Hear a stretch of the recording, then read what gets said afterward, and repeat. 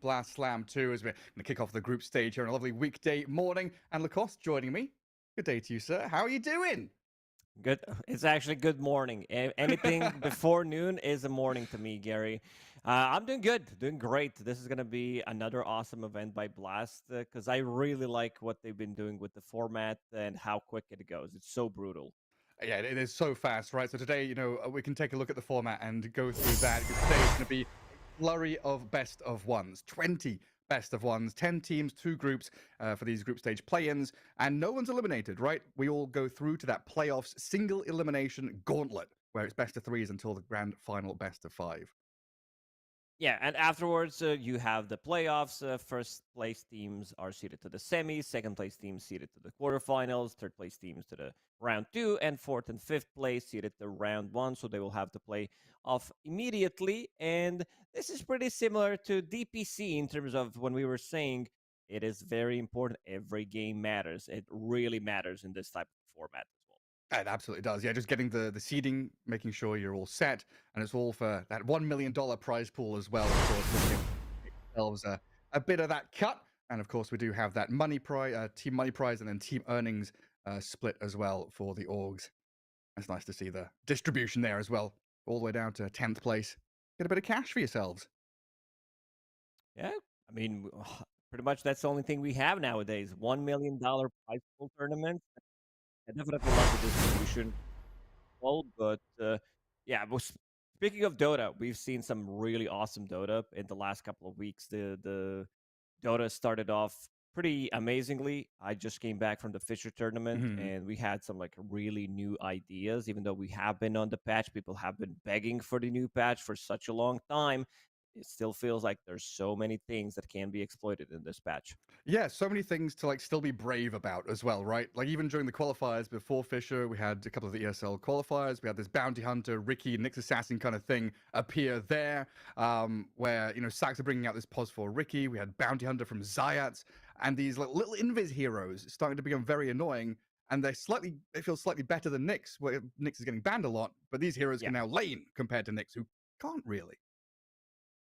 Yeah, this has been the weakness of some of these heroes that they are unable to do much at the early stages of the game. They would be way too OP if you had like some position for Ricky managing to get like triple kill early on or something like that. So that's not going to happen. Yeah. So yeah, I think they're relatively balanced, but I've seen that Bounty Hunter is the one who stands out the most to me. This hero has looked pretty insane what he brings to the table at the early stages of the game and what he brings to the later stages of the game. Most of the time, the game doesn't even last long enough, considering the snowball effect that he does have. Yeah, it's ridiculous. And then kind of unlocking the potential of some of these key heroes, like Dawnbreaker always comes to mind when we look at these kind of initiation or scouting heroes in particular. You've got that global presence from her, from Spectre, and then of course all the spirits, right? Earth, Storm, Void. That ability to see someone, jump them, and kill them, so important in Dota nowadays. Like you say, to snowball and play quickly. Having that bit of intel, information, very, very important. And he's been looking good in pubs, right? We've got some pub win rates where heroes you've been looking at have been becoming popular, but not necessarily break into the pro scene. Yeah, these are the heroes that have had a highest win rate in high level pubs. Bounty Hunter, he's been on the top pretty much for the last 2 months, uh, for a good reason. But was very surprised that he wasn't used as much in professional Dota. Bloodseeker is also another one that we Mhm. haven't seen much being played. Everybody was practicing it. Io, Abba, and Marcy. These are very interesting. This is something that Bedboom did use in the previous tournament during Fisher Playground Mhm. where they paired it up from the off lane. Iowa and Marcy, I heard a lot of other teams also played it, but we haven't really seen it much. Seems like they opted to go for something different, but there was a lot of emphasis on playing these two heroes because they thought it was going to be super meta. And also there was one game where Iowa and Abba, when Team Liquid were playing against Bedboom ran at them literally unwinnable lane. There's way too much healing. They were diving underneath the tower. The one that surprises me the most is the Underlord. I really Yeah. haven't seen any of the other. I believe I saw a couple of bans in the previous tournament, but other than that, I don't remember this hero being picked at all. No, and then Underlord, I was thinking of Ace. And if Ace isn't picking Underlord, who is, He's kind of in a weird spot. But it's always interesting with these kind of stats where you kind of feel and see the first like ripples and effects of the pub games players are practicing, getting ready, feeling comfortable on these heroes. And then in pro games, you see a ban, and you're like, what's that ban for? Why is that there? But it's something they've learned in pubs or in scrims that this hero fits particularly well, in this scenario. And then eventually it kind of filters down, right? We get this like filter effect where eventually the hero is going to get popular, going to get picked. Bloodseeker we've seen as kind of a counter to Pango in particular, and we've had quite a lot of these, pick Pango, ban Bloodseeker, but now Bloodseeker feels like a pickable hero in his own right. He's not just a one-trick, counter. Yeah, and it's also that this hero has a little bit of a flex. We haven't really seen it, but I was like, when I'm prepping for a certain tournament, I'm doing the research on all of the players, so I check what they've been up to, and there's been quite a good amount of offlane Bloodseekers as well. Because your captain tells you we want to have this Bloodseeker as a flex. Your offlaner suddenly needs to start to play it just in case things don't go well in the draft, and then you need to maybe shift him if it's a good game for it, then you want to pick a different carry. So there's that. But I feel like there's a lot of these heroes that we haven't seen. Bounty Hunter is the one in professional Dota in the last couple of weeks. I'll keep going back to the Fisher Playground because I just came back yesterday It's the from it. most recent And tournament. yeah, it's the most recent tournament. Bounty Hunter was 8 out of 8 games in the playoffs. And overall, he's been picked 10 times, sitting at 90% win rate. So this hero is definitely up to something. It's, as you said, a scouting tool. So I think the thing is, some other teams, they did not want to touch it. They did not want to play at all, while other teams were like, you know what, this is meta. It's becoming the hero of the current series in a BO3 and a BO5. In the grand finals, we saw a lot of emphasis as well being put on Ricky, being put on Bounty Hunter, and suddenly this becomes the first pick material hero. Yeah, it's like this is the good shit. This is what we found Yeah, here. yeah. But yeah, we can maybe scout out the groups before we get into our first game of the day. There's two groups, of course, Group A and Group B. And a little peek at Group A, which will be over on the other stream. BetBoom, Liquid, Tundra, Yakult, and Talon there. Any teams you want to point out and say these guys are going to do really well? Tundra. Talon. Yeah. I think Talon. Like, this is a very difficult group for them. I think Yakult brothers are going to have a really rough time playing against these teams because they showed great performance at Fisher Playground. And Talon is the team that surprised me the most. This is the team that I heard is going to do well, and they did, but I could have also seen them go further into the tournament. It's just that this team always goes to game 3, and the problem with this team is that they're either owning completely or they are getting stomps, and there's no in between, unfortunately. And then Group B, we're going to be covering here on this stream. We can take a quick peek at that as well. Falcons, Xtreme, Nigma, Gaimin Gladiators, and PARIVISION there. And our first game up of the day, Falcons against Nigma Galaxy. That's going to be an interesting one. Nigma Galaxy is going to be the one playing with a stand-in. Miracle is unavailable at the moment, so Ghost is going to be playing with the team. Returning. Ghost, he did play for the team before. We haven't seen him in quite some time because he is a Ghost, and then now he's back as well. But this is not going to be an easy matchup for Nigma Galaxy by any means, even though this is a team that did play better recently. If we check some of the results that they did have, they did qualify for ESL1 Rally. Got third in Wallachia and also second in Dream League. So that we're going to be seeing them at the Dream League. So qualifying to pretty much 50% of the tournament for the last 4. Yeah, and I feel like they're a team that can definitely play up to opponents. So we'll see how they do.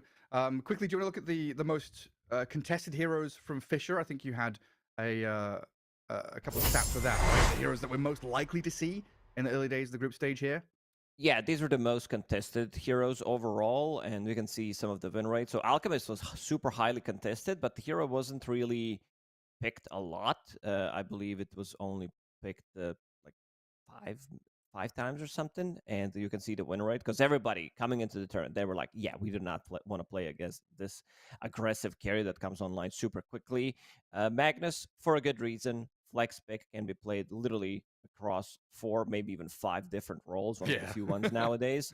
And Phoenix is the one that I would say surprised me the most because we've seen good amount of offlane Phoenixes. It was mostly PARIVISION who did play it, where they were pairing it up with the Clockwork, and then you get like 12, 13, 14-minute Shiva's Guard suddenly it that good of a game for Phoenix that you can't really do much. Monkey has been pretty stable. Nyx, as you mentioned already, the scouting tool, relatively good laner nowadays, something that can block enemy camps or steal 50% of the 50% of the creep camps on the enemy side, so getting a kill on a creep and also staying away, plus Dragonite as well. Don't even bother talking about that last one. Dragon who? What? It's just a Dragonite. This hero hasn't really been nerfed. We removed, what, 50 AoE, which was basically nothing, and the hero is still super strong. Yeah. It absolutely is. Anyway, Falcons against Nigma Galaxy, first best one of the group stage. We're about to get into it as we head over into the draft and see what we're going to be dealing with here. Already Dawnbreaker gone. I'm upset. It's my favorite hero from the qualifiers I've been casting. Dawnbreaker just gives you such a direct mission. You know, you start off a team fight, you jump in, you protect people, you play aggressively, and she plays like a Spectre. I love these offlane carries that can go and farm and join from global range. We've seen, I believe it was Skeeter. Yeah, it was actually Skeeter who played it from the safe lane as a carry, but also opted to go for offlane items, basically a blade mail into pipe, into Aghanim Scepter. So you don't necessarily need to have like real carry nowadays. There are, like, because your offlaner does tend to carry the games in a lot of the situations as well. But this is a surprising one for me. Nigma Galaxy immediately banning out Huskar. Falcons did play a good amount of Huskars, I believe 2 or 3 games in the previous tournament. It's just that they never picked it early. Like, they also flexed it because Amar can play it from the off lane, and of course Malrine, level 30 Huskar, can also play it from the mid lane. So this leaves in the pool quite a lot of heroes. Like, we talked about these Invis heroes at the start of the tournament. It was a lot of emphasis on position 5s, mostly between Phoenix, Clockworks, and Lich. Lich, I don't know how you feel about this hero. It's been looking amazing. I was looking at his win rate, and it's not that great, but I had the feeling that he was doing amazing because we had this whole meme where he's the Frost Assassin. You know, you get Shard, you get Blink, and as a pos 5 Lich, you're going and killing core heroes. And in the qualifiers, a lot of the time, it looked incredible. Yeah, it definitely is Assassin meta. Phantom Assassin. It is, right? Yeah, what was Bounty called? Was he called Stealth Assassin? No, Ricky was Stealth Assassin. Yeah. Wasn't Bounty also Assassin? Bounty Assassin Hunter, maybe. I don't know. 5 names, 5 bounties. But Bounty Hunter ban, I guess the Huskar ban also is because Falcons have last pick, right? That's got to be pointed out, as you don't want to get cheesed by a Huskar last pick if you got some kind of, you know, melee mid-hero that's going to get countered. But now we get the Magnus, the Dragonite. Very strong start for both teams. Yeah, definitely. I want to see, because Phantom Assassin has also one of the assassins that still looked really good. You might need to ban it. This is the hero that can keep up with the farm against Dragonite. It depends. Sometimes you're going to see this massive difference. If you kill Phantom Assassin and Dragonite, this is something that Skeeter plays. When they first came into the scene, they were playing it from 3 different roles. This is how Falcons were formed, from the off lane, position 1 and position 2. And also nowadays it's exclusively played from position 1 unless you are Bet Boom team. They love to flex it to mid, which is something that Falcons doesn't really do. Okay. So I think it's just going to be that. I would remove either probably Phantom Assassin because she has a break mechanic as well, and you're also going to be playing into Phantom Assassin plus Magnus, which seems a little bit scary. That's so much strength. Yeah, I was going to ask, because what I've seen in the qualifiers for some of the ESL tournaments is that DK first pick often leads to like Enigma Tusk or something, and Dragonite kind of gets handled in lane and has to catch up and recover, which makes him suffer. I don't know if you've seen a lot of that to deal with the DK. No. And teams kind of letting the Dragonite through. Didn't really happen. Okay. No, I don't think there was, like, I'm a big fan of the lane that you just mentioned, Enigma plus Tusk, Enigma tiny position 4, which we really don't see too much nowadays. But if you are trying to steal away some of that farm, I like your idea. But I also think you need to have percentage-based damage, and you need to have something to deal with this Dragonite. So this is also the one that can pop off Templar Assassin. Back in the days, the hero was really like, okay, we gotta hit this timing. If we don't hit it, the game's pretty much over. If we don't win the game by 25-30 minutes. Nowadays, this is a late game carry as well. It deals insane amount of damage, and I don't know. You need some kind of magic damage as well. I think they were also deciding whether they want to go for to ban Phantom Assassin. And speaking of Assassin, there's Templar Assassin. How many Assassins do we have in Dota? There's a lot of Assassins. Well, let me just double check that. Yeah, okay, you do that. We've got the Frost Assassin. Let's just come out here. But yeah, it feels like you need So it says 4. When you type in Assassin, it says 4. It also 4? shows Ricky. There is Ricky. It does show Ricky. Yeah, but Ricky doesn't have, anything assassin. Well, it's like when you type in Furion, right? It shows up as Nature's Prophet still, I guess. Maybe it doesn't anymore. There's another assassin. The stealth assassin.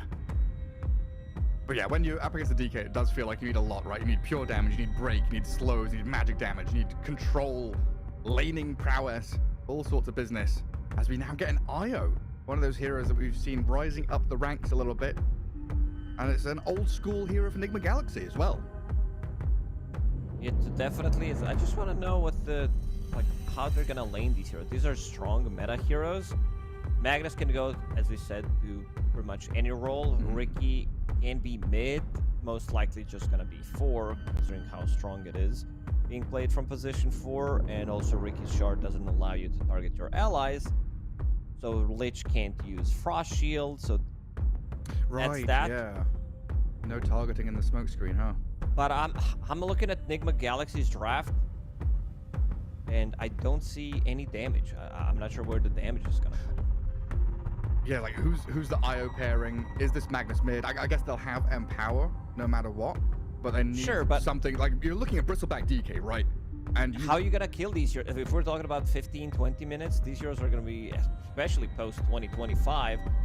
They're gonna have I don't see the whole draft right now, but this next pick needs to be something super explosive. And I also like that they took Lich, so there's gonna be even more. You have magic damage, you have extra bit of a protection with that Frost Shield against Bristle and Dragonite, and the damage that they do have right now is mostly physical. Magnus deals some magical, but that's about it. So if you want to go, I think they're letting them pick Phantom Assassin if you want to go for it, because it is a great break game against the Bristleback. Problem is it enough? I think there's a possibility for them to go for something like Slark, maybe. And then also, is it fast enough as well, right? Like DK and Bristleback are pretty quick on their timings. They are, yes. That's a difficult spot to be in. Well, they'll go for the Abaddon. So is this the Io Abaddon lane you were saying Bet Boom pulled out? Yes, this is the one. But then, it gets confusing, doesn't it? Is it Magnus mid? Ricky feels like a pos 4 more than a pos 5. So maybe it's Abaddon carry?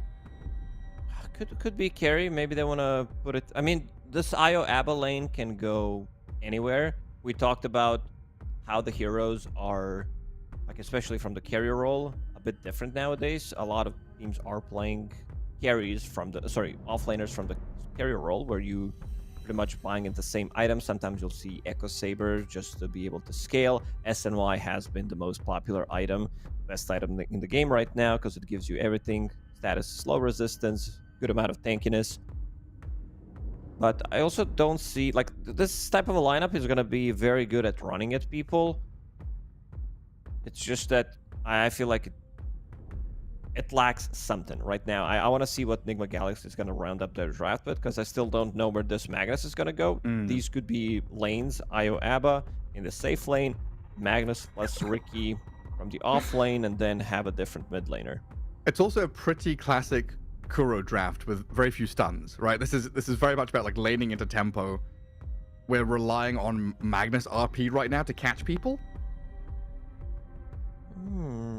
Cloud, it does slow. Yeah, Abba, you're struggling there, aren't you? Abba is gonna build into Orb of Corrosion. Okay, so there's that. I'm with you. Blink Strike slows for 0.2 seconds. Bring back the tether stun. You pick up a shard of Magnus. Oh, hell yeah. Goes in and goes out. So even Team Falcons, they're like, okay, we don't really know what they're gonna go with. So they are banning out Lycan, they're banning out Lina, some extra bit of a burst damage. And really just covering their bases across multiple lanes. Yes, pretty much. But they also have the last pick overall, so they will see the whole draft. I don't know if Nigma can Like one more hero, that's gonna be like, okay, we still don't show where this hero is gonna go. And you feel like I think they're gonna be looking into Sumail's hero for the last. I think they need some extra bit of a burst damage. That's why we see Lina being banned out. okay. Lycan doesn't fit that same profile, but I think for Sumail, it could be, if they're gonna be grouping up together, maybe something that can use Io's relocate, something that can set things up. So maybe looking into Storm or maybe a Queen of Pain. They don't have that much lockdown. I mean, Hoodwink is a bit of a hit or miss when Crit plays it. It's pretty much always hit. If we talk about the skill shot, Hoodwink and Muerta are two heroes that are very skill shot from position 4. You land those spells, you're gonna look godlike. If you miss them, you're like, man, I wish Observer was not on me right now. Look away! Look away! And so you're pretty certain here, Dragon Knight 1, Bristleback 3, and Malrine is the mid hero last pick as well? Yes. But it's got to be Nigma Galaxy up first. So then if you think it's Sumail's hero now, that would lead us to these two side lanes of, what, Magnus, Riki off lane? Or is it about an Aya off lane and Magnus, Riki is safe lane? I guess my big question is just about this Riki. I don't know how to feel about him if he's coming into this as a POS 5. Depending on how their side lanes go. But we'll see how it goes. Puck last pick for them does give them that control, that ability to play the map and stay out there being active. Another bit of team fight, another bit of stun. It doesn't give you that break. This is... I don't know if I mentioned Puck or if I said Queen of Pain or Storm. This is also another one that fits the profile. Coil into relocate, keep them inside, set things up for Magnus. Relatively elusive hero, considering that they only have like Dragon Knight stun, Lich, so it could be really good. And you also have Abba, who's going to be playing as a core in this game, but you can also... I mean, it can be... can it be 5? Let me just... Is there a way we have Riki carry or something, man? There's no way, right?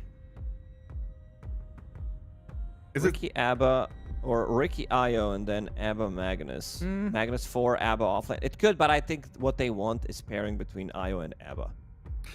Yeah, that's what it felt like, right?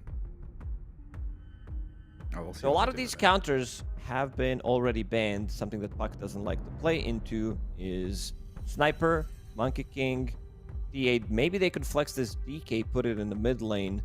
Tiny's also gone. Huskar's also gone. These are Malrine matchups. They have only 10 seconds left. I'm gonna give something different to Skitter. The Naga Siren. That's gonna be the hero. Okay, so wide open map. Very tanky cores. Very little to clear illusions here. This is a scary draft for Nigma Galaxy to play into, I'm not going to lie. So it's an offlane Riki. A 4 Magnus? No, it's the other way around. It's a 4 Riki, Magnus, offlane, as expected. GH going to be playing Io with Abaddon as a carry and Sumail Puck from the mid lane. While we have Malrine playing Dragon Knight from the mid lane. They wanted to have that matchup, so that's going to be slightly different. And they also gave Skeeter. Naga Siren looked really good at Fisher Playground. It was mostly PARIVISION who played it. There was one game that Skeeter played it, I believe. That one didn't look too good. But it also allows you to get a reset. It's great against Coil, great against Abba as ulti, and also great against RP. Sorry, to make it clear that Magnus has been picked by Noob, and Omar is on Riki. Yeah. Okay. It looks like we've got a little glitch with the overlay. So that caught me off guard. I was like, hang on a second, what's going on here? The Noob TM Riki. But yeah, I'm looking at you're looking what's happening in game. Yeah. You're wondering, what the hell is this guy talking about? Does he not know who plays 3 and 4 on Nigma Galaxy? What an idiot. Nah, I'm just a little confused. I did not want to say anything, Gary. I'm like, it's 10 a.m. and this is already the dumbest shit I've heard so far. So I'm like, oh man, this is gonna be a long day. Hey, I say what I see. I see Noob Riki. I say it. It's your job to talk what's happening on the screen. Looking at the fastest that they did choose Fire Dragon for Dragonite, of course, seeing red for Bristleback. We've seen good amount of Bristleback with Snot Rocket. That's the green Bristleback. Especially So off lane Bristle. Yeah.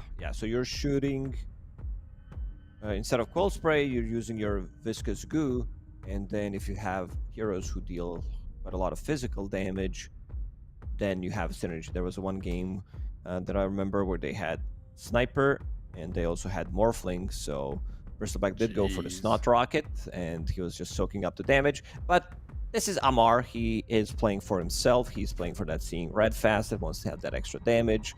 And other than that, everything is pretty standard in terms of the facets that they did choose. Yeah, and I guess if you've got this Naga Siren, I don't know. I kind of like this Nasal Goo build on Bristleback because it kind of lets you go the like Pipe Lotus Sanjanyasha kind of style, which I honestly thought he was going to be going for this game. Does Seeing Red lock you into Aghanim Scepter, or does he still have wiggle room there for his item build? Yeah, he's going for Aghanim Scepter first item. That's fair. That's what you do, right? Exactly, because it does allow you to scale, and it does allow you to siege the high ground as well. I think this time around, they will struggle clearing the waves. Ricky doesn't clear the wave, even though he does have Exterminator, but that needs to kick in later because you are not maxing out that spell. You want to put more points in the cloud, so you're going to keep that level 1, maybe level 2 at max. And then you have Bristle, Dragonite, Naga Siren, who are very good at clearing the waves. So now you have, I think you have you have another issue that kind of not addressed because you just got last pick Naga Siren. Yeah. Pretty classic Skitter fashion, old Tundra, now Falcons, this wide open map style, right? The suffocation for the Naga Siren is a real problem that Nigma Galaxy could be facing here. Nothing to clear illusions. The catch relying again on this, Magnus Blink RP, Blink Skewer. Sumail's perk has to do a lot of heavy lifting here. Nigma Galaxy are all about tempo, right? Carry a Baden with an IO, you got to win your lane, come out of that strong, play actively, play forward into your opponents. Yeah, I think you need to start yapping, stop yapping, Gary, and start the game. Start the game already. It looks like we had a little tech issue. 3 minutes. We had a little tech issue. A couple of the PCs went out, but it looks like we are sorted. Everything is all fixed, and it looks like the game's resumed and should be loading in pretty shortly. Don't you worry. Don't you worry. They'll be getting in very, very, very soon. And something to point out, which is very interesting, I focus on really important stuff, as always. Oh god, here it comes. Here we go. Amar's Dota nickname, or in-game nickname, is Sumail. So he is going to be playing against Sumail. Not going to be laning against him, but definitely an idol. Someone that he's been looking up to throughout his career. They all do this, don't they? They just like change their names to each other, have a bit of fun. I'm pretty sure there was a time when Nigma Galaxy, when Amar was, playing with them, they had 3 miracles on their team. When you join the lobby, you just see 3 miracles, like, okay, that's actually fearsome. We have to play against 3 of him? Just strike fear into your opponents with a quick little name change. But the game has started. Best of 1, ready to get underway here. First game of the group stage for Blast Slam 2. We'll get into Falcons against Nigma Galaxy in just a matter of seconds and see if Nigma Galaxy can use this tempo draft to topple Falcons, who were in the grand finals of Fisher not too long ago. The first thing I see when we get into the game, Amar tipping Sumail immediately. Is Omar the bodyguard here? He tips back, like, hey, get off of him. Stay away from my Sumail. Ah, look at this. The respect. Sumail disconnects. Amar is the one using the pause. Then pause for the king. Yeah, Noob noticed as well. You're both on the same page there. Yeah. Immediate pause. Wait, forgot. It's the muscle memory. Yeah. Just sees the name disconnected. Like, okay, immediate F9. You slap that button. I hope we can get him back in shortly. In early days, what we got here? A couple of observables out from a smoke from Falcons. The scouting power is Naga with the illusions already. And a high ground ward there, seeing Ghost. And I got their obs ward down in the mid lane. Watching top rune spot. That's just mirror image. Such a nice spell to have early on. You see everything. So Falcons here are even going to think about wrapping around on that top bounty rune spot. Marine looking out across mid onto Noob. Snaking is there to take the Watcher. It does get pinged. Is that a late smoke from Nigma Galaxy? Oh, Noob's got to be careful, yeah. Tuck away, smoke back up, not under vision. And they're playing up north into that top jungle, expecting the invasion. But the trouble is they don't have that many stuns. They don't have slows. stuns. Nothing. Nada. Zero. Yeah. Oh. I lied. I said 0.2 seconds. Blank strike is 0.4. So 2 charges of that could be almost a full second of slow. Oh, that's incredible. Top bounty rune, though. Amar on Omar. And who is it? Marine, Skitter, GH, and Ghost. They abandoned the one to pick up that top rune under their noses, but still a 2 for 2 in the exchange. And back off to our lanes. Magnus, Ricky against a Lich and a Naga Siren. Not the greatest ways of killing off illusions. Difficult to kind of deal with this Lich as well. This, to me, I don't know, this seems like a hard lane. Double melee into Lich plus Naga. Yeah, I don't think Ricky's going to be able to achieve much in this lane, even though I saw Ricky's get, like, because he has relatively high HP regeneration, 4.5, has good amount of armor, sitting at 6 armor. Did he cancel his attack? He nearly had that career snipe. Sorry, Sumail's being cheeky mid lane already.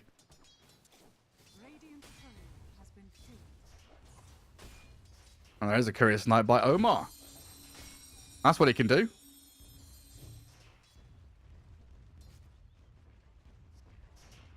There's probably going to be some lane manipulation, seeing that is Ricky, as you said, not the strongest laner, but they're playing aggressive onto Snaking. He's in trouble.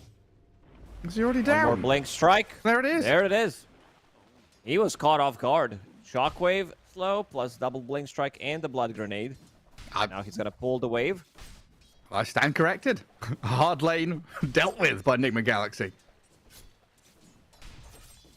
Good first blood there. Put them in a good spot. And Noob gets to farm up as well. Down to Skitter to try and control this wave. And where's Ricky dragged it? All the way behind tier 1? Yeah, that's what you want to do. They do know what's going to happen, like in this lane, if they just keep battling against Lich, who's sitting underneath the tower, pulling the small camp. So for now, the camp is going to be unblocked by Snaking, and the big camp is also going to be body blocked. How's mid lane doing? 9-4 against 7-0. Dragonite being on top, as expected. This has been, even though Dota has changed so much, this mashup hasn't really changed. It's still going to be Dragonite. You're always going to have to be careful about him jumping in, getting the stun on you. Good thing is he has Abba for a little bit of a protection. And also, I think Ricky's Cloud is going to be a lot of value, has a lot of value in this game, considering that it is 75 miss chance when maxed out. And you're going to be playing into Bristleback, who also deals a good amount of damage from his cool sprays, of course, but also has 500 damage, so the miss chance is definitely going to help. You have Naga Siren, a hero that doesn't build into MKB, builds into Bloodthorn. Dragonite as well doesn't really build into it, so gonna be interesting to see how they're gonna itemize. Would definitely love to see that Bloodthorn being picked up relatively early on Skeeter. Yeah, such a powerful tool. Every time I look up this top lane, Amar, pretty low HP, but he's toying with the wand charges there. Drop his stats items, pop the wand, continue playing out that lane. So far, pretty good for him. 14-3, while the Badness out at 13-1. And Amar always finds a lot out of his lane. This is not an easy lane for them by any means, for Falcons that is, because once they hit level 3, and you can already see that they're going to be playing super aggressive, that Aphotic Shield, Mephitic Shroud, Facet. Amar, he's in trouble. Yeah, he is. Because even though you can dispel Cold Spray, it's still very difficult. They have way too much sustain. You have Io being paired up with you, so that Magic Stick / Magic Wand will be giving you more value as well. And once they go, something that I mentioned during the draft is that Orb of Corrosion against Bristleback, against DK is going to be a valuable tool, so having that extra bit of a slow is going to be nice. Amar still needs to be careful. I'm going to be watching the top lane a lot because Crit is also not going to be able to achieve what usually he does as a Hoodwink. Yeah, I mean, they're trying now to poke at Ghost, but you're right, that wand, back to full HP, effectively. They basically used 35 magic stick charges in the last second, so almost back to full HP. Amar, he doesn't have that extra bit of regen, and Crit's healing salve's just been broken. Ooh. I do bring Ghost down pretty low, so at least they'll be able to sit back and farm a little bit, but that's a difficult lane back and forth there. And Falcons, Bristleback now dropping behind the pack a little bit. As we see Malrine battling with Sumail. The fight over these runes has been difficult. And Sumail just orbing, jaunting, getting all the water runes, filling up the bottle, while Marine's just like, alright, I'll sit in lane. Top lane. Oh. Can they get the heals? Yes, they can. The turnaround potential. The 3-1 charge is ready as well. And it looks like Ghost and GH respecting the potential turnaround from Falcons. Yeah, that 4-12 spray would make a difference. Amar, backpacking all the items. It's a lot of work, but he wants to have that extra bit of a heal and a lot of healing salves. I'm sure in this game there is not a healing salve available right now for Radiant side. Falcons, they used one on Crit, one on Amar, and I also see the Dragonite is using one as well. I feel like mangoes as well. Like Lich and Bristleback, buying mangoes, spamming out all this regen. Everyone very focused on staying out these lanes. It looks like that first blood early on gave Noob a good enough time just to sit it out. 27-8. And arguably, you'd say Nigma Galaxy, 2 kills to the good and 3 cores up in the top of those last hits. Looking pretty good early days. And as the laning stage starts to break down, minute 6, active rune coming. We've got a 3v3 mid emerging. Crit and GH over top. Malrine moving up there. 6-minute rune. And it's going to be a haste down a bottom for Sumail to grab. And Omar bodyguarding it. Is this an opening onto Malrine? It's a tanky Dragonite with a couple of braces and a lot of one charges. The coil and the magic damage is a lot onto DK, but he turns and he's putting a bit of damage back onto Omar, but there's no backup coming. So Malrine is going to die eventually while Snake King kills Noob down bottom. Took him a while, but there was also no rotation. Crit, he did not have TP available, so he couldn't come. Lich and their Nagasarn were making a move at Bristle. Oh, look at that slow. Yeah, where you going? Don't need stuns when you got this amount of slow. And Bristleback was getting hit down, sliced apart by the Abaddon, while the Puck's rotation, attempting to come in here and find anyone to backstab, is actually going to lead to Sumail going for the Wisdom Rune steal. Oh, this is massive. If this happens, supports are going to be having such a bad time. Omar, can he pick it up? Oh, yes, he can. The end of the kill. Crit as well.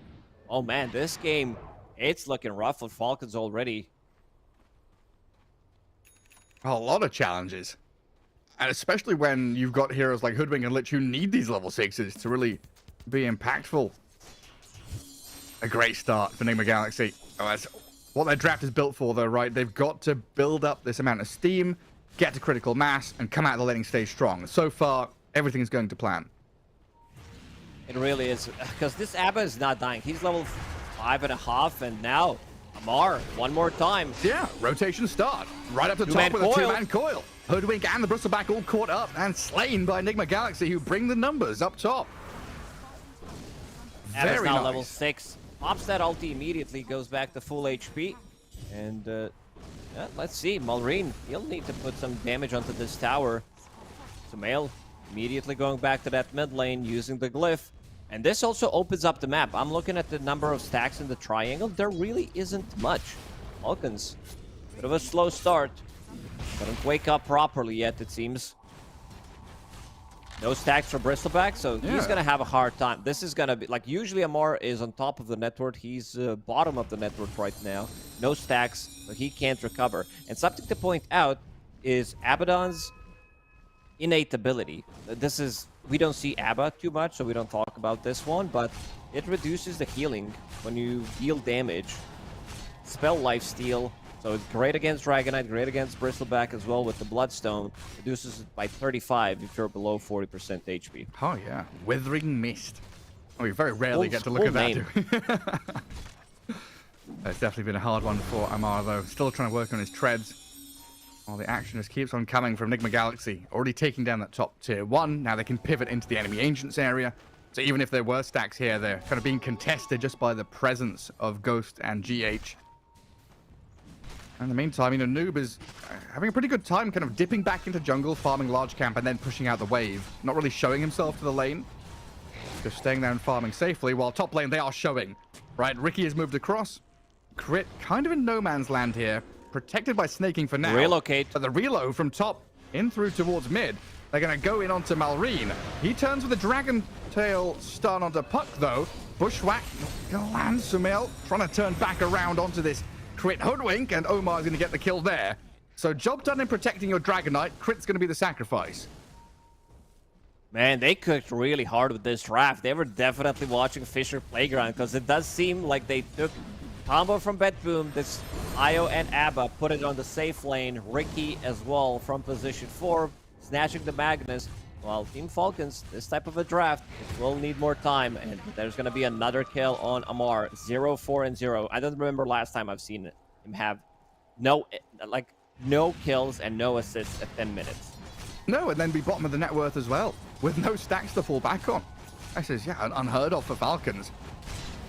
Nigma Galaxy, this carry Abaddon, so far looking incredibly good alongside the IO. Just playing in this enemy portion of the map, cutting off all access to resources. So right now, looking at Falcons kind of relying on the Dragon Knight and Naga Siren, two pretty farm-heavy heroes to get off the ground. Amara's just ditching that top lane now, it looks like, as well, farming down that outer ring of camps on the bottom side of the map.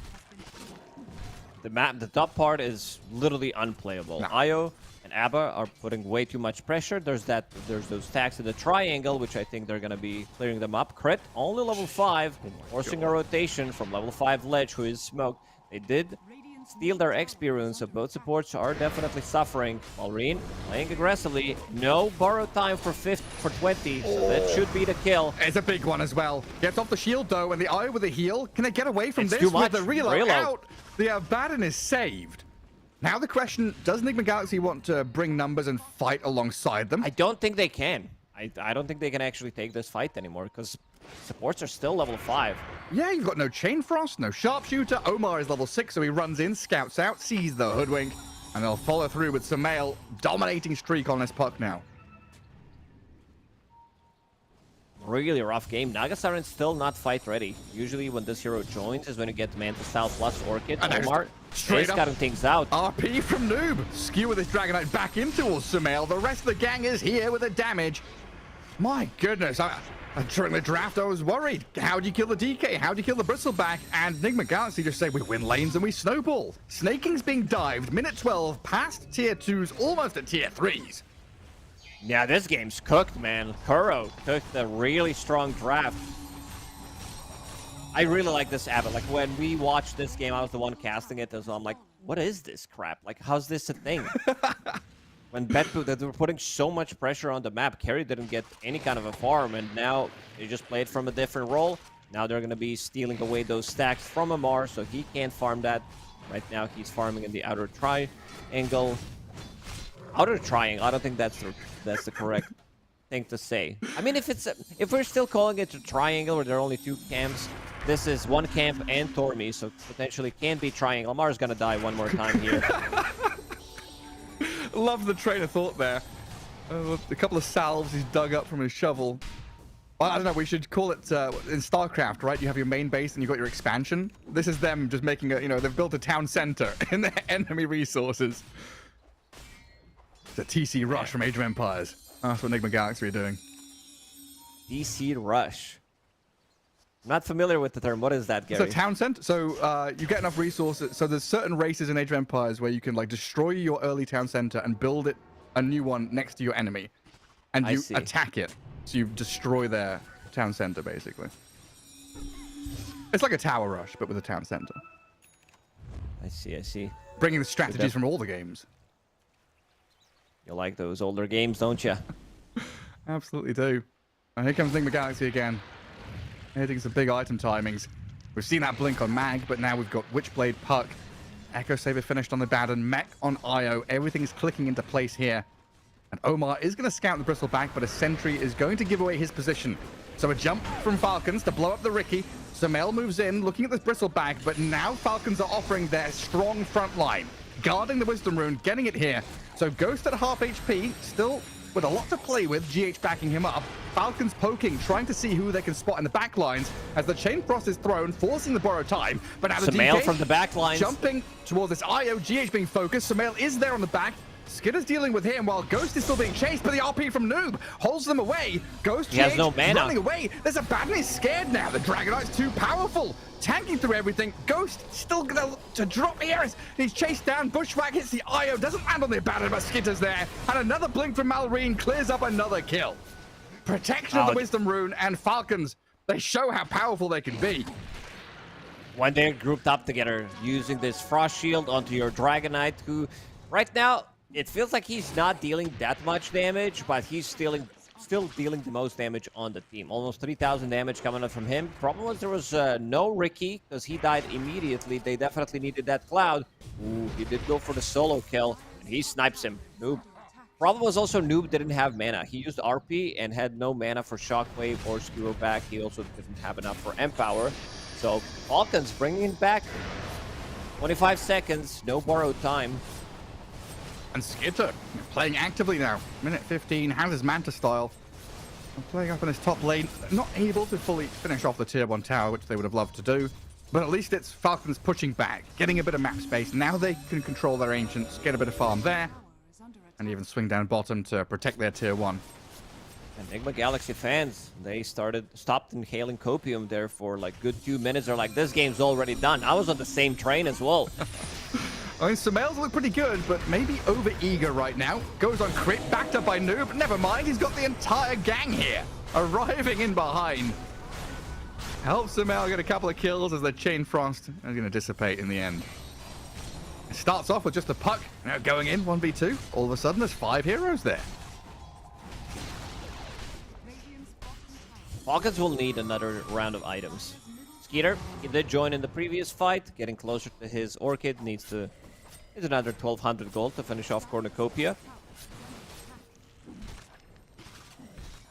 It's a pretty big power spike for that Naga Siren.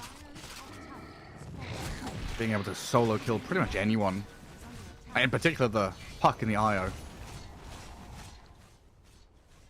Even more protection now as the Pavis picked up by the Lich. And that is something that, you know, we worried about in the draft, right? Nigma Galaxy, they need items for damage. So far, they've been getting to those items. As Riki, a little deep here, alongside the puck, trying to kill off crit. They'll jump back and forth. Omar sniped out, though, as the coil... Was that the Witchblade or the coil that snapped on crit? He died either way. Didn't see. I was watching it. Omar, he is sacrificing his life a couple of times, but he's also been super active. That's how you play with Riki. He is involved in 13 out of 17 kills.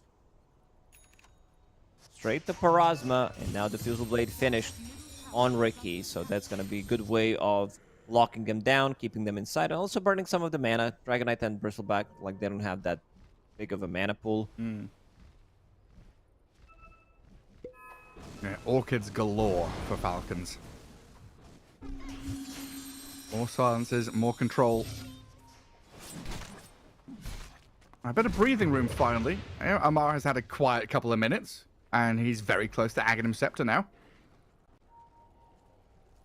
A bit out of whack with the normal timings. Still going to hit his stride.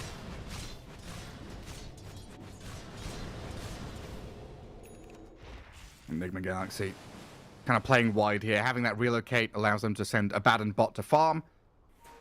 Riki can scout out in these darker, scarier portions of the map where he's currently eyeing up the Naga Siren. It looks like Skitter, though, baiting Riki into vision where they've got the catch on him. A little dance of death, right? Riki's hunting for a relocate gank on you. You've got all the sentries placed. Well done by Falcons. And Falcons managed to stabilize the game, slowing Nigma Galaxy down. Amplify damage in the bottle for Noob. Sumail right on top of that crit hoodwink. By Noob, I mean Sumail, who just basically solo killed that squirrel in 2 seconds. Disappeared. Roadkill. Puck. We're trying to hunt down here. Just some illusions. No, Ricky not again. That hurts for Omar. Again, well set traps there by the Naga and the Lich. Just the two of them up in that crook of the map, the top left corner. Lots to farm. And a dark portion of the map for Nigma Galaxy to play into. How important for Nigma Galaxy is that steamroller effect? Oh, hang on, they're relocating onto Amar here. Noob starts things off, Bristleback, completely pummeled. They're still able to find openings.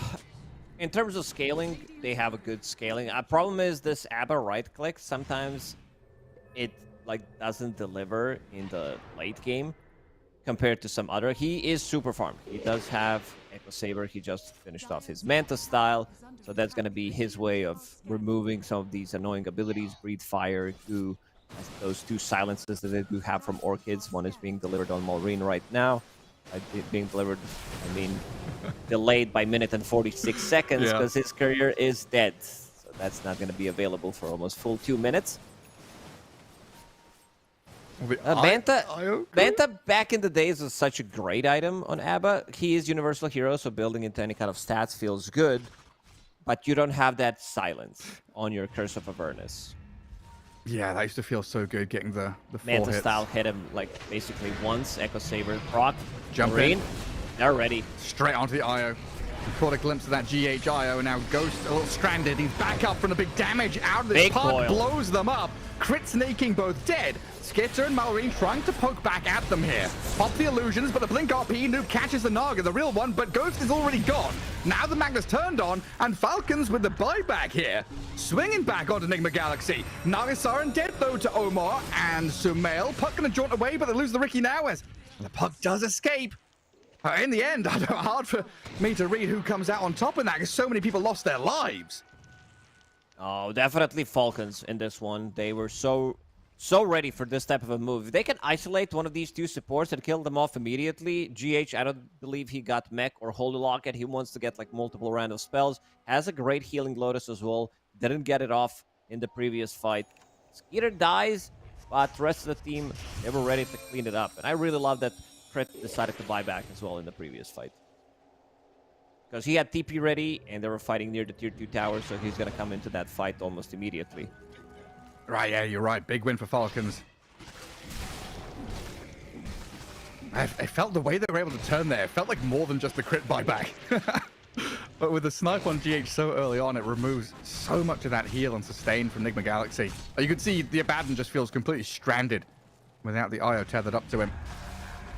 And he's also relatively low level. Both carries are lower level than what we usually see, I would say.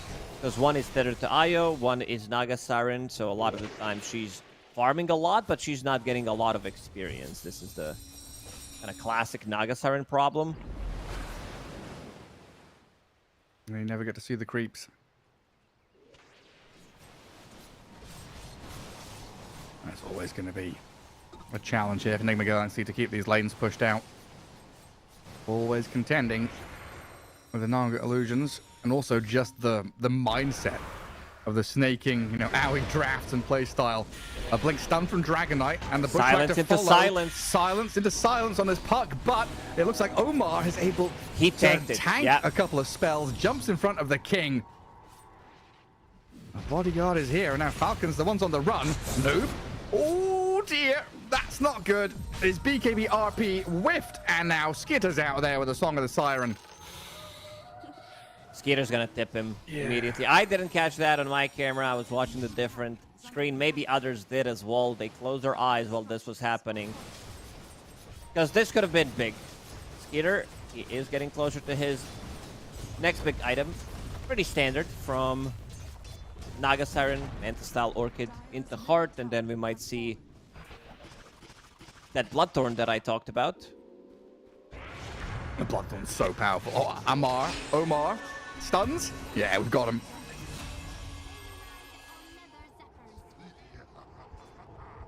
Noob, in the meantime, dead to the Frost Assassin.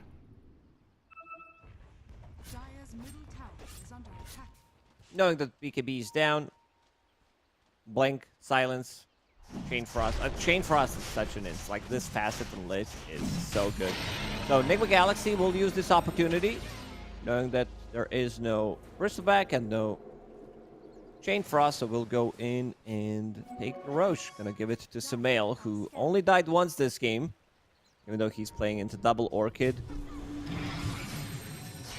He's able to play super aggressively. Why does he always have double damage? I don't know, but he's bought the full RGB LED package. He's got the double damage shiny blue. He's got the IO overcharge. He's a puck as well, so he's got colors flying everywhere. We're staying away from that, right? In terms of getting everything shiny on the keyboards and like general equipment for PCs. I feel like it's not as popular as it was a couple of years back. Yeah, everything's about wood and natural products now. My keyboard's half wood. I'm done with the flashing red lights and the black and green plastic. Give me some natural textures. And what is the slogan for these companies? Would you buy our our keyboards? Oh my god. Back to the game, Gary. So level 15 on Abba. Now they're pushing high ground. We gotta cast the game. They are. Aegis on Puck with Aghanim Scepter. So he wants to go for slightly more scaling, knowing that his carry is Abba. Sometimes he does struggle dealing that damage. Magnus also opting to go for less attack damage. So Sumail wants to be the carry in this game, and he's definitely been doing so far for the last 25 minutes. Whisper of the Dread plus Parasma, insane amount of damage. Massive. And with that Aegis for another 3 minutes, very happy to sit here and hit buildings. He's really asking that question of Falcons, what are you going to do to deal with us? You've glyphed, you've tried to cut wave top with the Naga Siren, but we've still got creeps and a catapult in your base. So Nigma Galaxy looking to finish off this set of barracks here. And then the question is what next, right? Because Naga is across all 3 of your lanes cutting waves. There's a tier 2 mid. You get a lane of barracks, that's a good victory. But it's that next step, which is always going to be a hurdle against teams like Falcons. Yeah, look at the minimap, what Skeeter is doing. He's pushing out all 3 lanes. He wants another round of items. They don't feel fight ready. Well, they abandon. Right on this bristleback. Chain Frost though onto Noob. Pops his BKB to protect himself. And his crit and snaking support duo about to get annihilated by the Magnus while Amar is sliced down by Ghost. Sumail, low HP, still has Aegis though. Very happy to stick around and play as they kill 3 on the side of Falcons. And Nigma Galaxy can continue playing out this map and trying to find the Naga Siren. Yeah, this is a big problem for them in terms of pushing the waves, but they are winning the fight. The network keeps increasing for them. They are getting the kills. Amar, very close to his BKB, definitely needs it, playing into Puck this insane amount of magic damage, and he's about to crack level 20. So that's going to be even more, and he picks up Nemesis Curse on Puck. So this is... Oh my god. Even more Damaggio, still holding the Aegis for less than 2 minutes. And now Omar, he wants it. He wants that. Which one's Naga real? Siren. Skitter runs off to the right. Malrine to the left. Omar and Noob, they don't quite find him. He's TP'd out in the trees. And Skitter, same story, out with the mines. Escape safely.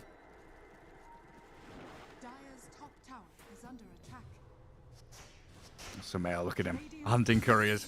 That's a big one to take down. The Bloodthorn removed for a couple of minutes.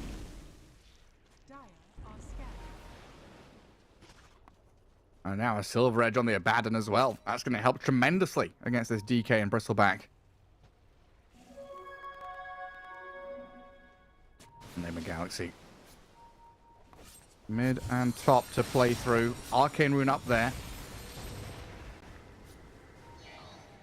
Ghost. And he's going to have to pop his ulti there, though, as he does get caught by the Sinister Gaze.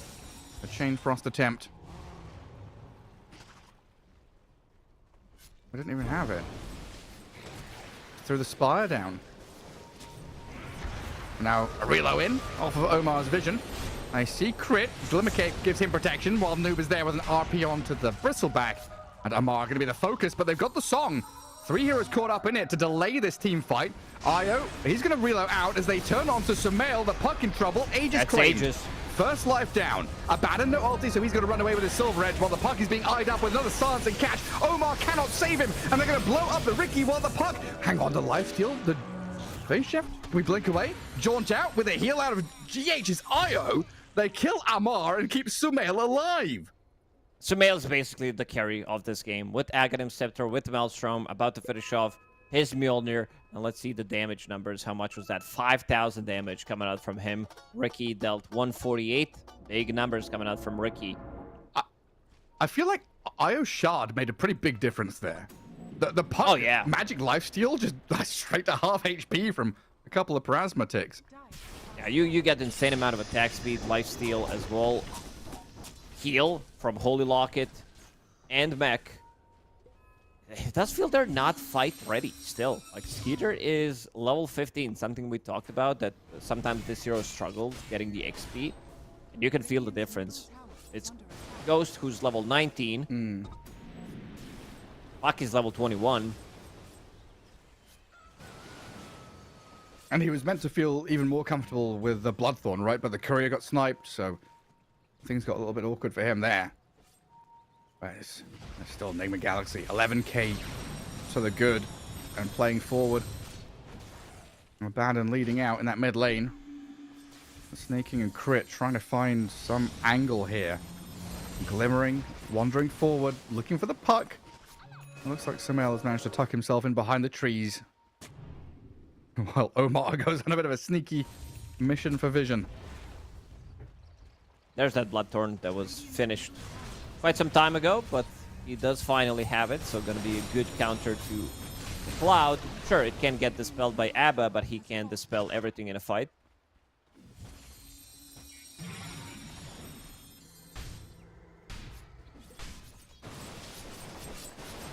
Falcons really need this to pay off.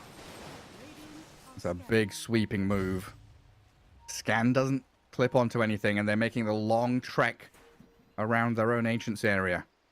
Omar's in a good spot to break smoke, but there's not that much dire vision there either. Oh, they're going to see the courier flying back, so they know exactly where they're coming from.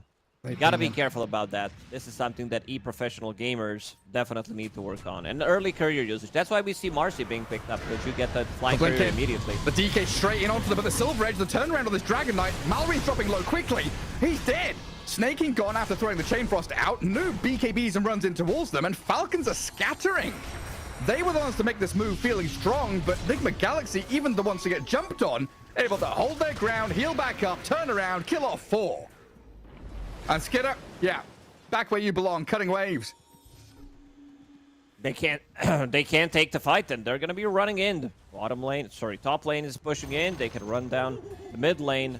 Omar tipping Sumail, knowing how hard of a carry he is from that mid lane. 15, 1, and 11. And they're going for the end. 30 seconds without Bristle, no buy, 27 seconds. They're gonna pop the glyph. What a way for Nigma Galaxy to start their group stage. Great. Cool looking draft here that has out-tempoed Falcons, just out of contention in this game. Sumail has bullied them back into the base. That puck pick has been absolutely fantastic. A tier 4 towers crumbled, the throne exposed. And it looks like Falcons, with a couple of heroes still dead for a few seconds, they're going to have to rally around Snaking here, but he's dragged back in and slain by Ghost.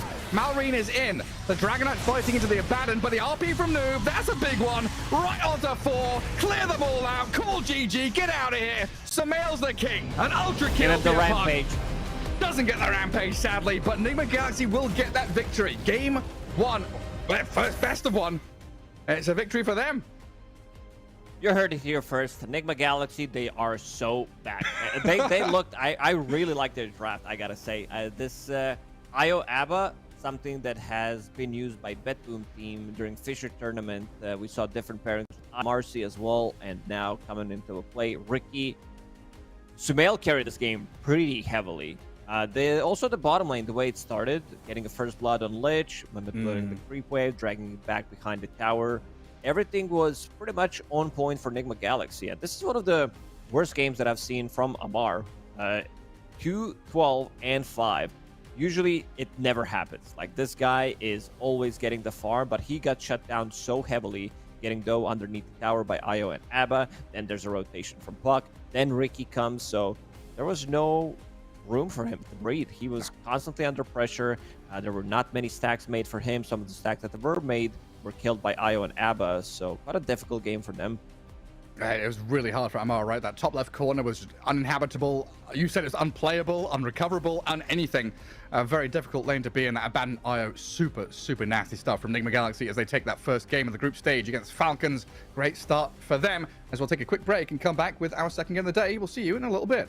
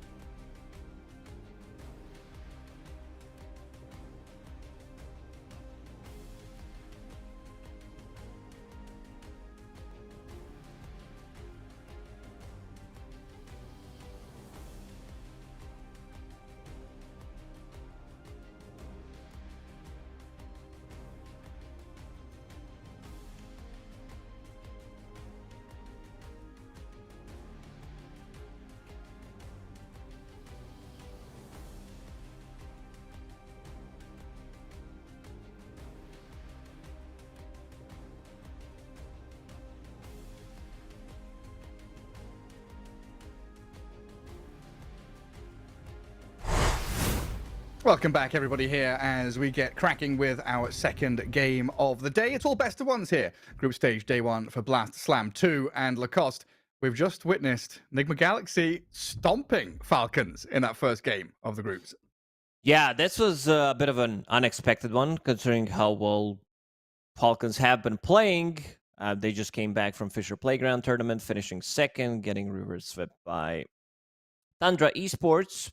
But I kind of expected more. But this is also a thing about the team that you don't see in some of the tournaments. Then they show up strong because you don't have too much information on them. Well, you have all the information on Team Falcons, how they're going to draft, what they want to play.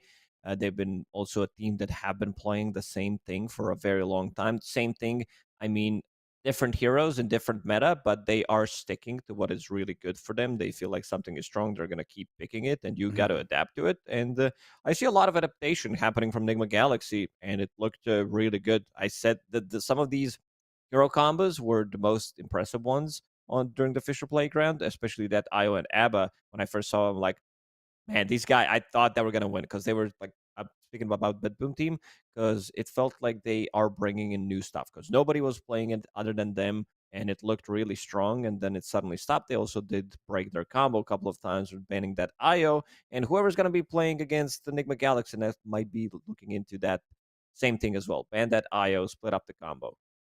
Yeah, I mean, it's always like a cyclical thing, right? Dota, we always have heroes disappear, come back, disappear, come back. GHIO has been a thing for, a decade or whatever. But that was our first game of the day. Good start for Nigma Galaxy. Best of ones, always that potential to topple and upset, potentially better opponents, whichever way you want to look at it. But we can take a look at the standings so far. Group A and Group B, of course, have already had a game played, so we can have a look at where people stand. Liquid at the top, Talon at the bottom in Group A. So Liquid did beat Talon. Talon, I believe we keep going back to Fisher Playground. Talon did eliminate Liquid in the lower bracket round 1 of the Fisher Playground. So Liquid, they came for the revenge. Also, Talon Esports, they are the ones that tend to lose most of their game number 1s. So I'm not sure what happened there, other than seeing what Talon does Is that the the best. rule? Talon loses game 1? Yeah, they do. They do quite a lot of times, but yeah, Team Liquid coming in strong after not having that strong of a performance. Not we can't have 6 teams in top 3 at every single tournament, so that's always that. Somebody's always going to be disappointed. Yeah. Bet Boom Team, Tundra, and Yakult Brothers. I'm just a little worried for Yakult Brothers in this one because they also didn't look too good at the previous tournament. They looked okay, but there's a lot of great teams in this Group A. Oh, absolutely. And then Group B, the one that's going to be here on the B stream, the ones that we'll be covering, already having seen Nigma Galaxy dispatch with Falcons in that first game. And then we've got Xtreme Gaming, Gaimin Gladiators, PARIVISION as the other 3 teams, with PARIVISION taking on Xtreme Gaming in this upcoming series. PARIVISION, a team that has started to look like incredibly strong right through Bangkok. Now, recently, they've been on the rise. And Xtreme Gaming, China has felt like a weakened region recently. How do you see these 2 teams matching up, with Satanic coming in and playing for PARIVISION as well? What is recently for you? Because China didn't look. Unfortunately, I was a big fan throughout my whole career as a player, as a caster and analyst. I've always been a big fan of Chinese Dota, and they haven't really looked good. Like it feels like the player pool is definitely something that's lacking, so we're not seeing the new talent, something that has crippled Chinese Dota scene. And you asked about how this matchup is going to go. Not easy for Xtreme Gaming by any means, because PARIVISION, they're looking better and better. I always give credit to their coach, Astini. He's the one that is also like very innovative with the stuff that they've been playing. And Satanic, he was the best carry player of the previous tournament as well by far. It was him, and then it was like in terms of how much the farm he's getting and how active he gets. This guy is just so stable. There are a couple of these heroes that you do not want to give him to. Morphling's definitely gonna be the one. Phantom Assassin as well. I think whoever watched his recent performances is gonna be probably digging into that and trying to take it away from him. Maybe not banning some of the usual suspects in the first banning phase, instead going for his hero pool. Yeah, we get into this weird spot, right, where I don't know, a month ago it was like unheard of, or maybe two months ago it was unheard of to let DK through. He was just permanently banned like 98% of the time or whatever. Now he's starting to kind of, let DK through, get a PA, we're going to take this, the swap around with, like, oh, we let them have DK, but we get Alchemist is always a fun one as well when you get those situations. I'm kind of curious, to see what wiggle room there is for some of these drafts and some of these teams. What's respected, what's allowed to kind of slip through. You talked about all these other heroes that kind of make it there as well, the bounties and the Rickies. Do they start to become real mainstays in first phase bans? Do we have to get rid of all the Invis heroes? We might. Ricky is just that powerful. You see the power of the hero, what he can do in the lane. Like, compare him to Lich. Like, if you ask anybody, woke him up during the night and said, who's the stronger laner? You would probably say Lich. Yeah. And then they still managed to win that lane. So there are ways of playing even into worse matchups with this position for Ricky. But I also want to focus more on PARIVISION, the way they play. I did mention it before this series started, is something that DM does play. This guy has been playing the best Dota of his life, I would say, in the last couple of months. He's playing different heroes. He has quite a lot of new and interesting heroes that he brings to the table from offlane TB. He plays Darkshire. His Enigma is always going to be the one you're going to be looking into.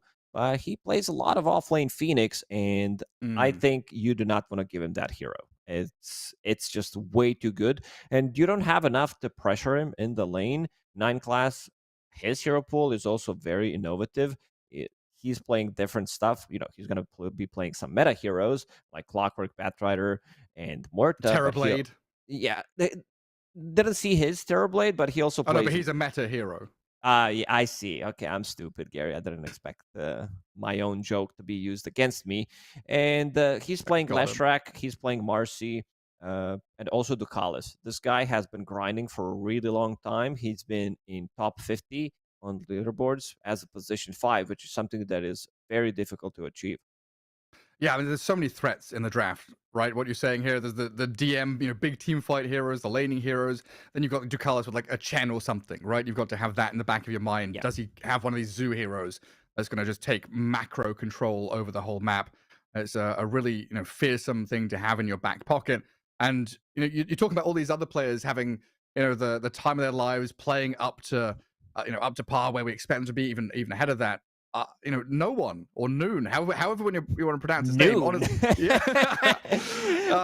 Noon. Yeah, Noon. I don't know. Thinking back to the old school days, right, of like Vega Squadron VP stuff like that, where he was the best mid in the world, one of the best players in the world, multi-major winner, and then a couple of years of nothing, right? And then he comes back and he looks like a top 3 mid laner.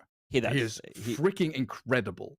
He was talking in an interview recently about what drives him again, and he's like, yeah, I want to show people that I still got it after all these years. And he definitely does. That the way he played at the previous couple of tournaments, he's been owning every single time. This guy's having a really good time, super active. I don't think you want to give this guy like Sniper. I think Sniper is going to get contested in this series as well, considering it's XM Sniper, it's no one Sniper. So probably both teams are going to be looking into that hero as well. We'll see if that's going to be the big point of contest here. PARIVISION against Xtreme Draft is ready, so we'll take a look at this second best of one of the day and find out who's going to come out on top to begin with in the draft. Bans to start off with: Alchemist, Nyx, Phoenix, Venomancer. Is Veno another one of these DM specials? No, it has been before, but this is position 4 Venomancer. It was banned in, I believe, every single game when they were playing against PARIVISION. Everybody is afraid of it. This is basically jungle Venomancer. No, I'm not even kidding. You think I'm lying, Gary? No, I don't think I know. So you start the lane, pretend that you're laning for a bit, and then say, DM, good luck, bro. I'm gonna go to jungle with the facet that you can stack the wards on top of your head. You pick up the Blightstone, and suddenly you show up with the 5-6 minute mech, and then you get another item. It's very difficult to play with this type of a timing from position 4. It gives you a lot of vision. And I said that Phoenix is going to get contested immediately. First ban from Xtreme Gaming. They're like, yeah, we don't know the answer for the offlane Phoenix. And a lot of these heroes who can kill the egg are also not as popular. We've seen a couple of Snapfires being used, but that hero feels so lackluster right now compared to some other 4s. And also Mirana is not a hero. These has been the traditional egg counters from position 4/5, and these heroes not being viable makes it very difficult to kill the egg, because again, that Shiva's Guard early on, first of all, if you don't have lineup that kills it, then you throw in Shiva's Guard, it just becomes super difficult. Like, you basically have a free egg in a fight. Yeah, and then throw in a hero like Lina, who used to be picked against Phoenix, is no longer the kind of turret, stand there and hit people Lina. She's now the hide in the fog, blow people up Lina. Doesn't have the same tools to kill off the egg. But yeah, this jungle Veno reminds me of Puppy in the old days, where he would be playing Shadow Demon, Darkseer, Storm Spirit, the smoke into jungle plays he used to do. Or Light of Heaven, Beastmaster jungle. Or Necrophos jungle in the triangle with Quelling Blade and Aura when it worked on Ancients. Or Alright, Leaf Eater. Or Nature's Prophet, Cliff jungling. Or Legion Commander, Iron Talon jungling. Don't ask me how I know all this stuff.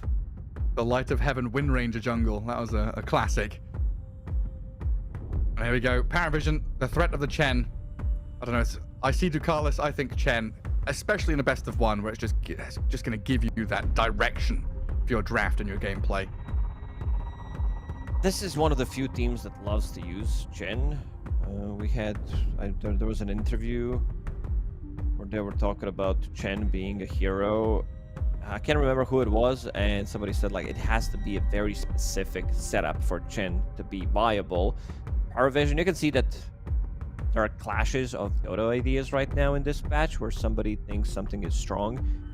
This is definitely not a first pick material hero. Like, other teams will never pick it. Other teams would never even play it and not even consider first picking it. Yeah. And then Tiny for Xtreme. And do they flex this hero much? They can. I've been checking what Niu has been up to, because we didn't talk too much about Xtreme Gaming. Niu is one of the offlaners that I always praise. This guy is really, really good. It's pretty similar to, I would say, to XXS. XXS, even though he had more success than him. Pretty similar style, pretty similar hero pools as well. They love to play Blink Initiators, but they will also play something. And speaking of flex, they do play this Tiny from the offlane if necessary. Most likely this is going to be mid Tiny, and I'm sure PYW will play it if it's a good game for it. So you did mention that Enigma, it could maybe come out for Xtreme Gaming and for just a combo in general when paired up with Tiny. So definitely can happen. Even though it's not a classic Niu hero by any means, he loves to play slightly different ones. And now we see another Bristleback. Just layering on tempo here for PARIVISION. Auras, tempo, push. That's something you've got to consider now as Xtreme. Do we need a break for this Bristleback? How do we deal with Chen and the push? If they need a break, it's going to be XM Viper. This guy just really loves the hero. I know we've seen a fair amount of Viper to deal with these Bristlebacks and Dragonites. If they don't want to flex this, okay, so immediately into PA, I like that. It's a hero that has built-in break. You can get it slightly early. Hero that gives you pretty much. Okay, they've been watching. They've been watching Tundra Esports, and they've been watching other teams that try to copy it as well. Super strong lane. The reason why this lane is so strong, it does allow you to. The Shadow Word is something that you called it the other day. When I talked to you about Warlock, you being Warlock spammer, is basically Ion Shell with the heal. Because it deals AoE damage, you can throw it onto Phantom Assassin, and you can stick onto the target and still get like the double value from it. Yeah, you've got Ion Shell, and you've also got Flat Cannon through Fatal Bonds and Dagger. You're just adding spells here. Yeah, give me another spell. The long-range poke from PA and Warlock is pretty fearsome. And of course, always going to give you that team fight capability. Add in the burst damage from a Tiny, and heroes like Bristleback, you know, they could potentially disappear or dish out serious damage to their allies. Yep. And something that we talked about is that they can flex these heroes. They can play both Bristleback and Terrorblade from position 1 and position 3. Most likely this is going to be Bristleback from the off lane. He was also the one who kind of showed it first, but they also gave credit to the Hawk. He was the one who made this build with Snot Rocket, Blade Mail, SNY, Shard, whatever it's necessary you can build on a hero in a game, but you are staying away from the Aghanim Scepter. And they are picking the hero. Probably this is going to be TB carry. This is something that Satanic loves to play. And it also gives you that extra high armor. Even though you can still be bursted by Tiny, follow it up with Warlock. I want to see what position 4 they're going to go here for PYW.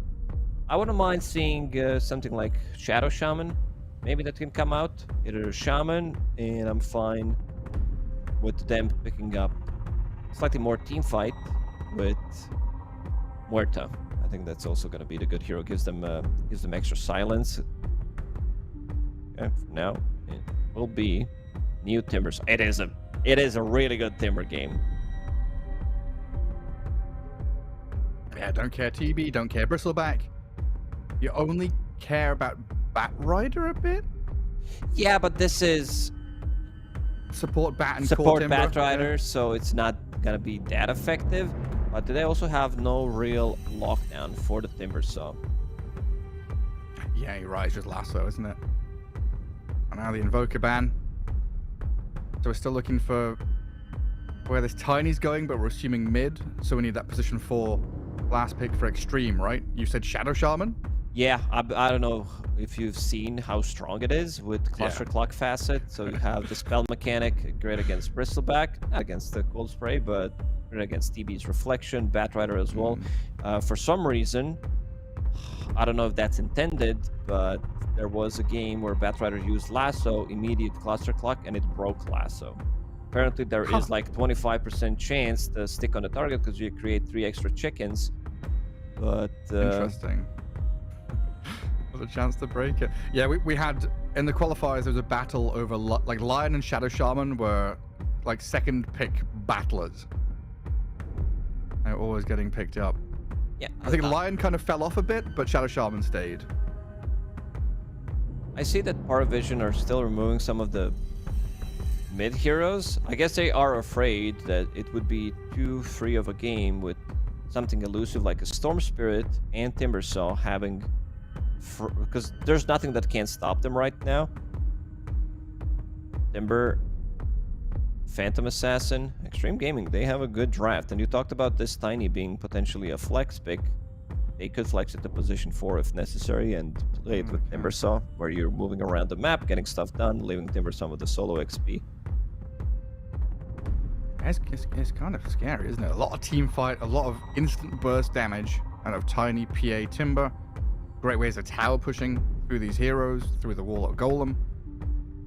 In PARIVISION, it feels like, they are very reliant on laning stage into pressure with item timings from the TB and the Bristleback. Play through Chen with the auras. I think Xtreme have got a pretty good draft to meet that early pressure and fight back to defend their objectives. That's usually what Chen drafts and lineups rely on, right? Is early tier 1s, gets them this influx of gold, and they keep that snowball rolling. If you can just defend your safe lane tier 1 against the Chen with his twin gate rotations, you can set yourselves up pretty nicely. Yeah, definitely can. I mean, there's still a possibility for them to pick that Viper. Great against Bristleback. You have some decent amount of magic damage against TB. They are removing some of the more bursty damage with Storm Spirit and Lina. Viper is a bit slow, but you have burst damage from Timber Saw, from your Phantom Assassin. I would still like this Tiny to be played from the mid lane. Yeah. And you go for Shaman. You did mention Lion. I'm just a big fan of Shadow Shaman right now. So it is the 4 Tiny. Puck last pick for Xtreme. Even more team fight control. You said elusive heroes, kind of difficult here for PARIVISION to contend with. But they've got last pick now to maybe sort that out. It's going to be their mid laner though.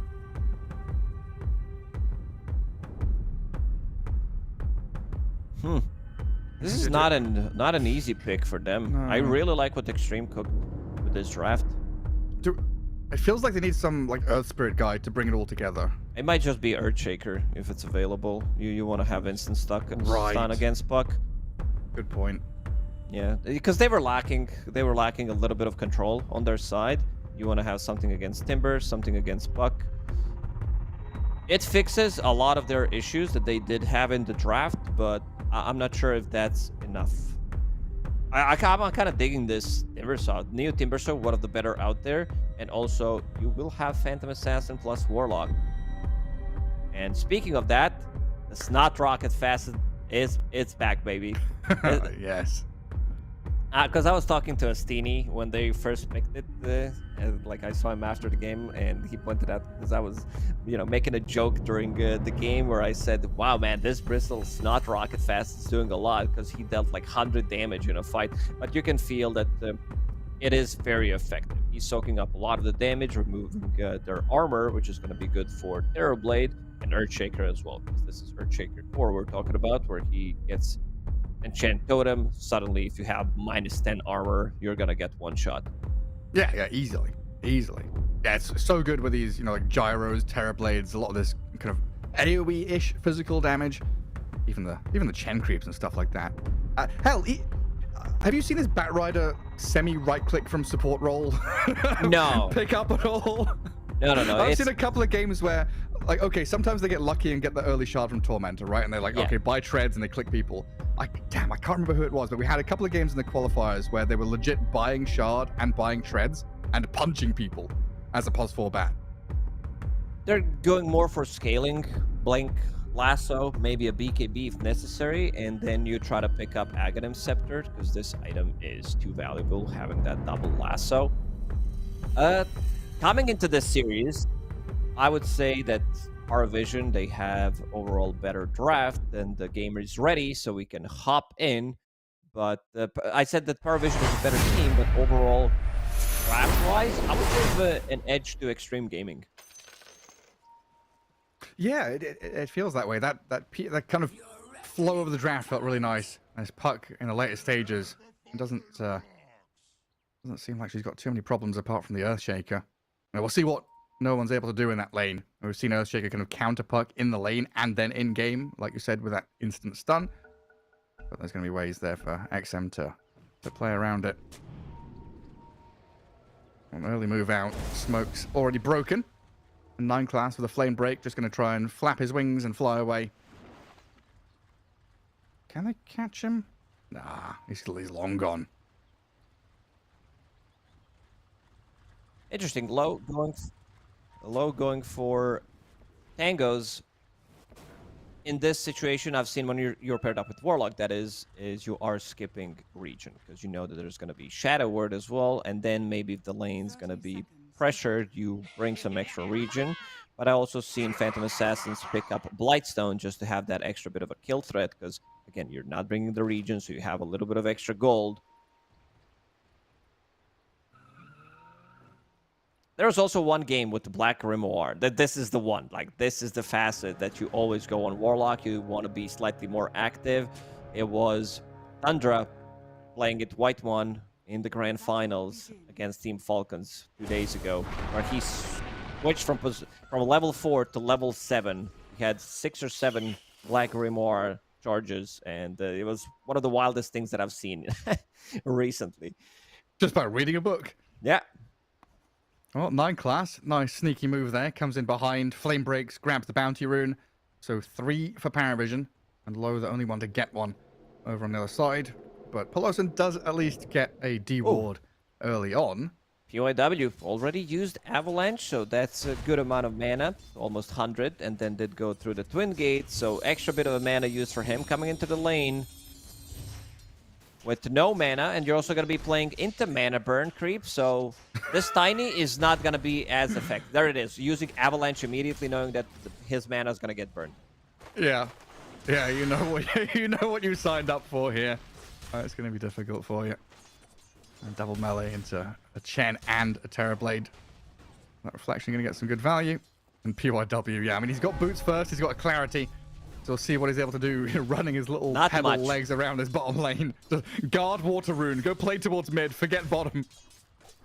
Let's see if maybe he can kill some couriers, but it's going to be difficult. Trying to pull the wave. Yeah, not much you can do. Nah, this is his life. Drag waves around. Now, we don't see much pos for Tiny nowadays. You mentioned a couple of times that like Tiny Enigma lane has looked pretty strong in the past, but the big worry is always the blink timing, right?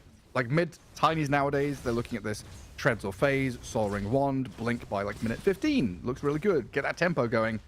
Pos for Tiny, does he ever get to see a lane? Does he get blink before minute 20?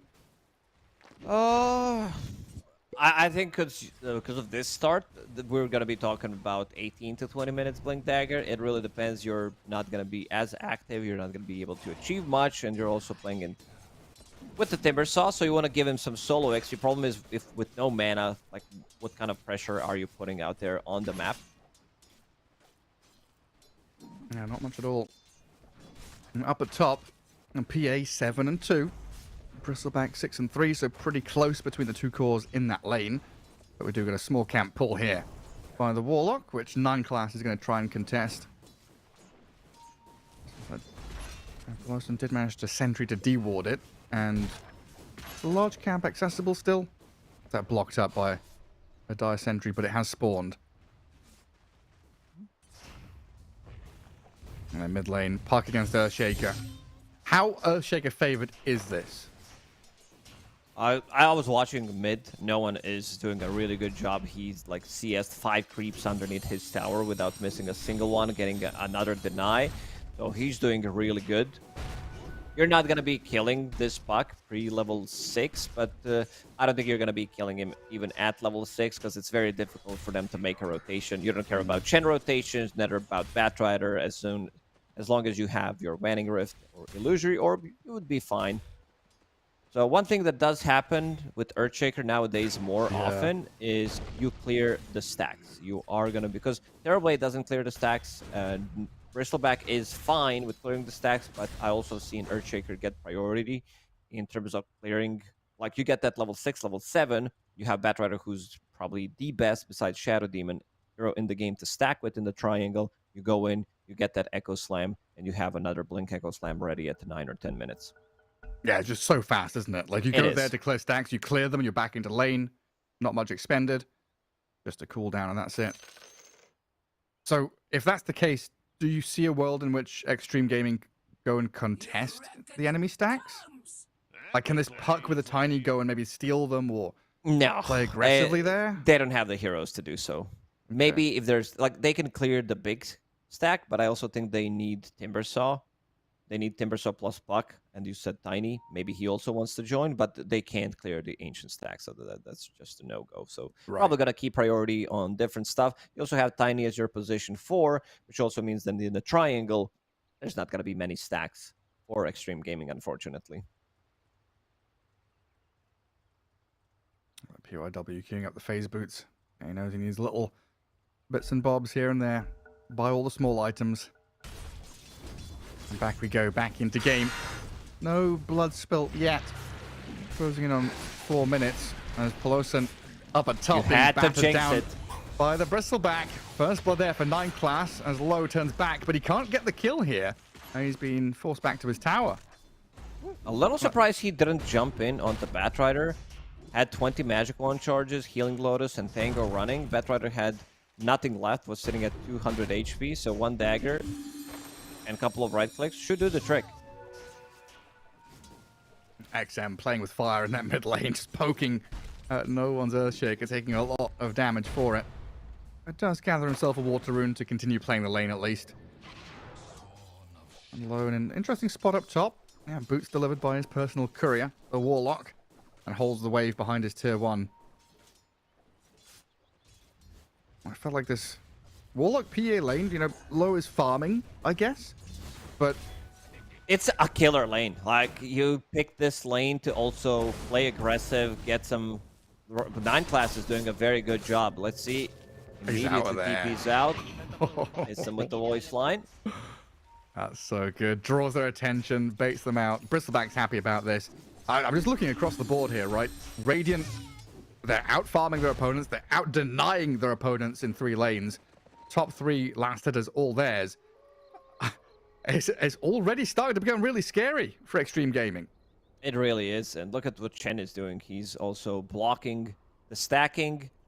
We said that Tiny, he can't stack, especially with no tree grab available on him. You can stack 2 cams, but also knowing that he started with Avalanche, you're not going to go back to that tree grab. So no stacks whatsoever for Tiny, for Puck, so nobody's going to be able to do that. And Chen, he's been very annoying for this Tiny throughout the whole game, which leaves Neo alone in the bottom lane against Terrorblade, who is, you said, having a time of his life. 28 and 15 on him. Yeah, it's like, you know, good on the one hand that the Timbersaw is getting solo experience and is getting levels, but he's not getting farm. He's being out-denied here. Now, you see those 15 denies, you think, okay, if those were 15 last hits, the Timber would be even with the Terrorblade. Satanic's like, no. That's a good math, Gary. I really like it. He only needed to kill 15 more creeps instead of getting it denied. Simple, isn't it? It really is. Sounds simple. Dota is a very easy game to play. Oh, for sure. New's going to be looking for arcane boots first. But what kind of game is this for the Timber? Is this still like Kaya Blink kind of deal, or do we need tankiness? Do we need auras? I don't think you build auras in this game. There's good amount of magic damage from Earthshaker, Batrider, but most of the damage is physical from Terrorblade and Bristle, so probably wants to have slightly more burst. I think he wants to play off his Tiny, play off the Dream Coil, where he jumps in and gets damage done. So Kaya Blink, and then he can decide maybe Aghanim Scepter, maybe a BKB, depending how the game develops. I like that sort of framing of it much more, right? The way you're thinking is that he's going to be playing for him, his team, his draft. You're playing with Fatal Bonds, with Tiny. You want that big burst, nuke damage. Whereas buying auras is like playing against your opponents. Oh, we've got to deal with them. You're kind of playing a bit scared already. If you're going to be the one buying auras, like who's dealing the damage? It's definitely not going to be your level 2 Tiny 5 minutes into the game. Phantom Assassin, she's having an okay time. Puck will need to be slightly more careful as well, playing into Earthshaker. And it seems like we're ready to go. Off we go. Back into Dota 2. PARIVISION here. A kill up. Laning stage looking very good for them. So far, no big moves available to Xtreme Gaming, but they will look to protect the 6-minute rune. It's coming up in about 40 seconds. XM would love to have it. And Tiny, Ducalis already making their way across there to guard it. While 9 class swings up top. Sees the Warlock here and gives him the damage. No TP on him. He looks very dead here if DM connects. Yeah, Bristleback comes across. The cool sprays start low with PYW, though, onto 9 class here with an avalanche toss. The Batrider about to die. Pelosin is the trade. And DM clears out the Warlock there. So, forced reaction. Defensive moves by Xtreme, but they do get the 1-for-1. He got that Grimoire charge. That's what matters. I'm surprised you're not talking about it. Like, it is your hero, Gary. You're level 30 Warlock. You gotta hype it up. Sell it to people. Oh, yes, the Black Grimoire. The trouble is, I play Turbo Lacoste, and I take the other one. Black Grimoire is useless in Turbo. I want the one that HP and mana regen gives more damage. Well, no one with his first Echo Slam. He's under sentry, so he's spotted there. I was thinking about a sneaky play on the puck. Xtreme not falling for it. Invis rune comes to nothing. How many stacks do we have now from this Batrider? Is it time to go clear it? Not many. Yeah. No, I don't know if he wants to clear it right now. Probably wants to have like 4 stacks total. Radiant are scanning. Yeah, get another couple there, 9 class. Build up bank. Both offlaners left alone. Neo doesn't have that much mana to work with. You did say he's going for mana boots. Ducalis has been very annoying. There's a Sunder play. Yeah, that's enough just for 1 Timber Chain. And there it is to get down into the river. Survives and holds on to stick charges. This is just complete freedom so far for Satanic. And has been pretty unbothered down here, but it's still the Phantom Assassin at the top of the net worth. And getting involved in a couple of these early kills has definitely helped low in this top lane.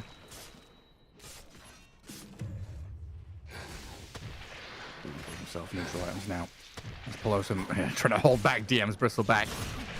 That's a difficult task.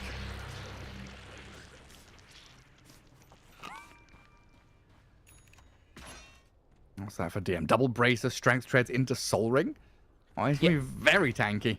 Yeah, 1 more stack for 9 class, and I could see no one getting in there and clearing the stack with the Echo Slam. Pick up 8-minute rune. It's going to be bottom. And let's see if he decides to go. 4 is the magic number. Well, they see the Warlock as a freebie kill, and the error. It's flying over the top, but it's the Warlock who gets sniped out by no one. Well, problem is he doesn't have mana to farm it. What is this courier? What are we watching? It's unselectable. You actually can't. Low has died in the top lane. It says error. The Chen Terrorblade Twin Gate rotation. Just we need a picture-in-picture, a mini cam of the Aero Courier. Yeah, we didn't purchase Courier DLC for $5.99, and that's what we get. All right, Oblivion. One more stack. Let's go. 5 stacks of Ancients, 5 stacks of Big Camp, or no one to clear it. Oh, He doesn't juicy even money. need it. Like, he has enough money to buy a Blink Dagger. Yeah, it pushes him closer to that next item, though. All right, here we go. Xtreme. And no one, just watch this big Echo Slam here. Satisfying. Come on, no one. Oh, yeah. And you find... They're all dead. Yeah, you find all the neutral items. Suddenly, his net worth skyrocketed. Look at where Puck is. 3.5 against 5. He got... Gapped. He got like 800 gold from that. Just got completely gapped by the Shaker. And not much Xtreme Gaming can do. You have to do anything about that. No wards, can't scout it, can't contest, can't play aggressively. And PA, it's her time to dip back into jungle to try and finish off Battle Fury. While the Timbersaw has been bullied out of that bottom lane. Xtreme Gaming just looking to try and recover wherever they can. As the Puck, Waning Rift in. Orb drawn out with a coil to protect. XM has kept himself alive and maybe has a turn play on 9 class here. Ducalis, 9 class, they're keeping the bat alive. Very low, and he is going to die eventually. Oloson getting an extra charge on that Black Grimoire. There was a chance that he pops Black Grimoire. Let's see, let's do the math. It wasn't actually enough for him to get him to level 6. And PYW being run down in this top lane. DM with the quill sprays. You've got a toss here to maybe send him back to creep wave and, I don't know, try and TP? Just try and run away? Well, he's got to high ground and he's got the distance. So Tiny's going to be all right. But it means DM has complete freedom just to hit this tower now. There is nobody stopping this Bristleback. It's not as effective as seeing red Bristleback. You still have good amount of damage, so the tower is gone. But I'm really worried for this Tiny. Tiny is, like, hasn't really achieved much in the first 10 minutes. You gave complete free farm to Terrorblade. You put no pressure on the mid lane whatsoever. Satanic full TP out, level 9.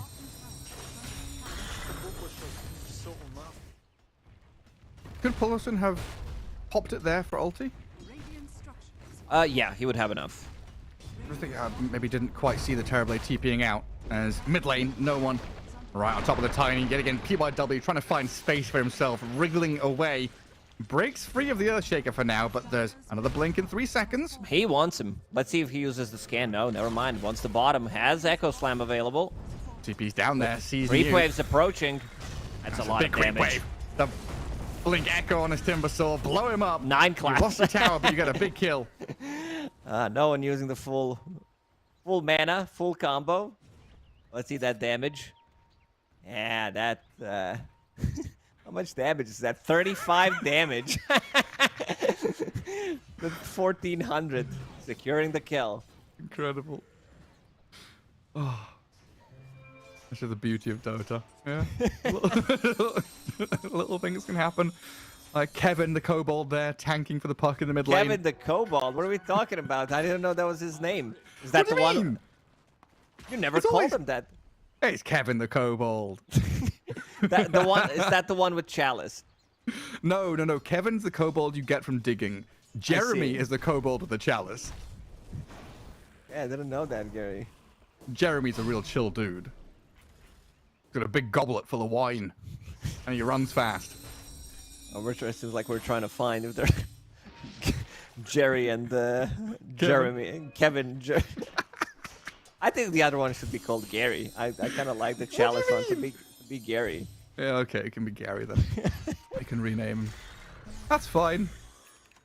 I wanted to be one of those really annoying, entangling root You are lizards we used to casters? have Yeah, in... you are. Oh, okay. Poloson gonna get jumped by no one. Slammed. Slugged. Well, luckily now for you- him, you- there you've was got no 9 class around him. Just steal it away, yeah. What are they called? The ancient, not Thunderhides, the ancient prowlers. The boys. The prowlers, the boys. I want one of them to be, have my name. Yeah, they don't exist anymore. Not the, I don't care about Thunderhides and Rumblehides. I'm talking about the ones that root you And what else? They amplified damage or something? Is Ducalis in this top jungle? Oh, Hand of God, not enough. DM though, big damage onto Lowe's PA, trying to break away with the help of New and PYW, but the quills stack up so quickly. Yeah, the boys. I remember the boys. I think they had some kind of ways of amplifying damage on you and root mechanics, so Shadowfiend really enjoyed clearing those. They were scary. XM, oil is ready. Ooh, almost got him. And there's a 14-minute blink on your support bat. Almost had it. The Wisdom Runes pop up. No one going to pick them up yet, though.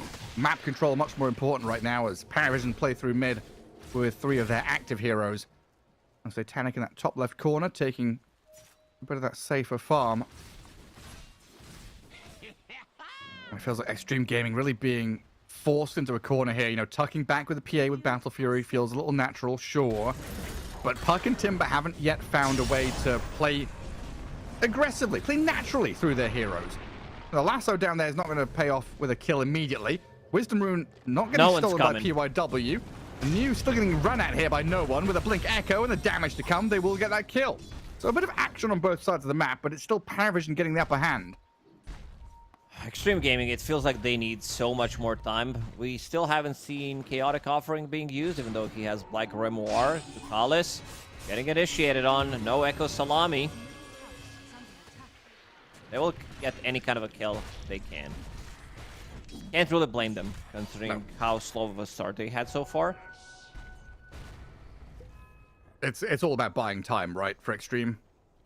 Yeah, problem is your Terrorblade is also having the freest game of his life. 8.5 compared to Phantom Assassin, who's sitting at 7.2 right now. She's gonna catch up slowly. DM being super aggressive right now. He's not doing, you know, 700 a hit, but the minus armor makes it so that he kind of does. Oh, big damage. Goodbye, Warlock. So even though they kill the Chen and push back on PARIVISION there, it's still PARIVISION controlling the area through the Chen and the Bristle. Now the pairings, Batrider, Earthshaker playing together, controlling runes, getting the Arcane for the Earthshaker now. And just a 40-second wait for the Echo Slam to be ready. This lead starting to build for PARIVISION. You've stuck around 5k for a while, but now up to 7. And Xtreme's going to be forced out of this bottom right-hand corner, and again, forced to use Coil defensively. He's got another orb and ways to jaunt away from this. We'll see if they can keep chasing with no stuns. There's no way to stop him from just TPing home. And in the meantime, no one, of course, just goes and snipes out the Warlock there. The help of the lasso. Boloson really getting solo killed by Earthshaker, getting solo killed by Bristleback as well. Very difficult game for him. Alice buying into auras for his own team. You are having Terrorblade, so any kind of aura you get does feel really good. This tower is going to fall. DM will last hit it. You wanted to see Batrider position 4, going for some more right-click oriented damage, and wish granted. Hell yeah. Power treads. Going for Mage Slayer. I mean, it's good against Puck, great against Timbersaw, of course. Even Tiny, who we did talk about his item timing. Even though he didn't die, he still also didn't really achieve much, considering that he was playing into Mana Burn. So, quite a difficult lane for him. I really wish I had a good memory. I'm trying to remember who did it. May have been Eki or something, but yeah, it ended up with his this Batrider build. Sounds like Eki. Yeah, there was a game. He was like second highest damage in the game.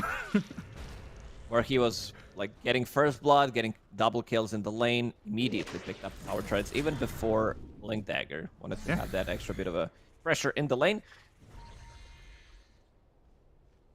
And still the period of waiting for Xtreme to get that second item on the PA after Battle Fury.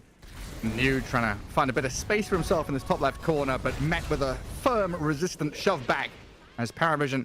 Well, they pop a few spells and move towards the Roche Pit. Pre-minute 20, a quick one here as they feel that the momentum is going their way. Xtreme don't have any answers just yet.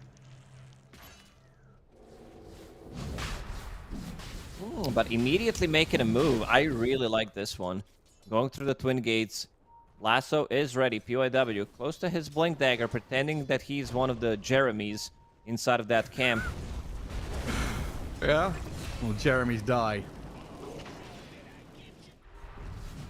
Bye-bye, Tiny. Meanwhile, Roshan about to die here. So Satanic with Aegis. What is this? TB 000? No, he's 002. Oh! Oh, not quite. Oh, well done by XM there to get away from danger.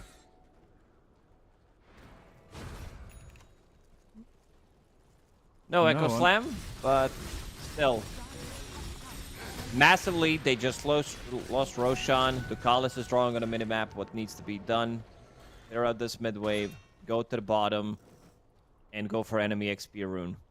20 minutes in. Let's see if they're fast enough. 35 seconds left. Yeah. Doesn't seem like they're going to be ready in time. Right now, PARIVISION, it's all about playing the high value areas of the map, right? Enemy Ancients, Enemy Wisdom, Tormentor, Tier 2s, bot and mid. Take away the farm from your opponents, force them into scary areas of the map. But Xtreme are smoking up. So Timber showed on top Radiant Ward and on lane. And mid lane, though, DM steps forward, sees PYW. Xtreme kind of wondering if they can go on this. They're smoked up behind Tiny. Puck and PA are poking at DM, but they're like, Blade Mail and 2000 HP.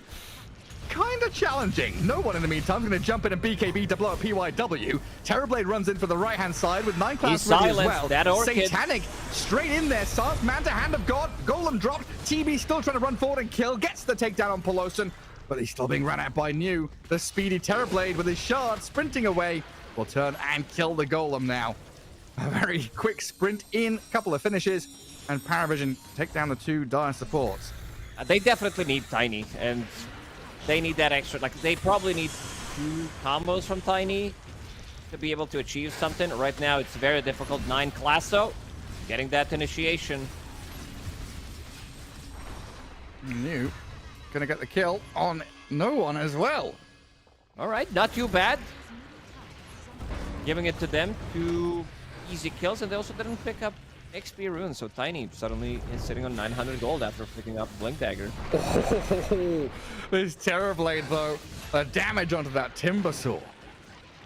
Just an Orchid, Metamorphosis up. Still has Manta to play with here, as the puck will force him back for now. Even though PARIVISION lose a couple of their strong heroes, they've got plenty in the tank as backup.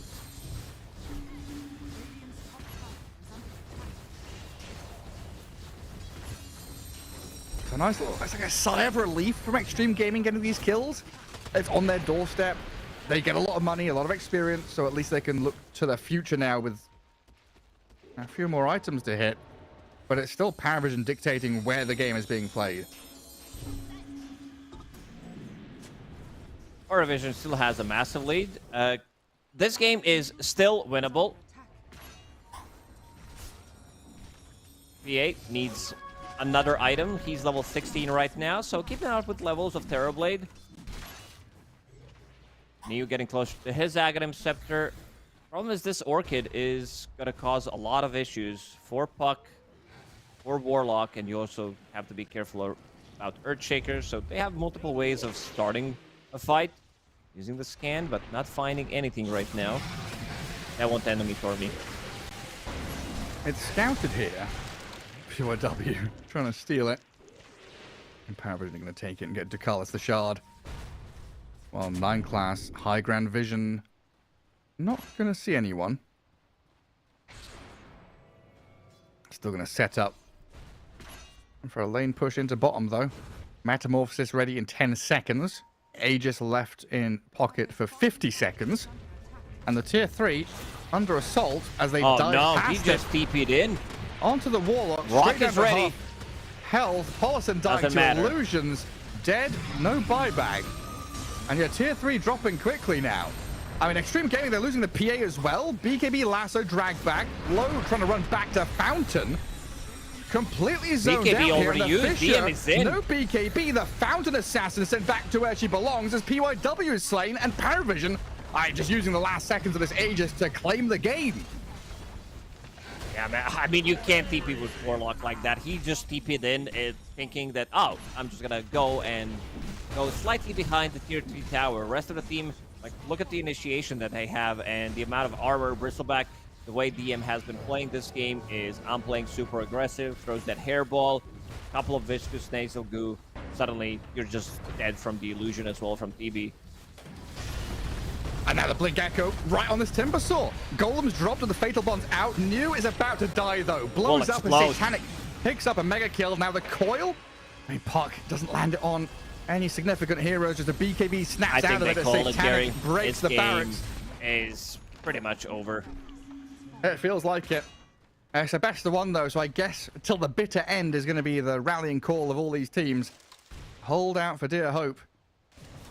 But this has been PARIVISION from start to finish. 19-6 and 19k lead now as well. And they're not in a rush. They can wait for next Roshan. They can wait for Xtreme to come out of their base.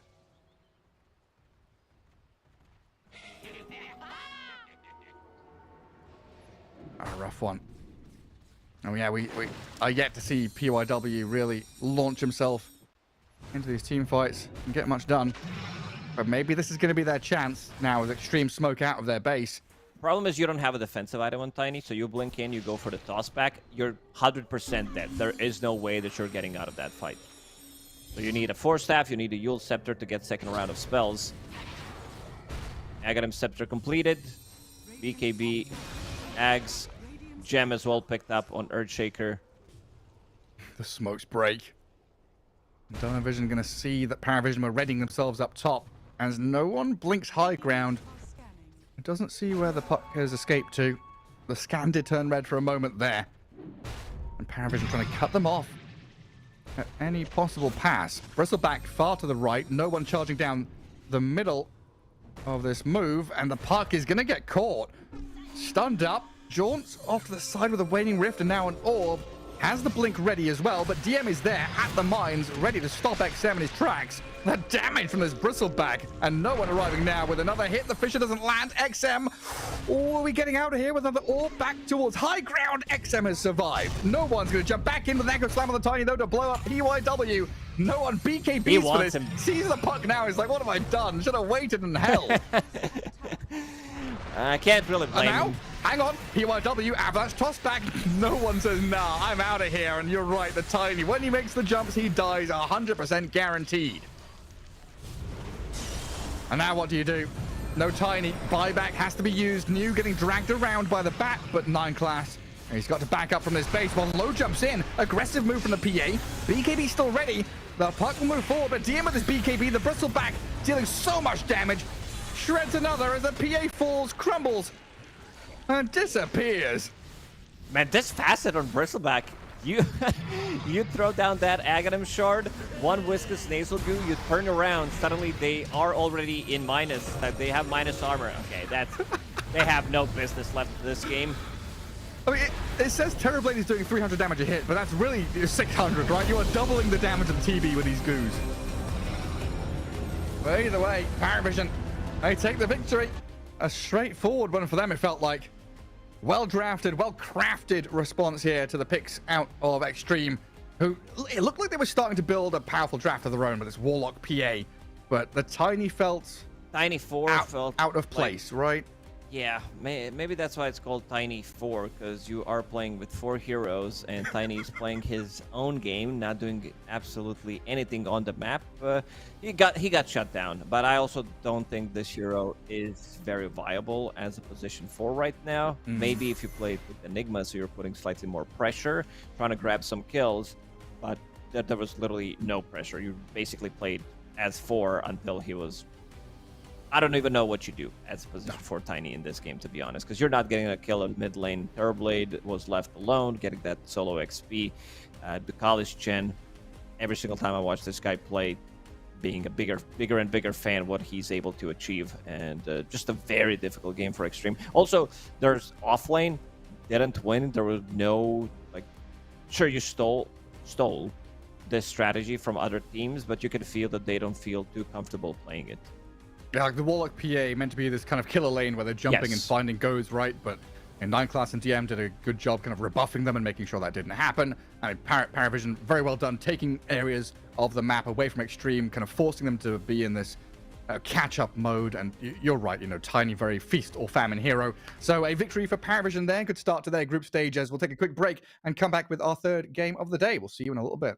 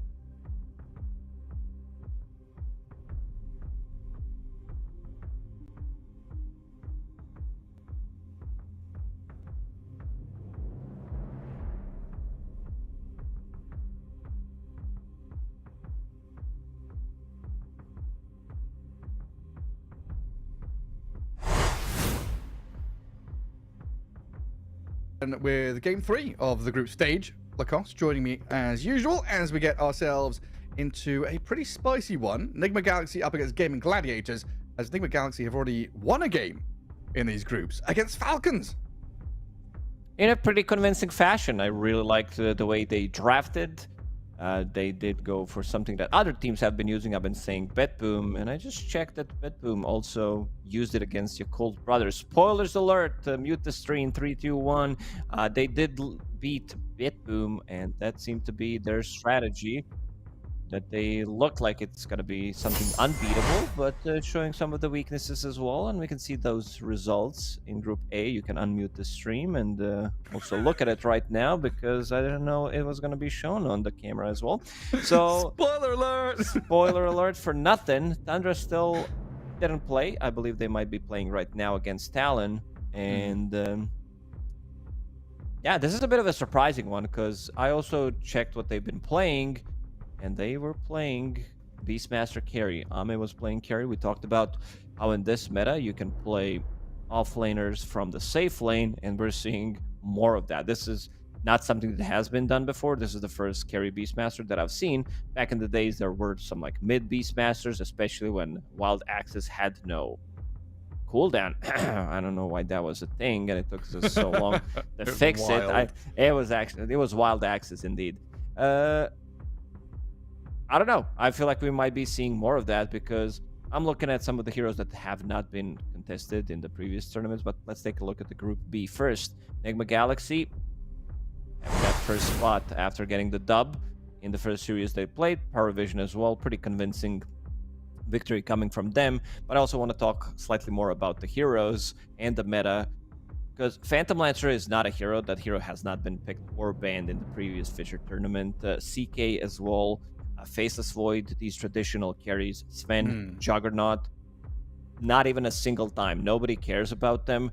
Raid King, I believe he was contested once, but that's about it. And Troll as well. Some of these like traditional carries are really bad right now, especially Agi ones.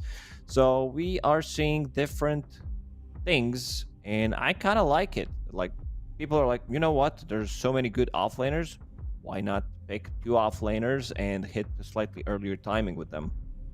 Yeah, I mean, why not? It's kind of reminiscent of Entity at Arlington Major, where they had Saberlight standing in for them. Pure couldn't make it, so they had Stormstormer, Toby, and Saberlight, when Stormstorm was playing kind of offlane from the mid, you know, his Bat Riders and things like that.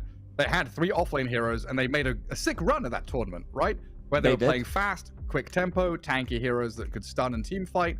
And that's kind of what we're starting to see emerging here as well. Heroes that can play quickly, get off the mark. You know, anti-mage heroes like that, long gone, right? You don't have time to get to 3 a.m. It is midnight. You've got to go. You've got to play and get things going. And I feel like that's why we're seeing heroes like Dawnbreaker, Spectre, the scouting invis heroes, all this info into map space, right? Being able to close long distances has always been super important in Dota. And it's no different nowadays. Just play active. Phantom Assassin is the one that builds into Battle Fury, so it's a bit slower in terms of... But we've seen Phantom Assassins just joining the fights early, even pre-Battle Fury, because you still have damage. You are providing your team with quite a lot. The chase potential is insane. So that's why the hero is popular. That insane burst damage as well, but you can also take a fight 16, 17, 18 minutes into the game, especially if you're having that good of a game where you have like 12, 13 minute Battle Fury. Sometimes you skip BKB and go for SNY instead. And I believe our draft is ready for Nigma Galaxy against Gaimin Gladiators. We'll see what's going to get removed out, what's going to be respected early on in this draft. And do we see that PA? Do we get the Dragon Knight? Do we get the Alchemist? We say no to the Alchemist here. Dawnbreaker, Muerta, and Magnus also banned. We'll see what Gaimin Gladiators want to get rid of here now. Is that IO worthy of a first phase ban? Is the Ricky? They say the Tiny for now. It feels like there's so many options to ban out that you can't get rid of everything. Gaimin Gladiators, they really didn't have the great showing at the last tournament. They got shut down. Some of their ideas were also not working out. It seems like they're still trying to find how to fit their own ideas in meta. So Still this trying to leads, find a way to fit Watson into the lineup as well. it's a big change, I would say, considering how aggressive they were when they were playing with Horatio. Slightly different styles of carries that they do have. So it's also the rest of the team is not doing as good as they did in 2024 and 2023. Well, that's the thing, right? When they were in these qualifiers, I looked it up, and it was like I think it was March 2022 until the qualifiers we had this year. It was like 2.5 years. Gaimin Gladiators didn't have to play qualifier. They were invited. They were immediately into every single event, and now they're kind of in the grindy qualifier mode, right? So they're trying to find themselves. They're definitely down in a rut, but is a big difference between being the best or second best in the world for a long period and now kind of struggling. They really are. Let's see what the noob has been up to. I want to see if he's been playing some offlane Phoenix, and he did. So that is a flex pick for them. Pango. For Gaimin, still a real hero in 2025. Things haven't changed much. Yeah,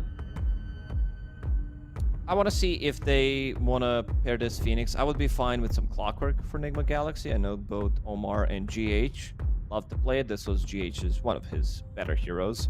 Overall, played from position 4, so they have that flexibility. Now that he's playing 5, he can also play it from 5. Gives you a lot of kill threat, but it also gives you combination with the Phoenix, something that PARIVISION has been using recently. Phoenix offlane with the Clockwork. Just gives you that kill threat, gives you lane winner. Pango doesn't like to play into Clockwork as well, have that hook shot. Battery assault is very annoying, so are cogs, so you can't use your Rolling Thunder as you would like to. How afraid are we of Bloodseeker with an early Pango pick like this? Like, Bloodseeker has been very often used against him in general, and now Bloodseeker's on the rise as a pick. There he is. Get him out of here. Good call. A lot of the times this hero was banned, but it wasn't really picked as much, and he was picked in the grand finals 2 days ago and got shut down. But I like this gaming, knowing that this Clockwork is going to be most likely for Nigma Galaxy, so they steal it away. The other pairing that you can do, something that also Pango doesn't like to play into during Rolling Thunder, because you can have the same thing that I mentioned with the block, a little bit of a save, is Tusk.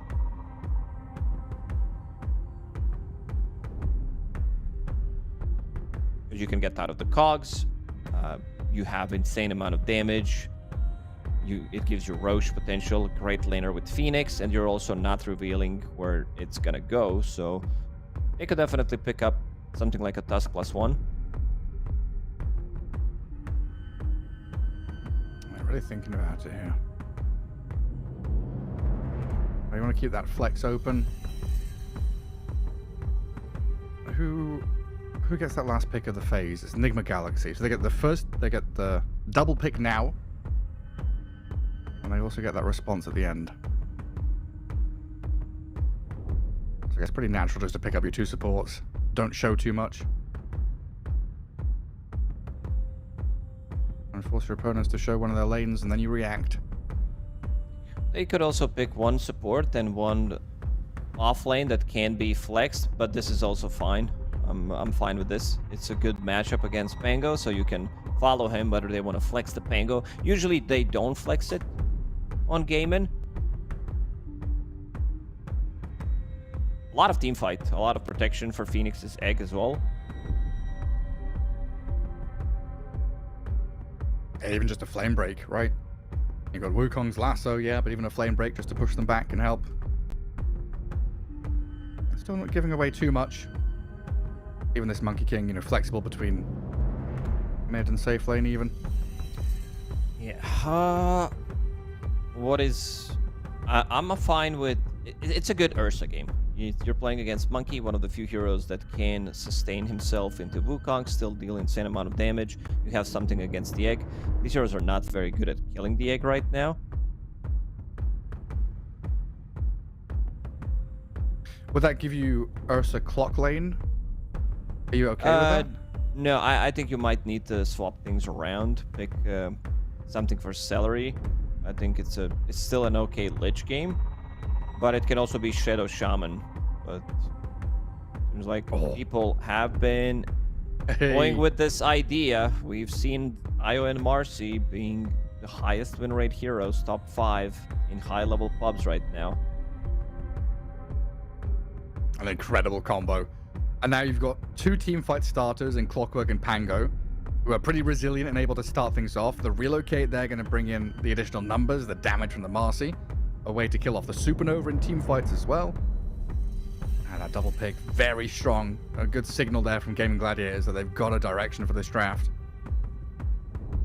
Gives you insane amount of burst. Gives you relatively good team fight. Problem is you have nothing against Puck. So Sumail's going to be playing Puck one more time. You have Clockwork. Marcy is... Sure, she can build into Aghanim Scepter, but that's going to take a bit of a time. You are opting to go for either Armlet as your first item into a BKB, sometimes BKB first into Aghanim Scepter, depending how good of a game you're having. And this is offlane Marcy, right? It's IO Marcy offlane? Most likely. They could also swap things around and put this IO Marcy in the safe lane. Pair Clockwork with... It's not Ace's hero, but if he's been playing maybe some Razor, I think this lane could destroy Monkey King, and then you would win both your side lanes, because you're going to be taking an L in the mid lane, this Pango against Puck matchup. Right, of course, yeah. Puck picked means Monkey King's now a carry. We need an offlane hero for Nigma Galaxy, so Beastmaster banned out already. Huskar removed, but that cheese gone. And Gaimin Gladiators have that overall last pick. So we'll see if it is the Watson hero to come out in the very end. Or if they do swap things around a little bit. I did notice him being a bit more vocal towards the tail end of the draft, so I was kind of assuming a little bit that it would be his hero. I'm giving a few shot calls there to remove heroes that he's afraid of as well with these offlane bans.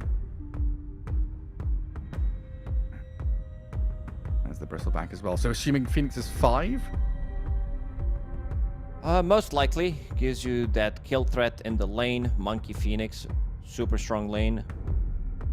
It can also be probably going to be Phoenix 5 if you want to give Batrider some extra farm priority, but I could also see them, because they don't have overall last pick. I did mention Tusk possibility if they want to play that paired up with the Phoenix from the off lane.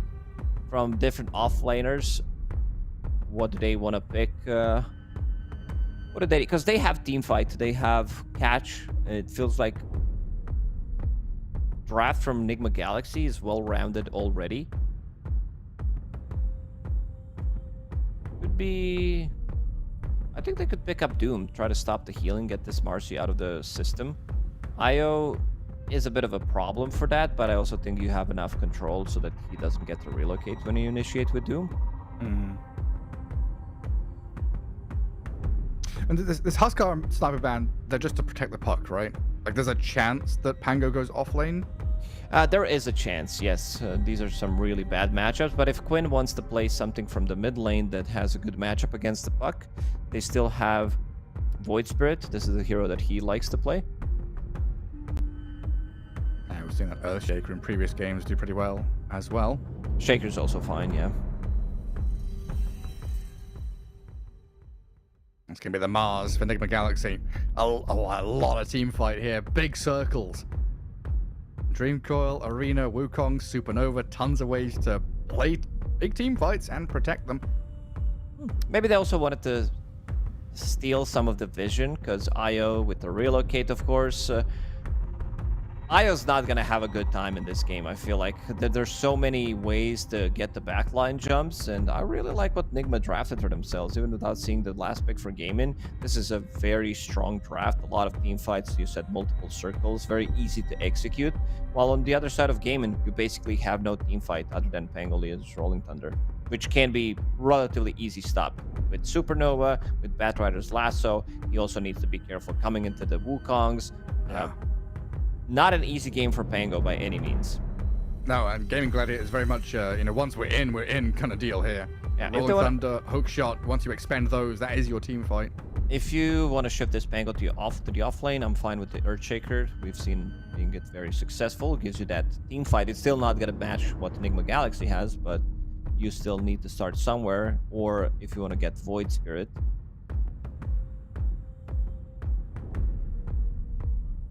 And not much time remains.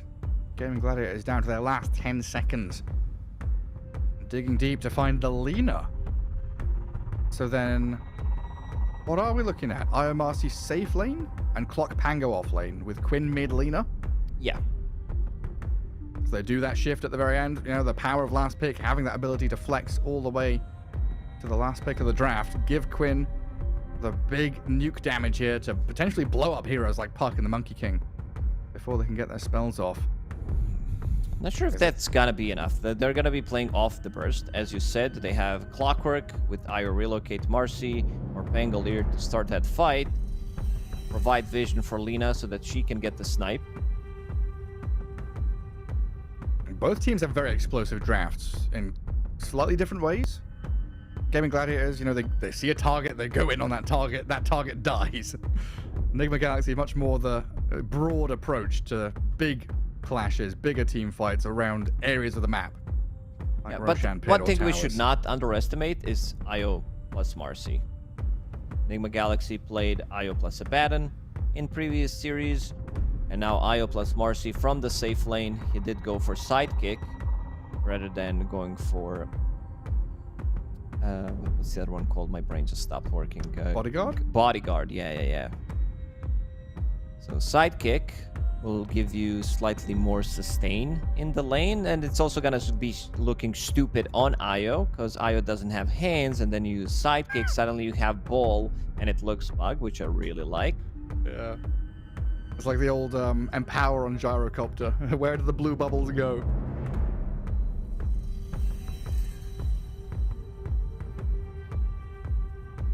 And on this, Carry Marcy, is it the same item build you were talking about earlier on? He's gonna need an earlier BKB if he feels that he needs to join fights immediately and get that BKB. You might just get Magic Wand Bracer phase, pop a BKB, and then decide whether you need Aghanim Scepter or if you need slightly more something for the scaling. But I do build that I just... There's also possibility that you pick up Armlet, BKB, and then Ags. Depending how the lane's gonna go, but I think they should be fine in that lane. Well, we'll get ourselves into it. Best of one between Nigma Galaxy and Gaimin Gladiators. And as all 10 players smoke up to get out on the map, we'll see how these drafts are going to clash. So we do have Quinn on that Lina. Last match played, 17-1, it looked like. The kill score there, so he's had a good warm-up. Classic Lina score. Samael. They have good ways of killing the egg, because there's going to be Io providing with extra attack speed, Marcy with her ulti, and also Lina with Fiery Soul. Sure, there is good amount of protection. There is Mars Arena, noob. Very interesting starting item build from him, starting with Windlace. A lot of the times you would see that when you're playing against Razor or you're playing against Monkey King, so you have that extra bit of a movement speed, but in this one, not sure what he wants to achieve with the Windlace. Mm-hmm. Yeah, it is Omar on the bat, Noob on the Mars. Just a little glitch on the hard up at the top.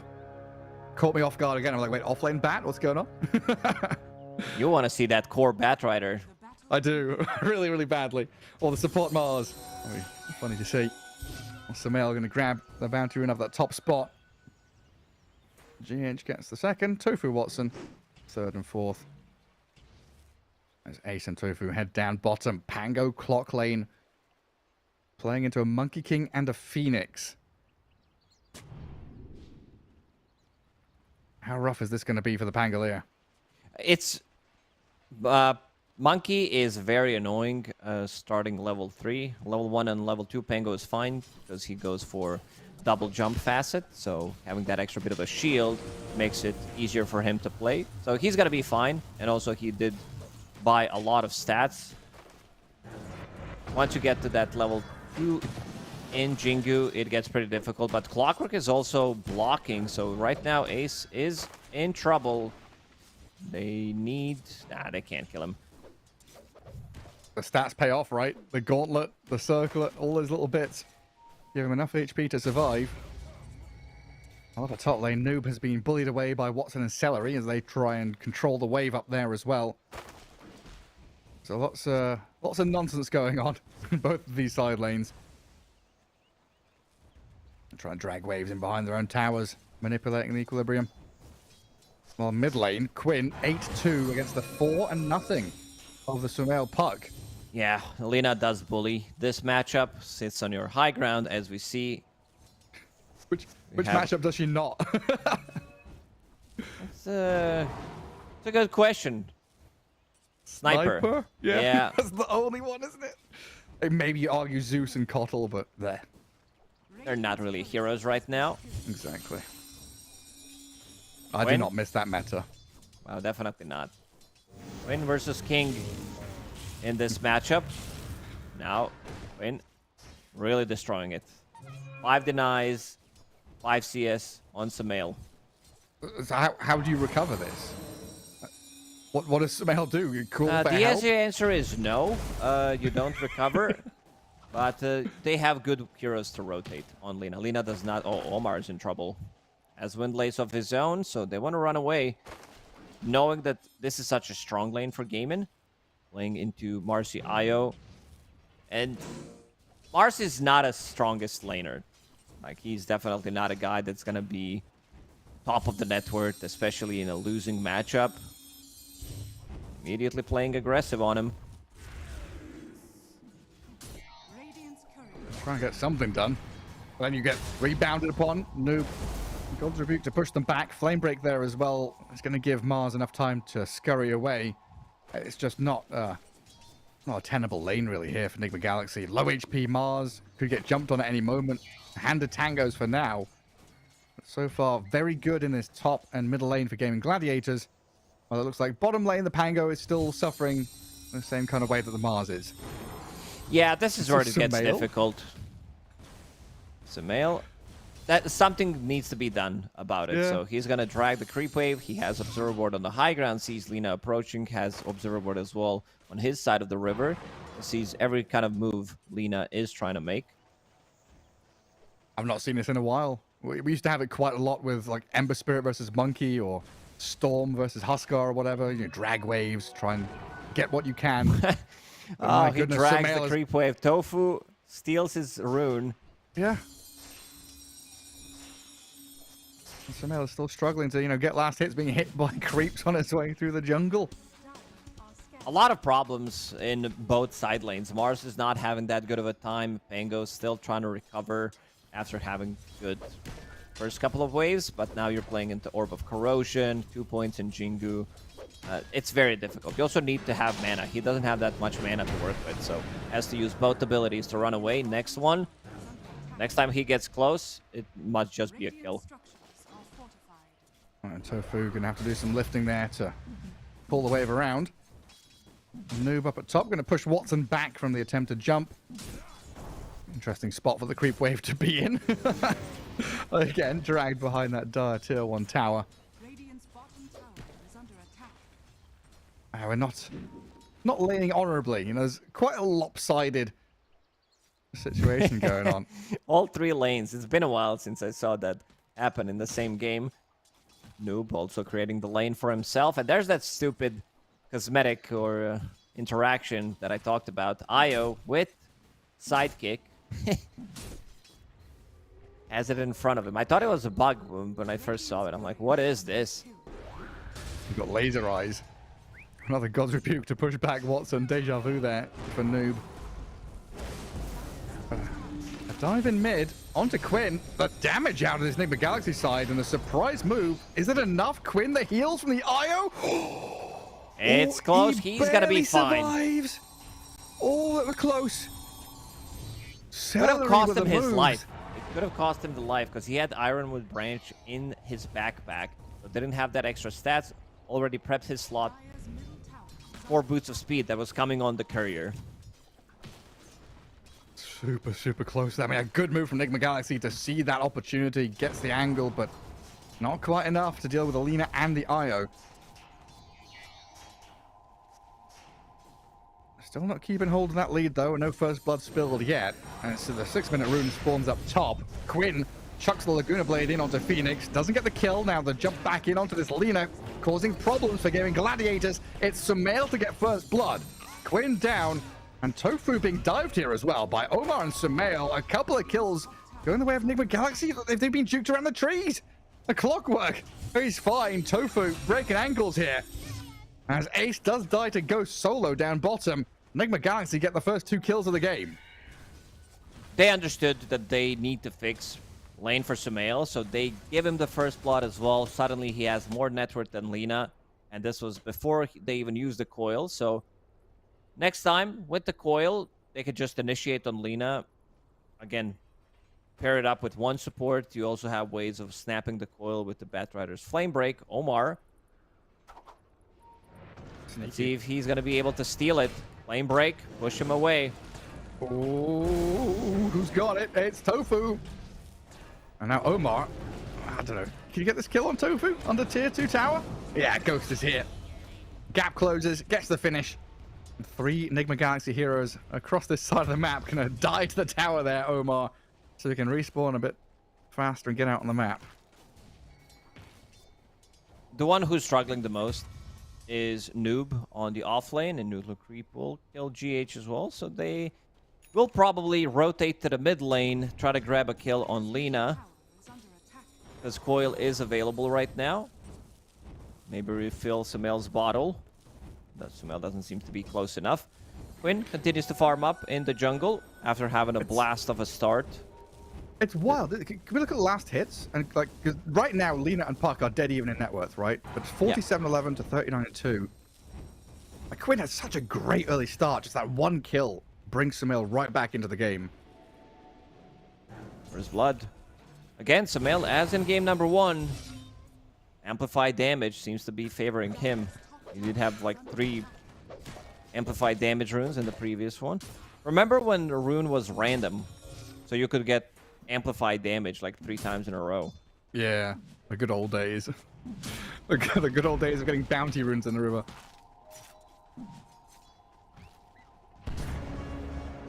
Marine up top. Watson speared, and the Monkey King rotates. And the Galaxy using all 3 cores here to pick off that IO Marcy lane. Snapping into aggression very quickly, pre-minute 10. I'm setting up for a tier 1 push up there as well. Under attack. Radiant's bottom tower is Doesn't seem like they're going to be able to defend it immediately, not unless Ace decides to join or Lina. Quinn has come in, they're keeping the tier 2 tower. Amplified damage still up and running.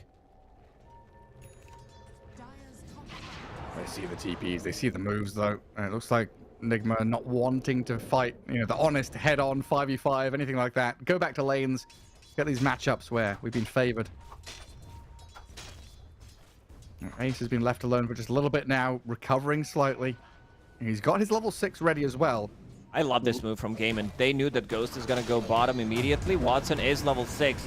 First usage of that Unleash. Oh, found a strike off the mark as well, so Ghost annihilated here by that move. Is under attack. Playing through Watson and Ace, the 2 stronger heroes. Down in that bottom right corner, leading to a tower push as well. And he finds a really good item. This is the best item you can get on Marcy level 1. Spark of Courage, so you have that extra damage. Extra bit of protection as well. If your HP drops low. Radiant's bottom tower has fallen. Level 5 on IO. Let's see if they decide to go through the gate one more time. This is a nice move. What are you laughing about, Gary? Noob is still dragging waves. We're minute 10. This offlaner is dragging waves to mid. The Mars is like, no, I've got to play with my team. We've got to go mid. I'm bringing the wave with me. Omar getting close to his level 6. Scanning. Phoenix would love to have that supernova for the next team fight as well. Looks like Gaimin Gladiators just trying to hold back this wave mid, not really committing to defending the tower fully. But the dive into the back. Arena off the mark. Coil snapped already, so Quinn is able now to turn and play with Ace and Watson leading the charge, getting a bit closer to this Phoenix with a swashbuckle and a crash, but they can't chase the dive. We are electric. Couple of misuse spells. What is Celery up to? Oh, he's in the bottom lane, alone against Ghost. Level 5. He wanted to get that level 6. The thing about Monkey King, which I really like about this hero, is you can build into anything and it feels good. Whether you're going for Maelstrom, whether you're picking up Echo Saber, which is not the most popular item nowadays anyway, but Orchid. And this time around, he's going for Mage Slayer. So, gives you multiple item choices that you can pick up. And his shard is insanely good. We saw Ace in the triangle trying to recover a little bit after having a really bad laning stage. I try and find what he can. Tower is under attack. What's on the menu for him? Offlane Pango Pego still with gonna Dumble go? Jump. Echo Saber is the build. Does allow you to scale, pick up a Blink Dagger Shard, and then SNY. Because I think in this one, he also needs to be initiator for the team. A lot of the times we would see Echo Saber into SNY immediately if you're having a blast of a game, but in a losing game, it can't really justify that item build.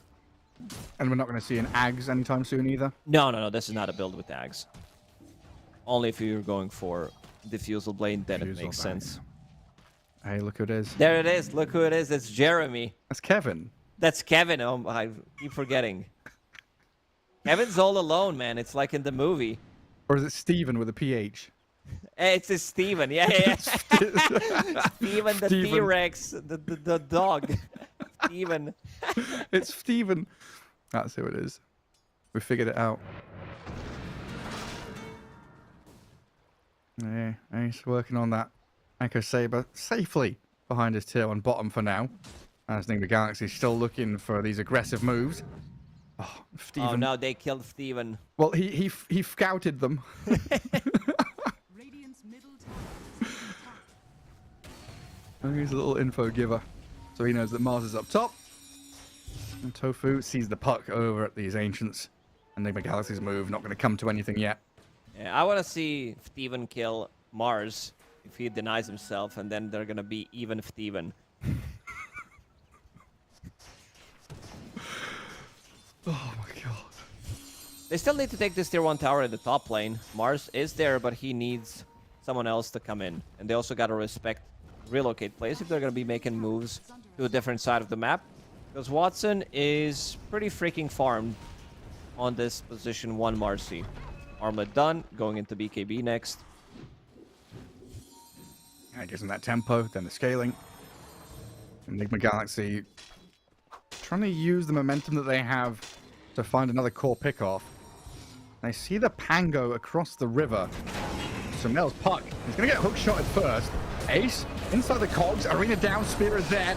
Light Striker rate connects on Omar. The Clockwork dying quickly though as this Pango is going to get shredded. Watson inside his Wukong is going to try and run and hide now. Celery and Watson have come into this thinking they're strong, but Nigma Galaxy, firm resistance, can't get the takedown on them as they get a bit of distance. Away they go as the Lina also slips out of the grasp of Nigma Galaxy.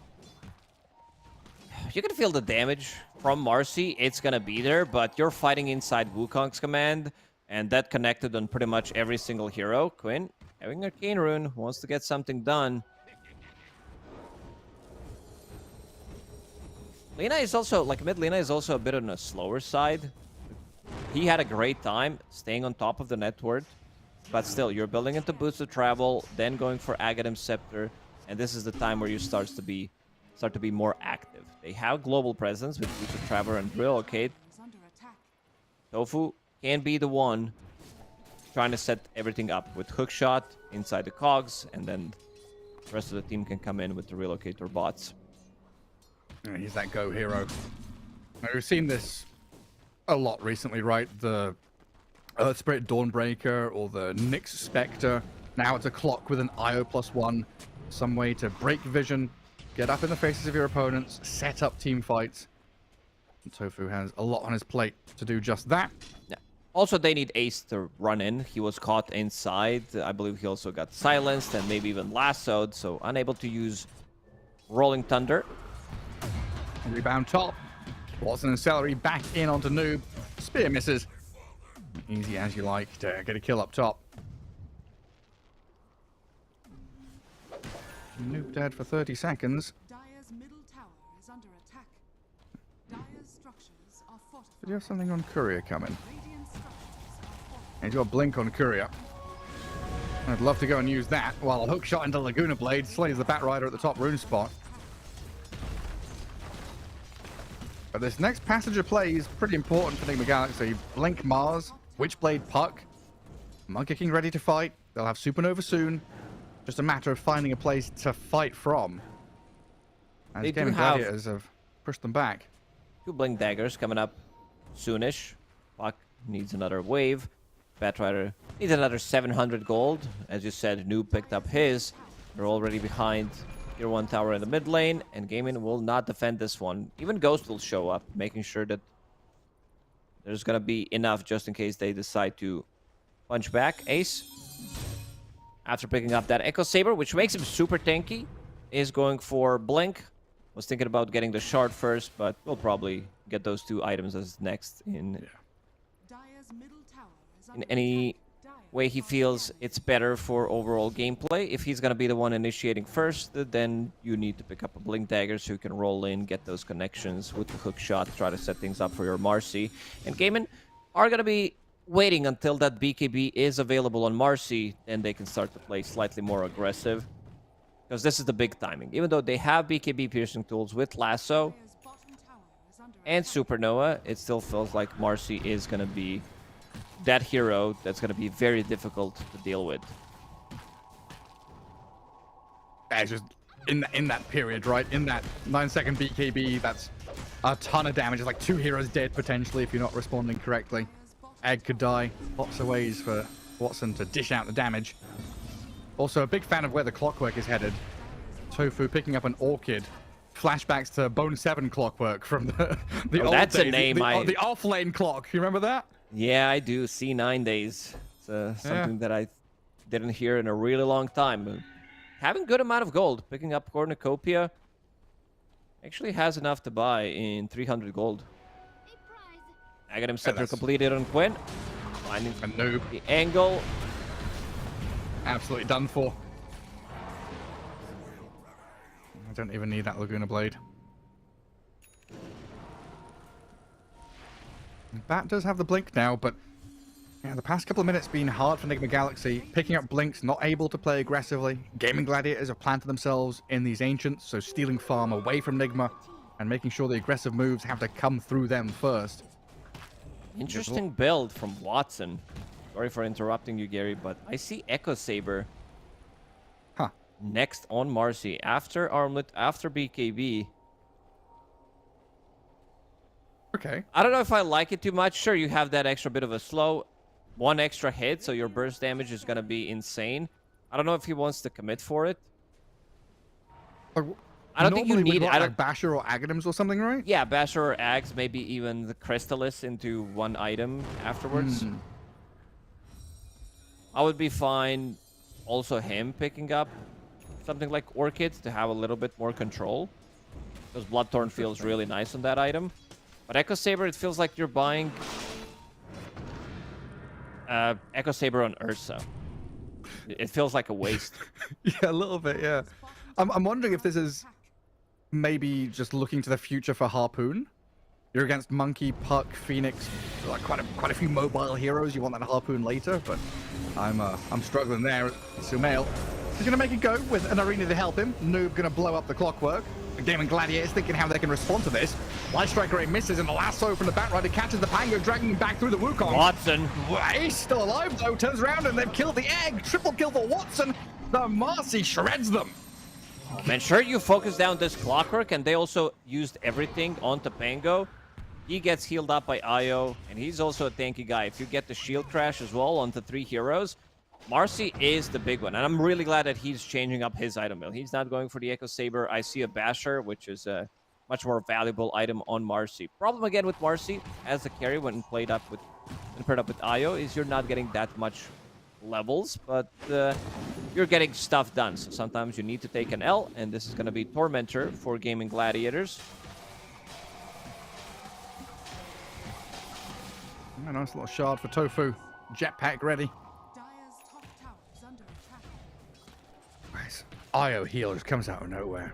Right, it looked like a kill on Ace, dragging back through the Wukongs, but no, they've got the heals to sustain him, turn the fight. They found the egg. A very nice sequence of events there for Gaimin Gladiators. And Monkey King picking up his Radiance. And you talked about Monkey King being able to go multiple directions, lots of ways you can build this hero. I think I've seen a couple of Radiance games in the qualifiers we saw for the ESL 1 tournaments, but it didn't feel like that was the build. It is very specific. It's not that good, I would say, this game, playing into only one right clicker. Lena doesn't care about it, but it's more prepping for the late game, and then later you can disassemble that Radiance. That's the power of the item, and invest basically 500 gold and buy your Nullifier. Tofu, trying to set things up. Relocate is ready. He's eyeing up this Phoenix, but GH. It was a hit on away. my screen. Meanwhile, bottom lane, Noob blinks away from the rebound of Watson. So on both sides, Nigma Galaxy scraping away with their lives. While Sumail's eyeing up Quinn.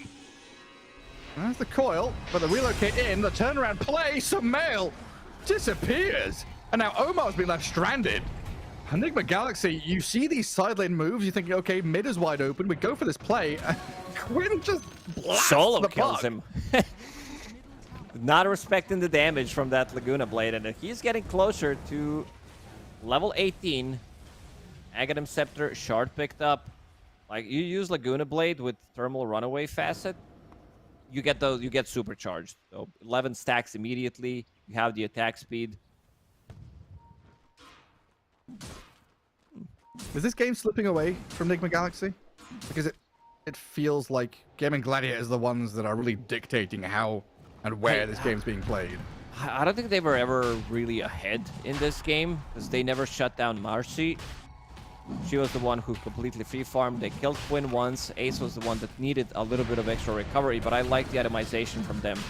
That shard now being delivered on Pango, so you will have ability to maneuver much easier in the team fights, especially because you did go for double jump facet. You didn't go for the other one, which gives you extra speed during the roll, and Quinn will be the one picking it up. They feel like Watson can't really die.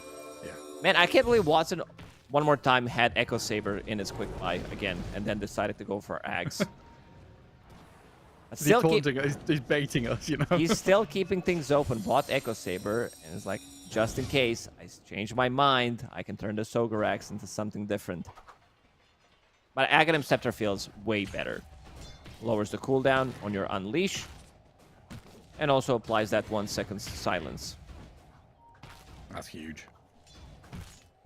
Have fun, Puck and Phoenix. And Gaimin Gladiators being able to play kind of defensively with these heroes, farming Ancients, while the other ones swarm the map and look for openings. Nigma Galaxy have been pushed back into the corners of their base almost. And Quinn is able to TP bottom, clear out additional waves, while the rest of them group up for that mid push. Radiant's middle tower. An easy tower for now. I think it really comes back to that blink timing on the Mars. Dying when it was being delivered, then dying again immediately after respawning. Noob's Mars has really fallen behind. You know, buying Blink, you want to go play actively, but he's bought Blink, died 2 or 3 times, and hasn't really landed in the arenas. Fight in the mid lane, where they also Structures are fortified. didn't combine Coil. He missed barely. 2 big ultis, suddenly they lose the fight afterwards. Yeah, and now being caught out bottom lane as well, trying to cut waves. But the global presence here of Boots of Travel and Relocate. And Gaimin Gladiators, there were 5 heroes mid a second ago. Now there's 5 heroes bottom.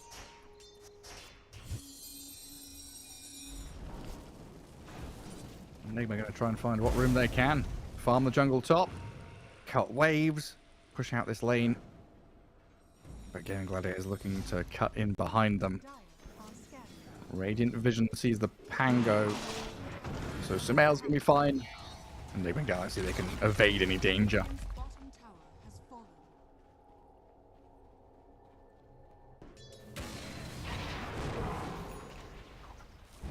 Well, the Aegis in hand still for, what, 2.5 minutes?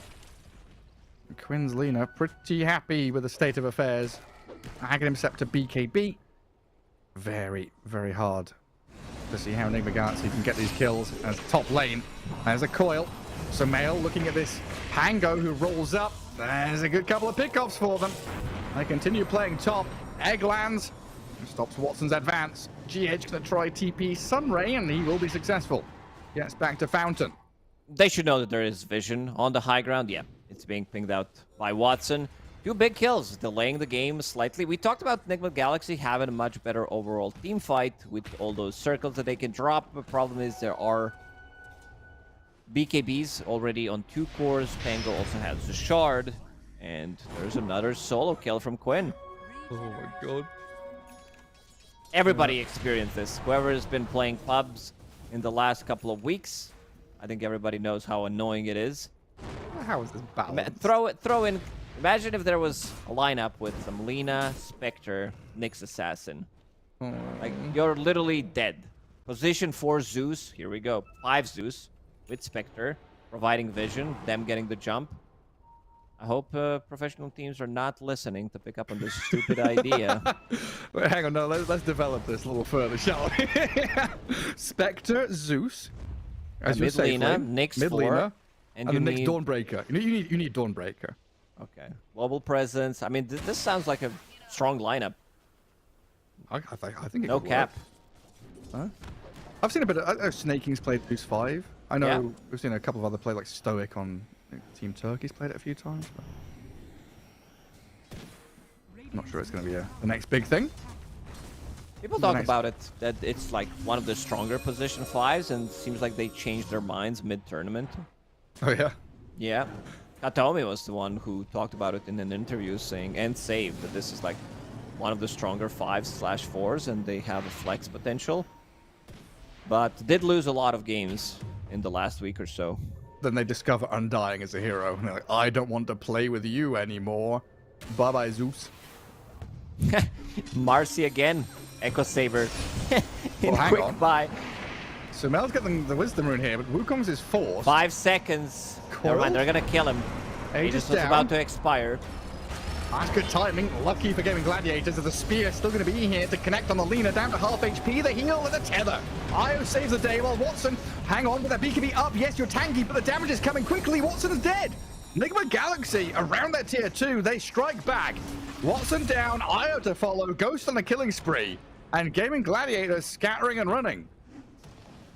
There was that team fight that we talked about where they use all the circles, every single ability, Wukong's command paired up with the Mars Arena, and they were a little bit out of position because he got dragged in almost instantly. Plus, Clockwork jumped in and had to run back, so didn't really do much. There were no cogs or anything to push them away. They finally got a big move from Noob as well. The BKB Mars got that preemptive spear landing on the Lina. Very well timed. And good execution from Nigma across the board there. They are leveling the playing field now back into an even game. Reaching minute 30. Again, Gladiators trying to get back out on the map after some serious casualties.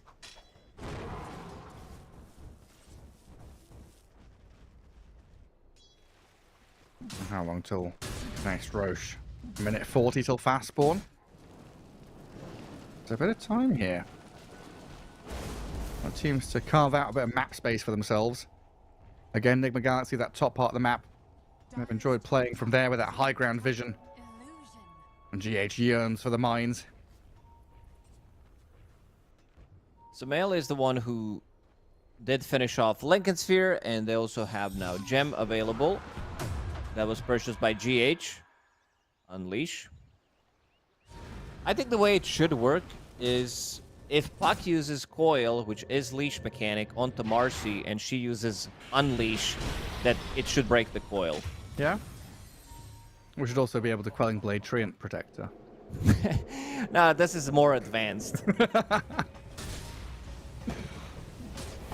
So advanced. Radiant are scanning. Now scan up top. Nigma trying to see who's hiding around corners. But it is now daytime, and very likely daytime Roshan. That's where he's going to be settling. So bottom right-hand corner, where we want to be looking at here. Another tormentor for Gaimin Gladiators, who just keep coming back, gathering all the resources on the map for themselves. Marcy would definitely love to pick it up. It's 50-50 between him and Io. Maybe going Celery's way. Let's play out this high-value area. Get your next couple of key items here. We see the Lincoln Sphere delivered to Lina now. And Parasma coming out for the Puck shortly. Still holding onto the gem. But Dire Vision, well, hell, Dire and Radiant Vision pretty lacking right now. Hard to play out onto the enemy side of the map when you can't see anything. So you're going to have to make some smoke plays. Reposition yourselves and get ready for this Roche take. It's a long spawn, though. 2.5 minutes still to go. And you've got to get yourselves into position already. That's why Nigma Galaxy also smoking to get into this bottom right corner. You want vision. You want that high ground by the twin gate. And most important here for Nigma Galaxy, they want to be the ones to set up first, because they're the ones with the big team fight. If they get first initial jump on Io, he doesn't have buyback, clockwork. He needs a little bit of a gold, but might get it. Sumail leading the front charge. They have Observer Ward on the high ground. They crashed out onto this Puck.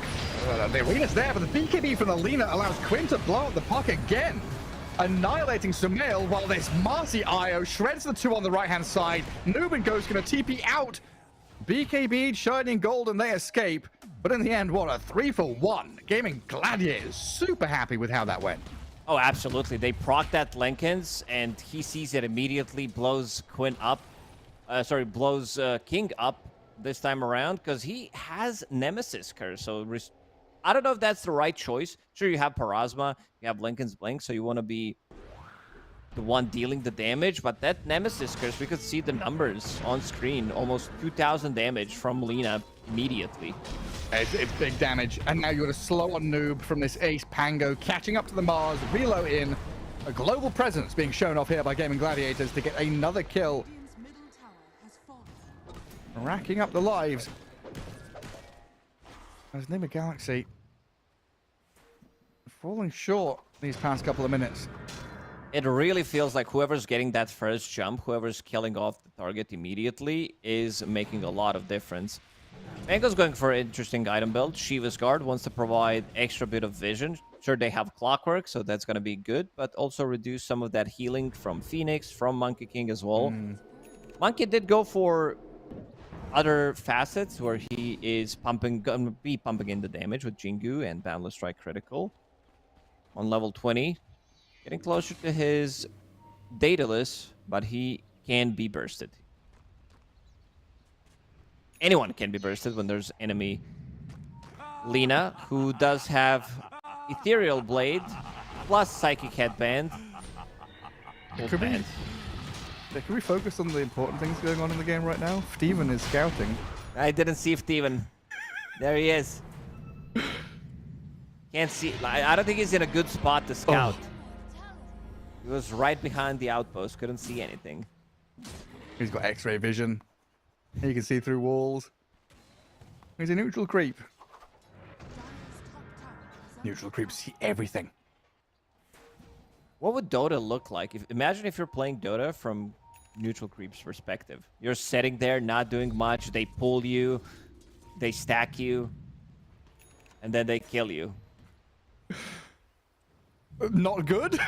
Like, what do you mean? How does it feel? Bad? It wouldn't really be a good game. Maybe I shouldn't be making games. Maybe I should stick to playing the games that other people make. I would dislike being a neutral creep. I'm going to say that right now. But from time to time, you manage to grab a kill. Sometimes double kill, you stun them or you clap them when there are more than 2 of them. But I guess in Dota, there's like reincarnation and stuff, right? So if a creep dies, it can come back to life as something else. I think the most boring creeps would be the one in the outer ring. Yeah. Ancient golems, because they're not doing anything. Nah. No, I would want to respawn as like a catapult or something. As the boy. One of the boys. One of the Ancient boys. Prowler. Prowler, yeah. Oh. Are you thinking about going? The lasso on the clockwork. Oh, it's a lot of damage. But the turnaround. Sumail nearly dies to Quinn. Just about slipping out of danger now as the Batrider's turned on. Wukong's out, but Watson in onto this Monkey King. Watson's Ghost is fighting dropping. him. The damage is substantial. Watson, he'll get the takedown on the Monkey now. No Sunray or Supernova is going to protect you as this Rolling Thunder Light Strike Array connects on GH. Another good takedown by Gaimin Gladiators. Oh, this is one of the few heroes that can sustain herself in the middle of Wukong's command and fight him back. He also has Monkey King Bar, which is very effective against Monkey King, who does have Radiance.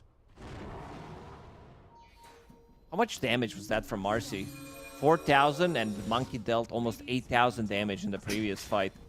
Still not enough. Like, you can see that Quinn can he can solo kill the puck with E-Blade and Laguna combo, but needs someone to proc that Linken's. Because in the previous fight, he used the Ethereal Blade. So you proc the Linken's and puck still died almost. Watson having a really good game on this Marcy.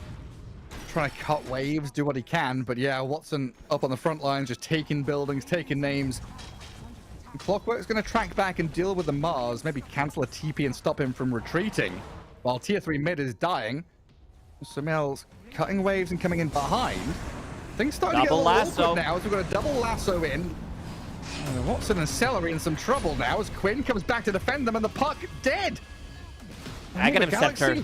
It silenced him on Marcy. They don't even need to have that extra bit of a damage. Still holding the Aegis. Tofu's looking at a solo kill Noob. Orchid, Battery Assault, the damage is coming, and okay. Not really a solo kill. Okay, yeah. Not a solo kill, but he did it all himself, didn't he? He did.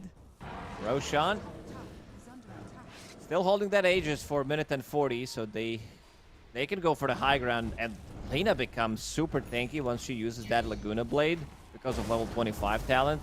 Gets that barrier. Right now, it's going to be him and Celery paired up together, clearing up one extra set of barracks. And 40 seconds, no puck, no Mars. 2 very important pieces of Nigma Galaxy's team fight. Oh, and that lane ward spots the bat. Omar dead for 50. No buyback either. He's 20 gold away from it. Probably won't have to use it though, as it looks like Gaimin Gladiators are slowing down a little bit here, just thinking about their options. And some courier dragging as well. A shiny Roshan courier. 1 hit remaining. He's doubled up the wave and delayed it. Bought a bit of time. Now you have 2 waves approaching. I don't know if they want to defend it. This ward behind the tower that you mentioned is going to scout them out if they try to go and defend the tier 2 tower, but doesn't seem like it. There's also Observer Ward bottom scouting the Noob. So they could maybe relocate on top of him. Abyssal Blade is ready on Watson, plus a Basher, of course, so don't think he's getting out of trouble. Noob is just frantically trying to finish off this Scythe of Vice.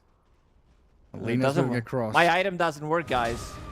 My sight, I can't click it. Oh, the Rocket Flare to cancel the blink. Forces Noob to BKB. Laguna Blade's still spent here as he arenas defensively to try and get away from the clock cogs. In comes the eye on the Marcy though. Silent stunned, slain, Mars dead. The Marcy dragged into the Wukongs though. The She's damage. dead. Ooh, that drag back kill, massive for Nigma Galaxy's. Ace rolls in. Quinn now turns with the damage out of this Lena. Oh my god, they don't even need the Marcy. They used everything. Like this double lasso, it sounds amazing because you're playing against IO +1, so you're always going to get that 2 lassos, but they used everything and the rest of the team ready to clean up. Ace showing up with Shiva's Guard. Look at his itemization. I believe that's a full AC now coming on him, so understanding what needs to be done, knowing that most of the damage is going to be physical from that Monkey King. Double buyback, Omar and Noob. Other two cores, they don't have buys available.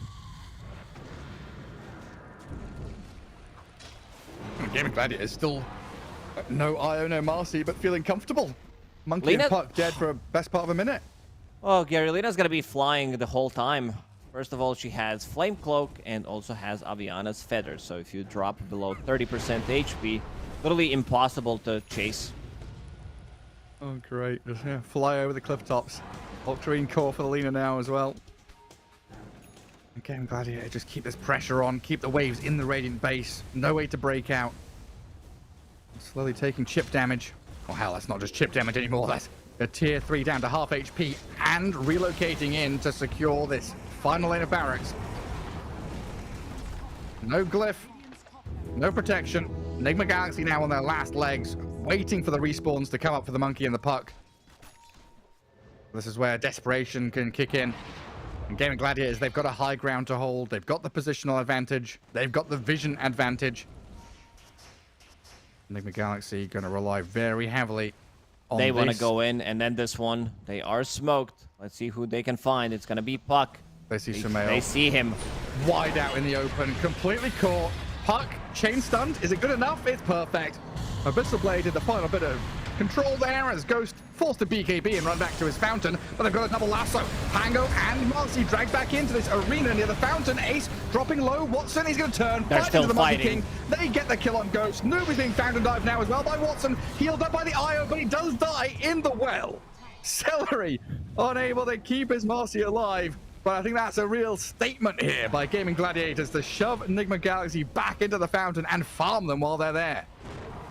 And Quinn is the one who's sieging the buildings, killing. He's just gonna pop ulti on him and doesn't even receive any kind of damage, having that Lincoln Sphere of his own. Still not done. Buyback from Watson. They want to end it. They're so close to finishing this one off. No buybacks for Nigma Galaxy. A chat wheel line's being used.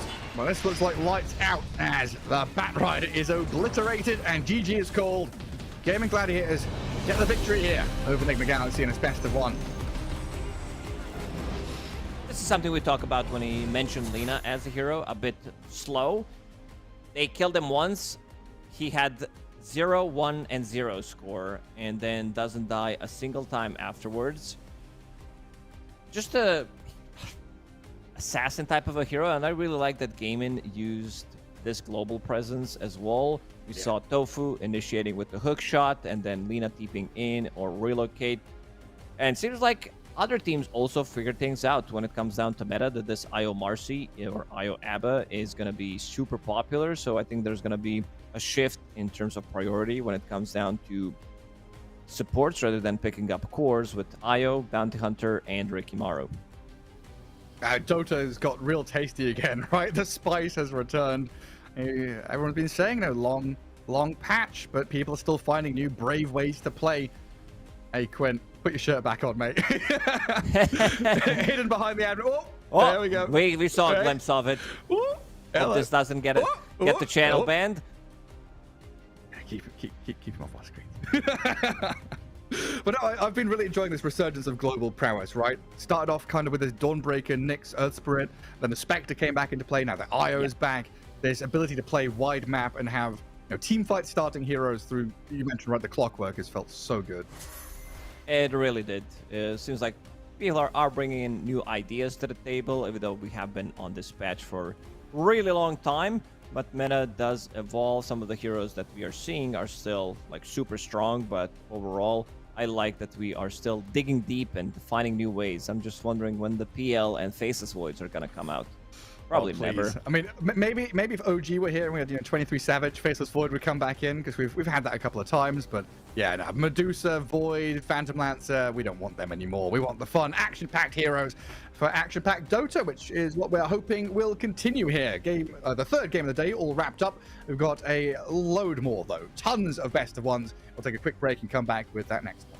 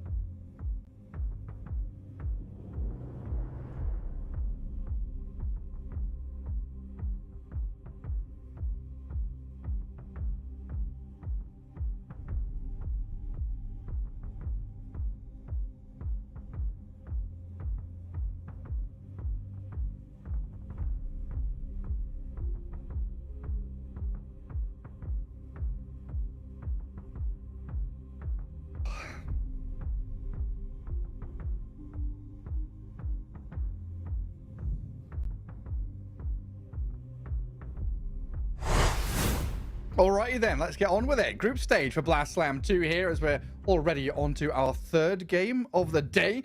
It's been an absolutely incredible day of Dota already. Look, also we've seen Nigma Galaxy go defeat Falcons. Now Gaimin Gladiators have pipped them for that spot as well. Best of ones there. Brutal, bloody affairs, aren't they? Yeah, they definitely are. And we talked about new ideas coming to the table. I don't want to see a new old ideas like position for Tiny for Xtreme Gaming. I want to see PYW on something different. And seems like they overcooked the draft. The last game that they played on Xtreme Gaming, they got overran by PARIVISION. It was really not a game. They definitely is one of those games where they didn't feel like they're even playing it. And this one also not going to be an easy one for them by any means. You are playing against Team Falcons, but they also did lose the game that they played against Nigma Galaxy, so they definitely need to get a dub here because this is a brutal format. They're maybe not quite woken up, you know. Falcons game one. Nigma Galaxy definitely were fired up to take that first one of the day. And it's pretty spectacular one. But yeah, definitely going to come down to a draft, and let's see who gets the upper hand there. Looks like lobby getting underway. We'll jump into the draft as soon as we possibly can here. Yeah, it's a very quick turnaround for these best of ones. You know, just finish one, get into the next one as quickly as possible. Keep you viewers on your toes. But yeah, Xtreme not being able to play Dota, right? The way we're looking at things in that draft, the PA Warlock, you were kind of saying they didn't feel or didn't look comfortable. No, it is lane, a super right? strong lane. It's just that they didn't execute. Seems like they didn't. It feels like they didn't practice the lane as much as other teams because you're playing against Batrider and Bristleback, I believe, and they were also unable to get any kind of kills. Warlock has been very passive for my taste, especially with the Black Grimoire.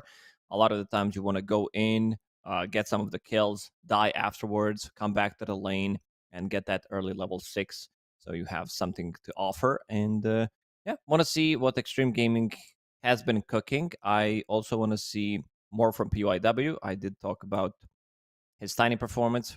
It wasn't really it. Difficult lane for him. Shadow Shaman. This is the hero that comes to my mind when I think about PYW, which is a very popular, very strong hero right now. And also Muerta. Maybe Clockwork. I think he shines on these 3 heroes. So I want to see him getting slightly more priority in terms of what they want to pick for him, because that lane wasn't really it, and maybe something that can pressure slightly more. So that offlane duo PYW plus Neo definitely feels like they need to step it up a little bit more when they're going to be playing into this Falcons matchup. Yeah, I honestly think they look back at the PARIVISION best of one and say, from the ground up, that just didn't work. Our side lanes didn't work. Our pairings didn't work. It didn't feel good. You can see the idea, right? There's fatal bonds into big nuke damage with Tiny Timbersaw, PA. Yes, once you get to later game team fights, you can look for those things, but it was a difficult one. But anyway, back to the drawing board. A new game, a new fresh start here. Draft is ready between Xtreme Gaming and Falcons. We can see what we're going to get in these first rounds of bans, what respect bans are going to happen as well, as we will already get the Alchemist and Magnus as removals, it looks like. Falcons will still give a respect to Tiny. This is more, I would say, more likely mid-Tiny and the flex potential that we did mention, because Neo does play offlane Tiny from time to time.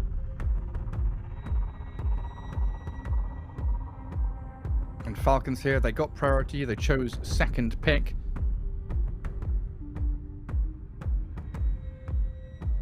So they're going to be the ones with that overall last pick. Did you see much difference at Fisher between first pick and second pick choice? One thing I noticed, it was always whoever didn't have priority chose Radiant. That's the one. And Radiant overall still feels better, but at the end of the tournament, it was very close to 50-50 between Radiant Dire and the first pick and second pick. But it was highly favoring Radiant. It was like 70%. And Xtreme Gaming, here we go, picking up Bounty Hunter for themselves. Falcons, they try to counter this Bounty Hunter with Vision game. They also try to counter it with Zeus, which was not very effective when they were playing against Tundra in the grand finals. looks like a cool idea, but didn't pay off as they intended. And Bounty Hunter's going to give you that scouting capability, the snowball from the track. And Pango can give you the rolling thunderbolt. Falcons pretty flexible with this hero. Made an off lane, of course. Pretty happy to chuck it either way. Yeah, I think you need to ban Enchantress as well. Just remove it because they play it so well. It becomes another core quickly. Clockwork is the one that I like against Bounty Hunter. Gives you something to hunt him down. Always +1, very easy to kill him. Crit has been playing mostly range position 4s. There were some Bounty Hunters, of course, some Rickies, and Nyx Assassin to scout things out. So basically 3 melee heroes that scout things out, and every other hero has been ranged. For Crit, Hoodwink, Muerta, Dark Willow, Shaman, Batrider. There's that Enchantress band that they're going to give priority to. And it has to feel good to have this one guy on the team. Because this is a team that has so many level 30 heroes. Marine right now does have like 9 or 10. And you also have a Bar who's a hero spammer. You have Enchantress that you need to ban. If it's a good meta, you have to give respect to Hoodwink from Crit. Tusk again as well, Tusk right? as well, yeah. Yeah, it's so fearsome. I mean, Snaking had some real sick win streak, right? He was like 25 win streak on Entros the until streak recently. ended, yeah, but the new streak is available again, I believe.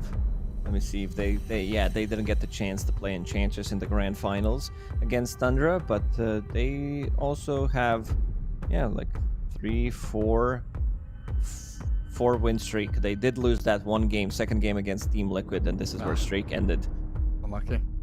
Well, you get to build it up again, 17 more games to go, or whatever it is. Try and build up the pieces. Ench and Bat both removed. Nyx Assassin banned by Falcons. So even though they've got bounty already, what's going on, Nyx? Gary? I'm blinking. I'm double. Have I hallucinated? No. So Dawnbreaker ban, super nice. I love that hero, and it works really well with bounty and these invis heroes. But why ban Nyx when there's already a bounty there? Imagine having 2 of them. If one is good, 2 is better, right? Bounty can be played as 5. Okay. And then out goes the Beastmaster as well. Right, Falcons, where do you go from this? Pango start. Who are the big boys left in the pool? Any real spooky ones? This is the one for me. I did mention Clockwork Enchantress. It feels really good against Bounty. I did say Zeus as well if they want to go that route. They have a little bit of extra oomph, extra bit of a global presence. We've seen how powerful it is in the previous game where Clockwork is setting things up. Do you reckon we'll see the Monkey King again? Feels like he's being let through the pool. Monkey's, Monkey is definitely the big one that is still available. Bristleback for now. I still have. Where's Morphling gone? Morphling has gone from being this unstoppable force to kind of being ignored. Not all Is he too teams slow? play it. If you're playing against Spirit, PARIVISION, and that hero, what's gonna be hero for Poloson? I wouldn't mind some maybe Shadow Demon to have a bit of extra save, or even Pugna. I think he really shines on these 2 supports. Yeah, Pugna's so good against the Pango, right? Decrep against all that physical damage.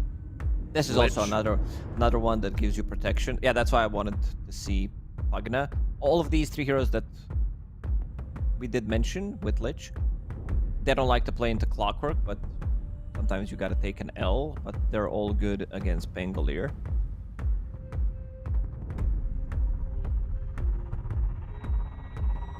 Is that Owie holding up like 3 pieces of paper at once? They all taped together.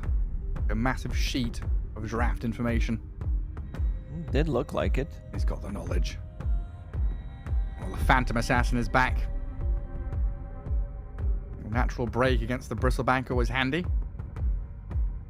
Ways to jump in and out of fights. Yeah, give me something. Give me Shaman for crit. I like it because it has the spell mechanic. It also has break mechanic on level 15 with talent, but they will go for Zeus. You talked about it. Yeah, they wanted to have slightly more vision games, so it's gonna be 5 Zeus for them, Clockwork. Even though Crit can play position for Zeus, I think the one who enjoys it more is snaking.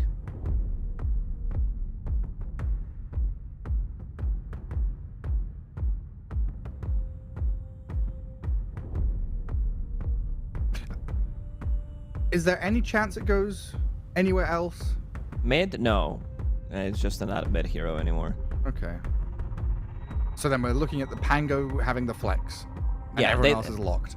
Yeah, they have the ban puck here immediately, because Pango can go out to the off lane and they have literally no stuns against puck. Mm-hmm. Yeah, true. Like Sinister Gaze is the only thing they've got. And who else? Do I have to ban Huskar? Monkey King? You might need to. Yeah, there's a lot of bad matchups left in the pool for Storm Spirit. Monkey is the one. There's also Huskar that you said, and I also think it's a really good game for Viper to be picked up. If they need it. It might be a bit of. I think Viper's the weakest out of the 3 that we said. Because you already have a break mechanic later on, you have burst damage from your Phantom Assassin, so you might be putting too many eggs in the same basket.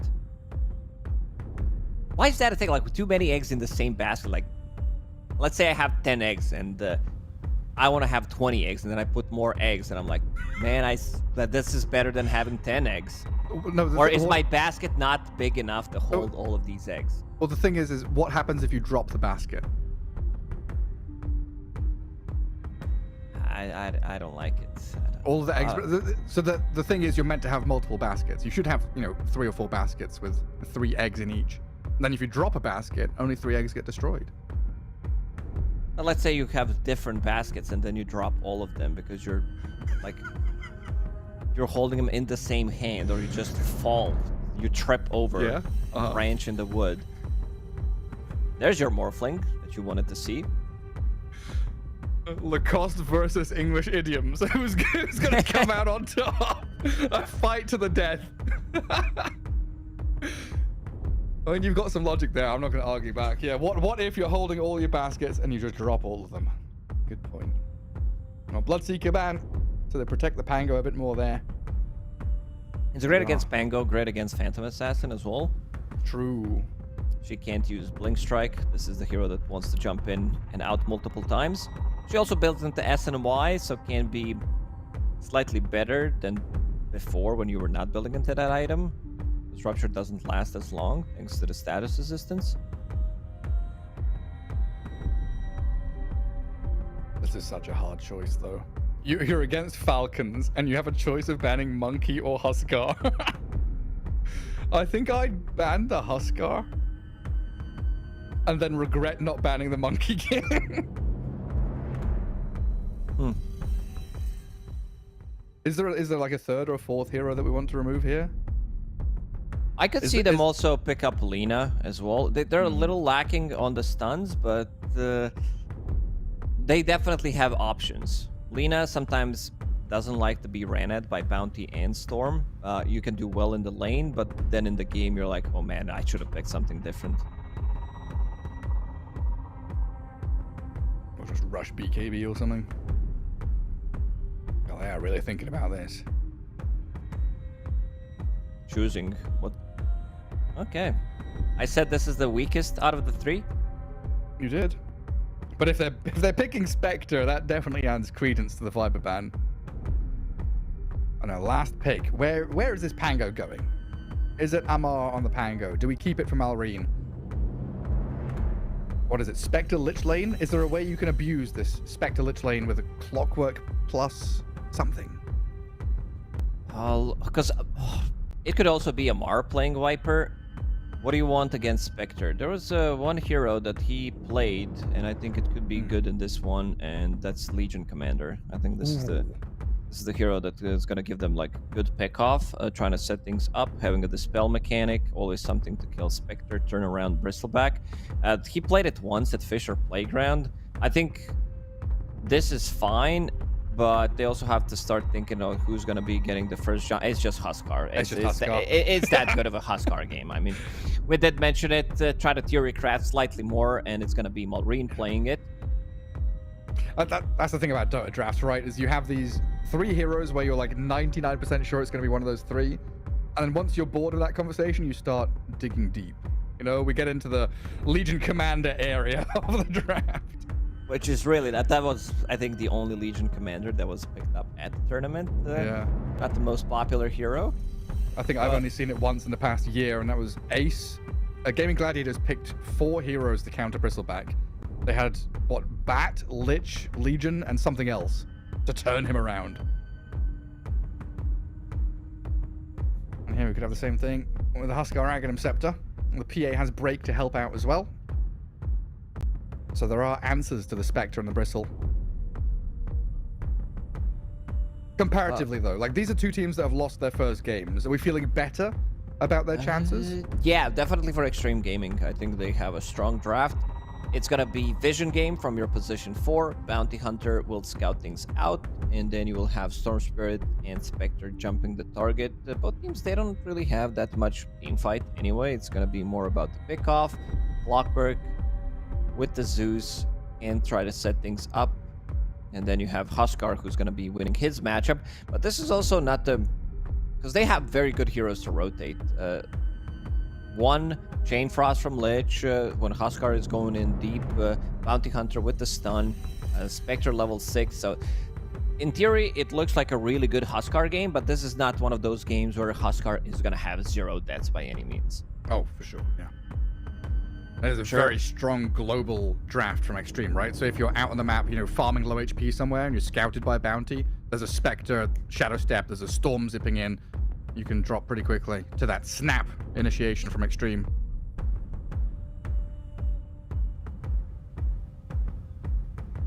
Malrine Huskar.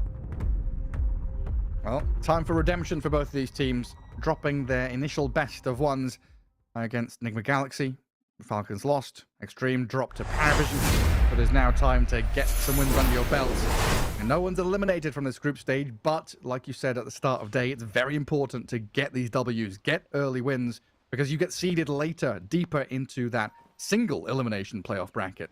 Yeah, this is something that Team Falcons did struggle in the previous Blast Slam tournament, because they got that 4th place in Group A. So they had to beat OG 2-0, and then they lost the game in. So it was a pretty difficult lower bracket run for them.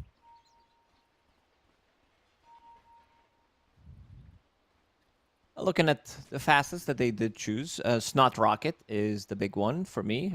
I feel like it is faster than Bristleback now. Oh no, he changed it. No. Okay, wants to have slightly more damage. I can understand why in this game, because Pango gets to be like very tanky. You're playing against Huskar, so you want to have that extra bit of a burst damage immediately. Right click. And I guess you don't have like the gyro TB, the big physical spill damage hero, right? To make use of the goo. Spectre's fine. Like you have 2 illusions later with Manta style, but I guess he wanted to have just that extra bit of damage against Huskar. UIW, they do see him, and he is very dead. Trapped in the cogs, walks through, Double blood grenade, and zapped by the Thunderbolt. Damage from the heavens and the D-ward there as well. A good start for them. I want to come back to something that the Observer pointed out. Patrick saw this Radiant Observer Ward top Dire tier 2. That's not a ward I've ever seen before. Just a courier sniping ward, huh? Courier sniping ward, you do have bounty hunters, so you can easily kill the couriers. And they could look at those 2 juicy couriers. What is happening mid lane? It's a tri-lane. That's a tri-lane. And as we said, this Huskar definitely not gonna have 0 deaths in this game immediately, getting rotated on, giving XM a little bit of an easier lane. That's exactly how you play Dota nowadays.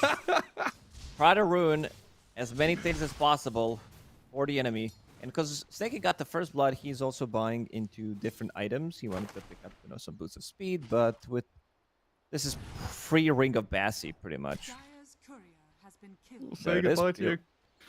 Yeah, your UI couriers. dub. Getting that one courier. PYW, MNT. How many 3-letter player names have we got that go around sniping couriers? It's got to be more. I miss that guy. That Greek team was so good. Courier has been killed. It was ad Finum. And Venom.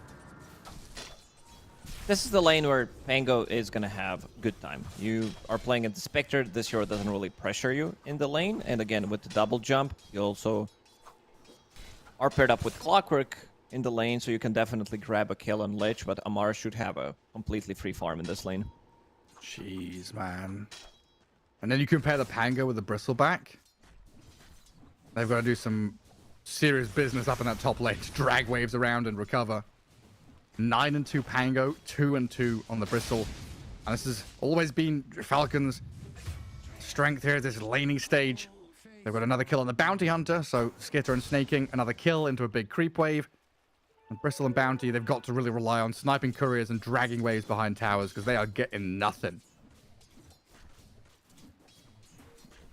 This is how I expected lane to go when Xtreme Gaming were playing Phantom Assassin plus Warlock. Yeah. That's how it's meant to be. And now Xtreme, they have to rotate. Yeah, the laning stage has already broken down. We've already got tri-lane mid, tri-lane bottom, Bounty Hunter trying to do something. The top lane is already uninhabitable for this Bounty and Bristleback. Mid lane is danger for the Storm. 5-2 there for XM against the 16-8 of Malrine. It's not often 3 minutes into a game and I'm already feeling the doom and gloom building. As Xtreme Gaming might just lose their Bristleback up top. And New with the Quill Sprays offering just enough threat to keep them at bay. Oh, they see that number 4 with Quill Spray, they immediately back off. Oh, that shield crash. Double shield crash onto 3 heroes. He's invincible! But Crit's not. The Clockwork trying to get back onto tower, dead though to PYW. Tri-lane paying off. They tri-laned mid, now they're tri-laning bottom, saying New. Good luck to you. Try to do as much as you can. He has TP available, so if he starts with the Lightning Bolt, he also has a mana that is very low, so might be able to TP out. Problem is he didn't use it immediately, so back to half HP one more time. So that was half health for the experience of 1 melee creep. And okay, and a range creep. But is he gonna die now? Skitter and Snaking, the Quill Sprays again threatening, very irritating. So Snaking's the one to step up, keep the damage going, while the PA could come and finish it off. While mid lane, Malrine, he pops his wand, has a fairy fire to play with, but he is dead to the tri-lane gank again from Xtreme Gaming. It's the roaming tri-lane. And, ooh, Snaking. Not sure what happened to him. Okay, so he denied himself to the tower. Okay. Neo didn't get the XP. We'll come back to the lane. Has another blood grenade, so Neo has to be careful. He just TP'd in, meaning that he doesn't have TP available. At least he has Boots of Speed. PYW is cutting things out behind the tower, trying to grab some more courier kills. He might be able to get... He's going to get 1 for sure. Yeah, the Zeus's courier dead. Has been killed. Neo down to Little half victories. HP again. He shows up the lane. And he does bring Snaking to half with him. He keeps tabs on the Zeus. Skitter and Snaking. Gonna push them back though as they've dragged the wave around with PYW. While Low kills Crit down bottom. Clockwork dead to the Spectre and Lich. Oh, Sinister that was a Gaze. nice one. Catching him mid-air. Doesn't get that shield crash. There's some annoying spells for him. Sinister Gaze, Electric Vortex that can't do that, but still Amar on top of the CS. And one of those games where, you know, Falcons winning lanes, getting lots of last hits, dominating in the kind of straight lane matchups, but Xtreme Gaming upsetting things with their movements. 5-3, they're ahead in kills. Net worth lead isn't that dramatic. Because this net worth lead right now could be 3k, right? If they hadn't made these rotations and got kills, Falcons would be running away with this game. Yeah, if they also missed the CS and were not as good players, missed some more CS, would definitely be higher. Phantom Assassin, level 5. Neo, level 4 right now. And PYW gets the double damage Oh, rune. he's gonna bolt them. He's got him. Stops the TP. PYW not making the moves.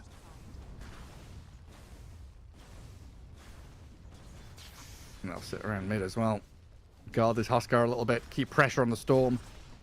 It seems like the Pango very happy to play alone down bottom. Already ahead in levels. Already out-farming the Spectre. So that 1v1 matchup's good for him. For now. And then top lane, Skitter. We'll have the help of the Clockwork and the Zeus as they rotate up here. And not easy to go head-to-head with the Bristleback. PA needs a little bit of help now. And with the three of them, they should be able to bring down New. Even though he does a lot of damage with these Quill Sprays. They've got the spread. Give a bit of distance to him. But he was always going to die. Snaking, he has been involved in every single kill. And making sure that Bounty is not doing any kind of tricks. They are going to scan TP in with crit. Just making sure that XP rune is not going to be stolen. PYW didn't really achieve much. He did kill 1 or 2 couriers. I did rotate to the mid lane, but he's also very low level. He's only level 3 right now.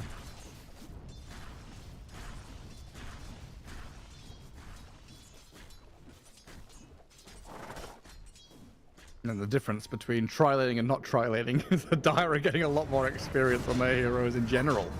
Not just the Bounty Hunter. And a move like this down bottom to kill the Spectre. Swift, decisive move from Falcons. Gets the kill on the carry. A bit of chip damage on the tower there. As Malorine spots the Lich in that northern jungle. Life break and the spears all stacking up. Follison is he going to tick over to that. 6 spear stacks, absolutely well. And Malorine backs away from New and his Bristleback. That's how you play against global presence. You gank the guy when you're playing against Dawnbreaker. You go to her lane. Same goes for Spectre. Who's not level 6 yet. We'll get it. Needs one more CS. They can try to set things up. Problem is this Zeus is massively farmed. He has mana boots already. About to crack level 6. Deals insane amount of burst damage. 3 points in Lightning Bolt. They want to make something happen. XM has Arcana Rune in the bottle. Phantom Assassin. Low. Has Shadow Step available. But they know. Neo just dode the tower. And PYW. You're going to try and scout out Skitter and crit up here. He sees the PA. Now we'll see the Clockwork. As Huskar makes his way through that top jungle, trying to cut them off with the Zeus here. An awkward situation. And crit's going to be the one to get opened up on by XM. And with a Shadow Step and a kill for the Storm. A killing spree, in fact. As Skitter jukes around the trees to dodge away from PYW, but he's been pinged and scouted for a moment. Yeah. Ping YW. He's the one pointing out where Spectre is. Let's see. Mid lane. He needs to TP in. Try to get some extra bit of XP. Because right now he's still level 4. Not where you want to be. You want to have that snowball effect with Bounty Hunter. Get that extra gold. Malorine. Hiding. XM. Doesn't have inner fire. So no silence. Just showing off his armlet and his life break. Get out of my jungle. Thunder God's Wrath is ready now. I've also got that Rolling Thunder to play with if Amar wants to make a move. But top rune spot where Storm tries to get in there. Snaking grabs the shield rune and PYW trapped in his cogs and brought down. As Falcons look to make multiple pushes on multiple towers. Amar has done a great job bottom, whittling away this tier 1 to almost death, the 200 HP remaining. And then the rest of the Falcons in mid with a catapult wave behind them should make short work of that objective. This map starting to become pretty small here. And that's where things get difficult with a Spectre and a Storm lineup. You want a wide map, right? Where your opponents are going to spread, giving targets for you to jump on. Look how aggressive Amar is playing, knowing that he really can't die. He's 9 slotted right now. About to finish off his Echo Saber. Needs another 500 gold. How many branches does he have, Lacoste? Only 1. 9 slot. Okay, fair enough. Hello. Thunder God's Wrath and a jump in from Malorine. Sees the Bristleback here. New with the Frost Shield on him, reasonably tanky, rolled upon now though, with Mallory getting jumped by the Storm though in the back. The Huskar's the focal point as the Spectre and the Storm unable to finish the job. Armlet toggle straight through it all, and Spectre's down. 2 killing sprees here, and it might be another bonus one as we've got a double kill for Amar. This game's looking really rough. Like, PYW is still level 4 in the mid lane, trying to make something happen. Now needs to run away. With this pace, he's going to be level 4 for a really long time. Level 6 is... forever. Hey, we don't get to cast much anymore. I've got to, I've got to get them in while I can. Now that was a good one, and this also allows you to go for early Roche. This is how they played in the previous tournament with Huskars. Usually they tend to end the game with third Roshan, but considering how this game is going, I'm not sure if they're gonna need 3 Roshans to finish it off. It's always fun to see Roshans. If he can get like double bash, he doesn't allow it. He's got it, Malrine. Toggle, toggle. And Roshan will die. 12.5-minute Aegis. And this is already after building and amassing a 7k lead. And feeling strong on all 3 of your cores. So even if Xtreme Gaming finds some openings where, you know, they pick off the PA maybe a couple of times or get a couple of kills on this Huskar, there's still this Pango with Echo Saber, you know, shreds tons of HP. And PA is still working on Battle Fury, which is going to be her acceleration tool to get even more farmed. Orchid is about to be finished on Spectre. Needs another 400 gold.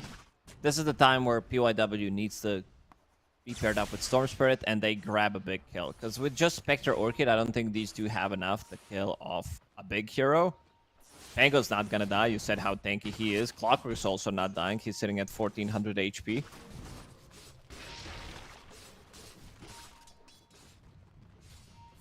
PYW just sitting on the PA.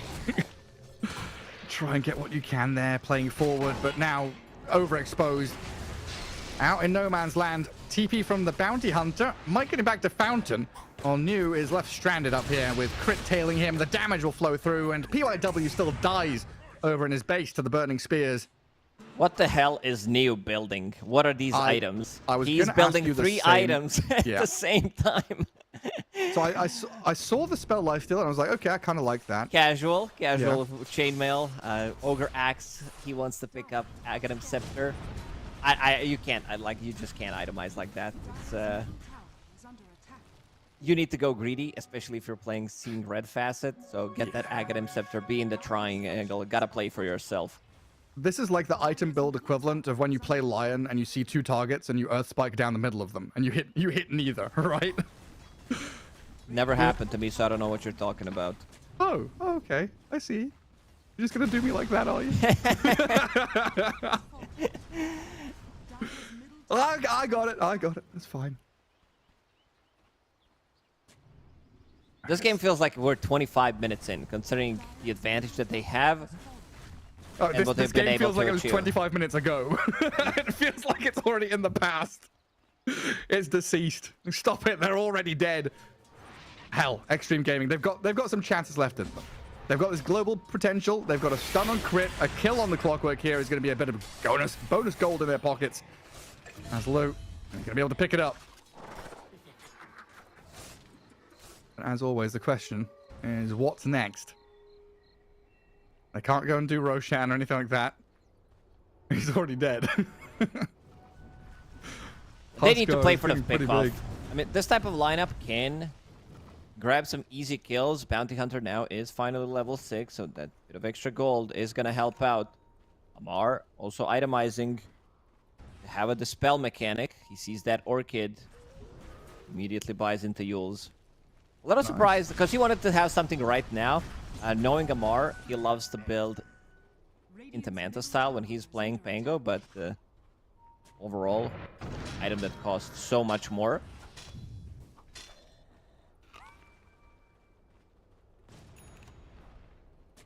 PYW tracing the movements. They see the Yule Scepter. Radiant's bottom tower is under attack.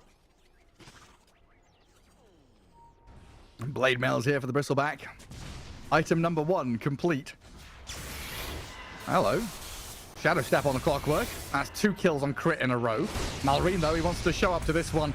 A big jump in onto the Bounty Hunter. Looking at the Storm Spirit, but they don't have the continual lockdown yet. Bounty dead.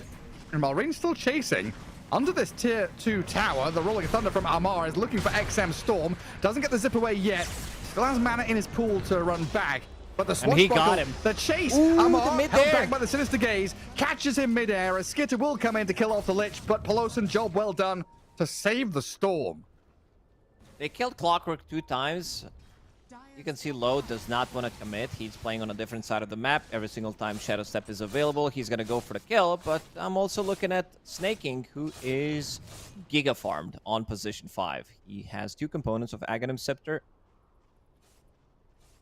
Level 11. Just wild, right? Higher level than enemy mid laner. Goodness gracious me. Storm not having the best of times.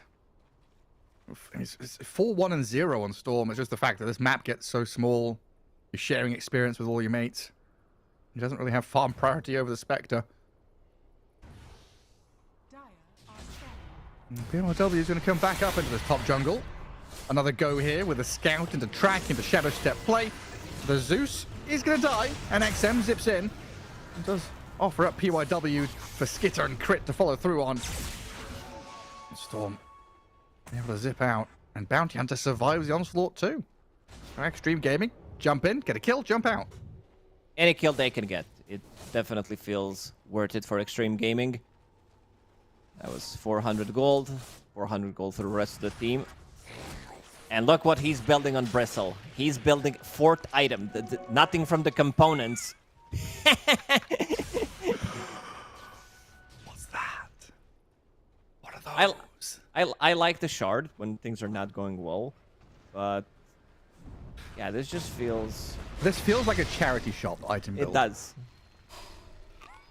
There's nothing good on the shelves. There's a... Oh, Thunder God's Wrath. We'll move into mid onto PYW. Oh, there's a broken VHS player. Some old, I don't know, Blu-ray discs or something. Dire's bottom VHS, that's something I haven't heard in a really long time. Also, the people here are like, what is VHS? I actually don't know what VHS stands for. It's a cassette tape. You put video on. V for video. V's for video, yeah, I think so. Video home system.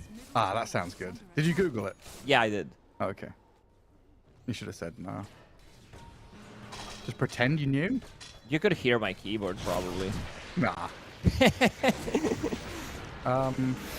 Crit. Again, looks like it might be the sacrifice here. A good amount of damage, but that Yule Scepter saved the Clockwork, bought him some time, and they turn around into new. The Blade Mails go in, but Skitter will come in and kill him regardless, while PYW is being eyed up by Amar on the right-hand side of the map. He's invis and skirting away from danger, though, so Bounty Hunter's all right. But this time, the move doesn't pay off for Xtreme. They go in, they spend some spells, they don't kill the Clockwork. Falcons were ready for this. They were so ready. And I really like that Skitter is buying into Shard. We're talking about 18-minute to 19-minute Shard with the BKB and Battle Fury. I really like that, but you know what I hate? That there is an ability on a hero that it's not being used. Like Blur is such a shitty ability. Nobody wants to pick it up. Same goes when we were having Shadow Fiend, Luna meta as well. Yeah. You were putting 1 point in it. is under attack. I mean, some spells are just garbage, aren't they? Still, imagine if she had another good spell. But I guess that's the way it's got to be, right? Like, it's the same in all games. Like in card games, I think is a good example. You have to have shitty cards to have good cards, right? Like the best cards are only the best cards because the worst cards exist. Wow, that was deep, Gary. It's not that deep, is it? I think it's just I mean- maths. I think it's just a law of large numbers or something. To have good stuff, you've got to have bad stuff. I forgot how smart you are. Now that was very deep. XM jumping in. Yeah, so he's been used. Oh, that Rolling Thunder doesn't quite catch him, so he zips away. as they look at and use Bristleback now. Half HP. In comes the dagger. The flying Phantom Assassin jumps across the screen to kill the Bristle off again. I think he's trolling, not even kidding. Look at his item build. Look at his quick buy on Bristleback. What's he got? What's that? Glimmer Cape No, into Ghost Scepter. No, that's the Lich's buy, the quick buy, surely. No. That was his. Look. So Ghost to protect against... That's a lot of physical damage. It makes sense. It does make sense, but you can also itemize differently on Bristleback. But what if this game goes late? Suddenly he shows up with the Bloodstone, Aghanim Scepter, SNY, Ghost Scepter, upgrades that to E-Blade. Super synergy between his spells and E-Blade, of course. Oh, hell yeah. Huge synergy. Oh, Huskar. Wand and Toggle? No, he's dead. That's a huge one. Finally, not just a clockwork kill, but a core kill out on the map thanks to PYW scouting. Maybe we're onto something in the previous game when we were talking about this Giga global lineup. GGL, where you are scouting things out with Bounty, Spectre as well. Storm, he didn't have that good of a time in the lane, so he's not being as active. XM pretty much had the same score for quite some time.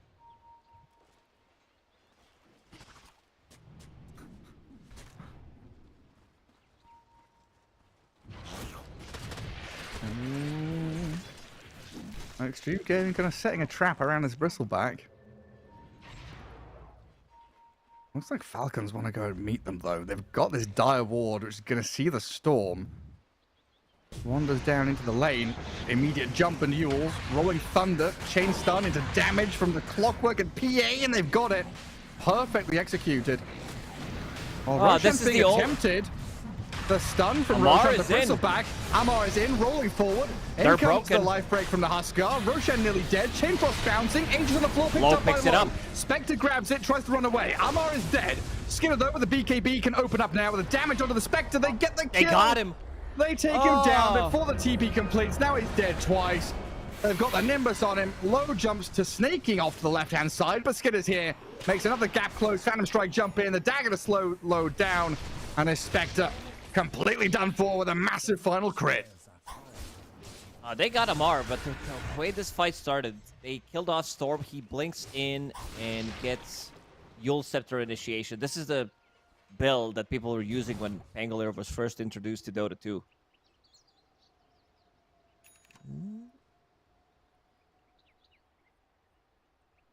Radiant's bottom tower is under attack. They steal away second Roche from Falcon, so I kind of like that. Which means that Huskar is not going to have it, but Mulgreen is getting closer to his BKB, so that's going to be extra protection. This shard pickup that we did mention was picked up earlier on Phantom Assassin, breaking Spectre and also breaking Bristleback. It's just very difficult to play. He bought the Ghost Scepter. He's ready. Ready to Being die? delivered. Ready to die. Yeah. No gold lost. Or BB. I mean, Blade Mail and the Quill Sprays. It's a little scary for the PA when you're DD critting into that Bristleback. Definitely going to be wary of the Blade Mail there that New holds. But again, Xtreme Gaming, they're still out on the map. 15k down, losing a core hero, but able to play aggressively onto Amar here with the Spectre and Bounty. But he rolls up and turns around. Look at the cavalry arriving. Chainfrost bounces into Snaking, and the Rolling Thunder's there onto PYW, though. They've lost the Lich. And Falcons will surround the Bounty Hunter. Kill off PYW as well. I like that they're not TPing to lanes to farm. Everybody always has TP ready pretty much, just in case, knowing that they're gonna go for this type of a play. And also Low not using Mantis, not using Silence on Amar, knowing that he will pop that Yule Scepter. And suddenly, your position 5 Zeus. Aghanim Scepter completed on him, as Ghost Scepter as well. Level 15.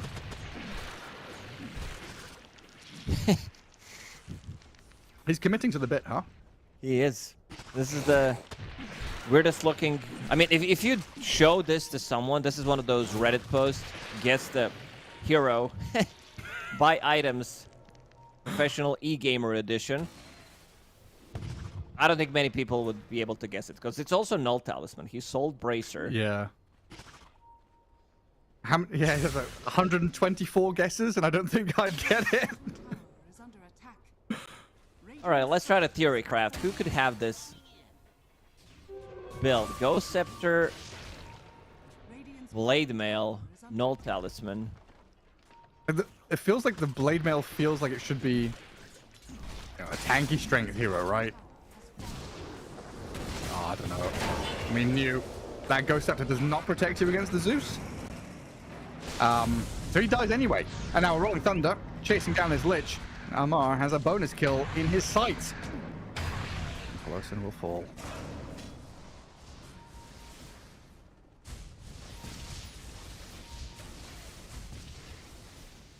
Yeah, I don't. You know I don't who it could be? Necro. Yeah, that would be my guess. yeah. I think that's the best one. I'm not even gonna try. I think that is Because the he's playing into silence, and then you're like, well, you know what? I'm gonna buy Ghost Scepter because you can't silence my items. But builds into Blade Mail, Casual Cloak, and now he's swapping out his Ogre Axe. Oh man, what's happening? The Ogre Axe is in the backpack for Bristle now. garbage item. Don't need it anymore. Alright, he's got himself a cloak. dire are scattered. PYW. Narrowly dodged the Nimbus. Can't dodge Malrine. And dust the life break.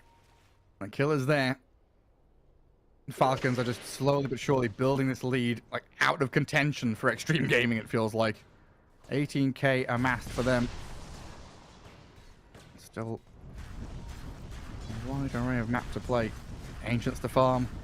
I don't know, man. This Bristleback itemization, I keep thinking about it. This is more useless than breakdancing at the Olympics. You remember that performance?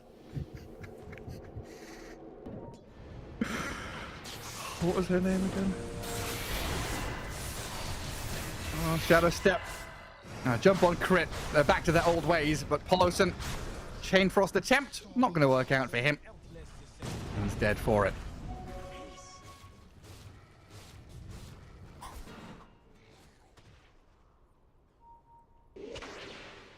Ray Gun. That was her name. Reagan the Conqueror. Yeah. Conquered that breakdancing championship at the Olympics. The reason why breakdancing is not going to be allowed, not to be a part of the Olympics in the next 4 years. That's upsetting. Imagine being that guy that Just ruined it for everyone. yeah.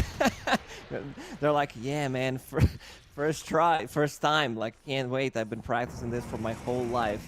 Invested all this time into breakdancing, and suddenly someone ruins it for you. BKB. Nice BKB. XM has to spend it defensively. Falcons with the execution there. You've got to break free some way.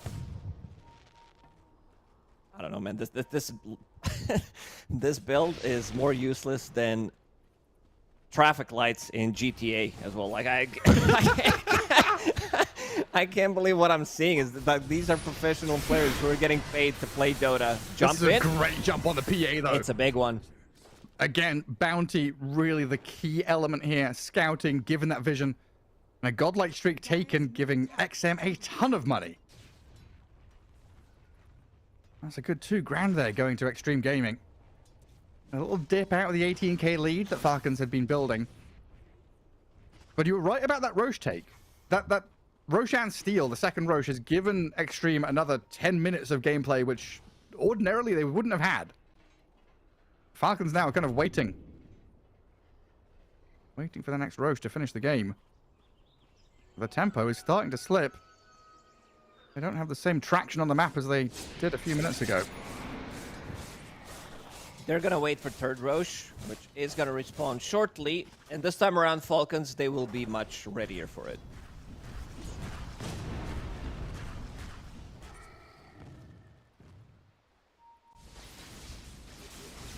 Xtreme just looking for late game. Like, give us another 10 minutes, guys. This bristleback item build will come together eventually. I can hear you laughing about something, Gary. What is it? It's the bristleback item build. We're getting there, okay. Does he have... Wait. Oh, another kill on Snake King. And again, there's vision into global prowess. Falcons being a little lax with their positioning. Giving away these individual heroes, no longer tightening up. So he sold Ogre Axe, and now is going back eventually for Aghanim Scepter. Am I seeing that correctly? Yeah. It's not on courier, huh? No. Okay. Unless somebody stole it from him. No, I guess he sold it. Finished off his Glimmer Cape. Well, I guess he's playing utility. Relying on this Spectre to do the heavy lifting. Now has a Nullifier. And he's been doing the heavy lifting so far. Level 21 on that Spectre. Nullifier, Bloodthorn, Manta style, and going into Hex next. Be able to jump the target and kill it off immediately. There's Malrine forced to BKB. Trying to finish him off here with a Spectre. Not enough damage though, so has to shadow step back to safety. That's a BKB forced out the Huskar. They might need to pick up the gem and go together. Try to counterplay this. Problem is, like, you lose the gem. Sure, you still have Zeus for some kind of vision, but it's not going to be as easy. Poloson, he's playing a very dangerous game right now. Oh, this is such an important moment as well, with Roshan respawning shortly. And it's daytime, bottom right corner. Xtreme Gaming in the right place, but wrong time, as PYW has been cornered here, but they need reveal. They need some vision. The dust from crit will give them what they need. And now they wait. Sit in the Roche pit. Patiently. 30 seconds to go, and that gives XM all the room in the world to farm out top.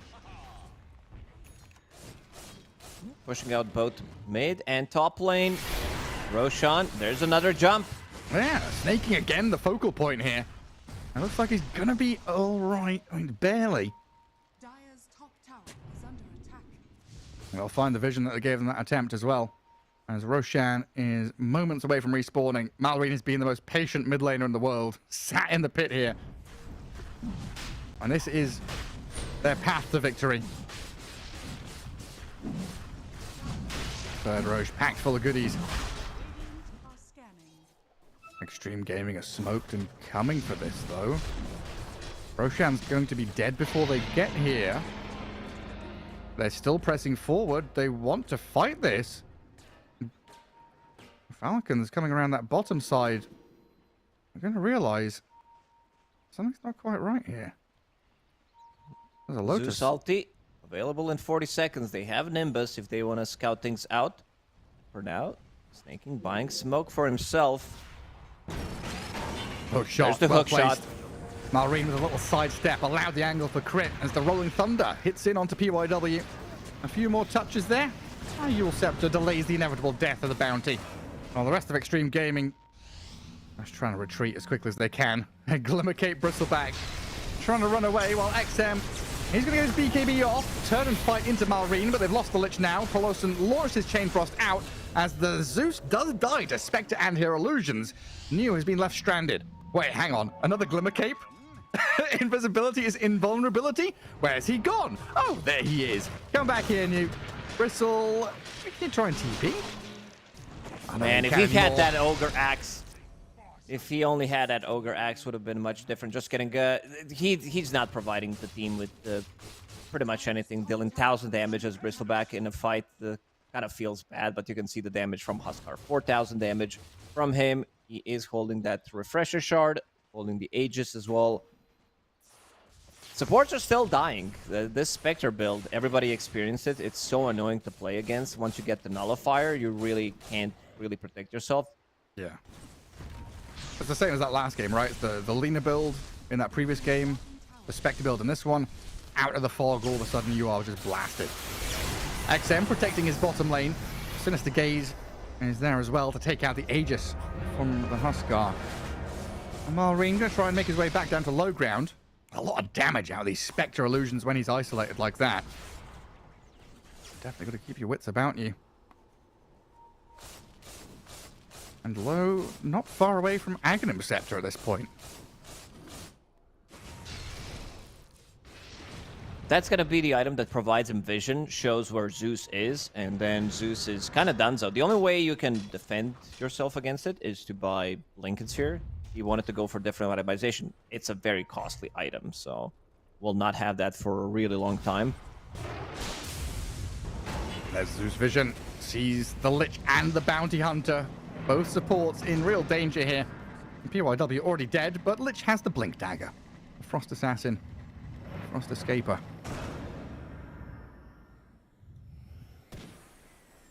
I don't think they're Still going to go for the hunting. high ground. It's very difficult. They killed Bounty, who has buyback available. Spectre does need another 50 gold to finish off his Aghanim Scepter. And I think he should just invest the gold, find Zeus in the fight every single time.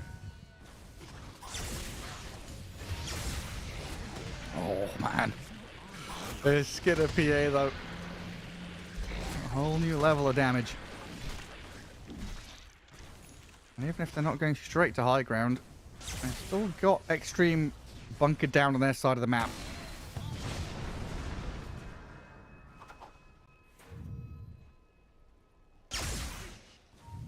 Falcons still playing very tight together. Imagine selling Ogre Axe and then still going for 2 items that do require Ogre Axe. Going for BKB and going for Aghanim Scepter on Bristle. That's the idea. Do we need to set up some like bristleback item hotline for you to call up and have like therapy about this item build? Yeah, I definitely need. I don't know. Oh my I've not God. seen anything like this in a really long time. That is pretty wild. I'm always down by seeing new items when it works out, or even like the whole idea behind it. But this time around, I'm just failing to see it happen. If you're playing Snot Rocket Bristleback, I would definitely be fine with this type of a build. Maybe throw in some Lotus Orb. Suddenly your whole item build is fixed. Lotus Orb not good this game, but you know, in a game where it matters, could make a lot of impact. And they are building into more ways of dispelling things. Amar, he wants to pick up Satanic as his next item. Hook shot. Bounty Hunter scouted again. Spectre's in onto this Clockwork, though. Blows up crit. While the PA jumping the Storm. Skitter holding his BKB for now. As Snaking slips away from the Spectre illusions towards the back. So 2 for 1. Falcons again getting the upper hand there, but it's still Xtreme Gaming, you know, out across the river, making sure that the game isn't being lost. Amar might be slamming the door closed on them, though, with a move like this onto the Spectre. He needs backup, but it's not coming fast enough. They're being held back by the XM Storm, who zipped across to the right, while Falcons make a beeline straight onto the Spectre to finish her off. Perfect chain stun from Amar as XM pops the BKB to try and kill off a hero. Snaking dies. The Storm has to zip away now as Malrina Skitter facing off against the Bristleback. Another big hit to the back of the head, and Amar jumps the Storm. XM used up. Do they have the control to finish him off? No, there's no more stuns. If they are the ones initiating on Spectre, instead of getting outnumbered on the side lanes and they're going solo, Falcon, it sounds like it's a very easy thing to do, where you guys just group up and go together. Problem is the lanes are going to be pushed in, so you're not going to be able to do as much. So it needs to be a very good timing. They're jumping in, silence, and he's dead. He's gone. No buyback available on him. So 80 seconds. No Storm, 50 no Spectre. I mean, Xtreme Gaming, they pulled out all the stops to hold on I in think this you game. go for tier 4s. Seeing that Storm is gone for 60, Mar wants to find something here. They're gonna take it slow. They don't have all the information that we do have. Go for the safety move. Go for the tier 3. It is a safer move. I mean, Xtreme, you know, they've dragged this game, I want to say 15 minutes longer than really it should have gone. Good moves, good plays, scouting into these Shadow Step maneuvers out of the Spectre. But in the end, it's going to be Falcons taking a couple of lanes of barracks, brute forcing all the way through that mid into bottom. And now Xtreme just waiting to respawn, try and find another fight in them. The Falcons are prepping with all the lanes pushing back in.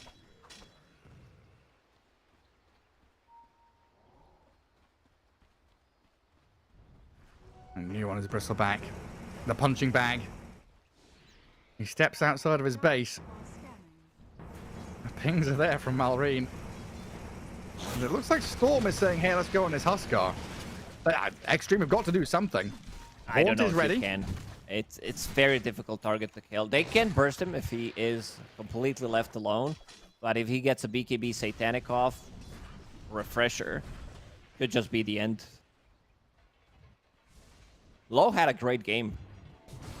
He's still keeping up with almost the same amount of farm as Pango and Huskar. Phantom Assassin farm did skyrocket, so that's a bit of a unfortunate for them. Because the map is smaller, but he did a good job at assassinating people on the side lanes. Problem was they were very low level, especially on Bounty. Now Malrine as Shard with Aghanim Scepter as well. Yeah, you just look at that net worth board, right? PA, Huskar, Pango, top 3 by a country mile. Bristleback below the Zeus. Snaking, catching up to all the other cores. And Bristleback, I mean, maybe a bit of bait down here. Pango falling for it, self-fuels, half HP. Amar rolls up to try and get away, guarded by the Nimbus for now. Malrine comes in with a 2-man hook shot. They've landed onto the Storm of the Bristleback, and XM is shredded. A godlike Skitter will now turn his attention across to the Bristleback, who Ghost Scepters and dies immediately after. While Pelosin, Ghost Scepter TP cancelled for the Sinister Gaze and that Shadow Step to come in. They get the kill on Amar. Friendly Shadow, keeping him alive. Crit has a gem. I can see this Lich, but he blinks away. A bit of distance, he's buying time. Another friendly Shadow. Crit's had enough. Where have you gone? Jetpack. And did connect. There you are. Final Sinister Gaze from the Lich, but dead. No matter what happens. And he got him. He found him, the blind one. He lines it up. Finds the bounty to allow Skitter to come back in, and a double kill emerges for your PA. Fourth Roche. On Radiant side. Gonna be Aegis. Here's Spectre jumping. And there's the gem on the ground. Courier's immediately gonna start flying out. We'll pick up the gem. The illusion's turn. So what have we got now? Aegis on Huskar. An Aghanim Shard, a banner, a cheese. A lot of goodies. And only one lane remains. And pretty full Lotus pools as well. Make a block.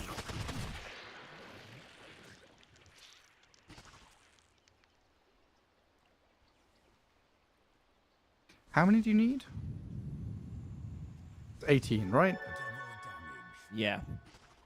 When people started talking about block of cheese, because I never saw it in any of the change logs. I don't know if that was ever written or somehow I missed it. And I thought people were trolling, like, yeah, man, make a block of cheese. But it was some kind of a meme that I didn't understand. I thought it was... Do you remember in Dota 1 when they had, like, frogs in the trees? I thought it was one of those things.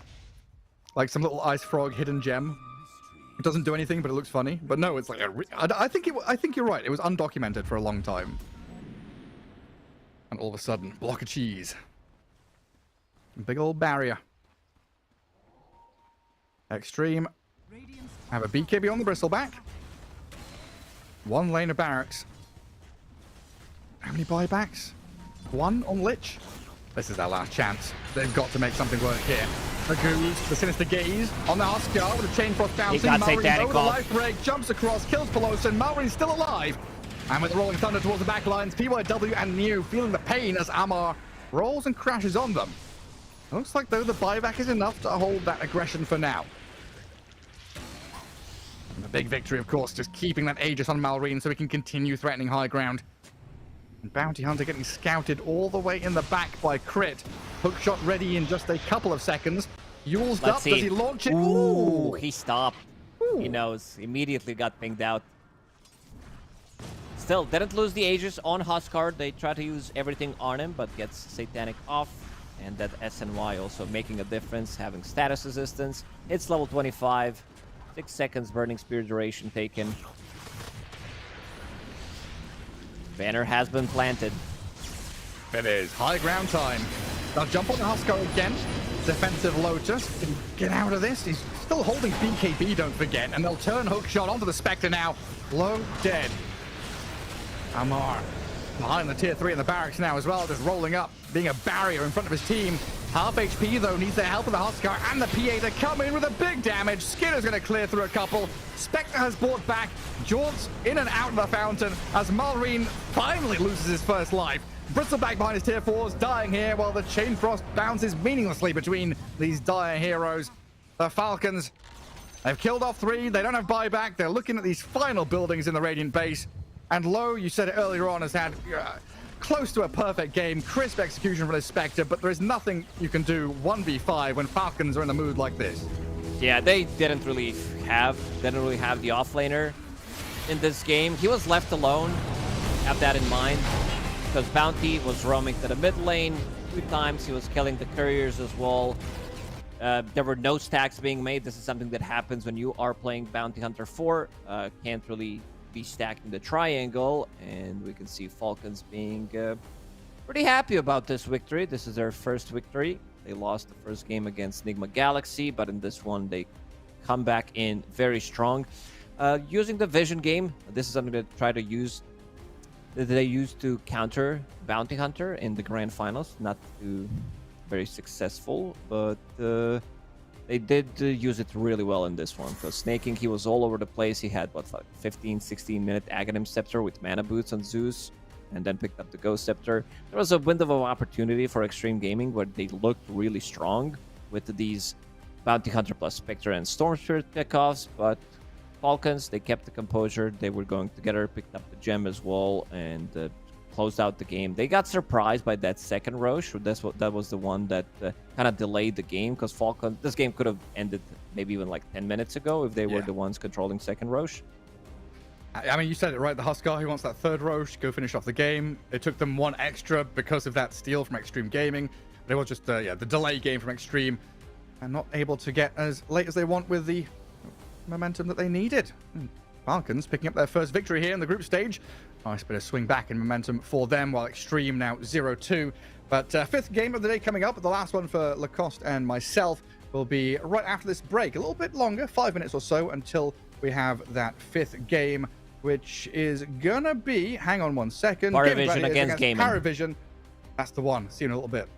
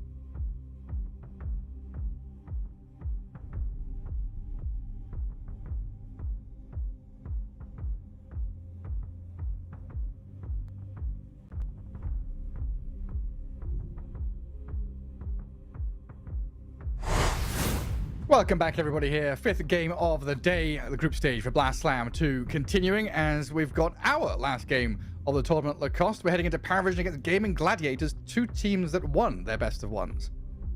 Yeah, PARIVISION, they look strong as they did in the previous tournament and the two previous tournaments as well. This team always has good drafts. They have really good ideas how to play the game, and they also execute pretty perfectly. And then we have Gaimin Gladiators, who just beat the Nigma Galaxy. They looked really good after the laning stage because the lanes didn't go too well. There was also a lot of lane shenanigans happening, but overall, I would say that they are going to be better match than what happened in PARIVISION against Xtreme Gaming, because that was just a complete stomp. And PARIVISION, they have a lot of I like their strategies because they are also a team that are playing new stuff, but they're also playing some of the old school stuff as well. You did ask what's happening with Morphling.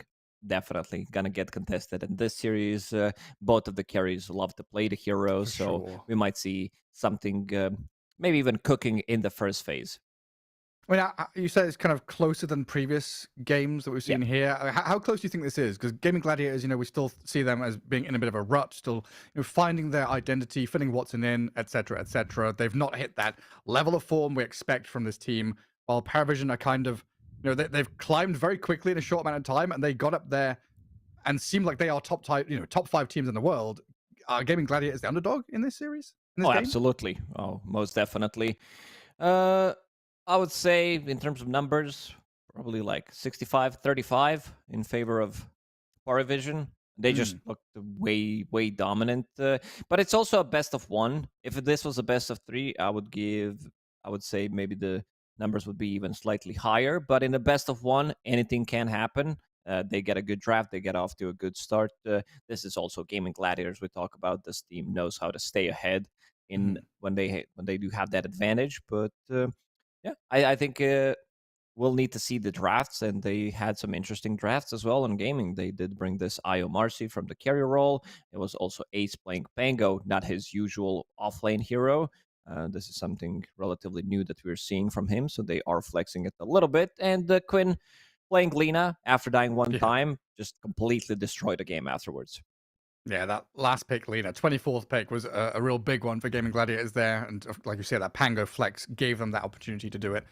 Super curious to see, how heavily prioritized heroes like Io going to be with the global strats that we've been seeing a lot of recently with Dawnbreak and Spectre, what's going to be going on there. So we can head into the draft and find out. Best of 1 time, the 5th game of the day here. Group stage developing pretty nicely for Blast Slam 2 as PARIVISION take on Gaimin.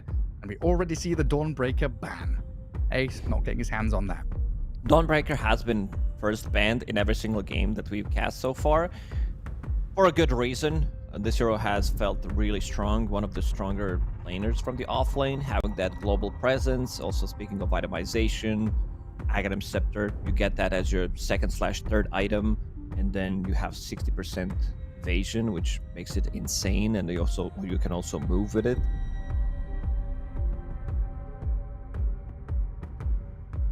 Enable so many ways of playing. I feel like Dawn doesn't even lose lanes either. And there is that Io ban as well. Do you do all 3? Dawn, Io, and Spectre? Just ban all global heroes? Spectre's definitely not that higher in priority. Okay. It looked good in the previous game, but you also need to have some kind of a setup. Bounty Hunter was the one. And again, Venomancer getting removed. You are playing against PARIVISION, which you do not want to play against Jungle Venomancer versus them.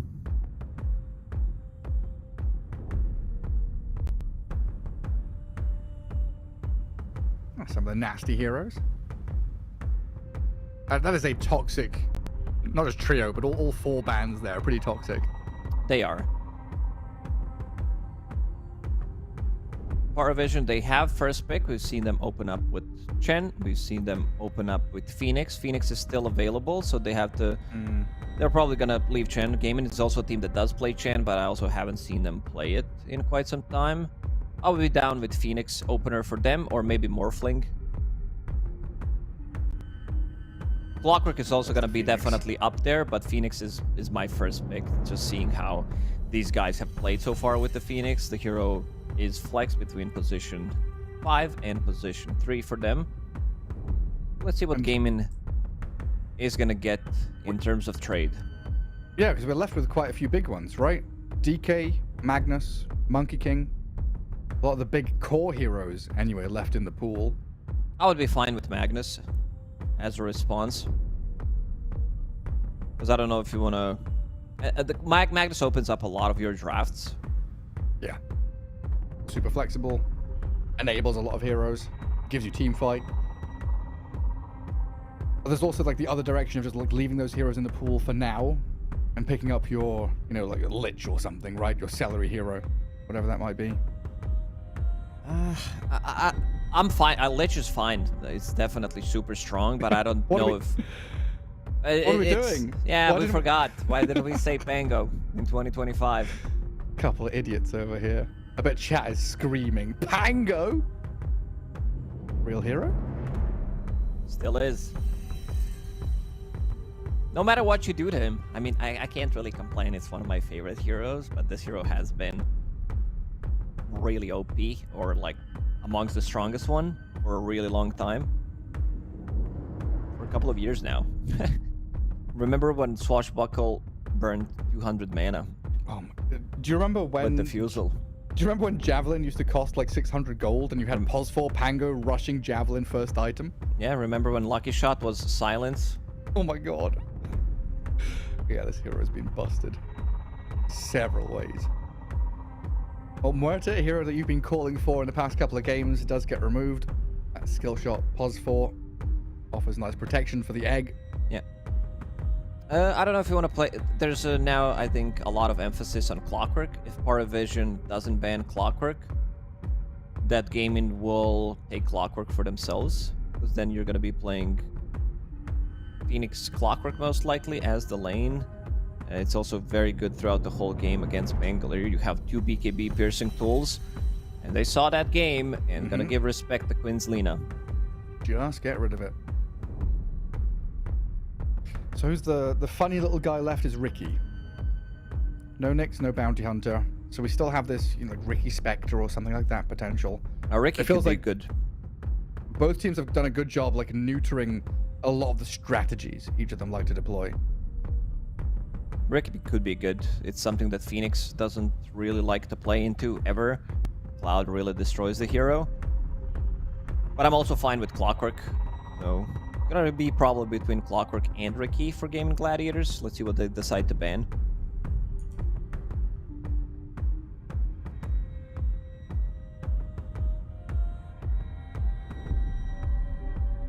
Good old think about this one. And who is it? Gaimin Gladiators have the 1 pick now into double pick from PARIVISION, so they pick Bloodseeker to protect Pango. Yeah, they decide. Yeah, I like what they did here. I did talk a lot about Clockwork. There's going to be a lot of mind games happening. What's going to happen to Clockwork, and now they pick Bloodseeker for themselves to also cover the Clockwork. This is one of the better overalls, like protection for your first pick that I've seen, and also removing some of the pairing that they would definitely love to get for themselves. It does mean PARIVISION get some big team fight of their own. Supernova and Wukong's strong lanes. And hell, we still yet to see Magnus, right? Could we just snap up Monkey Magnus? Get a big team fight going, or do you want to have a more level draft? Monkey doesn't strike me as Satanic's hero most of the time. Like, he didn't play it last tournament at all. Sure, he can play it, but it's most likely going to be in no one's hands. So they see the Pango, they pick Monkey King. I guess they're happy either way it goes. 9-class Spirit Breaker. Cool. Well, he's a global-ish hero that we often don't think about anymore. Play alongside a Monkey King, and all of a sudden, you've got multiple heroes emerging out of the fog very spookily. When was the last time we saw Spirit Breaker? It was like a couple of years ago. I don't remember. Like the Aghanim's Rush build back then? It was from position 4, I think, with the like this drums build into Shadowblade or just Shadowblade Rush. So Spirit Breaker, they're not revealing anything right now where the heroes are going, so they have the ability to maybe even get Beastmaster for themselves. Beastmaster is available, which could be really good for PARIVISION. Something Spirit Breaker doesn't really like to play into is Bramble Maze. Monkey King also, most of the monkeys do take Simian Stride as facet, so you don't have the other one.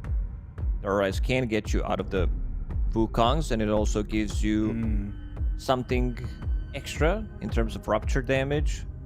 It's not your toss, it's not your spear, but Terrorize can come in handy with the rupture target on top of it. Yeah, true. I just push people around. And then Lich is going to be Celery's hero.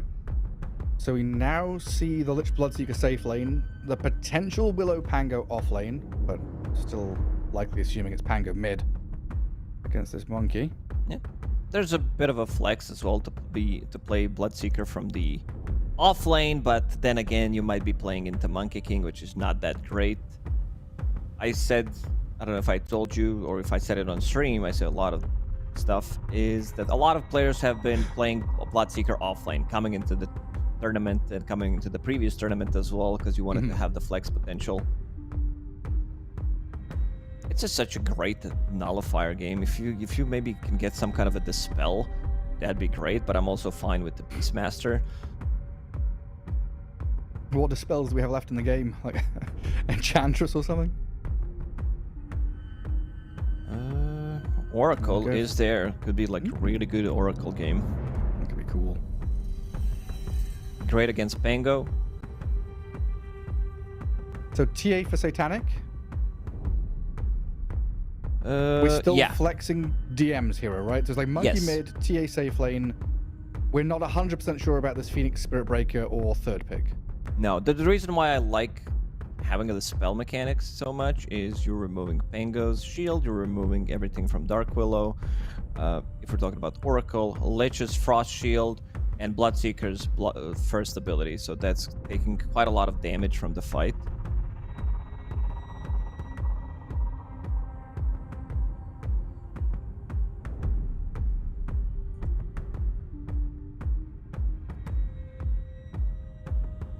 Respect of the Chen. And the Enchantress, my goodness. I'd be really fine if they pick Oracle.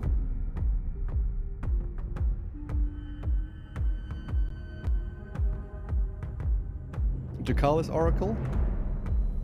Yeah. It doesn't strike me as one of his heroes. It could be could be Oracle and could be Warlock. I think good way to disengage. Like you see Bloodseeker running in, Pango's rolling in, you stop the fight with the Golem. Not the killer lane by any means, it's not Phantom Assassin, it's the other one with Templar Assassin. But the other option, if they want to run Phoenix 5, I'd be fine with them picking up Beastmaster.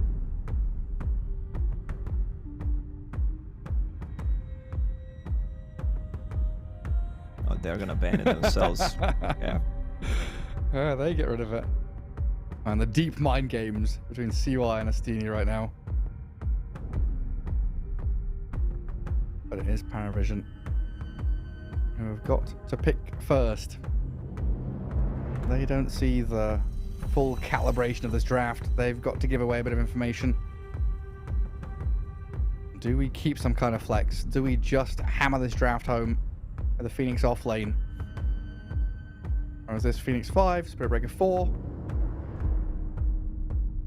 Ogre 5 means Spirit Breaker... Wait, is Spirit Breaker or Phoenix the off lane hero? That's now the question. It's Phoenix. Answer. Matt. Yeah. What about some good old Queen of Pain? Queen of Pain? Yeah. Like they don't really have much. You're gonna be playing into Maki matchup. It feels really bad. I mean, the other option, of course, is gonna be Puck, which I think can also work because you have a better jump for the backlines. You have that silence against Phoenix. You don't care about the charge from Spirit Breaker. You can always dodge that with the phase shift. So probably gonna be between these two.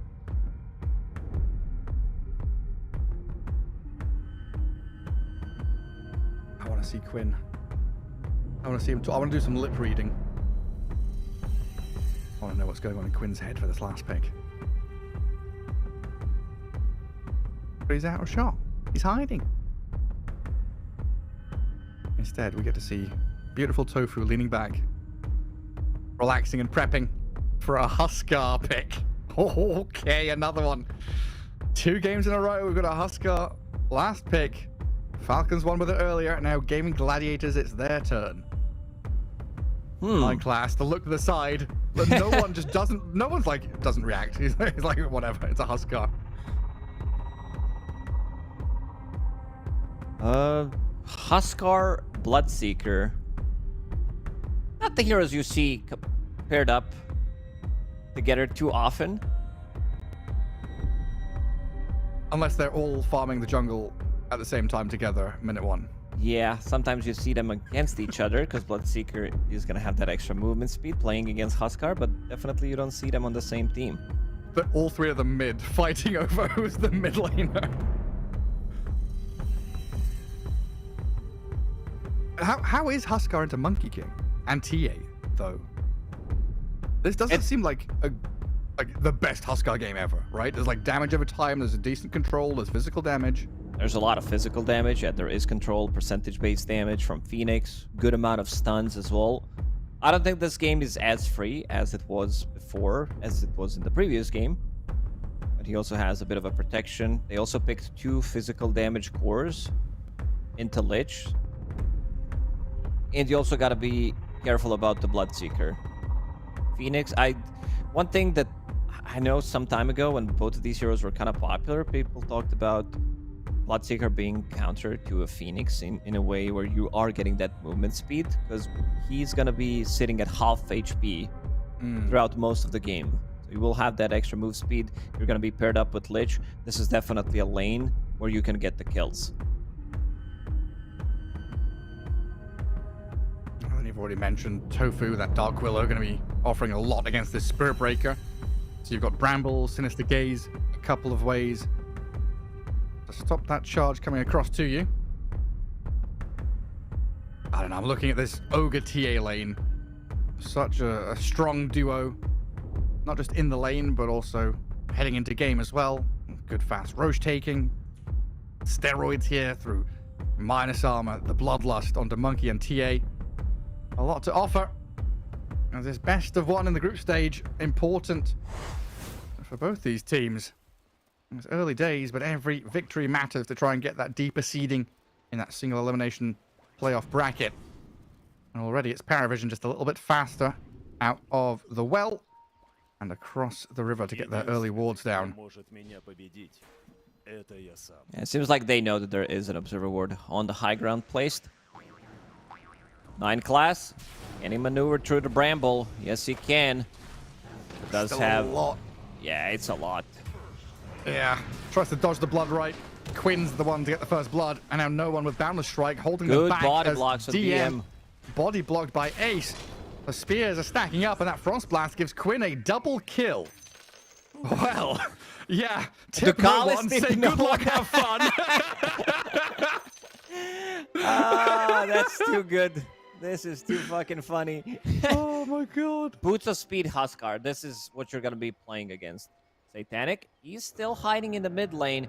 I like this. We saw something similar in game 1 where they, last game where they tri-lane against him.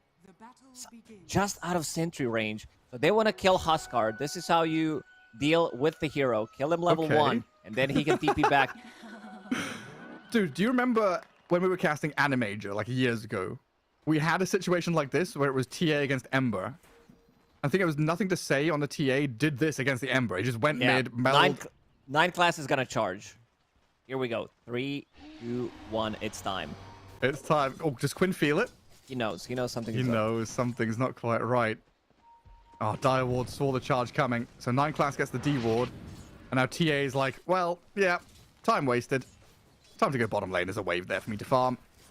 So Didn't no lose kill on the Huskar. anything in terms of CS. Satanic, gonna be fine. No one will need to have any kind of help he can get. Playing aggressively onto Satanic. Imagine they kill him, so he would need to walk back to the lane. Oh. That would be pretty massive. No, it hurt a lot. Celery's dead top. Lich down. 9 class now tips him. Just level 1. Feels quite rare we see level 1 kills and deaths. A charge and a Forest Spirit's enough to kill a Lich. On mid lane, 6 and 4 Monkey King. Huskar 1 and 1. So it looks like no one so far so good, even against a Huskar with boots. Charge cancelled again. Would see them with Observe Ward as well. Win. 7 and 4. No one. No, that's actually him. No one. 7 and 4 against the 3 and the 2. 4 and 2 now on Quinn. 5 and 2. 6 and 2. Even with those 2 kills, Monkey King, dominant laner.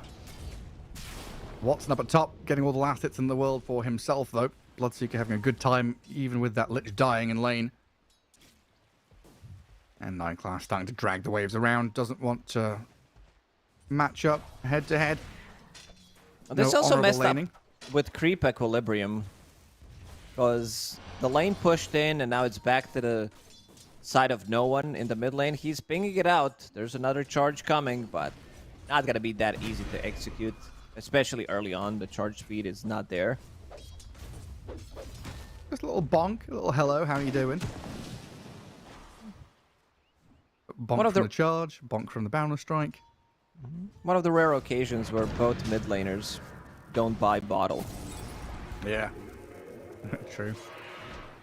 Still gonna go get the water runes though. Ducalis. No one's making a move. Where does this Monkey King come from?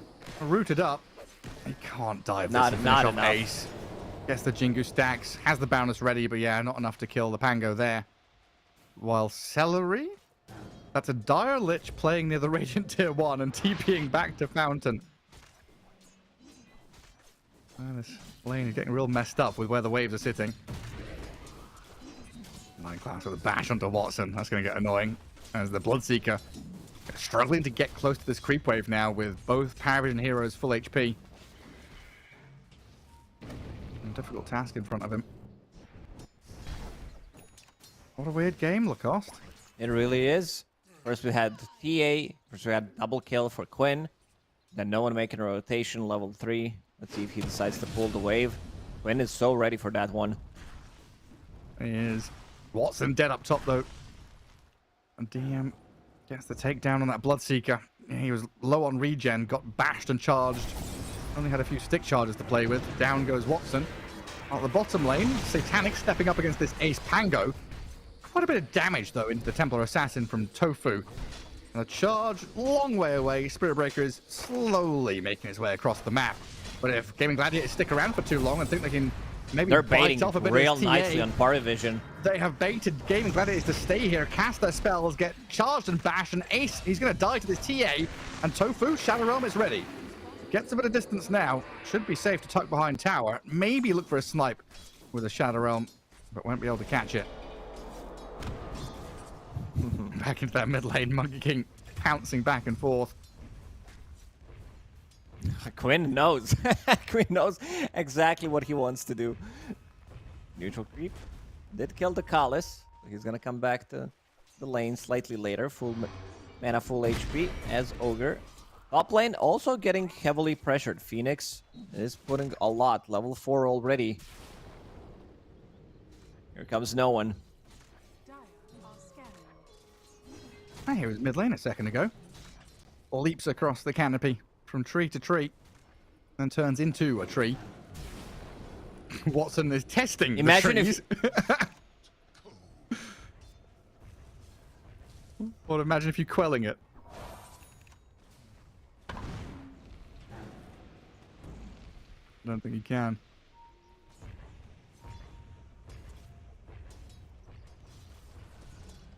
Gaimin Gladiators going to sit here and protect Watson. A little bit.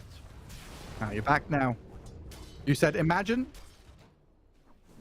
But I'm going to keep talking anyway. Watson continues to CS, or maybe I lost Garrett. We don't know. You can't hear me? I can hear you. It's all good. Interesting. Last thing I heard you say was imagine. Okay, so I probably lagged for a second. Quinn getting closer to his armlet. Needs just another 50 gold. No one has tried to make a move 2 times. And if the last thing you heard was imagine if Monkey turns into a tree and you cut him down with the quelling blade and he dies. Yeah, that's what I thought you were going to go for. Watson was testing the trees with his quelling. I'm trying to find him. Well, a bit of calm, so no one gets to hit some creeps at last. Doesn't have to keep swinging out and making moves. And it looks like the way things have gone, definitely lost out in this lane against the Huskar. 39 and 12 for Quinn, 37-10 for Watson's Bloodseeker. And Gaimin Gladiators coming out on top across 3 lanes. But this could undo it. Celery dying up top to 9 class and DM as they look to finish off the Lich with a little more damage out with a dive. Ducalis gets the Wisdom Rune on the right-hand side. Ogre brambled up for now as Quinn and Tofu trying to fight back into him. So a kill top, a Wisdom Rune grabbed. Ducalis is like, sure, if I die to dragons here, it's massive. But if you kill me, no big deal either. It doesn't seem like he cares too much about it. And also getting level 6 on Phoenix, which is pretty massive. Now just a case of grabbing their own Wisdom Rune. Still playing top pretty aggressively here with this Phoenix Spirit Breaker. Dive in towards Watson. 9 class realizing there's a TP coming. Sinister Gaze. A turn onto the egg. They've got the clicks. Is it fast enough? Just about. 9 class and DM dead. Good response. But in comes the Monkey King leaping onto Tofu. Nearly finishing off the Willow. Ooh. No one now in danger. A step too far forward here. Celery.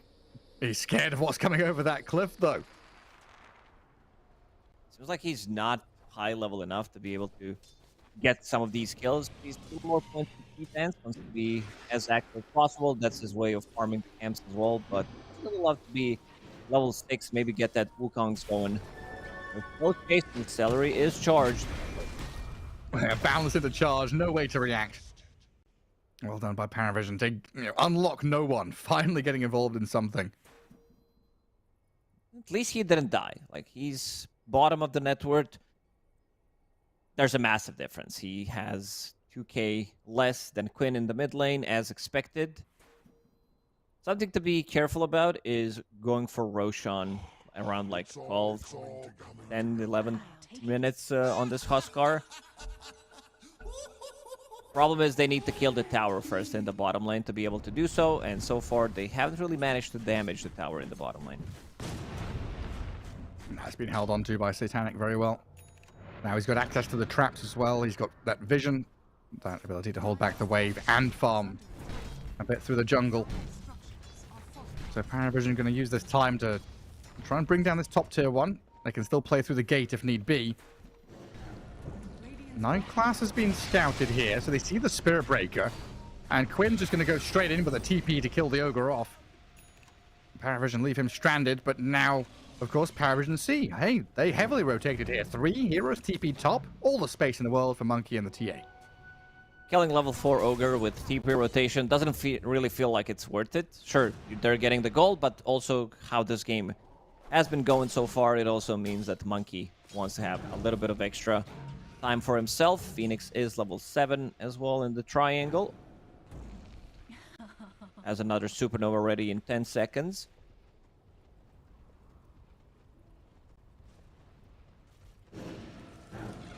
And Watson's not going to show himself. Farms jungle, waits for that wave to hit his tower. He's now got the Huskar arriving as backup again. Lich and Willow playing around mid.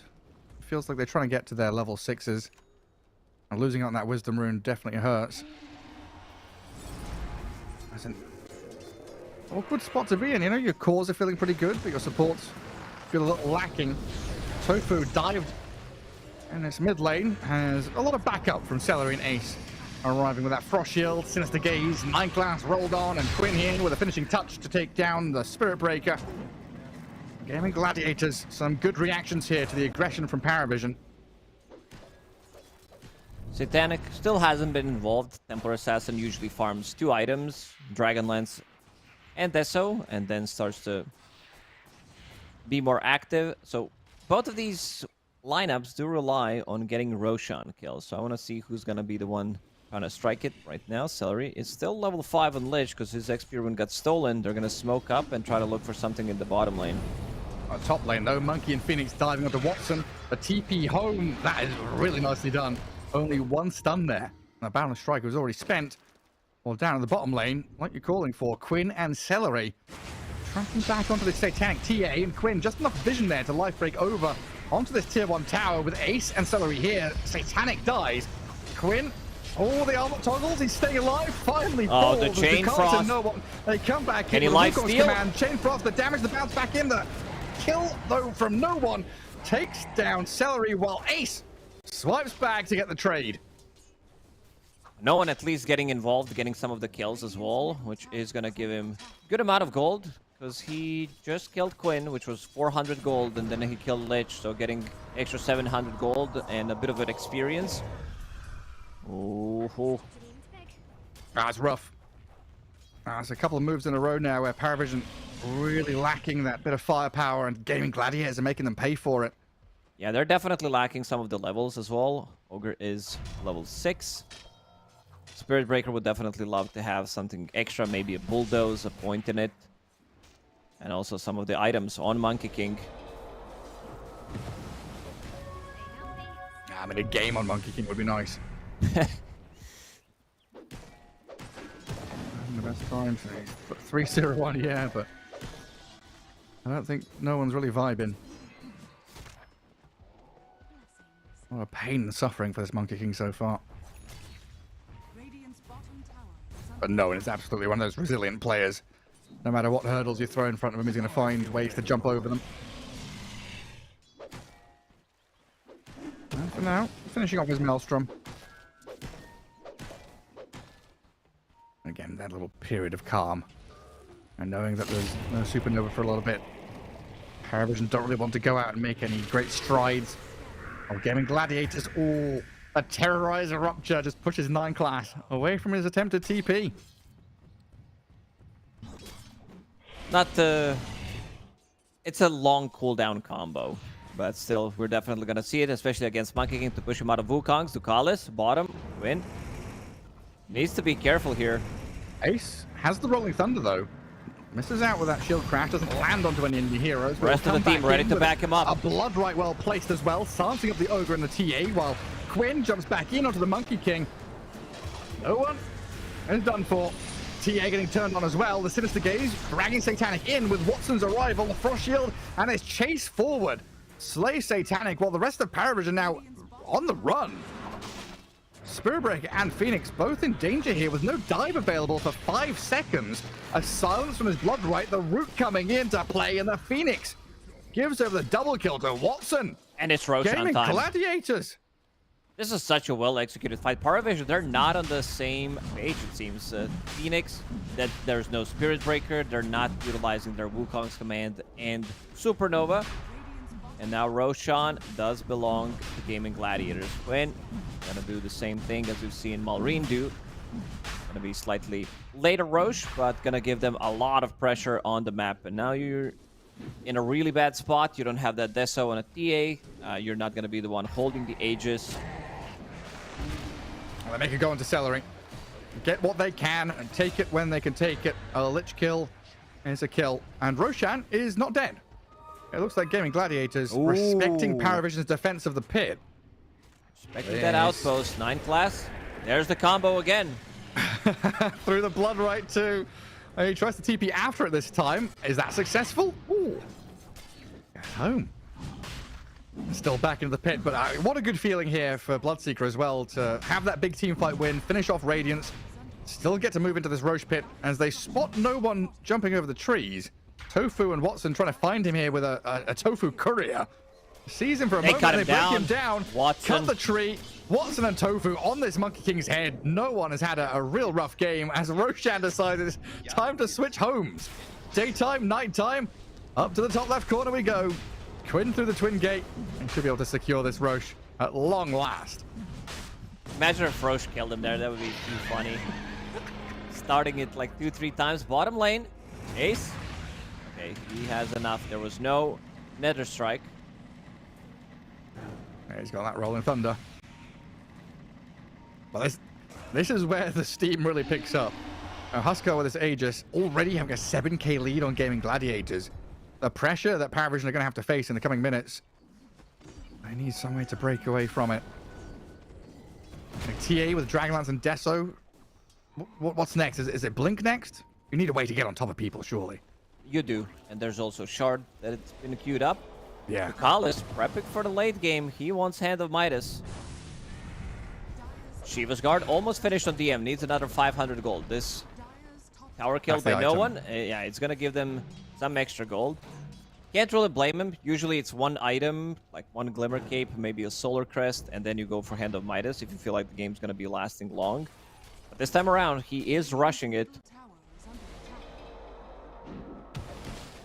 Yeah, you're feeling where this game is going for PARIVISION. Nothing they can do in the short term. So they've got to think about that late game. And Quinn, what's he got? Sanj and Yasha completed.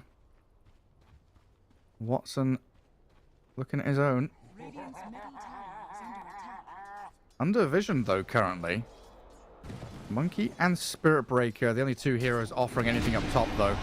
I'll have a crack at it. Wukong's with the chain stuns. Watson, he pops his stick, but it's not enough to save him. Now Quinn's come in here thinking about the turnaround play onto no one. Ruptured. Tries the inner fire, but no one surviving for now. The rupture's going to end, and he can now jump across the trees. Ooh, that was such a nice play. They have to utilize this Wukong's command. We haven't seen DM having the same impact as he did in the previous tournament where he was popping off completely on this Phoenix. He got shut down. Is also a bit under-leveled for this stage of the game. Shiva's Guard completed. Only level 10. They did kill his egg 2 or 3 times. Yeah, it's been good focus from Gaimin Gladiators when that Supernova is used. PARIVISION, at least now, get an opening onto Quinn. Satanic turned on, but pops the Aegis, while Celery, slowed by the trap, tries to clip him with the dust, but they don't have any more follow-through here. That's a charge, and they're fine with that. Pango's trying to cut them off, it looks like, but I don't know if Ace can really find the opening here. He's going to walk straight into the Ogre. Says hello to Ducalis. And poke at this Ogre Magi under his tier 2, and with Quinn's arrival, they'll secure the kill. Everybody on side of Gaimin, every core is building SNY as their second item. That's how good the item is right now.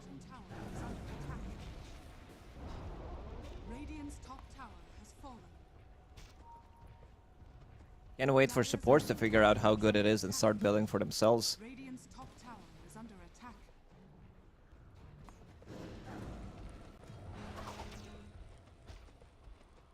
No one? He did pick up the shard. That's going to be his way of jumping out of the problem. I still think you take damage from Rupture, but I gotta double check. With what, sorry? With shard on Boundless Strike. Yeah, I've got no idea. Wukong's with another strike onto Pango. Not sure if that's enough. Ace is a bit tankier than Watson is, though. Oh, he's able to break free. And now 9 class, the one being run at, while Monkey King does make his escape. Celery dies to DM. A little victory there for PARIVISION, forcing reaction out of Gaimin Gladiators. A little bit of fear. And something to point out is Spirit Breaker's innate ability. Herd mentality. So even in a losing game, you can still make a comeback considering that you're getting 50% more experience. Woohoo! That's exactly why they picked the Spirit Breaker here. Oh, the chain stuns on Pango. Oh. It's enough this time around. They did bring the numbers. 4 heroes. That's what they needed.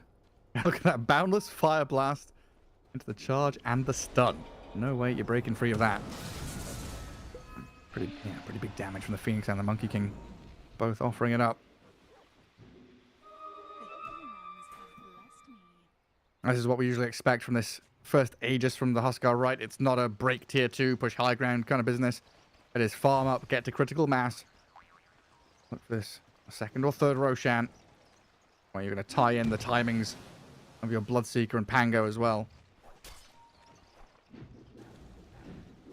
That's a Pango with what? Echo Saber S and Y already? Yeah, he's super tanky. 2.5k HP.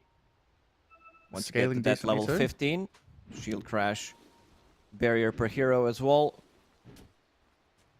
And soak up a lot of damage. Satanic going for the Tormentor on his side. Dire's bottom tower We'll give it to 9 class. Not something that you would buy, but definitely a good upgrade, even though maybe Ogre would prefer to have it in this one. Dire's bottom tower is under attack. Yeah, it's pretty good. And I've been a big fan of the way that we've kind of changed some of these shards to be Aghanims and vice versa. And having Plane of Pocket not be the shard now, it feels kind of nice for Spirit Breaker. Give him an upgrade on that Charge of Darkness. And he looks at the Huskar up top, leeching a bit of experience. Ogre, Phoenix, and the TA are within striking distance here. If they're able to play with the vision they've got in that top jungle, the Gaimin Gladiators, the ones that see them first, start out on the Spirit Breaker. Tofu not able to catch up to him, so a good charge away from 9 class. But look at the TPs. Look at Gaimin Gladiators. They're maneuvering into position. He's to out. catch... No, he's out of there. Oh my god. Tried to find the angle. And then rest of the game and immediately TPing in. Buying a little bit more time. They managed to stabilize quite nicely on PARIVISION. Next Roche is going to be up in potentially a minute. I guess they only spent 1 TP. It felt like more people TP'd, but it was just a Willow TP. Everyone else walked and reacted. Under attack. So not that much of an expenditure. And something we didn't mention is that this Shiva's Guard is going to reduce all that healing from Huskar and Bloodseeker. Usually you don't see that early of a Shiva, so you don't mention it, but this is Shiva's Rush from offlane Phoenix.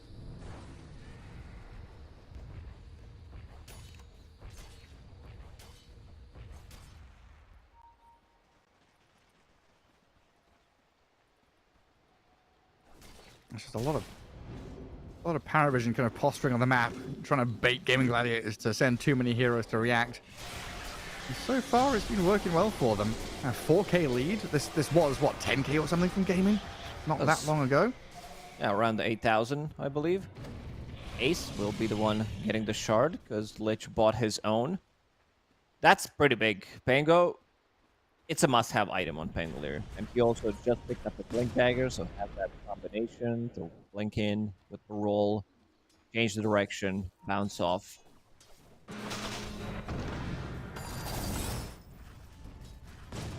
Slow and Slow steady. down. Yeah. Everybody's waiting for the on.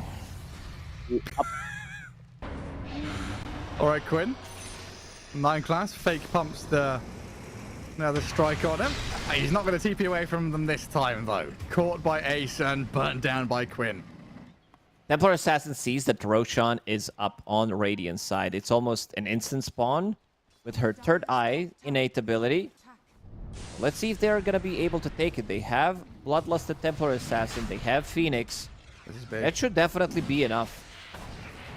And Gaimin not in position to contest this at all. A lot of noise made by PARIVISION up in that top part of the map. You know, Monkey King, Spirit Breaker sitting up there, waving their flags and saying, hey, look at me. Come and catch me. Gaimin Gladiator is kind of falling into it. And a very swift move into the Roche pit. It's going to get Satanic, the Roche, and the Aegis on this TA. Against the flow of play. And for the first time, it's felt like PARIVISION now the ones in that spot where they can feel comfortable actually making their own moves. Yeah, I could definitely see them trying to go for one more pick-off. No one is also the one who recovered nicely. Not the full extent. He's been playing into Huskar. His first couple of rotations were just not connecting, but he's getting there. Has a BKB, has Shard Maelstrom, deals decent amount of damage, and also makes his fight much easier now that the BKB has been completed.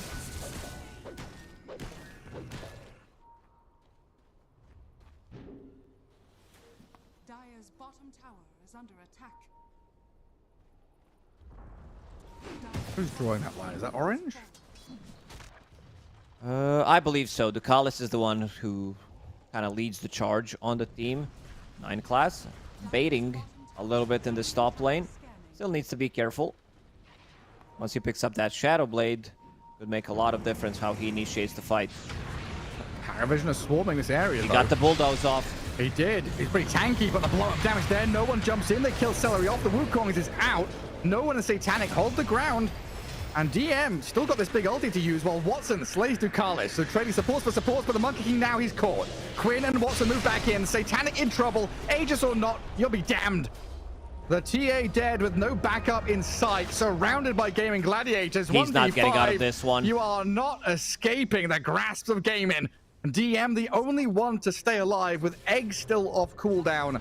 A sad state of affairs for PARIVISION. He had to go back, like he couldn't dive in. They already used Wukong's command.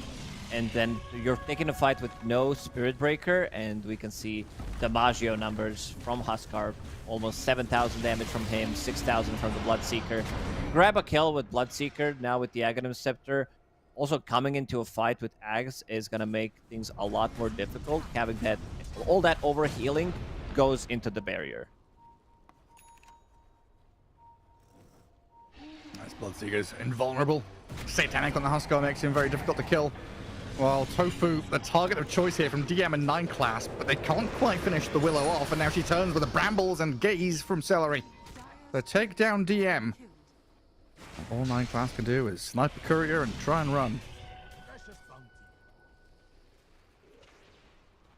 Oh, the game started getting a little easier for PARIVISION. They have a glimpse of hope and freedom with that Roshan steal. Aegis on TA. But it is Gaimin Gladiators again emerging with a 12k lead and the prowess out of these team fights to take the lead. As Tofu, 2 times in a row now, he's being looked Rapture's at by ready. 9 class and Doesn't no even need one, it. But Gaimin Gladiators have so much to respond to this aggression. Very difficult fights for PARIVISION. If they want to win a fight, they need Egg to go off, and they also need Wukong's in the middle of it. No one did a good job using the Boundless Strike with the Shard to reposition himself. Then he gets a Wukong's command onto 3 people. It's just that they don't have that many heroes to hold them inside of it. 9 class, he tried to go for the XP rune.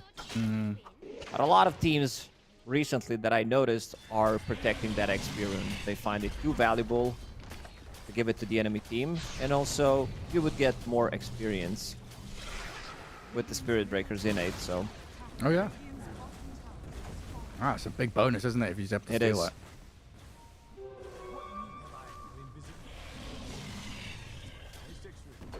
And Quinn sets up mid. TPing top. Who's he spotted? The BKB blink back by Satanic. The TP home. Quinn... Yeah, there's no way of stopping that anyway. They want to make something happen in the mid lane. They've got to. The stragglers are left here by Gaimin Gladiators. No one BKBs. Is he being ruptured? Has to stand his ground and wait and watch as Celery starts to get burnt down by the Sunray and the charge in. Spirit Breaker with the Phoenix there get the kill, but Ace, he's blasted no one down in the back line. Thanks to that rupture holding him in place. And Watson now can lead out. Run forward. Try and scout any targets left behind. No one died so quickly. Holding Nemesis Curse. DM. Ghost Scepter TP. Okay. No stuns available. And Satanic he actually though. caught them. Tofu. He caught the TA, trying to get through the gate. Oh, Satanic. He was there with 9 class trying to move across the map, but a massive kill for Gaimin Gladiators. No TA for 70 seconds. This is such a big play. Look at where Quinn is. He is going for the high ground. He's had enough. Knowing that there's no TA, no Monkey King, he's really not going to be afraid of the damage that Ogre, Phoenix, or Spirit Breaker can provide to kill him. Now with the Satanic online, by Satanic I mean item, on Quinn, it's going to be very difficult to kill him. Maybe I spoke too soon. Let's see if he can get it off. Yes, he can. He breaks free. BKB, Satanic up, arm that toggle, turn around, kill off 9 class. Wukong's command doesn't do a damn thing because Watson's there in top of your Monkey King. Down you go. No one dead. 9 class gone. 3 heroes off the map for at least 30 seconds, and the Supernova was wasted. Gaimin Gladiators are 5 alive. They are on your doorstep, pummeling buildings, and it doesn't feel like PARIVISION have a response to this. Definitely doesn't. Oh, nice catch again from Tofu. Mid-air. Say good night. Phoenix down and out. Ogre's gonna follow. It might be time. It just might be it. Emperor Assassin. this was all Tofu. Catching him off guard, now catching Phoenix as well. Mid-die with the Yule Scepter. This is going to be at least 2 sides, and I already see that Celery is dragging the creep wave. So that lane's going to push in. Radiant's bottom barracks are under Long 25 seconds without Phoenix and Ogre. Monkey's about to respawn. Yeah, it is a long wait. And at least for PARIVISION, Gaimin Gladiators haven't made their way to this top tier 3 yet. Ace is fake pumping the Rolling Thunder, forces the blink from Satanic. And we'll start on that final lane of barracks, while no one is going to go out there and try and cut waves. Do what he can to hold back Gaimin Gladiators. Oh, still not at this Daedalus of the tier yet. Ooh, that's Lacking a little AC bit of flying on damage. Quinn. Knowing that most damage on their side is physical. He has AC Craggy Coat. If he pops that Craggy Coat, gets extra 12 armor. Yeah. Oh, he's wilding. I've got a wave coming in mid, so no one's best efforts to push out top. At least holds out that tier 3 for that. For now.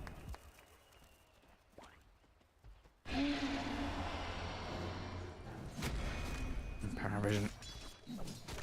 With moments left. No one has the BKB up at top. Wukong's bound to strike, but in comes the Rolling Thunder. Can he kill Tofu before dying himself? Looks like the answer's going to be no. Terrorized and caught out. Down goes the Monkey King. Gaimin Gladiators has been doing such a great job at tracking back and finding these slippery, elusive heroes that have been cutting waves are scanning. without giving up their map space completely. They're still ready to play into this bottom jungle. Maybe even Spirit find the Breaker Ogre. has been shut down.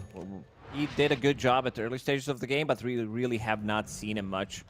Satanic with amplified damage. They're going to try to scout things out. 9 class wants the hero. He doesn't care about the courier. And they need to TP back.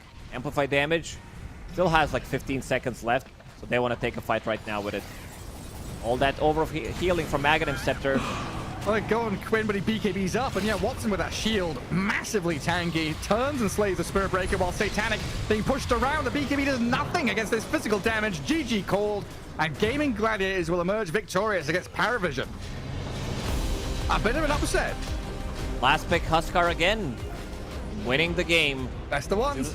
Seems, yeah, exactly. Gotta have that extra bit of a oomph when it comes down to BO1s, have a little bit of a cheese.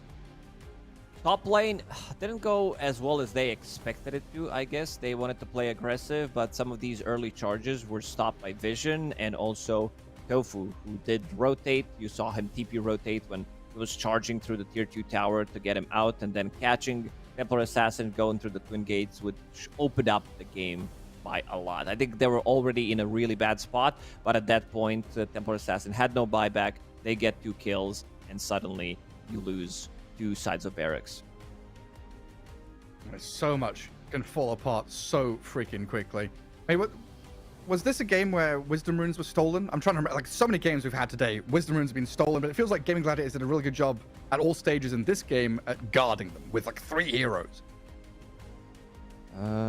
Yeah, they did. Yeah, they did. They definitely did guard, but I also do not remember if 7-minute rune got stolen in this one. We've seen way too many games too quickly. Yes. But yeah, Gaimin, after not having the great performance at the previous tournament, they finished 9th, I believe.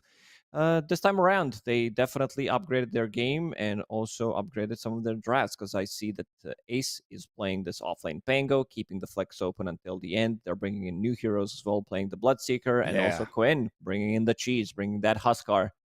That's what we like to see. Yeah, a 2-0 start for them in this group stage. Good stuff. But that rounds things up for me and Lacoste. We're halfway through day 1 here. The group's halfway through, of course. Makes sense. A half is half. Next up is going to be Misery and T taking you through the next 5 best of ones. Nigma Galaxy against Xtreme Gaming going to be that next BO1 coming up shortly. So, Lacoste, it's been a pleasure as always. See you all next time. Enjoy the Dota. See ya. Bye-bye.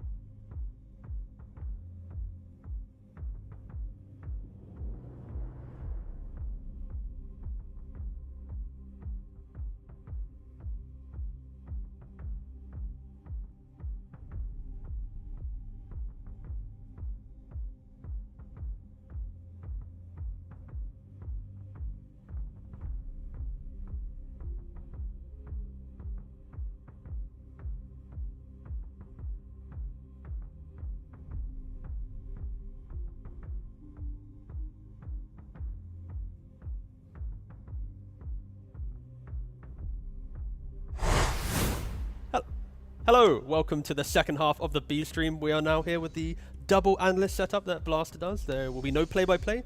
We will be compensating by doing more analysis and more, thorough ideas and whatnot. So maybe we get hyped and try to do some play-by-play, but it'll just be a nice little chit-chat. Yeah, high-level analysis. There we So go. excited for some great Dota. Yep. Best of ones. Do Best you like of best of ones? I feel like it's always it's a common question in every event. Do you like them? Do you not like them? Depends, I guess. Sometimes they tend to be maybe a bit skewed, like not the closest games, because people don't really know what to expect. At the same time, there is a little bit of hype behind the idea of one game and, win or lose. Yep. I think the logic here is a best of one where it's against one team and you get eliminated. That's, I think, a potential negative. Yeah. But a best of one when you play, 4 teams, you have multiple chances to prove yourself in that one game. Yeah. I would argue it's not that bad. I like the format. I actually really like it. It really gets to kind of set the scene for the group stage before we get to the True. to the And gauntlet. it's not like the best of one doesn't matter as much as well, just because the teams know each other so well. There's been so much games going on recently that it's not necessarily going in blind against each other as much. There is a meta already kind of developed. But yeah, we have a draft going already, and you see Xtreme Gaming being first pick here, and Nigma second pick. We've been seeing a lot of Bounty Hunter I hate it so recently. A lot of Nyx Assassin, a lot of Bounty Hunter, a lot of Invis heroes in general. Okay, just straight up with the DK. Okay, I feel like DK first pick has been a little bit not understood, but I guess actually it has been understood, right? Teams are happy to pick Bristleback as a response. If Magnus is available, you just run at the hero, try and pressure it. But we'll see what Nigma's approach is. I feel like Nigma loves playing into Dragon Knight though. Conceptually, when we see the team playing in recent qualifiers, even the series earlier today, they want IO, they want to break the map, and they want to be really aggressive. And that is the only way to beat DK. You have to break the map. If you don't break the map, DK will get Armlet, Mask of Madness, and 20k net worth before you even know it. So I think the playstyle wise it makes sense. Yeah, I agree. I mean, the hero just strikes me as a very solid carry. I don't think he necessarily does. He's not as explosive as, for example, PA is, but and he's not as. You don't get kills in lane, right? Yeah, you do give the offlaner a pretty good time overall, because you don't pressure the same way. So there's something you can take advantage of in that way. But I do agree though that this hero is very solid and very strong, and you have to address his farming speed. I mean, I'm a little bit worried that, okay, they do just go for the bristle. The fact that Nigma Galaxy used a minute of their reserve time to pick a bristle that we already said is probably going to be their response, they still use a minute of their time to get this. Yeah. Do you normally think that when they... do you normally think that in this scenario, when they use this much reserve time, is it a product of... It's not surprise, but do you think they're already talking about the future picks?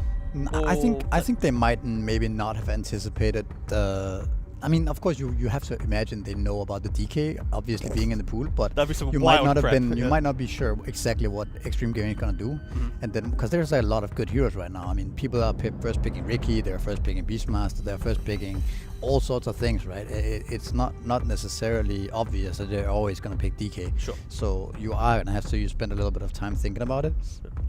What I was thinking about the Bristleback is that we've seen a lot of the green facet, the Snot Rocket. What are they called? The facet. I think Snot Rocket makes sense. Yeah. Honestly, I just call it green facet, mate. I'll be honest. I'm green not even facet. going to try and lie to We you. all know what it means. And It is Snot Rocket, yeah. I have not seen it being super successful, honestly. So I'm just interested to see what kind of Bristleback we're going to be seeing here. Do you like it against the DK? I guess Into DK, I really like maybe the idea of going goo and killing him a bunch of time in lane, slowing him down. If they pick is the way Hoodwink to now go. out of phase, I think that could be a really good option as well. Because then you have the Snot Rocket in lane. Sure, they pick Pugna for now, but no matter what for their position 4, I want to see a hero that can catch the DK who's out of position. Because DK is going to step up, he's going to try and hit the creeps, but if small camp's blocked, hard camp's contested, and the wave is near the Bristle Tower, DK will never feel comfortable going for a creep. You want a hero to capitalize on the goo, basically, Yep. early on, so that is half a DK to play lane. I agree with that. I also think you really want to have now you pick up the Pugna, which is, it's a nice, defensive support, gives tower damage, gives a lot of things, but it doesn't give you any stuns. And with Bristleback and Pugna together, I think Nigma really needs some kind of disable to go into the next picks. Muerta, also a hero we have seen a lot in the past, but not as much perhaps recently as before. It's like this hero has been forgotten a little bit as the support, but yeah, it's back. A product of Warlock getting good again. Warlock destroys Muerta in lane because you're just a squishy range show, fatal bonds on you, you can't play the lane. You also don't pull waves very well. So Phoenix also seems like he's kind of a good matchup for against Muerta, right? Like 5 Phoenix seems to be. I wouldn't necessarily think Muerta is that good in that matchup.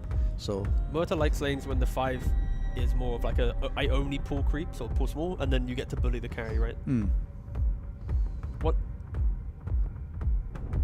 One thing with Nigma is when they are on the map, then they never really leave the map, right? Like Pugna will always keep the Bristle alive. Bristle, because it's most likely Noob playing it, he's going to go for Snot Rocket, the green facet. He's going to have Vlads or Pipe or auras. It's going to be constant pressure, constant go. And I would argue for Xtreme right now, they are very static in nature, right? Like Muerta in a lane losing position, she doesn't break open the game. Ench, she needs to twin gate, she needs to like pressure the map. DK needs to hit creeps. Like if they don't get good lanes, their draft will just get run at and picked apart, especially now that you put a Ricky and a Tiny as well into the mix. Like you show yourself for a second out of position, Ricky will scout you, Tiny will jump you, and then Bristle will kind of follow that up. Yeah. How do you stop this aggression now with a mid and an offlane pick? But I think the Nigma's heroes need not a lot of time, but they need some time before they're effective, right? So I think the Tiny needs to have a certain amount of levels and items before he becomes online. The Ricky also doesn't deal that much damage, and I think in a way Nigma needs to have pretty good lanes right now. I mean, they have strong lane heroes, but I think if they don't have good lanes, their heroes don't really do that much, and they don't have great ways of coming back into the game the way I see it. Xtreme have also really strong lanes. Pretty much all the heroes in this game are prime laners. So I think laning phase is going to be very explosive here, potentially. Question is if Xtreme Gaming is going to pick up their mid here, then seeing the Tiny, or if they have another important core role in mind for offlane.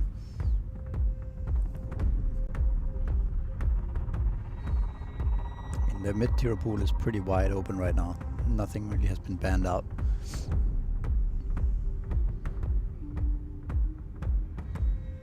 I think what Xtreme Gaming needs is they need some more follow-up damage. DK eventually will deal a lot of damage, but for now he is kind of just going to be farming, and the supports need some mid hero to play around and deal a lot of damage. So, so Monkey King again, another really strong laner. I feel like a lot of emphasis on winning the early game here. You have the Monkey King mid, and you're gonna have the Ench and the Muerta coming mid, probably a lot. But what happens now if Tiny goes to offlane because Noob likes playing it there? Or like Tiny goes to carry. Let's do it this way. Tiny goes to carry, Bristle stays off lane, and you pick up a new mid.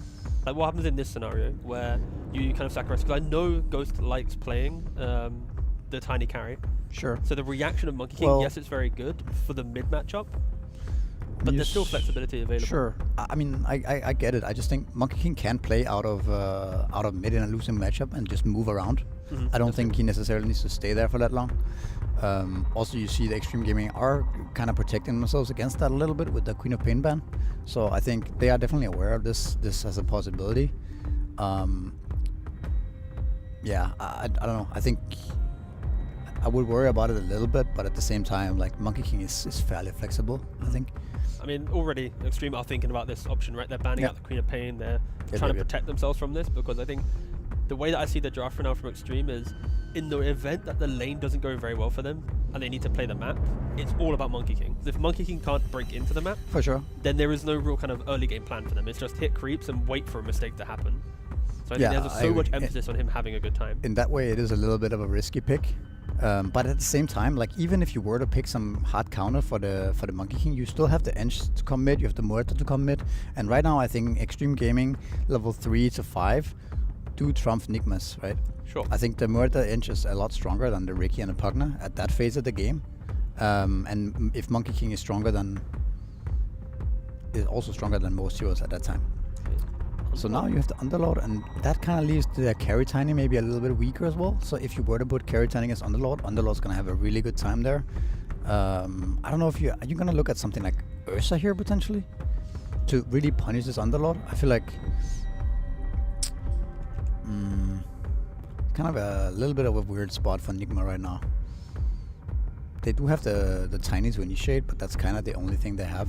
Everything else is very reliant on the fight kind of getting started by somebody else. I mean, I still feel... At the same time, I don't think they really outscale Xtreme Gaming.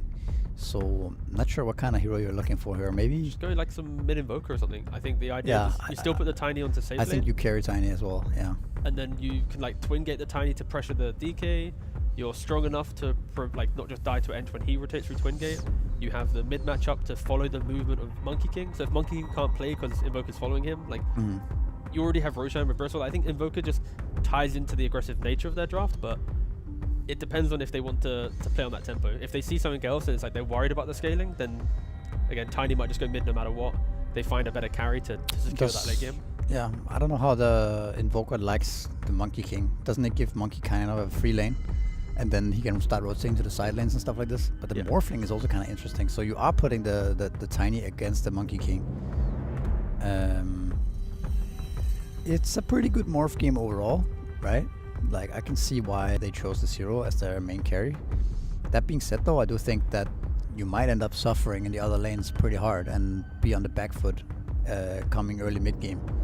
And then can Morph really carry one even if he has a good game? If the other heroes don't have a good game, they don't have much synergy, they don't have much AoE, they don't really have anything going for them, I think, if they start losing their lanes. So sure. I mean, if Xtreme win lanes and have a slight item timing advantage, then it will always be the question of like, where's it going to come from, right? Bristle isn't going to be that hero. Like, it's all tempo. Because on the flip side, if Nigma do win their lanes, then you're always running into Tiny jumping you with the Ricky Vision. Sure. Bristle's hitting towers, so then goes with the Morphling, can sit back with like a Kanda Vlad's Manta build, and then as soon as he sees a hero, then he can jump accordingly. Like, the draft from Nigma is about creating that tempo, not allowing Xtreme to set up a good farm pattern. Because if they do, sure, the game will get infinitely harder as it progresses, but...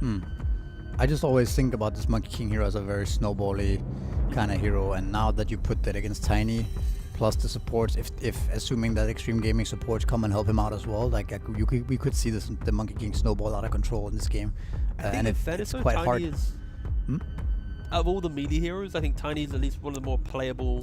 Mid I mean, yeah, it's not going to be. Tree, you have a toss away, so if Monkey jumps on you, you can throw him back. Like there's ways for Tiny. It's to definitely play not unplayable. Yeah, certainly not. But then it kind of goes back to your previous point about the idea of like, depending on the side lanes, can the supports move in? You know, if Ench can make that rotation, and of course, you know, we are going to be getting underway in our first game, and yeah, that was the first draft. We shall see. So far in the group stage, though, I believe, just to update you all, we are looking at an Xtreme Gaming that are 0-2 right now, and Nigma Galaxy sitting at 1-1. Of course, with the way that the format works, no team gets eliminated. It simply is a seeding for the gauntlet bracket. So if you are to lose all your games in the group stage, you then have to play, 4 best of 3s to then get to the grand final. So of course the gauntlet gets a lot harder. So no teams will be getting eliminated today, simply seeding. Yeah, but Xtreme Gaming had really rough games, so we don't know how marked they are by the 2 losses of today. I mean, even though the group stage don't exactly knock you out, it's still a tough mental loss to have such hard games. So we'll see how they do. I mean, it doesn't seem like they are too phased by it. At least they have a smoke going on right now, and they have a nice lane ward being put out. Actually, both teams are doing it, but they go for the DK kill for sure. So right now, what Nigma's telling us is they're respecting Enchantress because they're getting the smoke for the twin gate. Right, they're already setting the foundation of we do not want Enchantress to create any tempo in the game. And then on top of that, they were hoping to find the DK. yeah. But they didn't. And we see 2 for 2 on the bounty runes, and yeah, nothing too special. And of course, the advantage of being Dire, you do get the body block. It's maybe a reason why Nigma chose to take Dire, because are you trying to? You can body block the radiant safe. You just body block. You're not trying to kill it, right? No, you're not trying to kill it. But interestingly, Noob has already skilled Quill Spray. Yep. So we won't see the DK being bullied out too much early on by the Rockets. I think the first point can be Quill, because under tower you can like secure creeps. Yeah. Then the wave comes to your tower, you get 2, take Goo, and then if the DK is too far up, then you can chase it Sure, down. sure, So I okay. think Yeah, I see what you Goo mean. at 2 feels good. Yeah, so the lane will be pushing here. And of course, I think this is a matchup where they pick the Bristleback into the deep. The whole concept is to force the DK to jungle as early as possible. But I Yeah. think it's also a volatile lane, because if DK can get that, you know, the early wand, the boots, suddenly your counter pick is not working out. So I think it is critical that Noob is able to find some pressure in the first 3 minutes of this laning phase. We kind of talked about this on the way here, right? That the Bristleback with the Snot Rocket Facet is kind of all in a sense that if you don't feed kills against the 0 early on, like you don't really have a strong plan B going farming stacks and buying Aghanims. So he's a lot more reliant perhaps on utilizing the Goo to get kills early on. So I think it's a lot about using damage control here for Xtreme Gaming early on. Survive level 2. Don't feed any kills to this Bristleback Ricky lane, and I think the longer the lane phase goes, the easier it's going to be to deal with it. I mean, this technically would be the scary position, right? Like, yeah. If that's when Noob got 2, that would have been the chase down. It doesn't happen. There's more creep, so of course Xtreme are able to survive that slight window of time. But again, we are looking a little bit at top lane. It's just a farm lane, right? Morphling will never be able to kill off the Underlord, and Pugner can maybe put Muerto into a point of dying if Morphling's able to waveform and connect. But realistically, this is just going to be a farm lane. You're also pretty happy as Underlord, right? Playing into Morph. I don't think that's a matchup that you really mind. No. Like, if I was playing Underlord, I was going to be really scared of like Ursa, perhaps, or Lifestealer. But Morphling doesn't really pressure you much. So you are going to get what you need out of the lane, I would say. And you are actually one of the heroes that, with the Entropy Aura, you are able to ramp up damage to contest the Morphling last hit. So it's gonna be interesting to see Underlord with a good game. Like, what kind of items is he gonna go for? Is he gonna go the Atos type build, or are we gonna see like straight up Aura pipe first, or what? And this, sorry, just that sentence was like, I'm just having flashbacks to when Ace played it. It's like, what's he gonna buy? It's like, all right, Aura 1 or Aura 2? Like, yeah, crazy. But unfortunately, the hero is a bit. But the Underlord with a good game, right? Is more interesting, right? Because we might see the Atos, I think. Sure, yes. If your team... Yeah, that is true. It's also not that bad here against Morph, against Ricky. Like, the Atos has some value, right? Keeping people inside of that, the Firestorm, like Tiny and like Bristleback. I'm going to throw one more into the mix then. Okay. Aghanims. I actually had to hover over and see what that does. What? I can't remember. Okay. No, that I never really got that is an insult to the hero. I've never really understood this Aghanims, the hype around Aghanims. Can I try and sell it to you? So you basically you just gate somewhere and they instantly root. Is that the idea? Correct, yes. Yeah. But it also does, reduce the cooldown of the spell to 90 seconds, which feels quite nice. But no, yes, the main thing is with the increased radius, right? You then take the 15 talent, which applies slow in your route as well. So now, not only is your non-gate route applying something, you're also applying big slow. It's like your entire screen just gets filled up with routes. It is kind of obnoxious, but it only works once you have a pipe and a crimson, and it's like your third or fourth item. Like, it's really hard to buy early, but... Sure, I mean, the only issue... I mean, I can see it. I still think you would take the Firestorm cooldown, right? Over the Melomatic slow. Maybe not. Depends on the game. It's just a big loss to lose out on that, I think. That is true. The Firestorm is... Just imagine being your support, though. Okay, you're the Pugner in this position. You get hit by one route. Now it's like 25% slow. You're in a route. DK's hitting on you, You like, decrypt yourself, force out. You're fine. Yeah, but now you've wasted decrypt and force on yourself. See? Look. Sure. We're getting there. We're getting there. No, I can see it being pretty annoying, also with the monkey ult and stuff like this, and the Just there's so much containment, but you are right though. The other thing as well is like the Firestorm, the cooldown, just the natural efficiency over time with that is very hard to want to skip on. But again, we'll see where Underlord wants to take his game so far. He is in a complete free farm lane. Of course, there is just more farming, him farming. They're both very happy. We'll let him decide. Do you think we'll be seeing like the Underlord like twin gating aggressively to try and play with the Monkey King aggression, or do you think he'll hold it for like saving the DK? Like, what do you think his ideal game right now is? I mean, I would think that you just kind of use it when it looks good, in a way. Like, I don't think you necessarily have a set plan in mind yet as to when you're going to use it. If they go on DK, you can use it. If Monkey King is diving somewhere, you can also use it. I think it just really depends on the situation. So we saw the both supports moving mid, but Nigma are well aware of that, and they also kind of mirrored the movement, so nothing was really coming out of that. The 6-minute room coming up here is going to be very important. Tiny really wants that.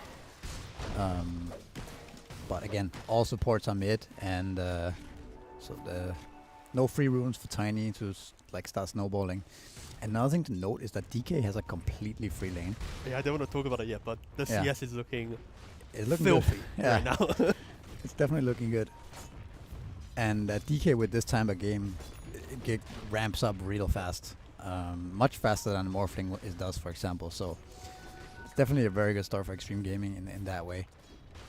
It does feel though that the bristle that I've seen Nigma play before to go into the DK, always their position 4, was like a lion, the hoodwink, the muerta, the aggressive hero to capitalize on the goo. This is the first time that I've at least personally, cast a game where they've now put their position 4 into a melee hero who's playing more the map, the Kuro. So I think like the concept of their bristle was correct, but the way in which they closed out their draft has now prevented the DK from getting pressured. So maybe that's something they'll think about in future drafts, is to ensure that if they are countering the DK with the bristle, they need to ensure that. But again, later down the line, the Riki will have many advantages, right? With the smoke screen, the ability to have mischance, you can't BKB it off.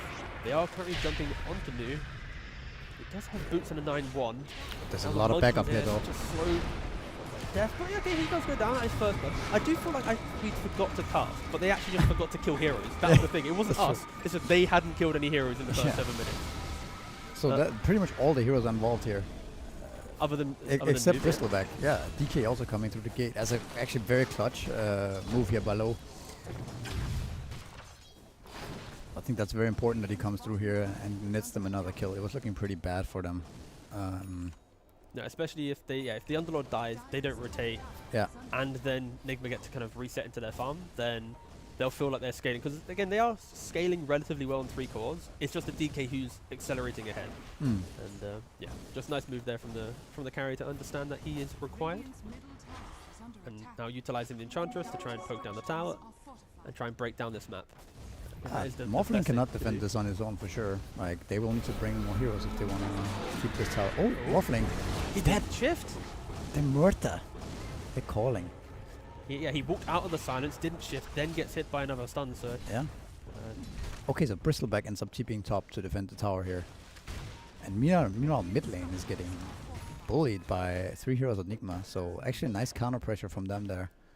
And sometimes you've got to argue with the counter pressure, right? It's like, if you lose your top tower, sure, let's say Morphling didn't die, right? Yeah. You trade top tower to then you lose your mid tower. Oh yeah. I kind of feel like that's a kind of a net win for Nigma, right? Sure. Of course, Morphling dying has now fixed the tempo a little bit there.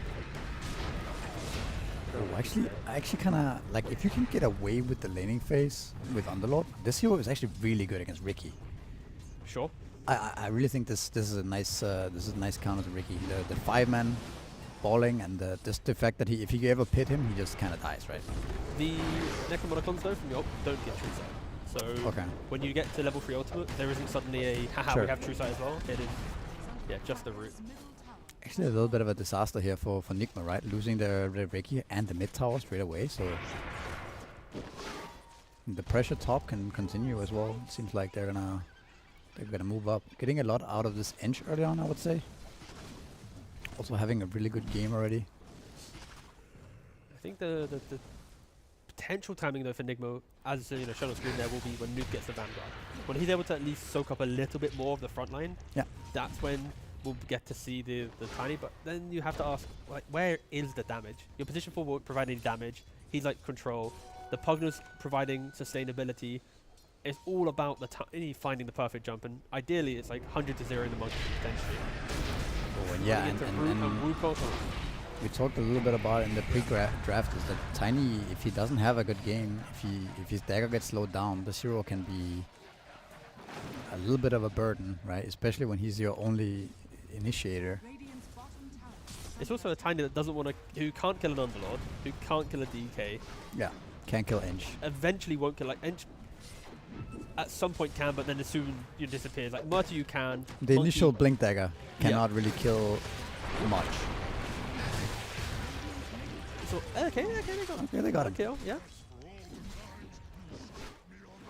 I still think the key thing to note here is net worth is becoming, 4 Protect 1 for Xtreme. Yeah, it's looking.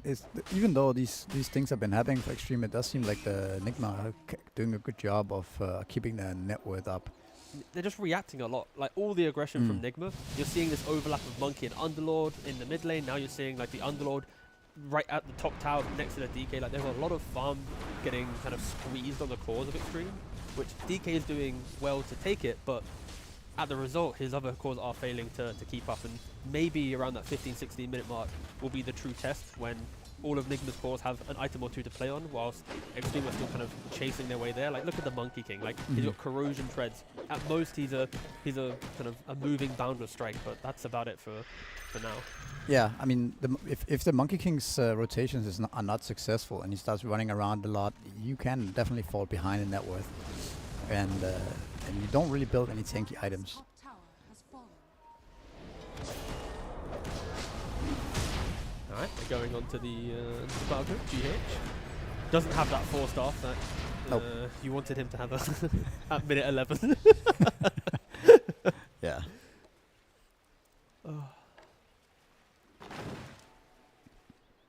The best thing is everyone wants a new patch, right? So they still need heroes, but when the new patch drops, we're going to have just a new wave of heroes who are first pickable, and people complain.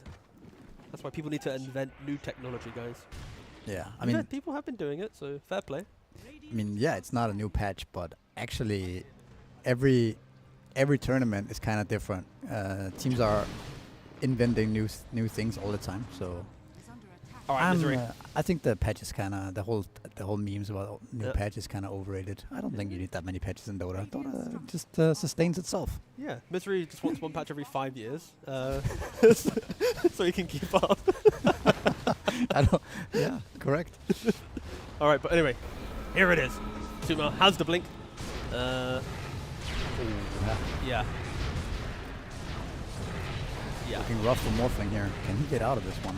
Wait for me 4 seconds. He just walked He's away. a very, very tanky hero. He did press shift this time.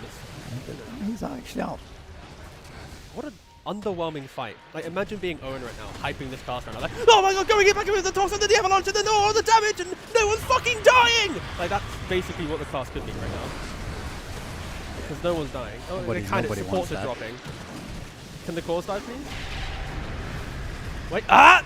There it is! DK finally died in one of the longest fights we've seen at Blast Slam Group Stage B stream. Radiant's bottom I mean, this fight kind of shows you why Morphling is such an annoying hero to deal with, right? Like, Yeah. the fact that they used every single spell in their arsenal to kill this guy. He was in the pit for 5-6 Look at the seconds, time. just tanking Yeah. everything.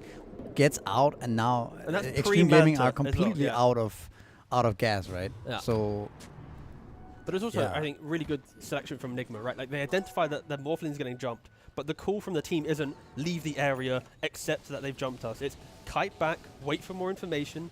Tiny will then toss the Bristle in to like get the better position, right? Like they're doing the moves to understand. I think that is the key thing. Like, that fight might just look like Extreme didn't have the damage, but I think it also shows a lot of class from Nigma to really dissect the ability to still continue the engagement. And now I believe that was it. A Lotus soon coming out for the Bristleback, so he's going to be able to. yeah, no, he had a huge fight there. He did a lot in the back line there, and Pugna dealing 3,000 damage that fight as well. So kind of the ideal scenario for Nigma, right? So Also what's need to- the Lotus for? It's like DK stun, gets rid of the root, so he can at least walk out of the root instantly, and that's about it. Maybe the enchant slow a little bit, but I mean, if you're really good, can you also take off dead shot from your ally? Maybe. I've If you're literally no if idea. you're like a god, Yeah, maybe. but Yeah. Well, he just completed it, so we'll get to see how he utilizes that. And okay, so he is going Atos on Underlord actually. So that makes the Lotus maybe a bit better, right? Being able to take off the. sure, yeah, no, I forgot that he might have been going to Atos, sorry. Wait. Eventually, please hold. Dying, soon, dead. The fact they're getting cheap kills as well Yeah. is really going to hurt them. Like, DK can't. I mean, he can 1v9 games, but he really needs to have like a 3,000, 4,000 gold buffer to the next core. Like the fact that he's in touching distance of the bristleback is not really helping him out too much. And now, kind of, if you look at the Xtreme Gaming's lineup, they don't actually have, like, whereas Nigma has this tiny mid laner with a lot of burst damage and a good way of starting the fight to set up the damage for the Pugna and the Ricky. Like, Xtreme Gaming doesn't actually have that now with the Monkey King mid, the Underlord off lane, right? And Ench doesn't deal any damage. So, same with Murta, like, this hero doesn't really deal that much damage this time. So, it's kind of limited what Xtreme Gaming can do on the map, I would say. They have to play more reactionary now. But that's not that easy against Ricky, against Blink Tiny, leaving Morphling to farm the whole map like this. I think it's not really a good position to be in for Xtreme Gaming at the moment. That's maybe another reason why we don't really see much Underlord, because Underlord doesn't really apply constant map pressure. He has that one chance to join a fight, that one Fiend's Gate, but other than that, he's just AFK pushing out his own farm too. Where it's not like other offlanes like Beastmaster or Enigma, where it's like you take tower, you occupy enemy jungle, right? Like he's very much a play on my side of the map offlaner to then join in. And we do have a bit of a Cobalt versus Cobalt brawl. I don't know which one's Radiant, which one's Dire. Oh, okay, here we go. Yeah, who's gonna win? This is gonna be the winner of the series. Oh, Enigma winning the series. That's it, confirmed. Imagine if Dota was that easy. You just send 2 Cobalts to battle out. Yeah. Oh, bot lane. A little bit of a scuffle. Again, it always just seems to be Policy dying. Yeah. Did he achieve anything there though? Not really, right? No. Maybe a couple of TPs, but it doesn't really seem like that achieves anything in this game. They even have control of top ancient still. So yeah. Not only are they giving away a couple of kills here and there, but they also are definitely controlling a lot smaller portion of the map. I mean, they're not overreacting on Enigma, right? Like, the fact that your Bristle and Tiny are still top pretty much breaks the entire death from Xtreme to have any real value. Yeah. Are they going to go for a nighttime Roshan? It does seem to be the case. Yep. I kind of like the idea of doing Bristleback, Green Facet, supporting style when you also pick up the super hard carry like Morphling, right? Yes. Because then it kind of complements each other. Bristleback gets you the early fighting, the Roshan, maybe a couple of towers, and then the Morphling can take over later on. Then it also removes the pressure from Bristleback. But we see Xtreme Gaming actually coming here to contest the Roshan. Not necessarily an easy fight for them. Nice smoke screen to the lane, but now Sunil jumping in, living 4 heroes to half HP. Underlord, rude, but having to leave straight away. He did a lot of damage though. Yeah. Bristle, not dying. It just seems to be, again, fights that... And they don't have enough damage, no, right? they don't. Like, Ench with this build has, like, 0 damage in these type of fights. And, like, the DK needs, what, maybe Silver Edge or a BKB or, like, Daedalus. But again, it's 80 minutes into the game. Now the Decrypt to save from the next time. Goes through the Aegis, still walking in. They just want to get a kill. And they do finally get GH on the Pugna. Can they get the Morphling? Totally can. Dead shot. Okay. But the Nigma are not going to leave the Morphling behind, right? And we see Noob coming in here. He has waveform 3 seconds after he respawns, but with Lotus to protect him. Yeah, I think it's going to end up in maybe poorly for Xtreme Gaming if they overstay here. Completely out of mana on PYW and Prolothon. But here comes New. Fresh again. Respawn. Okay. Morphling is stunned. Such an awkward team fight. Yeah. It's just 2 teams just tickling each other. Oh. Yeah, the fight kept going so long. Underlord actually ended up respawning. Yep. And now also Pugna re-entered the fight. At some point, the teams are going to pick up an item that will completely break the entire, concept of these fights. Of course, Ghost on the Morphling will be looking towards his Kanda. There isn't really an item for Monkey King that he's going to buy. I think realistically the damage will have to come from the DK. At what point, when he hits that stun, can he get the kill? And I guess one of the key points now is when DK gets these items, if GH is in good position, Decrypt will always prevent that damage. Yeah, true. Like, you need your Monkey King to have Nullifier, but this is a Monkey King who's barely even thinking about getting a BKB, right? Like, there isn't going to be this perfect timing of, like, 25 minutes Nullifier Monkey King with, like, a Blink Daedalus DK. Like, they are really going to have to hope that GH just oversteps his mark and maybe gets caught off first to enable the DK to fight with confidence. I like what XM is doing. Like, I think it's very important for both him and New in this game to continue getting net worth. If it ends up being like DK versus everybody, it's going to be very hard for Xtreme to win. So I think it's good for XM to just stay, to live down here from now on. Xtreme Gaming not necessarily forcing the fights unless they can get a clean kill. Okay, so GH is going to end up getting caught here. It's a nice little kill. Ooh. There's the 4-star. There's the 4-star. There's the decrypt. There's the decrypt. Yep. And there's a little stuff and he's dead. And he's dead. Yeah. He tried. He tried. Yeah. But if Xtreme can do that in an actual fight, but without using the Underlord ult, so they get the Pugna kill, then Tiny jumps in, then Underlord jumps in on top of the Tiny. I think that's kind of like the recipe of a good fight for them. But creating that is very difficult. What do you think happens if the Monkey King and Underlord keeps gaining net worth? Like, let's say everybody gets the kind of items that they want, right? Like, if there's no big disparity in that way, like who wins the mid-late game? Then it's Xtreme. I think. Yeah, the Underlord is like kind of a problem, right? At that point, it's not only that, but it's also the map play, right? Like the monkey skipping waves, the Underlord skipping waves, the Ench skipping waves. Like you would expect Xtreme to always dictate the fight location, or it's predictable enough when you know Nigma's making a move because you'll see 2 creep waves pushed in, right? So I would argue that Xtreme's got the upper hand, but getting there's difficult, right? I mean, Nigma doesn't exactly have any big utility team fight spells, right? Like they have the Bristleback offlane.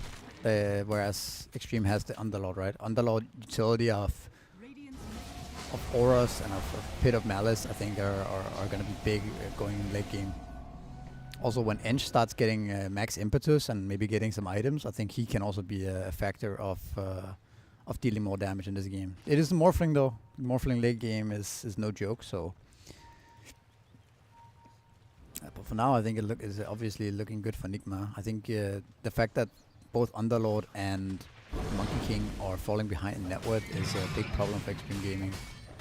Do you feel the Atos potentially then was a mistake of an item because he's not been able to utilize it aggressively, and we've missed out on like an earlier pipe to survive that one fight? Again, damage was the issue, not survivability. But do you think survivability could have bought enough time to then maybe bring damage? The thing is, I don't know if there was a fight where pipe would have made the big difference, right? Maybe the top one, I guess. But did he make it? Yeah. Did he make it out? Did he I can't remember. I'm still but skeptical on the idea. I think you're still gonna get kited. The pipe's gonna get kited. We have DK maybe getting found here. Do they have detection? They don't. Cores! You can buy detection too! Said no core in the history of Dota. Lou is thinking about turning this. He has the Silver Edge actually for the Bristleback if he wants to go for that. But the partner is ready with the crap. No BKB on DK at all, so he needs to be a little bit careful he doesn't get bursted. Do they have any way to keep him alive here, or are they just walking away? Oh, the quick turn there. Okay. I felt like there was going to be a little bit more damage from somewhere, but yeah. But you can see it here, right? Actually, if Xtreme Gaming are ready with their heroes, the Monkey King ult, the Pit of Malice, all this like end shields and things like that, it's not that easy for Nigma to 5-on-5 into Xtreme Gaming. So if they manage to keep up the net worth on the Radiant heroes, I think they can be in a good spot. Yeah. Just very important that they don't take any really bad fights the next like 5 to 10 minutes that gives away another Roshan, that gives away a bunch of tier 2s and puts them in a like 10 to 20k gold disadvantage. Then I think the game becomes really hard to play at that point. Especially because now the Kanda is complete on the Morphling. So this lack of damage that we've been seeing from both sides. Like and on Tiny actually. It is going to be super explosive. Yes. Bristle. Broken up in as well. What? Going down with GH for the hill as well. Yeah, this is now Nigma's time to go, right? Like, regroup, you survived, GH heal you back up, and off you go. DK form, how long has that got left? It's 20-second cooldown, so a relatively small window of time to make that move. Yeah, unfortunately, is kind of coming to light on how we said at kind of the minute 8, minute 9 mark that if Xtreme aren't able to find that one fight to give themselves some life, then it is just becoming 4 protect 1. The Underlord's net worth is only, what, 1,700 gold ahead of the support Ricky? Like, yeah, he's not really farming at all. No. And he's not the type of hero that gets a lot of kills either, so it's kind of hard for him to perhaps find it. There has to be based on the back of like Xtreme winning team fights or getting these like 1 to 2 kills, right? on the Tiny back does of have a DK. streak, right? He's currently sitting at 4-4. Like, if you kill that Tiny, the gold goes away with the Underlord. Like, that's what really brings you back in. The DK, he's very close to the tower. This time they do have Dust. They're not all here though. Monkey King is in base. Murta's not here. DK just dead. What are we doing here, guys? There's a tier 1 tower at 25 minutes. Why are we hitting it? There's so many camps alive as well. All the camps on the... There's... Every camp is alive, and you're pushing tier 1. But that tower's alive misery, so it's got to fucking die, mate. You know what I mean? Like, that thing's got to go. Nah, that was kind of strange. Yeah. I feel like that shows a little bit maybe the unconfidence of Xtreme Gaming. Do you think they feel like the game's at like a bigger net worth advantage right now? Do you feel Yeah, like they're more or desperate? they don't really know what they're playing for. Like what kind of timings, like Sure. how strong are we? Like, is there miscommunication? I'm not really sure what that was. That looked weird, right? Like the way I look at the game is that they need to delay the game and they need to get more items on all their heroes, right? Without taking any bad that's fights. tough. And this is exactly like what's gonna snowball the game from Nigma right now. Like these type of kills are so. And there's just more and more bleeding. Yes. Policy now going to go down as well. But Yep. the uncomfortable thing is we're describing a game plan for Xtreme that no team wants to be in. It's the push waves, play underneath ward, and wait for your opponent to come and fight you. And if they never come and fight you, their net worth feels like it becomes 10, 15, 20k. So being patient and like defensive is also a recipe for losing a game if you don't do it correctly. I mean, but it's very like it's a very specific way to do it. The thing is, if you don't see Falcons or Team Spirit for that matter, like make this type of moves. I think they would be farming all these camps. They would be. Oh, I'm not continuing justifying to him dying for the tower, by the way. But I think the point is, he should farm the camp. But I agree with you. I think they are just lost right now. Yeah. They haven't identified that. Smail Yeah. gives away a freebie here. And that was the streak, and it goes to the DK. It does. Okay. It does. I mean, maybe we sold them a little bit too soon here. Like they're still showing some life. Like if Nigma starts getting careless, I think it's. Maybe that was the master plan. DK's like, guys, I'm gonna go suicide to the tier 1 tower. Yeah, we need to speed up the game a bit. Yeah, we'll make ourselves look bad, uncomfortable. and yeah. then we'll then counterplay them because. Sure. Yeah, exactly. Could be. Thank God that's not true. Okay, Monkey King, of course, has DKB available, so he can now stand his ground a little bit What more. about the idea of just like effective net worth on Underlord? Like on paper, it doesn't look good that you have 10k and the Ricky has 8, but the effective net worth of Underlord is pretty effective. You know what I mean? Like every the pipe, gold impacts the fight. it matters more than a Ricky, right? If Ricky gets a 4-star, it doesn't make him that much stronger. Right? This is a bold Roshan though from Xtreme. It really is. And Ench is already dead. The Kanda coming into play here.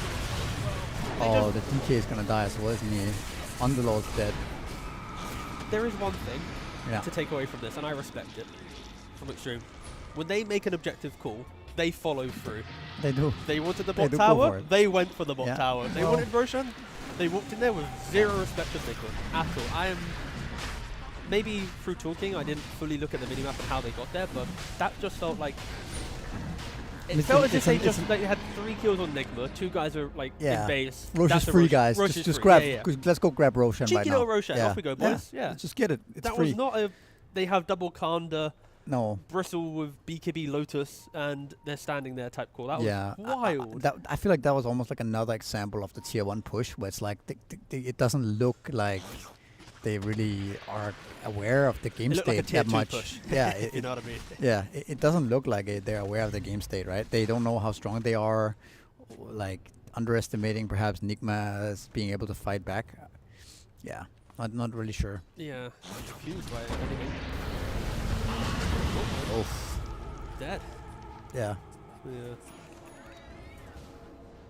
Well, luckily I did put Nigma as my underdog for the tournament. So did I. There we So go. did I. And I put them to win the tournament in my prediction.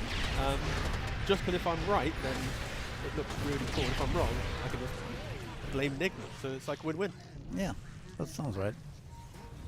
No, but jokes aside though, even though they're not playing a miracle, I think the steps that they've taken as a team, as a roster, Yeah. they are slowly getting to the form of being a team that truly can contend. Like, unlike previous tournaments where they're kind of just like they're there, but then they get to the airport quite quickly. Like, this is actually a roster that they have really good promise. Ghost or miracle. I think they look like they know what they're doing, right? They look like they I are. hope so. No, they look like the moves they're making are calculated, unlike what we saw with Xtreme earlier. I feel like they're doing a good job. We saw earlier that they lost to Gaimin Gladiators. That was to like a Huskar last pick and stuff like this. You can blame it on the that can happen. Oh, Morphling. Ghost, we just praised you. You've lost your Aegis, but okay. They did take Rax and instantly try going for the end, which was quite a bold call, but BKB jumping in. No real play-by-play happening here, but it's fine. You can see what's going on in the screen, right? This is something so funny about the bristle damage. Like, he gets a couple Warpath stacks up and then just... This is the Radiant base, by the way. Nigma just running through it as if they own it themselves. And they are probably just going to look for the end. BKB on the DK, though? Okay. Not out yet. Anything? Ricky gonna go down here. One little kill. Oh, we didn't even talk about the Morphling versus Underlord. You can just become the Underlord and throw back the roots. That's why, you know, Rubik's one of the best counters to Underlord. Didn't even think about talking about Morphling. Now they're trying to chase for the bristle back. He doesn't have BKB for 60, but again, no control, no damage, no DK. That's about it. Off they go. Yeah. So like, if you're let's say you can now talk to your team. You're the coach of Xtreme Gaming. I'm pulling an alliance and just mid-game as coach. Yeah, they're changing the rules so that coaches can now speak to Xtreme Gaming. Okay. You're the coach of Xtreme we Gaming. Did tell the you also rules speak Chinese, but you don't have to do that. Sorry, go on. Sorry. You speak Chinese as well, by the way. Ah, thank you. But for the sake of this stream and this argument, it's going to stay in English. Okay. What do you say to your team? What do you say it's for them to come back into this one? Well, obviously you have to keep it PMA. We're not going to talk about the tier 1. We're not going to talk about Roshan. Yeah, we need to move forward. We're going to move forward. Right. Can't look in the past. That's just going to hold us back. If anything, I think Monkey King needs to start the fight. BKB present the Wukongs, and then Underlord needs to try and follow up to that with DK positioning after. Yeah, you want to kill the support, right? Yes. You want to get on top of Pogna and but Ricky. It has to be Monkey King. Monkey King has to find that jump. If Monkey doesn't find the jump, then your DK's wasting BKB, your Underlord's wasting his utility. And right now, we're already kind of seeing that, right? Like, Underlord's using some spells, they're jumping on some tiny, but actually, they're going to get him, I think. BKB was on cooldown, actually. It just came back up, and now he's dead. So, you know, fair play. Good timings there on the BKB to punish that. Kind of thought it was up. Ricky, half HP. Oosh. Yeah, that's the Almost other point, is time the BKBs and punish BKBs. That wasn't an answer, but yeah, I think we also really once again saw the strength of Xtreme Gaming's lineup, right? When they're playing into their own circles on the ground, when they're playing into Underlord spells, when they're playing into Monkey ult, and kiting backwards and not getting picked off by the Kandas, suddenly they actually have the potential to fight back, even with a 15 to 20k gold lead. So I think it's not necessarily over, actually, like looking at it. We just need the Xtreme Gaming to play to the strengths of their heroes, right? It completely changes when Nullifier comes into play from Monkey King. And I'm hoping he doesn't go for the Mjolnir. I really want him just to go straight Nullifier. Because I don't think there's going to be, 1, 2, 3 fights down the line. It is the next big team fight. Either wins Nigma the game, or Xtreme suddenly have all the items to deal with it. But it's like, that item has to be the item. And I kind of feel like he's like, you're not picking Mjolnir now to farm more. Like, he needs to provide something to help his DK. Like, DK has the damage. Putting Mjolnir on your DK or your Underlord, and it could deal a lot of damage in the fight, though. Like random damage around there. Like, the active of Mjolnir is kind of underrated. It is underrated, but also I think Decrep is for sure OP. It definitely can be a problem. I want Xtreme Gaming to be like the old school Chinese team, right? Defend your areas, defend your high grounds, some like Tide Lion type stuff. Some Xiao 8 style LGD, continue to defend your high grounds and your areas, continue to scale on all your heroes, and not give any easy fights to Nigma. Then I think they have a really good shot at making a comeback here. They're kind of doing that. Right? Underlord went back for a Ghost Scepter. He understands that he just needs to survive to buy time to open up the engagement. Like, they are itemizing to try and take that fight, but he is going Nullifier, by the way, on Monkey King. Okay, good, he is. Oh, this doesn't look like a good spot for Xtreme if they're not moving backward. Okay, if they get back into the high ground, I think it's a better position. They have vision here as well. Underlord, do they have buyback? So Underlord doesn't actually have buyback. No, so this is not it. This is just over. They left their vision for a second. As soon as they left it, they got ran at. Yeah, you cannot get caught like that running away. You need to be ready on your high grounds if you're going to take the fight. once you break the formation from Xtreme, it's very difficult to regain it basically. But it's also why we don't see these strategies too often, because like we're describing like the perfect situation, right? Like we want the positioning of Xtreme to be perfect, to never get ran at. For Bristle, like that's why Bristle's so good. He's always going to run into these lineups. He's always going to break that positioning. I mean, having heroes nowadays in Dota, I think having heroes that are really difficult to kill is like essential, I think, to winning the game. And like Nigma's heroes are quite difficult to kill. Like the Morphling, the Bristleback, and the Riki are annoying as hell to take down, right? Whereas Xtreme Gaming, I mean, they have a little bit of the same, but at the same time, when you're caught out, there's not really a way to get out of a bad situation. But I don't necessarily think this is on picks though. I think Nigma just played better, in my opinion. I would argue Nigma played better, but I think maybe the Monkey King pick was a little bit naive to what Tiny will do in the game. Like, you know, you're picking Monkey to try and pressure Tiny. It didn't pressure Tiny, and then Monkey played comeback the entire time. Like rather than just picking a different mid to play out maybe a better mid game, you know, it's like they tried to counter the laning of Tiny in the draft. It failed, and now the repercussions are they don't have a mid laner, right? So I think maybe they got a little bit kind of baited in the draft by Nigma.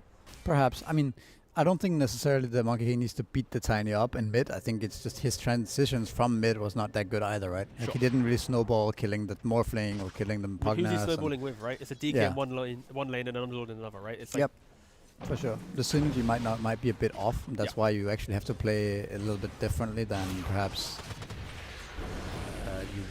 you normally play the mid Monkey Kings very snowbally and moving around a lot, whereas this one you had to perhaps play differently. I'm not sure, but I mean, Xtreme Gaming definitely made a lot of really big errors, like Roshan, the tier 1. No, for sure. Things like that, putting them in a pretty bad situation. A lot of random feeds around the map. Yep. But we have a smoke, so they have an MKB on DK now. He does hit hard right now. And they do have so they have Nullify on MK. They have the MKB on the DK, so they can ignore the Pugna, and they can eat through the butterfly of the Morphling. But can they find that jump? Can they find that position?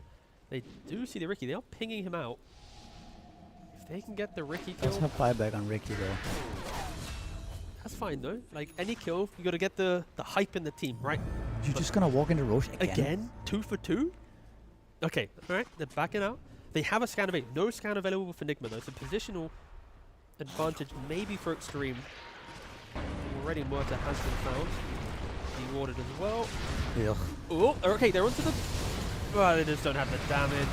Good enough stuns now. Wait. Ghost is kind of getting bullied a little bit. A little bit, but... he dies, though. Okay. All right. So DK actually head-to-head on against Morphling there. But there's still 2 big carries in the game, True. right? 24k net worth versus 21k on the Tiny. Yeah. You did fine to get the Morphling, but they're still going to be able to go Roshan. Yeah, put some food down. They're behind like 5 big items, right? Pretty much. Like, why couldn't that be the fight? I'm just choking like Xtreme did in this game.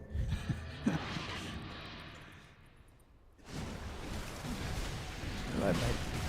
Yeah, I'm good. No, what I was trying to say was, why didn't Xtreme, like, of course it's easy to say whilst watching, right? But like that type of fight, if they were a bit more patient, didn't go for these like other plays, give away Roshan, they could have maybe crafted this move 5 minutes earlier. Again, I'm not saying it should be at 25, 30 minutes because of course they need these items, right? But I think when the game gets this difficult, the discussion on the team should have been, we need this item at this timing and we can fight.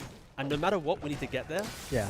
And that should have been the plan. But I think they didn't form that plan, so it looked a little bit more chaotic. It doesn't seem like Xtreme has played with a lot of patience this game, right? They just kind of walk into the areas carelessly, and they don't think too much about the, like, what Nigma can do to punish, I would say. That's what it looks like, at least. But, I mean, now they're obviously in a very rough spot, so there's not that much they can really do. But hope for Nigma overextend somehow.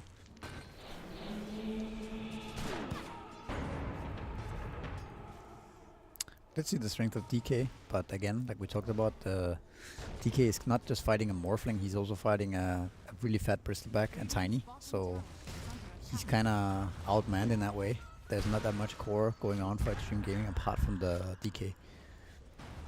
Unrelated to this game, as we do kind of see it maybe moving towards its conclusion, do you feel that ever since the Aura patch that we had like a year ago, like the gaming patch, no matter what happens, the items that provide that tankiness always rise to the top. Like SMY is the item. There was also a hard blade mill type, right? Yeah, exactly, the Heartblade Mail. Now we're kind of in the SMY patch, we're going to see GH actually go down. That's a nice little pick to have.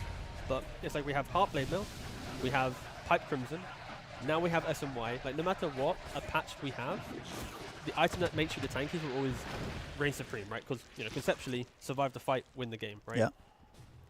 So there, I mean, unless the game changes, we'll always have this logic. Like the economy or the way in which you play it. Yeah, I agree. I think there's a point in Dota as well where if both teams have heroes that deal enough damage, that you cannot be tanky enough, right? At some point, there's a lot of damage. Like there's Silver Edges, there's all these MKBs, Daedalus type items coming out, the Bloodthorns. That it doesn't matter how many SNYs and hearts you have. There's just unlimited damage that you will die eventually, right? So at that point of Dota, like 40+ minutes or whatever, it's a lot more about the initiation and the positioning, right? But I think up until that point, I think it's true. It's all about just surviving.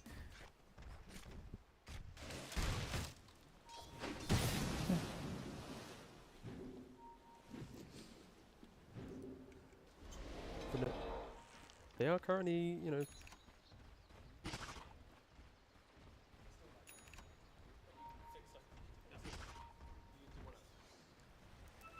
but no, they're, what's the DK got? Nothing.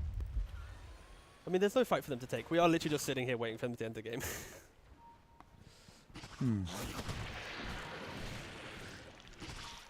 I can't.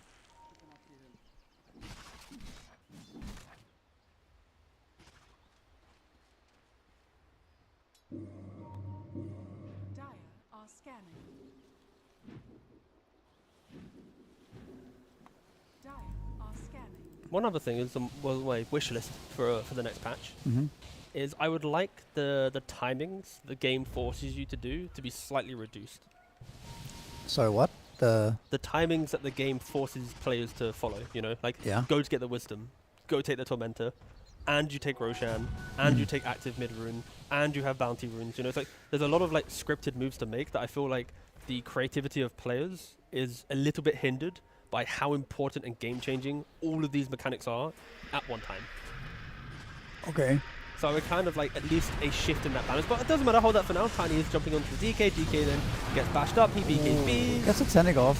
Yeah, but he's inside the Lucky Cloud. You know what? They're actually kind of doing it. Yeah, they're kind of holding Satanic. on. Not the player, but the item. I think he might have armlet toggled in the middle of that fight, but I could be wrong. But we have zero replay technology, so I cannot confirm. The fact that the fact that you survive just means that you know, yeah, you don't die. You have no real damage coming in. That's for ages and Tiny as well.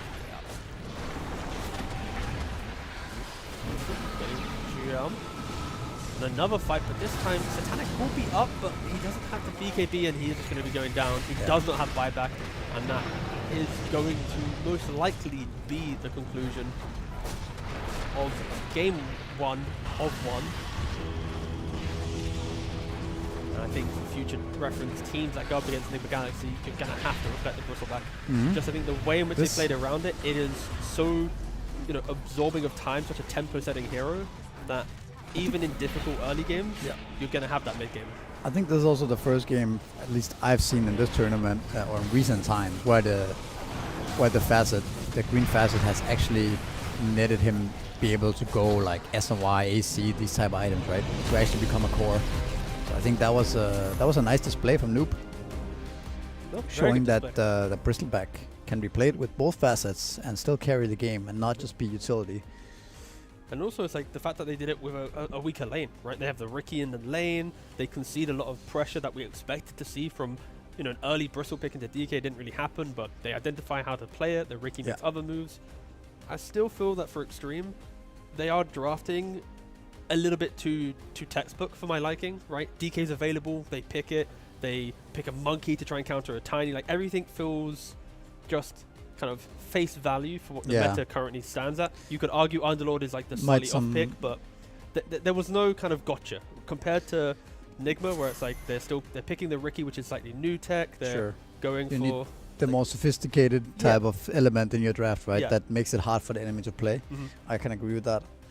I think we also saw the weakness of DK a little bit there, where you do give up the free lane, right, for Bristleback. Completely uncontested. Not you have a Ricky 4, right? He kind of leaves the lane and ganks the Underlord early Bristle's on. not punished. And Bristleback just chills and starts cutting the wave. DK can't punish him at all. So, yeah, I think display a little weakness of DK. But at the same time, though, DK was the main reason they were in the game. So the hero is definitely still very powerful. I think, yeah, there's a reason why this hero is banned a lot.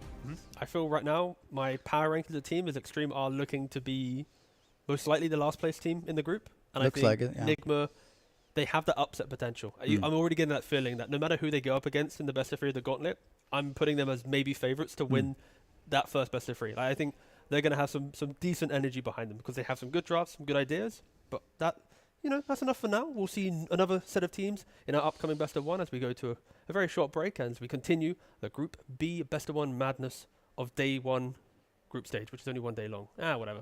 Break time.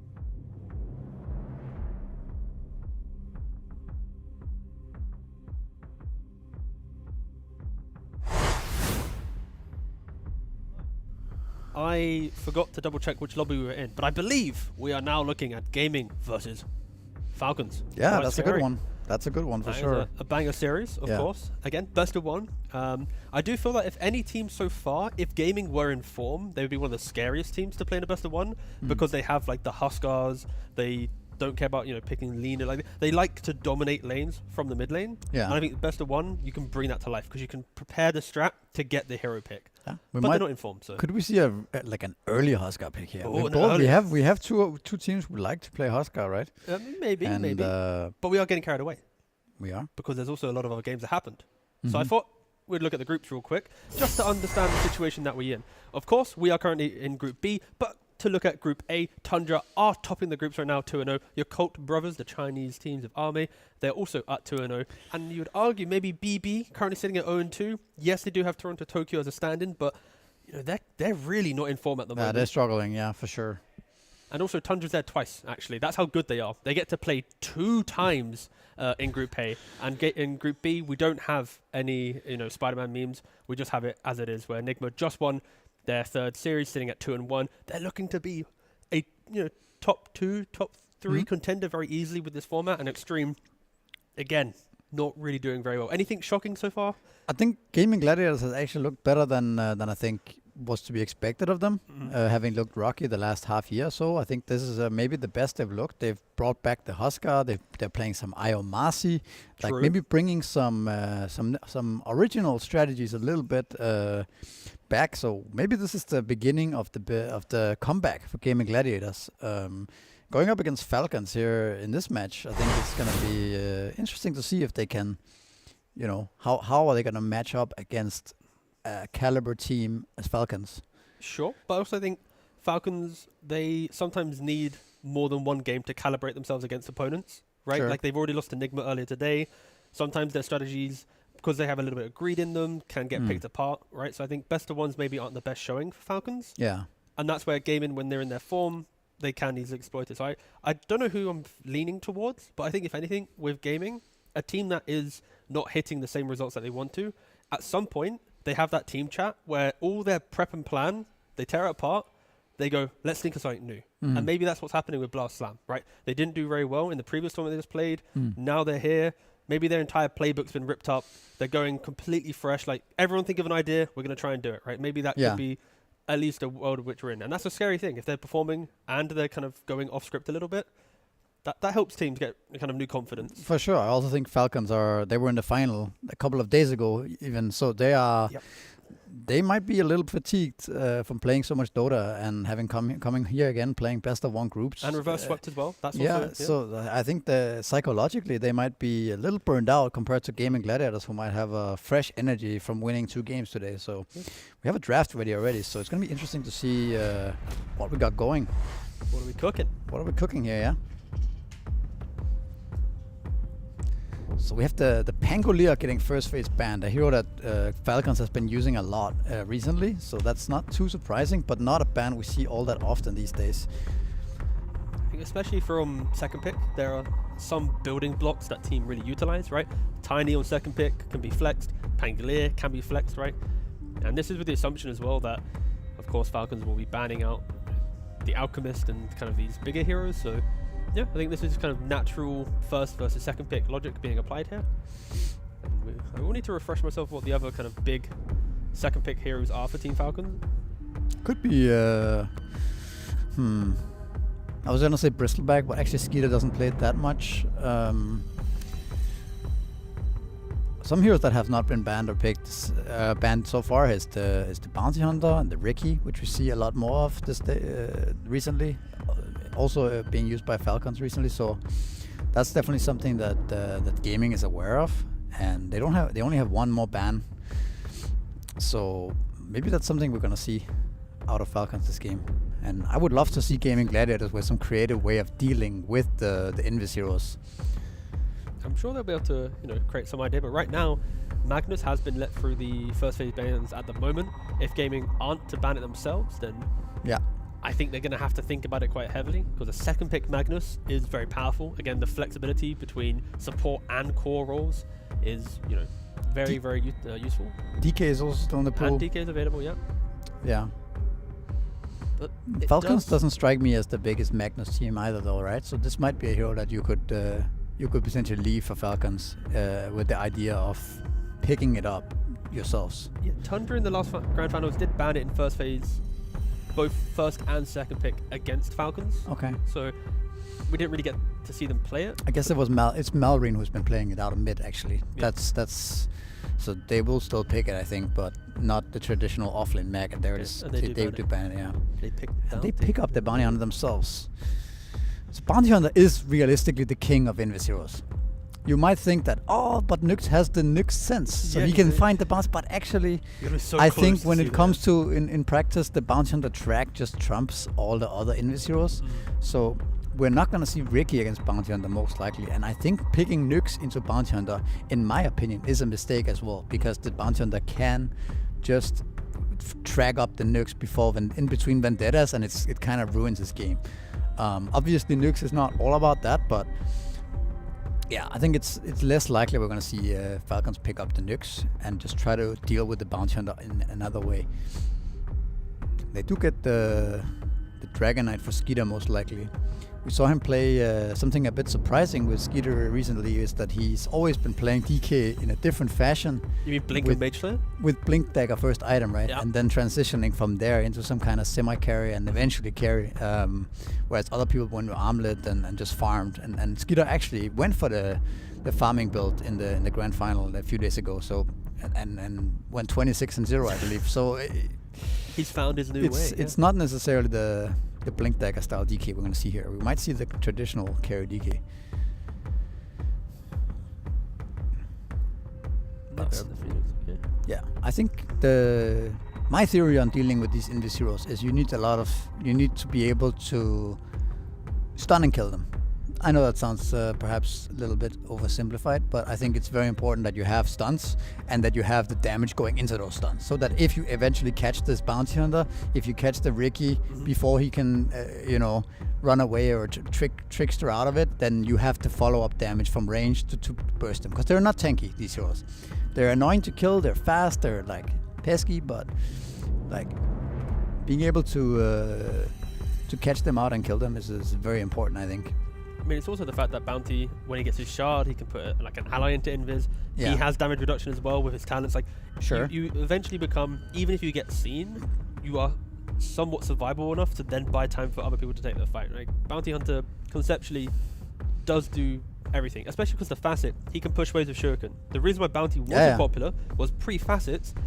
After getting kills and momentum, he doesn't push wave. He relies on someone else. Now he can push the waves and still do everything else. It's like the facets are what kind of made him become popular. It just took time for people to identify that. Also, just the track between heroes, shurikens running through heroes randomly in fights, like it does occur more than you think. So, but I agree. I think a little caveat to what I was saying earlier though about killing this bounty hunter. I don't think you can't pick bad heroes to counter these Invis heroes, if that makes sense. You can't start picking heroes that... You are really going oversimplified with this one. No, but Don't like... pick bad heroes, pick good heroes. You still want to be able to pick the meta heroes, right? Yes, Like, you that's don't want to true. go out of the box and start picking some random Zeus heroes. 5, and then, like, because Zeus is popular in support role. Yeah. But if you draft Zeus incorrectly, now you just Well, have a Zeus, right? Actually, what I'm hinting at a little bit is Loki Flame on Falcons drafts in the game 3 and 4, where they started picking Crystal Maiden, Yep. Dark Willow, things like that to counter the Invis heroes, right? And those heroes do categorize in a way that, okay, you can root up the Ricky, but now you have a Crystal Maiden draft with the Dark Willow, right? That actually overall is a lot worse than it would have been if you just picked your normal Bat Rider, Enge type supports, right? That are still meta. But also, Gaimin Gladiators does not strike me as a bounty team traditionally, right? Tofu dabbles Have with they- it, but have- it's in and out, right? It really depends. Yeah. I think the intriguing thing for me will be what will they lane with the Bounty Hunter? Because I think the best lineup would have been like Bounty in the 4, Phoenix in the off lane, like a really aggressive lane. You secure Ace to be able to farm up, but now that that's gone, like, is it just going to be... You can't really go like... I say you can't really go Beast because maybe the Ench and the DK threaten you, but they just go for it anyway. They don't care. The thing about this Bounty and Ricky is that, are they bad laners? They're not really that bad laners, honestly. I mean, they're pretty good. They just skip waves. If it is a really bad lane, Bounty has high move speed. But both of them have Sorry, insanely okay. high armor, right? Do you remember when we had Chaos? You know, I coached Okay. you, Uh-huh. and you were off-lane player back then, Yeah. and we picked Bounty for you because you just took boots and you'd pull waves. Okay. Remember that? You remember that draft of that game? No. You don't. Coach, you don't. Dude, that one. I don't. How am I supposed Okay, to well, remember that's that fine. one game from I your will find brain? it for you. I will find it for you. But it may Okay, be- so explain to me what happened there. because, like you said, he has good move speed, good armor. Uh-huh. So no matter what, even in difficult lanes, Bounty will always be able to create Yes. this lane position. So for it fun. worked out. It did work out. Yeah. Okay, Yeah. sure. Yeah. Well, I mean, what I think about Ricky and God, Bounty I nowadays cherish our memories. actually is that Bounty Hunter has Shuriken Toss, a 5-second cooldown nuke. Yep. He has really high armor. He can go invis, so you need to buy sentries for the lane. There's this constant war of having a sentry in the lane. If you don't have a sentry in the lane, then it's all about Bounty Hunter choosing when he wants to fight, right? Because he comes out and stuns you. The same thing goes for the Ricky. He has double Blink Strike level 1. This Blink Strike is no joke. He also has really high base damage, really high armor. I don't think these heroes, they are traditionally considered to be weak laners, but nowadays I think things change all the time in Dota, right? We're getting close. We need to change our perception of heroes Yeah. all the time. You kind of got to the point, I think, nicely, where the resource management of invisible heroes is always on a fine line between being broken or like unplayable, right? Because like if sentries are affordable and you have unlimited stock and dust is like, let's say like 10 gold, invis would be dead. But because sentries are a finite resource and dust is a kind of a bad item to buy in the first 10 minutes of the game, Yeah. invisible heroes are, you know, technically just very, very OP if they have a good laning setup, right? Heroes also run out of slots, right? Pretty Yes. quickly nowadays. People Sure. get so much net worth so early on that, you know, what core heroes can really buy a and keep a dust in their inventory after 30 minutes. then It's not really a thing, You're right? suddenly trading like a wand for a dust, and now it's like when you have that clutch 21 to get the mana, now it's Yeah, like, yeah. instead you got a dust. It's like, yeah, again, there's a lot of layers where an invisible hero can break the entire kind of natural flow of a game, Mm-hmm. right? But it really takes a lot of meta to enable that, and of course right now Bounty is in that Well, position, and but another one. A lot of heroes came into the draft while we were blabbing. That's fine, it happens. So we have a Crystal Maiden. I don't mind it here because it allows the Bounty Hunter Beastmaster draft to kind of play aggressively, and it's also good against Ench overall. Can bite the creep, obviously. I love TA personally. I think this hero is insanely underrated. The best innate in the Dota, in my opinion, as well. It's like top 5 Yeah, drafting cores, I'd say right now. Yeah. like- So I like what Gaimin Gladiators got. Well, Falcon is more, what could you say? Classic Falcon, perhaps. Amar Bristleback. How many times are we gonna see that? Seems like that's his new thing. Skier DK. The key thing here is gaming. Their lanes are going to be formidable, right? TA with the Melt Strike against Bristle, you're going to have the pressure there. You're going to get an early like Dragon Lance, maybe Deso. You're going to get Roshan already with with Beastmaster. Yeah. And now throw in the TA as well. You get early kills that naturally want to be amplified by Bounty. Like the entire game of gaming is strong lanes, break the map, take early objectives, and don't allow Bristle DK the time to farm because they both need a lot of economy. If it's a green facet Bristle, he still needs the Vanguard. He needs. It's not an gonna aura. be. It's gonna be the red facet, It's right? probably gonna. For Amar a Mar, always. yes. Yeah. But then it's like you still need like an Aghanims or an SMY. Like you still need. Like, I think so too. I think a lot of Falcon thought. needs a lot more items before they're online. Both DK and Bristle needs a lot of time, whereas, I mean, you could argue Beastmaster TA also needs time to farm, but I think once they are online, all of Gaimin Gladiators lines up perfectly together. I don't think necessarily Falcon has the same type of clear timing together. And then against Bounty Hunter, it can be really tricky to play against this really strong 5-man ball, right? the silver lining though is Falcons do have last pick in the draft, Right. and the TA, unless there is another carry / mid flex hero for Gaimin to pick, so they can see more information before locking in the TA lane. You are going to get Malrine with. Okay, what do you want to play? And maybe they even put DK to mid to find a better carry, right? But like, So what does Gaimin Gladiators pick first then? You have to pick a blind mid. you have to pick a blind There's mid. Lina in the so like boost, like a Lina. You have a Lina to keep the draft normal, or you find another like flexible core. But there aren't many mid to Lina bandits by mid themselves. Okay, let's go sniper. Sure, ban Lina, pick Sure. sniper. Okay. Just the high range, but they have taken away both of them. But Sniper Bounty is pretty strong combo, I think. it also prevents the creativity that we're mentioning, right? If you have last pick on mid, Yeah. sniper forces you down to a specific hero pool. If you pick Lina, it's a specific hero pool. Like, What it really- hero can even lane against Sniper? Maybe Primal Beast? Is that your There's best trap. bet here? It's pretty decent versus sniper. Yeah. You also, it's not very great against CM. No, it's really bad against Yeah. that. TA also kind of don't mind it. So it's just going Gyro. to be... So DK mid then, DK Gyro mid, carry. Okay.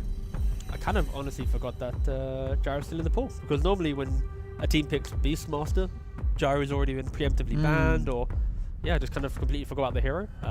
And maybe Gaming did as well. Because for Falcons, you now have a mid matchup where DK will get a little bit annoyed, but when levels and time come in, he'll just farm the wave. Yeah. And now you have Gyro versus Probably Beastmaster, probably the best, like the best case scenario considering the circumstances that we're in. Falcons, because like we talked about picking a different mid here, it did not really seem like it was gonna solve their issues. Whereas I feel like this one is damage control mid, and then they hope to get a really strong safe lane here, right, where they can start snowballing the engine of Gyro into the game.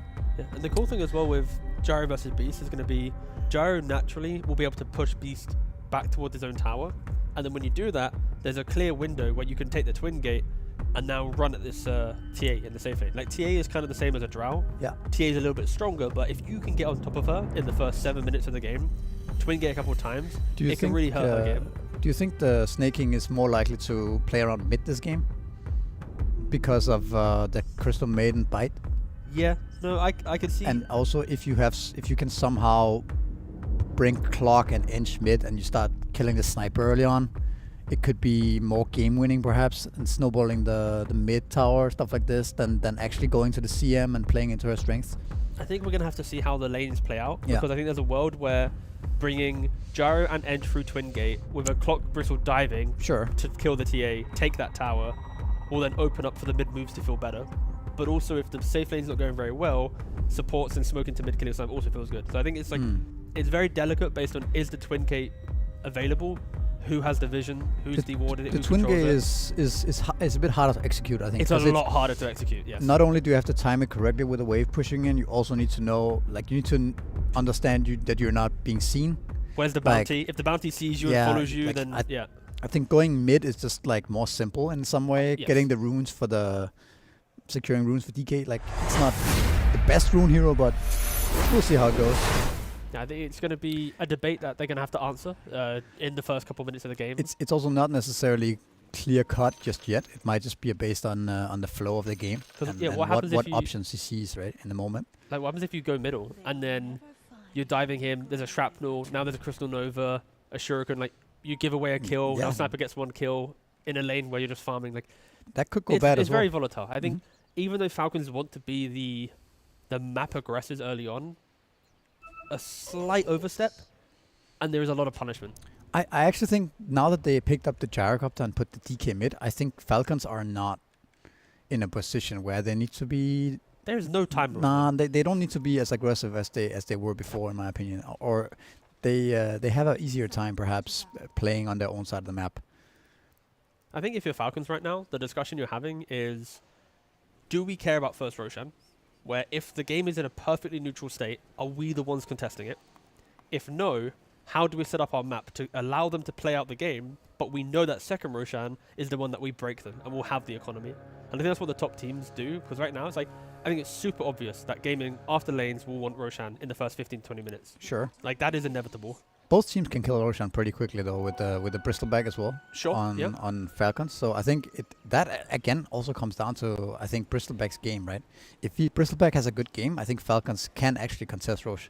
If he's still struggling to get Aghanims before the Roshan comes out, or perhaps he feels like he needs BKB as well, then Falcons are gonna give it up and play for the farm, I think.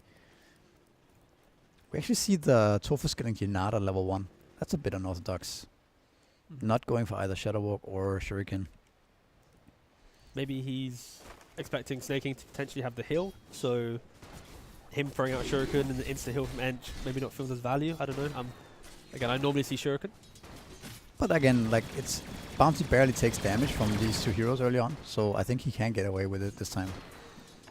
See the Skeeter skilling Rocket Barrage level 1, laying in his ace here. Might also be a result of the way that it's been playing out. Yeah. And Ace did use the axe very early on, so he understands that there's going to be no boar. So Yeah. He sees Axe, he goes for Barrage and fight, but yeah, maybe we see Skidder go for like 3-1-1 build and continue to chase down. As soon as Beast leaves the lane, he will lose a lot of his HP. I think the Gyro vs Beastmaster matchup, of course, it doesn't always have to be, oh, I put points in flak and push the wave. Like, you can still play the aggressive way. But so far, nothing too crazy happening in the laning phase. Everyone's just going to be hitting creeps and... Good start for the DK mid. 4 denies already. That's I think that's very important for him in a matchup that I imagine Sniper can snowball this sometimes. I feel like DK is one of the most generic tanky mid heroes that you always are going to see us, right? He's going to probably. Is it pre-fire or yes, pre-fire, right? I always mistake the fiery spells. So yeah, like he just pre-fired the sniper, then he has what, like 38 damage or some shit after reduction. Like I suppose, yeah.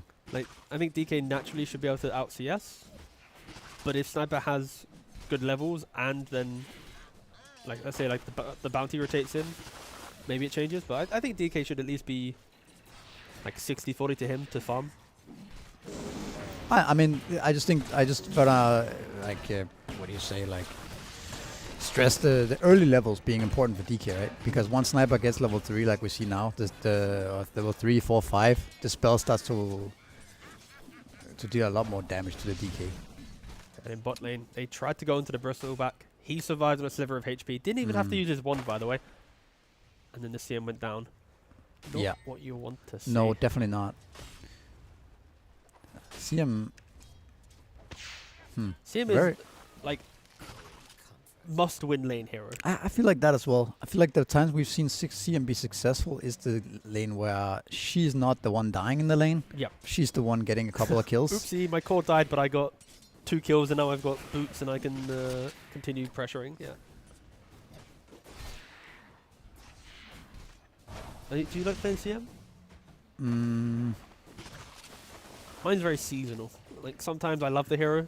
I've not played it for like 6 months now, but I used to. Yeah, I used to like it a lot too. I haven't played it in a while, to be honest. I think my favorite build is when you get to do like any pair of boots that feels good, maybe Trank, maybe mana, whatever, but then drum. Like that feels like the nice CM, where it's like you play lane, you get early drum, you keep forcing the map, but into Spectres, into Lycans, and this is... the hero isn't as fun anymore. No, for sure. You're also very dependent on the hero you're playing with in the lane, I think. Right? In pubs, you might not know what kind of carry he's suddenly going to pick. Anti-mage or... I mean, CM Anti-mage actually good. But you know what I mean? Like, you pick some bad core matchup and you're the ones who have to keep giving this guy tangos. You have no aggressive potential or whatever. And but it's always the CM's fault in that scenario. When you first pick your CM and then it's a bad matchup, it's always the Crystal Maiden's fault. Yep. Then you start getting pinged and then you want out. I bought like 100 Mantle of Intelligence because I'm just blindly listening to my core. my base looks like a buffet of... Oh, God.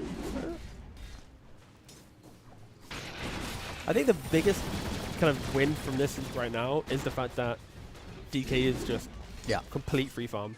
And Gyro is going even, but even getting a kill onto Tofu. So it's like you have Gyro free farming and killing. DK free farming and killing. Bristleback free farming and killing.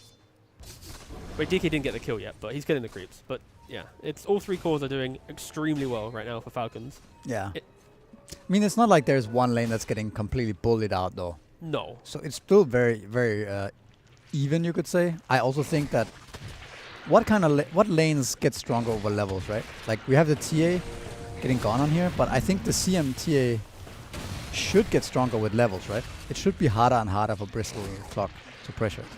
Okay, well, maybe the Cox is too powerful against the TA. That was a massive cog usage. I would just assume that the CM TA would win the region war within the next, like the first few 10 minutes or whatever. Eventually kick out the Bristle. I don't know. I feel like to kick out the Bristle, it needs to be done at level like 2, level 3, like the early meld. No, you don't have to kill him. You just like make him half HP every time you have a bite, right? But that hasn't happened though, right? Like no, it hasn't. It happened once, but then CM died. Yeah. Amar then instantly salved. So it's like I don't see the lane going into a winning position now for gaming. No, because now, they- no. yeah, Certainly okay, not. cool. Certainly not now. Alright. Now it's looking rough for sure. Yeah, Bristleback having such a good start to the game is exactly what Falcon needs for sure. Also, normally in drafts, by the way, when you pick Beastmaster, Bristle and Gyro are the ones that people ban. Right. And now you're playing Because they're playing against both of them. and Ench as well, And right? DK. DK is also another they're like the big three. Like Yeah.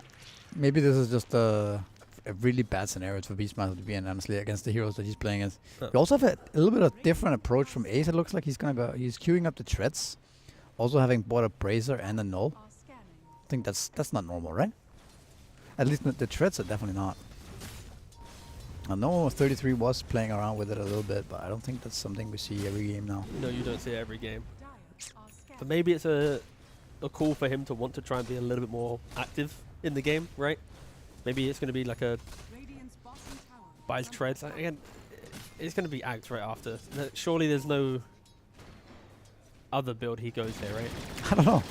Is it gonna be Axe? I mean, he has not queued anything up I yet. mean, I don't want him to go SMY, first item. treads that's way off lane Bristle. Beastmaster, sorry, yeah. I don't know.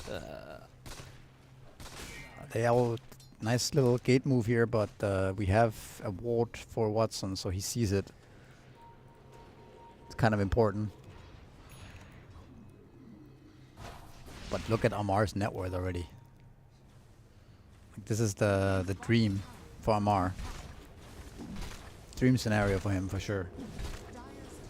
You take the tower, TA's off shove to jungle, Sniper's also jungling, Beast is also jungling. Yep, everyone's jungling on gaming. Difference living in the jungle. Yep. Okay, so we have the move that we talked about a little bit, the whole like bring a lot of heroes top.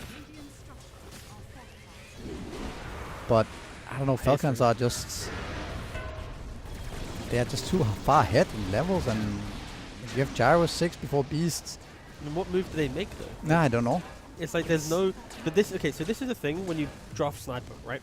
Sniper is excellent at pressuring your opponent in the draft because it limits their hero pool. But Yeah. the trade-off is you're now not going to be present on the map. You don't really care about the active runes. You can go deny it, but like you're never making a pressuring move. I mean, the successful snipers are the ones where the supports come to the sniper and you start killing the enemy mid, take Sure. up, kill the rune control completely.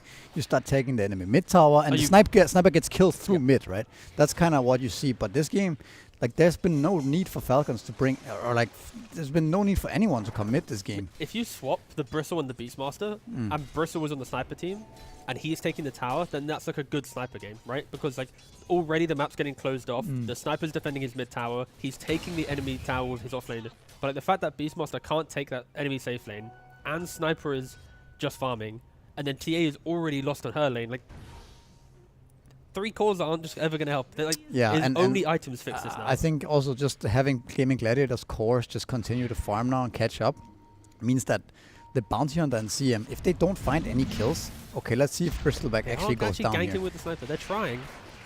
You can't kill him, can you? Oh, He- Celery's just dead. Tofu, Okay. so you do get the kill. I think, I mean, obviously that's good trading your CM for Bristol, but I was about to say that if you don't get any kills for Gaimin Gladiators, the CM and the bounty hunter will have no impact, no game to be had anywhere, right?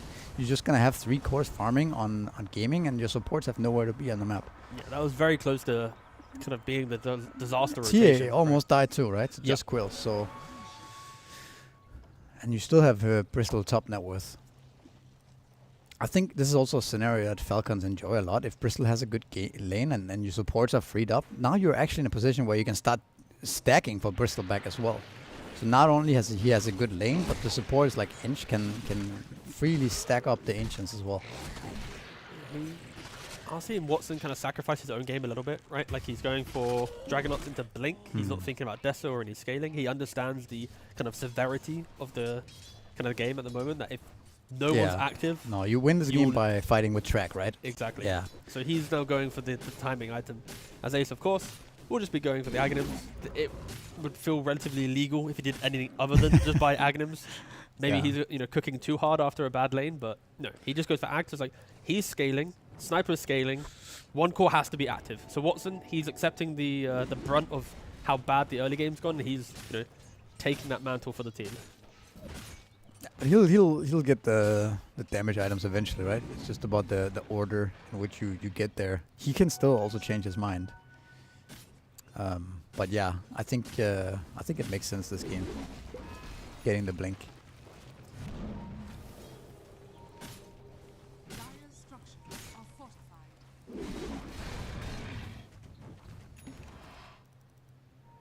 Another thing we saw the other games on the other stream, I think it was the gyrocopter buying the drums. It was the Ratio doing that. We don't see that from Skeeter. No. Do you think do you think that's one of those moments where has he experienced the tech yet? Like, has he seen it? Does he have an opinion? Is he maybe after going to rewatch the game and then suddenly he starts doing it? I'm not sure if I don't think that's super common knowledge. Like that people buying drum on gyrocopter and having infinite drum charges. I can't remember if it was known in the last tournament. Like, I don't remember people talking about it like in a hype way. It wasn't. It's not something that I've seen at least. And I mean, I'm sure AOI is watching that, and I'm sure it will get picked up on. But for now, he's not doing it. Maybe it's because he likes the idea of having Falcon Blade, being a bit cheaper, giving you the mana region. I'm sure there's a really boring dad joke. It's really hard to say. I guess the time will tell in a way if everybody starts going drum on gyrocopter. I mean, it seems broken that you can just every time drums is available, you just click it, and you have infinite move speed and attack speed basically, right? Convincing a carrier though to spend low economy into a different item that isn't their normal build is often quite a challenge there. So we'll see if he can convince him. Skeeter is not the kind of guy who shy away from buying some team items, right? That is true. You know what? Good blink. point. Yeah, good point. Skeeter is a step above the rest. I mean, he's going Falcon Blade Christmas into Dragonlance, so he is already buying a lot of the cheaper the fighting items. Well, you could argue replacing Falcon with drum there honestly would look quite nice, right? Like the drum disassemble with the Dragonlance and Christmas. Like that's the build of I want to be with my team. I think if gyrocopter keeps being a strong carry in the meta, like it's something that will get picked up on, and everybody will start doing that. Because I think it's just too good to have infinite jump charges. And now, do you think, going back to the age-old question, do you think it's a bug or a feature? I think it's a feature. I think it's a feature certainly, too, certainly. yeah. It's part of his innate, right? But to retain all charges upon disassembling, and do you think that's a bug that is a feature? Or do you think in the next patch they'll be like, you know what, we at Valve realized we maybe forgot about drum charges being infinite? I think it's not meant to be like that. Yeah, so it's a feature. The question is if it's gonna get nerfed, probably. No, yes, nerfed is so yeah. Okay. So yeah, I would say. But that's an example, guys, of a bug that is a feature, not a bug that's a bug, if you know what I mean. Yeah. We have again the 14 wisdoms. Oh, is Tofu going to be fine here? He has no TB scroll, but I don't think Amar is willing to chase that one. But we see him actually, after he farms the stack, he should have the Aghanims already. 14, gonna be 15 minutes, I imagine. Very good timing for him. But we see the TA actually coming up top of the net worth now. The Zero obviously farms extremely quickly as well. Just kind of ignoring the aggression, but also I think Falcons, after the laning phase, they shifted the gear of the tempo, right? They went from playing the map to, guys, just everyone hit creeps, wait for us to make a team call, and then we'll kind of resync to go. Marin blinking in, clicking onto the range creep, but then turning back around onto the sniper. Colts, but instant break, and Quinn's able to walk away. Watson has turned up with the blink dagger. Frostbite onto the clockwork going down, so kind of a bit of a botched initiation. Here comes Ace. And Skidder just said hello, but raw to the face. And now Ace is the one going down. He thought he had the damage, but they kind of used all of their tools to go into the clockwork, and they didn't have any resources available to then, follow up that secondary engagement. So miscommunication on gaming there. Ace getting a little bit carried away. And Tofu with the slowest Janada. But Watson does get another kill. So I think, nice map presence there from Watson. Being there with the mid, then finding out the kind of the straggler on the right-hand side. A bit optimistic, perhaps also going on a sniper there. Like his game is also good. He has, he's level 11 himself, so not the easiest kill to get, especially when you have just DK clockwork, right? It's not that much damage, so. But I think if you're Falcons, you could argue the execution could be a lot better, right? Oh, like of course, the DK blinks in doesn't stun. Crit hooks in and cogs, but then there's no follow-up to stop Quinn and insta-killing the cog, so he walks away. Like, they didn't utilize cogs. They didn't really utilize the blink initiation. Like, everything was a little bit, lackluster. And Gaming will capitalize on that. So they stall out this net worth advantage. And Amar, I think the build is looking good, right? He's got the Ags. He's going to go Shard. See it. Get the Lotus for the armor and Celery. He will be dying. So this is the moment where don't you regret wish? playing CM? Yeah, don't you wish you picked another hero than CM? Like, I mean- did this hero really achieve what he wanted, and does it achieve anything from here on out? That's the question, right? I don't think it does. No. I don't think the hero does anything now. No, it doesn't. Unless you take some really important fights the next 5 to 10 minutes where you get a lot of frostbites off in the fights. Like bite the clock, bite the Bristol back, he can't move, you stay alive, and you get a bunch of track kills and come back like that. I don't think the hero doesn't offer much compared to, let's say, Warlock.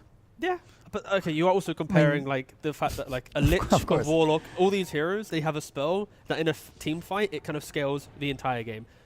Crystal Maiden, her I agree. ultimate is probably one of the weakest competitive ultimates because teams are just obviously good enough to cancel it, right? Or Lower move im- out of it. Yeah. Yeah. Also, it's a 100-second cooldown. It's decent AOE, but it's just compared to a Golem, a Chain Frost, Yeah, I mean- untouchable an inch, right? It's also kind of hard to it's like a little bit unfair to compare the CM to like Lich or Warlock now because the laning phase would have looked completely different too. Yep. I'm sure. But yeah, Okay. another smoke by Falcons. By the way, they're really ramping up the aggression here. If they catch up the beast, it could be really bad for Gaming. But Gaimin Gladiators also smoked up, so they kind of They're just running into each anticipated. other. They found Yeah. Tofu, but they're kind of Sniper in a really good spot. I think this is really bad for Falcons It's here. awful. Yeah. And Amar, he's facing him, but just click him, Quinn! Yeah. All right. 2 kills for Gaimin. This is exactly the type of fights that Should have been 3. both CM Should've been and the 3. Gaming Gladiators Stop need. being PMA here. That should have been 3. Yeah, he should have just- assassinated earlier, right? Or just click him. him. You think he would have died? He was facing him.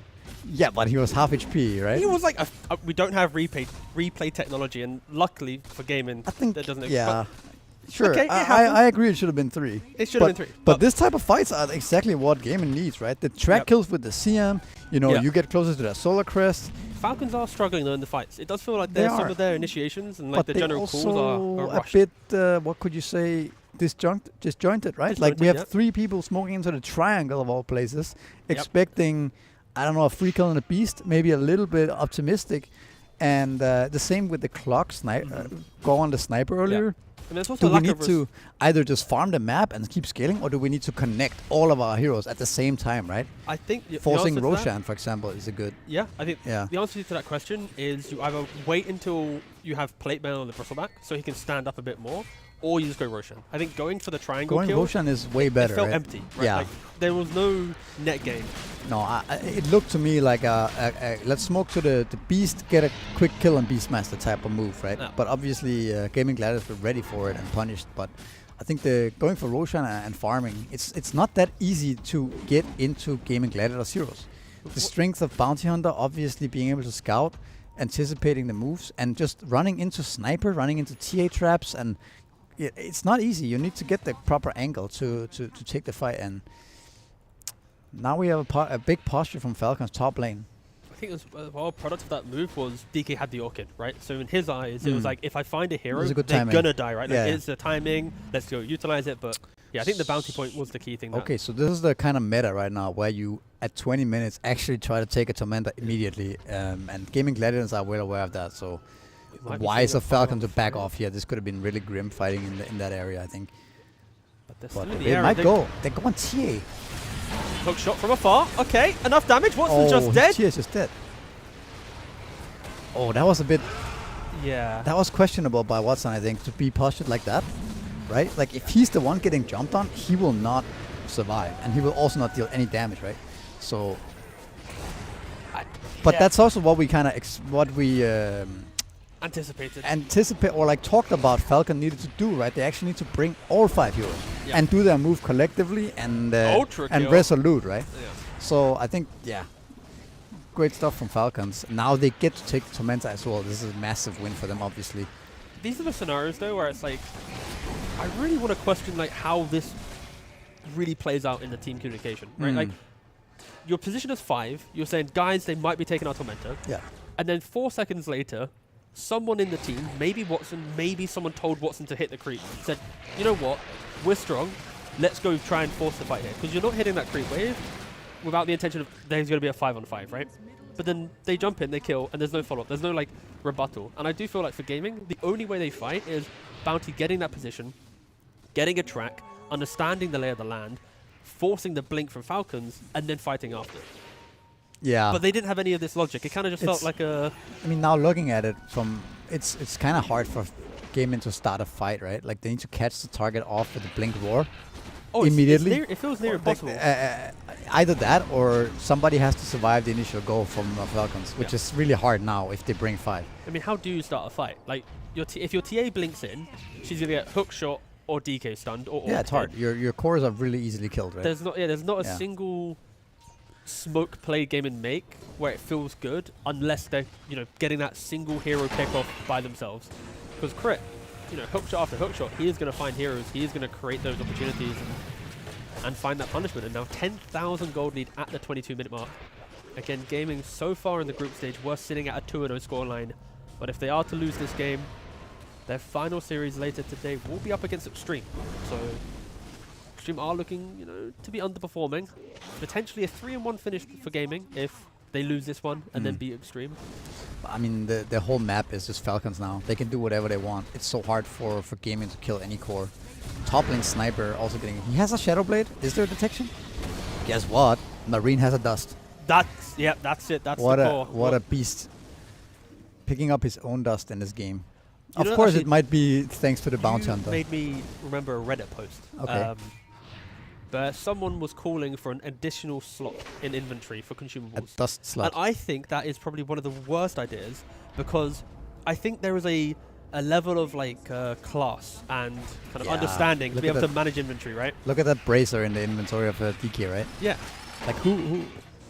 It's just like, I feel like how simplified do you want to make the game where it's like you have a slot for a Dust and a slot for a ward and a TP and no. Do you just want a slot for every item so then you can have 20 items in play? A damage item. Yeah. A damage slot. Yeah. I want my BKB slot. A false stuff. False stuff. Oh god. Yeah. And it's like there was people who were actively like, yeah, I really want a ward slot. As a support, I struggle. It's like, guys, that's the beauty of the game. Yeah. Like, that's not... Years ago, we had to study the pictures of the map to see which turtle would, on the map to see where to put the sentry to unblock the camp. And now we have, the yellow box, Yeah. I like some things being simplified, but other things, we need to at least keep true to the complexity of our game. We do. That's for sure. And now Marine walking around with a Dust. Yeah, if you're a core player, just look at it. Yeah, it's beautiful. Perfect. But yeah, real rough situation for Gaimin. Look, this is the smoke of we have to get a kill or we're gonna lose the game. This feels like their do or die smoke. Yeah, but you don't have a way to start the fight unless Beastmaster gets on top of you, right? I mean, that's what they're trying to do, right? Skeeter is kind of sniffing it out. He is getting slowed by a trap. Can they reach him? Looks like they might be able to. There it is. I mean, he's dead, but can they get out? That's the kill. thing. Is there going to be any follow-up? But Crit, he's actually in the triangle, so no random hook shot from the other side of the screen. Falcons will just accept the fact they have lost their carry. Yeah, certainly a very good kill for for Gaimin Gladiators. Doesn't look like they're going to get that much more out of the map. A little bit of farm, perhaps. One thing that I've liked with Falcons drafts, at least in the last game of this game, was they have let's watch them kill Chris Main for a second. And Marine's also going to die here. TP and just die. Okay. Hey, we need to So be one careful. by We one. don't start feeding too many kills away. It is a bounty on the draft after all. And They're back out. the closer the game is, the harder it is for Falcons to, how do you say, break the formation of TA Sniper, right? Like, you don't want them to get too many items and silver edges and things like that to the point where the damage becomes overwhelming. Hook shot in onto an Ancient. All right, well done by Watson. Another kill for them here. There's no PKB on Jericho, by the way. But they do kill the TA, so... Yeah, I mean... Just praised him. I did. Now he's dead. Skitter goes down as well. This brawly type of game is not necessarily bad for gaming, considering the spot they're in. The network is slowly trickling the way of gaming. They but did lose both their cores though, so. they did. We're being very optimistic here for them. Ah. Okay, so going back to my point about Falcons draft, they have a very nice layering of. We pick heroes that may take multiple, like, big resources to kill. So when we finally overcome that hurdle, we then don't have enough tools to kill the next one, you know? It's like, to kill the Bristle, we need the Roar with the Silver Edge, plus the TML Strike. But then the DK blinks in with the Orchid, and he'll have a SMY as well, and a BKB. Sure. But to kill him, CM can't do anything, Bounty can't do anything. But that I feel like that's almost every Bristol lineup when Bristol has a good game, is that Sure. Bristleback off lane, who is now also a carry, who runs hasted, who has plus 300 They have damage. all 3 cores in this position. That's, Yeah. I guess, the point here. It's like Sure. there's no core for Falcons where it's like that's the simple kill, and we don't have to use everything. Every hero on the screen for Falcons. I would say that. Nah, you really think so? I would say if they burst as the game The progresses, BKB if they gyro? burst the gyrocopter, they have a chance of winning the fights. But he has BKB. But you just roar and kill him. No? But that's the one I'm mentioning. The big resource is the Raw. So Okay, now sure, how do but you you kill the gotta next guy? You That's gotta the roar point. and kill something always, right? Yeah, but the Like- rest of the draft from gaming kind of falls apart. Maybe all I'm saying is they put a lot of pressure on Beastmaster. Maybe that's what I'm trying to hit. Sure. I see what you mean. I guess that's the downside of having a sniper mid, right? In a spot like this, where That's you don't probably actually it. have the Yeah, that's a convoluted way of saying it, but Sniper Mid is complicating things for their comeback potential. And you have your 4 as a bounty, right? Your 5 as a CM, so you don't get it from the support as well. But I think that the winning recipe for gaming should be blink roar, kill the gyrocopter off. Now you kite out the Bristleback. The DK is not that scary yet, right? He doesn't have much damage. You can kite out the rest of the draft from Falcons with your track, with your you stay off range, you kite backwards, and then you can actually, I think, wiggle your way into a winning fight. But if you don't kill the gyrocopter, I think you're in trouble. If Bristleback runs in and Lotus Orbs and take all the focus, then I think it's hard. Found Tofu. There it is. Here comes Amar. They do have Silver Edge, though. Do they have enough damage? Taking a lot of damage. One more hit. Oh, Ace just blinked in. Yeah, there's the roar. He has BKB, but no follow-up damage right now. This is looking pretty good for Falcons. No Raw. Quinn's on half HP. Buyback by Bounty Hunter, though. And you don't have BKBs anymore.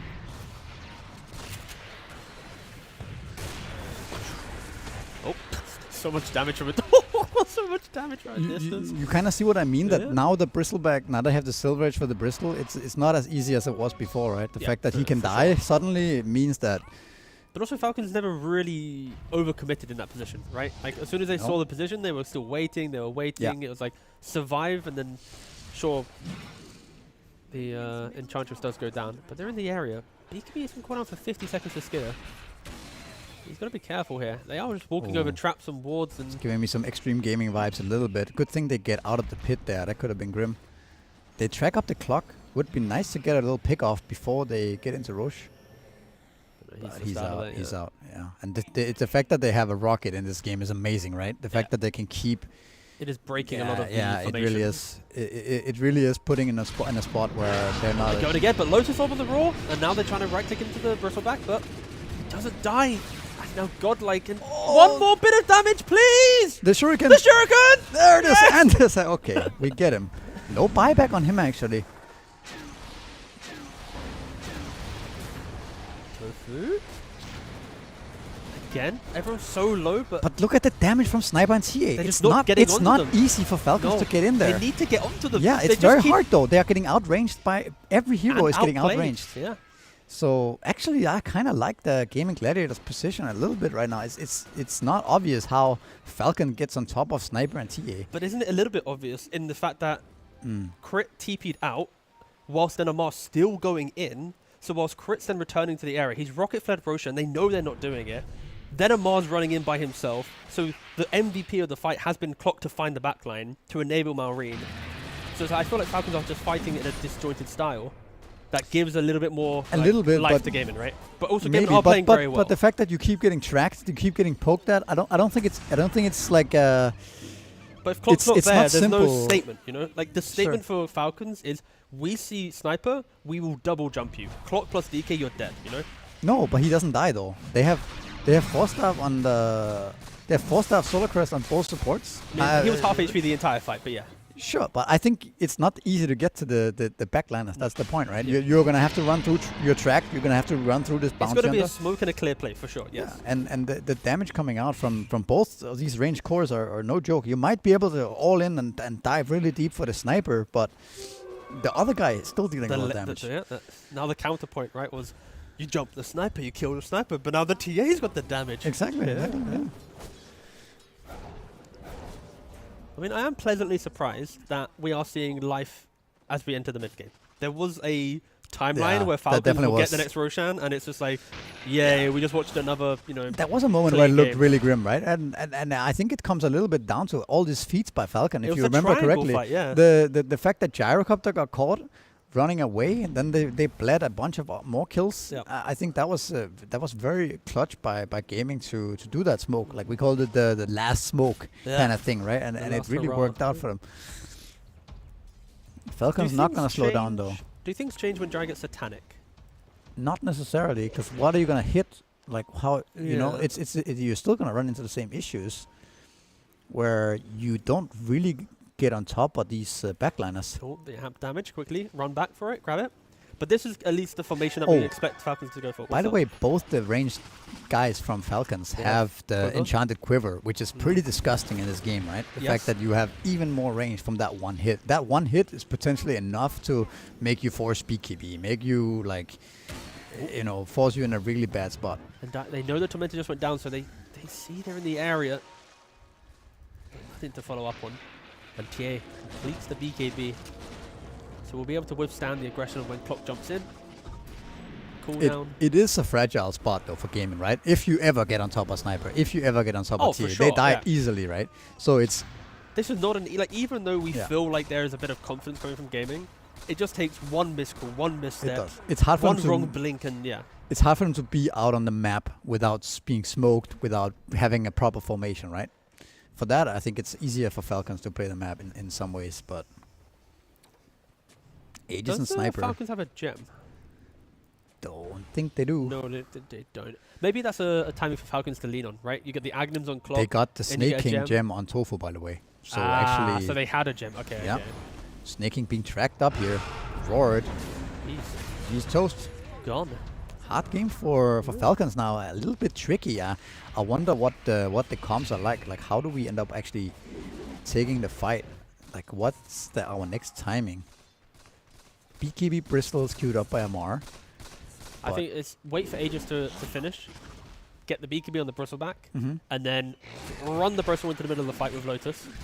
Wait to see the Sniper or TA appear, and then you have to jump in very cleanly. Is this a... That's it. I think that sounds good, but I think we need a swift blink on Gyro Avenge for this game.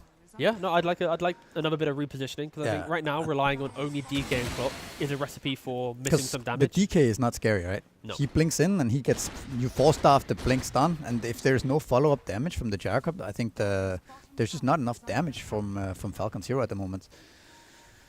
Well, they're kind of itemizing towards that, right? Like you've got the AC potentially on the Enchantress, right? And then you've already got Solar Crest and Clock. Like you've got ways to amp up additional damage from the supports at some point, but it's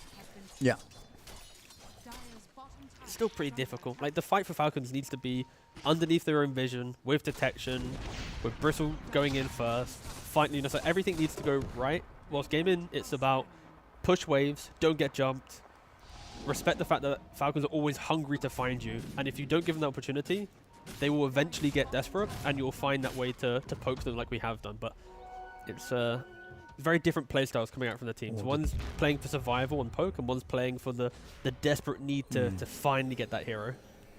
And now Crit. Okay, well done by Crit. Yep. Well done. He was spotted by the trap, like way before he was popped. So Now is that a bug or a feature? Which one? Being able to fly out of the map with Sunray, with Oh, come on. Jetpack. Of course, that's a feature. That's a feature. Okay. Of course. The Phoenix, the Clock, some of the heroes has to have a little bit of a Some quirkiness to yeah, them, that's right? True, that's true. Alright, they're positioned here, but I don't know if they have a... They see Ace right now, and they're like running straight at him. They're gonna get him. Is there enough damage before BKB? No, not at all. Just no clock there. Meanwhile, the Bristleback is getting hunted as well. No, he's used BKB, so both offlanes have to use BKB. Ace does go down, but the Bristle doesn't. The enchanted quiver hit actually kills him. Oh, great! Oh god. There were like 4 hits just following him. My camera was like perfect where I didn't see any of them. I moved it to the left and I just saw like a flurry of red just running at him. I was like, oh shit, he's gone. Not both. Oh, not both, sorry, but one hero dies either side. And So what's worth more? A support with track on him kill? Like a support track kill or a core no track kill? well, I looked at the stats and financially Falcons did earn more gold. Yeah. But Okay. I think for gaming, It they was won't feel bad because it's Nah, like, Ace was out of position, whatever, you die. you don't need but we Ace got to killed. fight, honestly. Yeah, you yeah. still have the 2 backliners just like Yep. mowing at I think people. it gives confidence to Snake gaming. King is caught here a little bit. Forced us away, but he's still Yeah, broken and and just again, disappears. the silver edge is so key here. Yeah. And now Amar's just running in. Isn't his BKB on corner? It is for 30 seconds. And now they're just kind of walking around with no real plan. Half HP now on a couple of these cores. Yep. Now they BKB and run away. This is... It's so awkward This is for this is Falcons to bewildering. play this game. You are always going to be the ones getting hit. The, what? the fact that you are tracked and the enemy has outranges you, they outrange you with like 1k range. But they Dude, you don't see any of the sniper or the TA they hitting need you. to make a plan. But yeah, but like They're running around underneath an enemy ward. Yeah, but in hey, you don't know the spinning ward. Sure, but, like, You know the ward is you know it's invisible, there right? though, kinda. The bounty is invisible. The ward is invisible. but they jumped your I think Enchantress. your Enchantress dies. Plan should be get the fuck out, guys. Yes. This is not. But this instead, is not- all 3 yeah. cores walked in together. Sure. BKB and left. There is clearly a little bit of a misplan happening here from Falcons. And that is why But- Gaimin are just non-stop applying that pressure on the map. They really are. Yeah. And we see the strength of Bounty Hunter, which He's is got a Hex. yes, he does. This is a pretty prime example of why Bounty Hunter is such a scary hero to play against and And give now- away in this patch right now. And Sniper's BKB as well. No, I think Falcons are. I don't know what you do with I don't- Falcons. or it's a win It's probability, almost yeah. it's almost impossible to play this game for Falcons. They have like Oh. Okay, so Falcons... it's all in Gaimin Gladiators' hands to play this game out. Like Yeah. Falcons have no real tools to get themselves in a good position. I think if Falcons play, I mean, if Gaimin Gladiators play conservatively with Sniper and TA and don't overextend, it's so easy for them to play. Yeah, Falcons can't get on top. They can't reach the backliners. They can't. Well, it's a counterpoint. They technically can. They just haven't executed You the don't way- see them. You don't see them you don't doing see it. the TA. No, you literally don't have vision on TA Sniper before you're fucking. What is it called? My man's getting passionate. you don't see them. We don't fucking see them. we need to see them.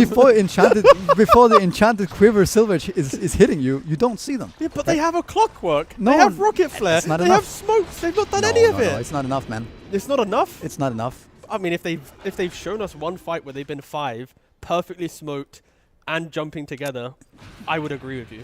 But in the last 50 minutes, they have been picked apart by gaming. But that's where we've not seen them sync it literally together. proves my point that you cannot get there in time. Like you there's always a bounty hunter. There's traps. The traps. We haven't talked about traps. There's so much vision for Gaimin Gladiators. I fully agree with you. Okay. But we're talking about a Falcons where Crit's TPing out, Amar's running in, and then it's like Okay, we It's have awkward. Rainbow TB coming out here Here onto it the is. shrine. They really don't want to give away this Roshan. okay. Amar is Saber running Amar's in. running Roshan's They have getting the low. vision. They see them. Let's see them. Let's see what happens here. Amar gets on Snatch top of stages. TA here. They're on to Quinn finally, but he's just BKB TPing out, and They're BKB all TPing just out. TPing out. Ace Oh, is they also did it! TPing. They did it! They jumped him.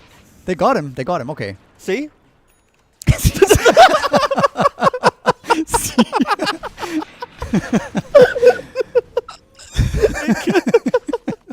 Okay, so we do have the Aegis and the Sniper though, and we also did see Gaimin Gladiators clump themselves up into the pit, giving the Falcons option finally for do Falcons. something.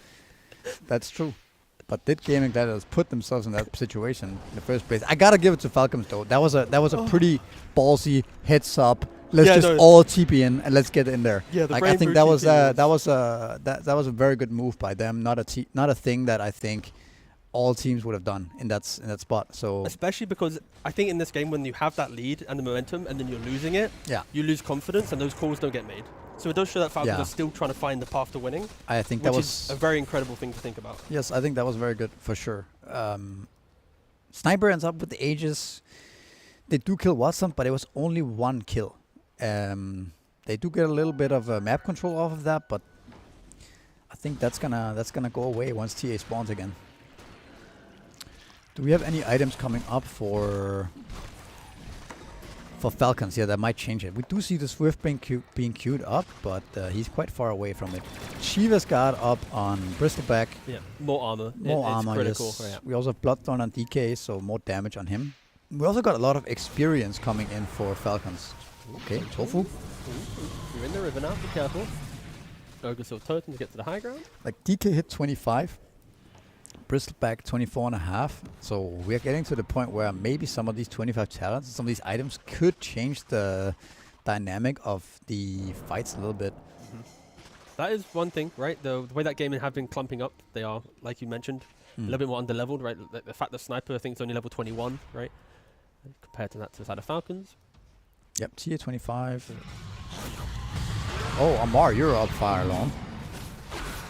Just protects and dies, yeah. Yeah, he does. And there's no no buyback. buyback on Amar here. And he's 1,000 gold away, so it's not as if he can quickly run and grab a bounty rune or something to maybe recover that. He is just short of buyback. Yep. So and you're gonna be able to hit those buildings. And how are you gonna get on top of Sniper? Rockets are mildly annoying, but only that. A little bit, yeah. If Gaming slow push this, I think you're gonna lose some buildings. Do we have creeps? We have creeps coming now.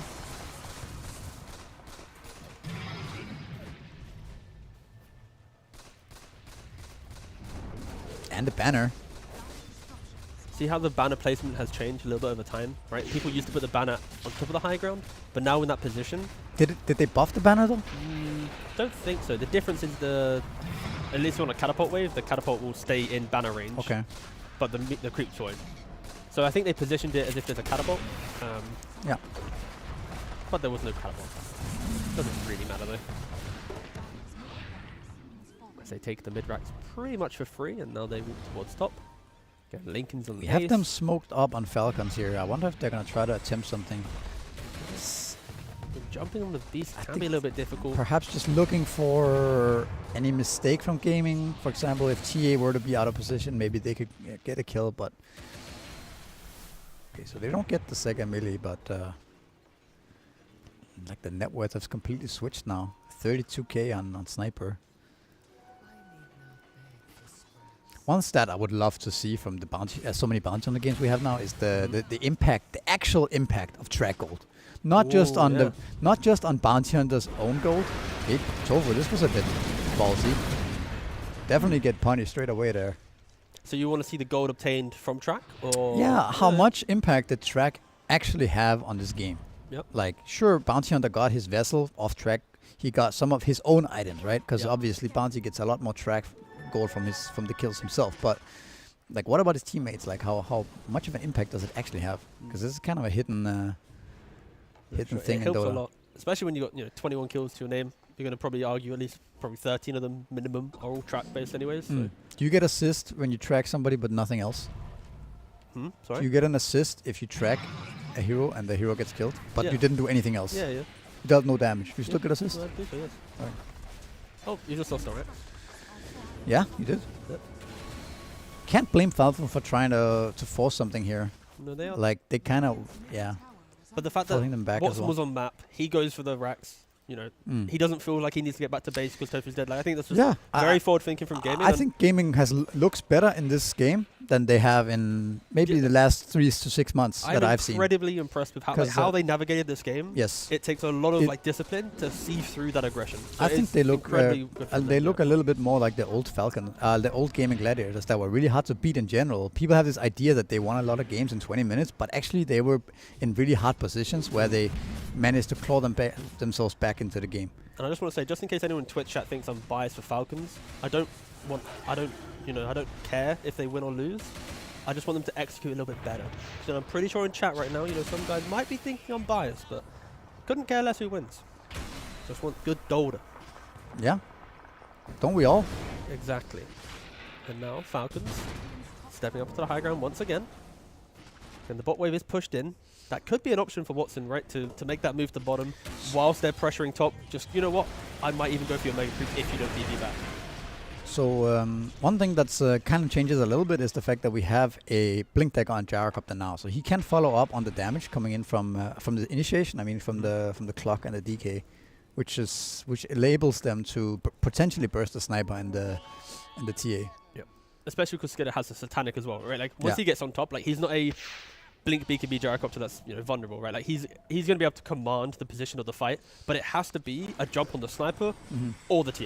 If at any point they jump the Beastmaster, both range the same thing will happen. Right? Exactly. The same thing will happen. Yeah. They need to disjoint that that double artillery that they've basically created with this draft on Gaimin.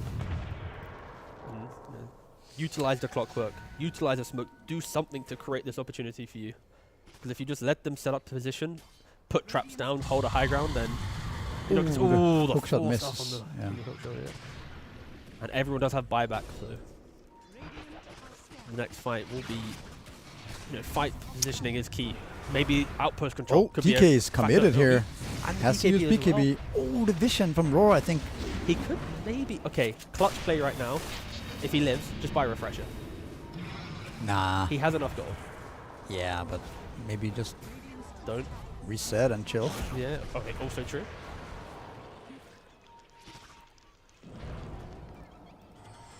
But not necessarily that the BKB is that important. Like if Gaimin Gladiators runs into Falcons, Gaimin's going to run down mid. It I mean, looks they are like running down mid, that's certainly the call. They want to force Falcons back before Falcons can force Gaimin Gladiators back actually. So very good read, yeah. Yes, very nice.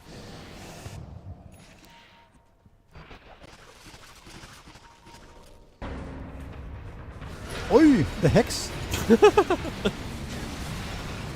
Going in, no Skidder in the Skidder middle of in the the fight. middle of everybody here. Flacking down Quinn. He's going to jump. He doesn't have Aegis. But he's going to jump out. Shiva's dead. Trying to cast now. What Three have we dead. done on Gaimin? Jumping the Bristleback next to tier 4s like that. Yeah. You're going to lose every single hero. Oh my goodness. What a throw. I just dare to say it right there. That's a throw. You jump the Bristleback next to tier 4s. Even if you kill him, the man has 6k gold he can buy back. You're still in a problematic position on the map. I feel like everything that Gaming has done well Yes. They has deserve a little bit of completely gone the opposite way in that move, right? They Everything deserve else some flack for that one. Yes. No pun intended. Well, look at you becoming a caster. But everything about Gaming was like position and poke and wait and enable that chance. Yeah. And then they jump the bristle. It's like Expose your ranged core so deeply into the enemy base, right? We've been praising Gaming for hiding them and not enabling the clock to feel like he can get the jump and like. But actually, very ballsy, not even ballsy, just very manly. Well done by Skeeter going in there in the middle of 4 heroes, right? Actually, we saw the strength of the Blink dagger right we're there. literally just praising how like he has all the items to utilize this playstyle, and then he presents it. But they're clumped up as like 5 heroes of course. in the base. It's like the perfect recipe for Skidder to. Very sus move by Gaimin, but at the same time, also gotta give the credit to Skeeter, right, for capitalizing on it. We're gonna have to work on your casting terminology, using the words throw and sus in the same cast. What's the problem? Okay, I see the problem. There we go. This is the normal way of speaking, I guess. Don't worry, Twitch chat's saying it themselves. Can you use...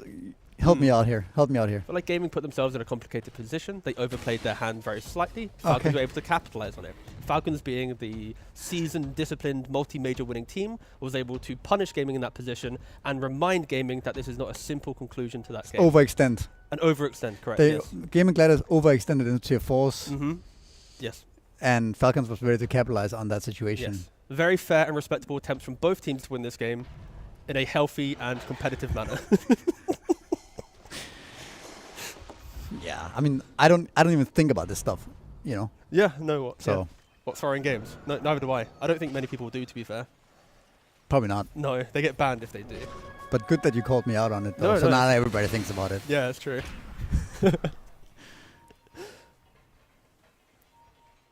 Do you know, like, the level? Have you ever seen the level 20 talent of Sniper? It's plus 30% shrapnel damage. Do you know that existed? Don't say yes. There's no way. I wasn't going to say yes. Yeah. I was going to say it's one of those ones where it's like, it's just there, It's just like, okay. That's 30%. You still have 3 charges at that time, right? Yeah. Yeah. Okay. What a whatever talent. The other one is also kind of sus. like so kind of, not very good, right? Like 15 armor. So I was reading Twitch chat. I was just checking if they knew the talent as well. Okay. They didn't. Okay, so what do we got going on here? We had 3 buybacks out of Gaimin before, right? Sniper Beast and Bounty Hunter. So bit compromised position right now. You have to. If they overstep their mark again. Of course, but at the same time, it's Farewell. very hard for Falcons to break the high ground here into this lineup, right? This is where, like, if they'd taken a Rax earlier, then the smoke into that exposed Rax would have been ideal, right? Utilize the fact that the tower won't break it, but Yeah. now they're going to have to, they poke the tower, reset. And maybe you can kill the tower, but getting so deep into the Raxes, Yeah. that's the difficult part, right? Now you have to deal with this annoying traps being side-bladed through. They can bash. It's like, But this is where I think teams can show their creativity, right? Like, you know that 3 heroes don't have buyback. okay. If you can force your enemy into the base, but maybe you show 1 hero but keep 4 heroes smoked, and then Can you you play in like weird positions. actively use? You have 5 buybacks yourselves, right? Can you just throw 10 bodies at game and kill the 3 guys without buyback? Is that a legit? That might be a legit strat. But it It's needs to obviously be- risky because once again you actually don't see the heroes. Yes. It's not easy to get the I jump. don't think a Falcons run into high ground, kill 1 guy, all buyback is going to work. Nope. But if they're near an outpost or some type of TP Oh, look at this. play, okay. there's some well- beacon. The confidence to leave your base when you don't have the buyback and to But find also the picks is very catching good. Falcons completely sleeping, and Skitter is also cool. He does have double damage though. Can he get hits off here in This this could spot? be though? the buyback moment that you're talking about, and they are low HP. Does So Skitter have you see the gyro DD, but it's kind of scary to chase, right? Also the buyback on crit, and there's still ages on Bristleback, but catching the Falcon sleeping a little bit there. Skitter is in with the Oh, double he- damage, okay? but he's stunned up. He's He's just gonna dead. die, but he has buyback. He does have They buyback. need to get the kills. You need to get out. Buybacks. Gaimin Gladiators needs, if they can get to Wait, their there base it is! without dying. There's Tofu as well. Okay, Sniper is dead. 2 minutes, no buyback. They're just gonna chase down. They need There to it find is. more. And Seller as well. No buyback as well. Watson, Watson, you're BKB. Watson. You're running away. It's 1v4, 1v5. It's you versus the world. Ace is just watching from the sideline. Okay. Oh, go on, get He him! has ages, but It's just cool if he does, though, doesn't it? the throne is gonna get it's just gonna dead get as- hammered out here. They have glyph, but he does have buyback on TA. yeah, but you have no roar. You have Again, it Nah, sounds like I'm you being can just biased. throw. I'm not. It's just a team fight. you can just sorry. throne here. There's not enough Yeah. things you can do on gaming here.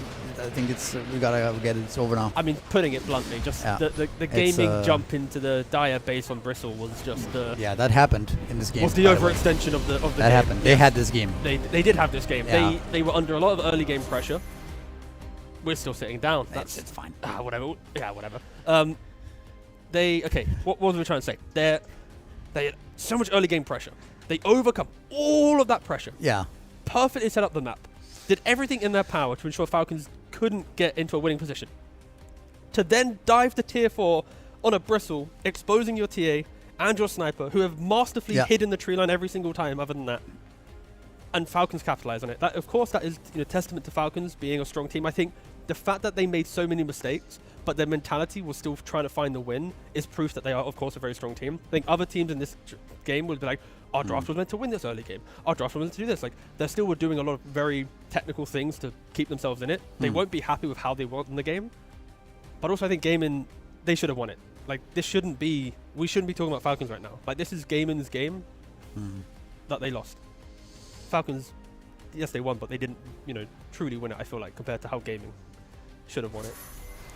I agree. I agree with you. But if you have to take Gaimin's overextension into play, you also need to think about the Falcons overextensions, right? There's a lot course, of them, true, I think the fact that Falcons overextended into Gaimin was that was the start of the Gaming comeback. it was, but I think it's easier for Falcons to overextend, thinking we're really far ahead. We have the Dragon Knight, we have all the Bristlebags and the fat gyrocopter, right? And we don't maybe see the whole idea of we can't get to the sniper, we can't get to the TA before it's too late, right? And that's kind of what ended up happening. So mistakes on both sides. I think both teams are not looking in their finest form in this game, at least. But I think both teams also showed that if they're able to kind of fix some of those problems, how scary they can be. but it wasn't like Yeah. their best showing, right? Like we are But- seeing a bit of volatility from both sides. We'll have to break. Yeah, sure. Yeah. Bye.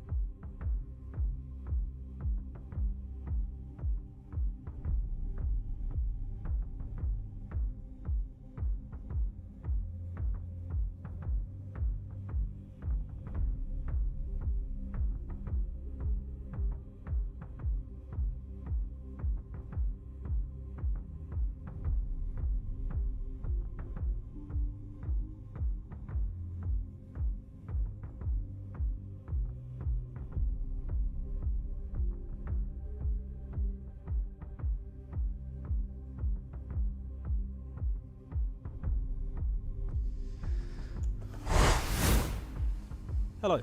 I always forget that it goes straight to us. Normally I'm used to like a little bumper or something to like give us time, but it's fine. We're currently going to be looking at, I believe it was Nigma Galaxy versus PARIVISION. Yeah. I think coming into it, I would have said PARIVISION. But For sure. after watching Nigma Galaxy in some qualifiers, the general momentum that they've been creating, Yeah.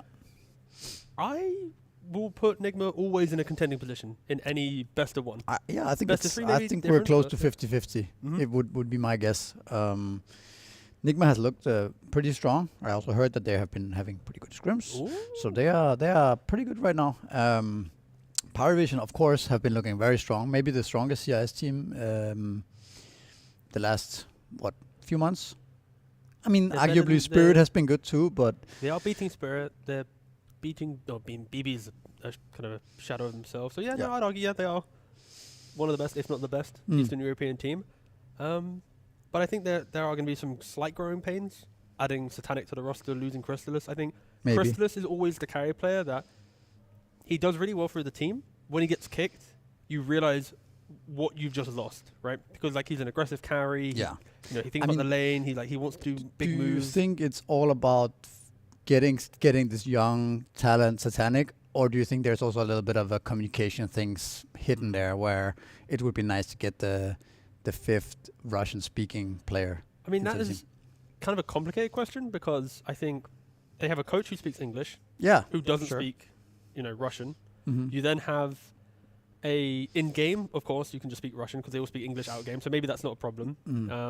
But they all speak very good English, so maybe communication wasn't that important of a change, and it could be more maybe managerial, where it's like they Could see be- Satanics on the bench, and it's like, Yeah. We just wanna take I think him, it's you know. more. I think it's more that, but I Yeah. think it's maybe an underestimated fact that Mhm. I think long term maybe it's going to be easier for them to be speaking their native language, right? But sure, hard that is hard very to true. say, of course. But we have again, a- I think the key thing is the change of like Crystallis as a pro is always the player where Yeah. once you've lost him, it takes a couple months for you to realize.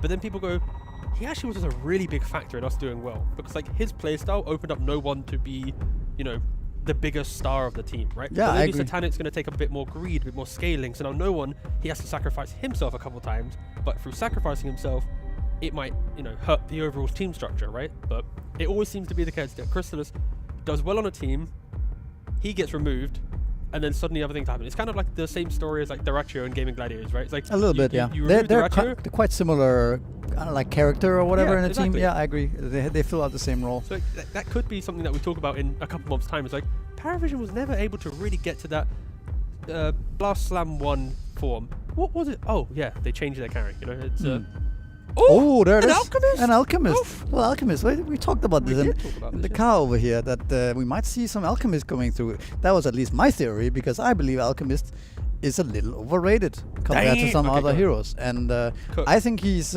becoming the victim of one of those heroes that you just kind of ban for months and months on end, and nobody really gets to play him, and nobody really gets to test this hero out. But here it is. And if a hero like this is left in the pool, you kind of have to pick it because you're also afraid of playing against it, right? And they get their Bristol back on noob probably as well again. So let's first remind people about Alchemist, right? Laning phase, very Okay. aggressive with Concoction. You Mhm. can pressure and find kill. Yeah. You push out the lane so you don't have to block the hard camp, so you always get the pull. And then in an ideal game, you're normally around 14-15 minutes, Radiance Blink, and you're getting kills. Mhm. But I think everything I just mentioned is pressure lane, get kill, get Radiance Blink, Yeah. try and get kill. Well, What if at any point you don't get kills?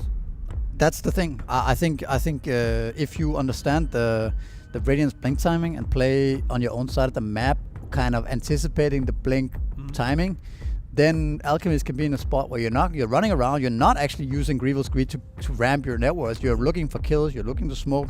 If you enter the areas of, in this case, Nigma Galaxy, and they are ready for the blink deck, you might see something like we saw a little bit last game where Gaimin Gladiators were really ready to capitalize on the Falcon aggression, right? And the same thing can happen to Alchemist, and if this Alchemist hero starts dying on the enemy side of the map, well, actually he's just not a tier 1 carry anymore. He is really reliant on getting ahead in gold, getting blink stuns and getting kills with the Yeah, with his really strong timings, right? Like if you compare him to like a Phantom Assassin or any of the other carries we see, he doesn't have any innate passive abilities that make him strong, any mobility type of spells going for him. So like head to head, he's a hero that falls off a little bit and is best played from ahead. There's also a world in which we've not really seen much Alchemist because it's been banned. But what happens when 9 class says just put it on position 4 for me? If Sure. they hard counter the carry, Okay. we can just move it to 4. We then pick the aggressive off lane, and now suddenly it's like your draft is all about countering Alchemist, and they've gone, well, we're used to But- not getting it, so we can do something a bit different. Right? Sure, I mean that might happen. I think, yeah, it's hard to say. No, for sure. I think the 4 Alchemist puts your lineup in a situation where now you have a 4 Alchemist. How It's good it's is a that? desperate situation. Yeah, for sure, how good that is that actually. And I also think that you don't need to do anything special to counter Alchemist. It's not like you need to start picking an Ancient Apparition to counter his ultimate, or like start picking That poor worse hero, heroes just to beat Alchemist. I think it's just a hero that you have to understand his timings and play around those timings, and then get a carry that out carries Alchemist, Yep. like the PA or Morphling? something like that. Morphling, Yep. yeah. There's I think there's plenty of these traditional Aggie carries that can out carry Alchemist if the game goes late enough. Already with the Enigma ban, I'm kind of seeing that this could be just like a Morphling +1 for the draft, right? I For I wouldn't Enigma. mind Morphling plus some kind of disabler right now. Like I don't know. We need disable on Morphling Nigma, right? Tusk lane, or Last time they played Tiny, it's banned. Tusk. because like Tusk into Edgefield's okay. Mm, It's like a good lane. You can run at him. You then have tag team with Bristleback and the Goo, so you Yeah, utilize the maybe. minus armor. maybe Tusk is all right. It could just be a little bit too bland of a hero. Maybe there's some spicier hero that they can think about. But Yeah. I like Tusk Morphling here for draft. It feels like you have Sage, you have good lane. You can flex the Pugner and the Tusk But- to whatever lane you want it to go to. I think you could also just pick a 4 that gives you what you need, or a mid that gives you what you need, and then have a Okay. strong laner instead. Like So- Nigma played with one tiny jump last time, right? Like So then you you're could, saying like a Pangolier type draft? yeah. Where you pick like Pango +1? I think Pango is not bad, right? You can kill the Eng. You have you're not worried about Bloodseeker. You maybe were a bit worried about some Puck, maybe, I don't know. It's kind of hard to predict this double pick here. We talk about a lot about Morphling, but they could also pick up the Phantom Assassin. It's pretty good here, right? Get out of cogs, kill the Eng. Oh my god, you're just gonna call the Tusk Morph? Woo! Let's go, Oh baby! my god, that's kind of disgusting. Yeah, thanks, mate. I'm loading up Twitch chat right now. To fiend that, Yeah, no, to yeah, fiend yeah, that no, yeah. success. No, yeah, I'm feeling it. Yeah, yeah. Yeah, that's actually wow. All right. Thanks, mate. Okay. I'll just like the So let's see PARIVISION. We have an 18 pick here. Pangolier is an option, but I don't think it cuts it at all. But it's something that you could consider going against Morphling. What else? Is Beastmaster in the pool? It's also a hero that people like to pick against Morphling. But there's a Bristleback. Yeah, I think Beast is a hero. Does DM play a lot of Beast though? I don't. He does. Does he do that? Oh, he's it was one of his best heroes. Okay. I'd say it was, but Well, still playing it. there it is. There it is. So we need mid heroes for both teams right now. So here comes the probably 4 mid hero bans right now, and then we get to see a little bit of maybe something that we don't see that much as a mid hero. Like Pangolier gets banned out. Could be Earthspurt type of game, perhaps.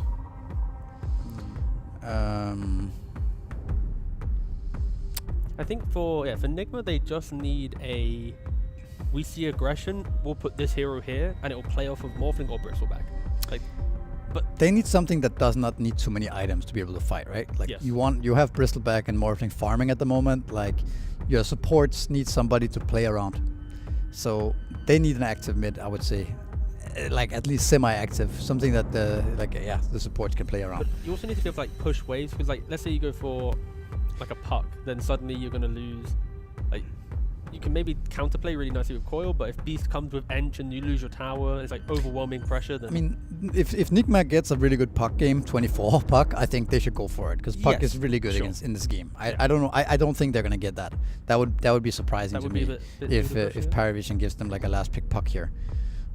We saw Sumail go ham on puck earlier in this tournament even so.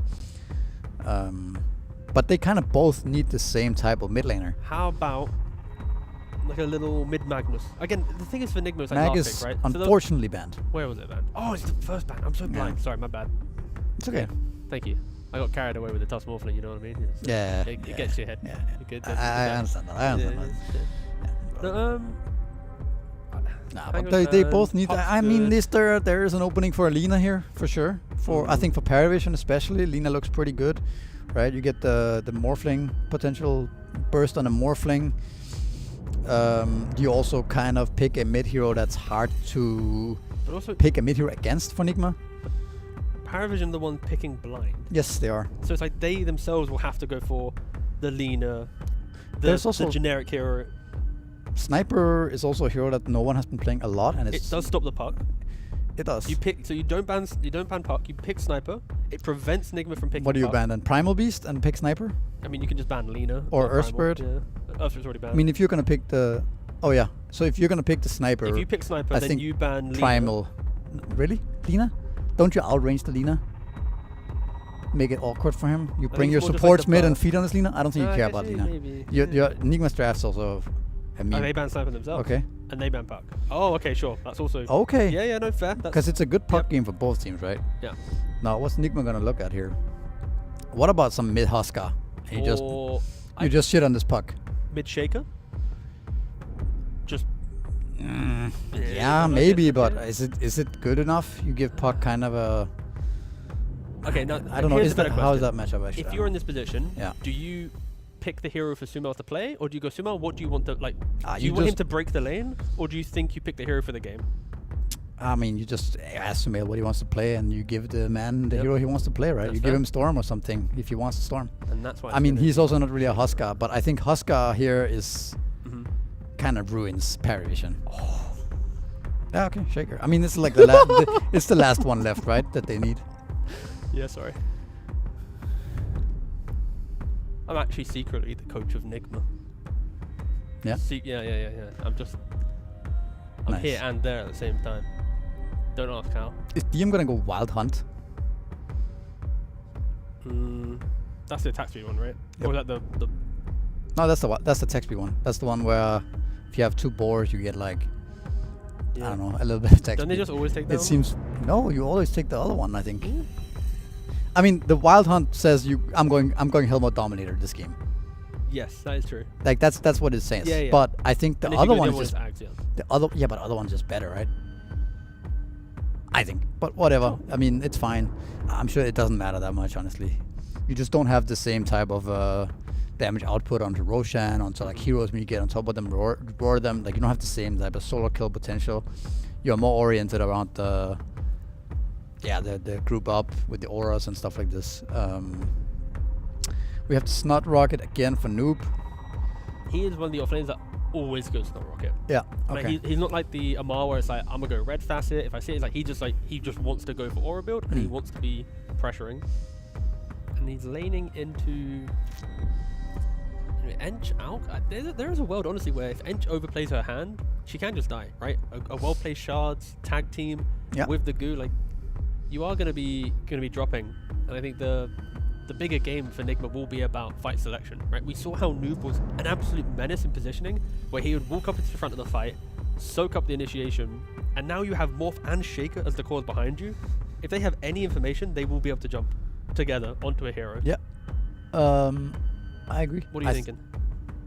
I'm thinking just like the overall lineups, how they match up against each other. I think it's a pretty free morphling game. Does Kuroki know that they got their headsets on, by the way, whilst he's talking to them? He was doing some final words without a headset, and they all had headsets on. Do you think they could hear him? Yeah, but these headsets are not the soundproof type thing, True. right? I'm just a little worried that, he's trying to do some like hype speech, and No.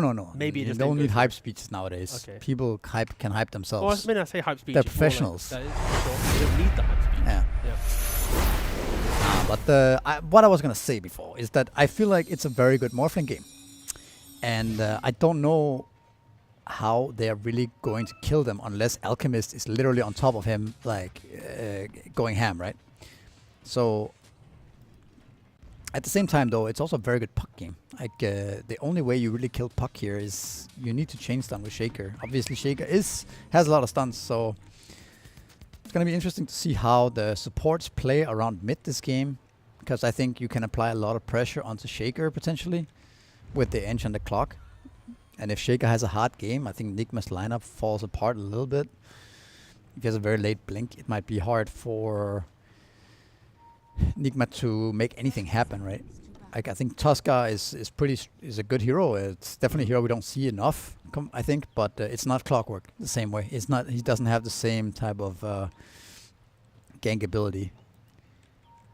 When we're talking about the Alchemist as well, and like maybe how to beat it, We have a smoke here. Oh, they're running. Could they into catch nowhere. somebody here? Maybe not quite. What were you saying? I was going to say that Alchemist build, I feel like, is very much understood, right? It's Radiance, Blink, Orchid, Yeah. maybe BKB, right? S and Y. Mm-hmm. So the fact that you now have a Shaker who likes to go Blink, Ags, BKB, you have a Morphling that likes to go Vlad's Manta, and a Bristle that likes to go like Vanguard, Pipe, Lotus. Like every core on Nigma, around 25 minutes into the game, They're ready. will be ready for Alk. So if Alk at any point Yeah. is delayed, like let's say his Blink is now at 16, 17 minutes, his Orchid's at, let's say, 22. Now we're encroaching on like a very small window to perfectly utilize it. Do you think that could be a problem for PARIVISION potentially if the game isn't, some flawless pressure the map and kill all?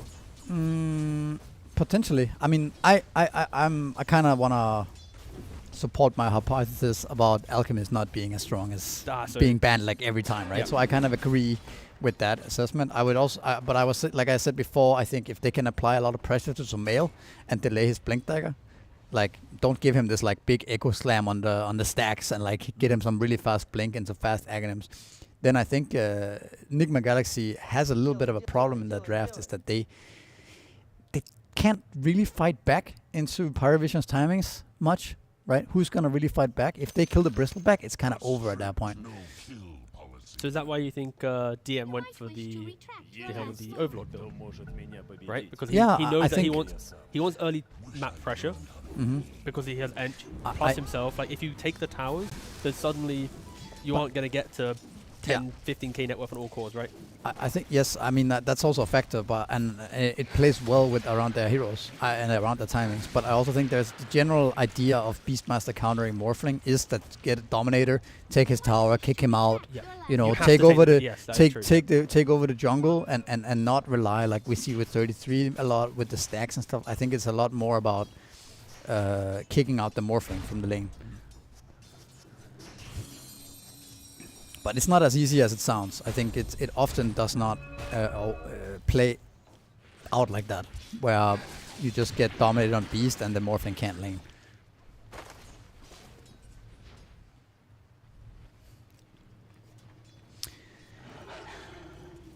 So I think the early movements of Tukalis is gonna be important this game. Hitting level 3 to 5 and putting a lot of pressure with the puck mid, using the coil, the first coil onto the Shaker, securing the puck runes. I think it's gonna be hard for. It should be hard for Nigma to fight the runes, right, against Clock Ench, I would say. I mean, the Clock Ench support duo is disgusting. If it ever gets Yeah, to pair up and make the same move, then It doesn't get much better than that No, early that is game. Yeah. pretty much S tier. By the way, we talked about the Alchemist and the camps behind the tower, which yeah. kind of plays perfectly into Alchemist. They And did we get see blocked. they did block one of them, Yeah, Nigma. that's So all, isn't it? it's I think that's a good, yeah, I mean, we- something you have to do, kind of, right? You give away Alch and you But both teams have block done one of the that. camps. Nigma have blocked the hard camp, the camp for the Alchemist, and also then the Radiant Ward to scout the triangle to see if Nigma are making stacks for the Shaker, right? Yeah. Like both teams have made the early game choices to ensure vision, right? We have the Radiant vision to stop Dire, and the Dire vision to block the camps, right? So I think both teams have kind of set up the map in the correct way. Yeah. And now 9 class is getting jumped a little bit here, but no additional damage to secure the kill. He does have a 9 stack on GH, but didn't want to try and throw out the blast and optimistically try and get that final right click. But CS-wise, Ghost is doing very well. 21 for 5 to 13 and 5 of Beastmaster. Okay, it does feel like a little bit of a timer here where at some point Beastmaster will get the Helm of Dom, and that is then the question, how does Nigma react to this? Because it won't just be one creep, it'll be the Ench and her creep as well with the Yeah, I mean, I think the moment that the DM gets this dominant, you need to bring more heroes there. You cannot just expect Beastmaster to take the tower alone. Like, I think you're just going to end up feeding these creeps constantly to the Morphling, because he's not scared of one creep, right? If there's overwhelming amount of heroes and the creep, then he can't lane that anymore. That's kind of what you're looking for. Well, if Bristle gets an early Vanguard, he can then sit there in front of the tower. Right? Yeah, he could. But then Alk's now not going to be pressured, right? But that's where the layers of PARIVISION draft comes to light, because if Bristle has to Noob is defend gonna top go tower down here actually. and then Noob dies bottom, then yeah, I think early on, I think PARIVISION are already kind of setting that foundation of we are going to break this map. And you know it's coming, but you just don't have the resources. Maybe there's some Sumo vs no one kind of mid matchup that can kind of sway the kind of the tempo of the game that we are expecting. But at the moment, it does seem very close between the two mid laners, both sporting 21 CS and one additional deny to the way of the Earthshaker. So one thing we saw last time Nigma played was that they played Ricky Bristleback against the Dragon Knight, right? And the Bristleback had such a free lane against this Dragon Knight. Alchemist is not quite the same though. Alchemist, well, you can punch back. yeah, exactly. Like Alchemist can actually be really aggressive, and Bristleback does not have that much armor, so the acid spray is really gonna deal a lot of damage to the Bristle. So I think Noob is not gonna have such a free game as he had last time. And that's kind of what made him look so strong in that game, is that he had this completely free lane, right? And what happens if his lane isn't free, and then the stacks in the triangle? Shaker always wants to take them with the first Yeah, one, right? because He he's wants also that going to be link. pressured. We already see the clockwork Yeah. moving over, right? And the Ench is also moving. So exactly what we talked about is going to happen here. So yeah, then you're going to have big problems, right? The Bristle cannot take the stacks. Shaker's going to want those. And if Bristleback is... Okay, well, if Ducalis ends up going down, that's kind of a big deal here. Nice kill for Sumail. Little feat here. GH, he's returning the favor. He's also going for a little one. Yeah. And taking the ward too, but... If Bristle doesn't have a good game, like he's not going to be this tanky frontliner that he was last time, right? And then it's not going to be the same dynamic. He might not be able to defend against the Beastmaster as well.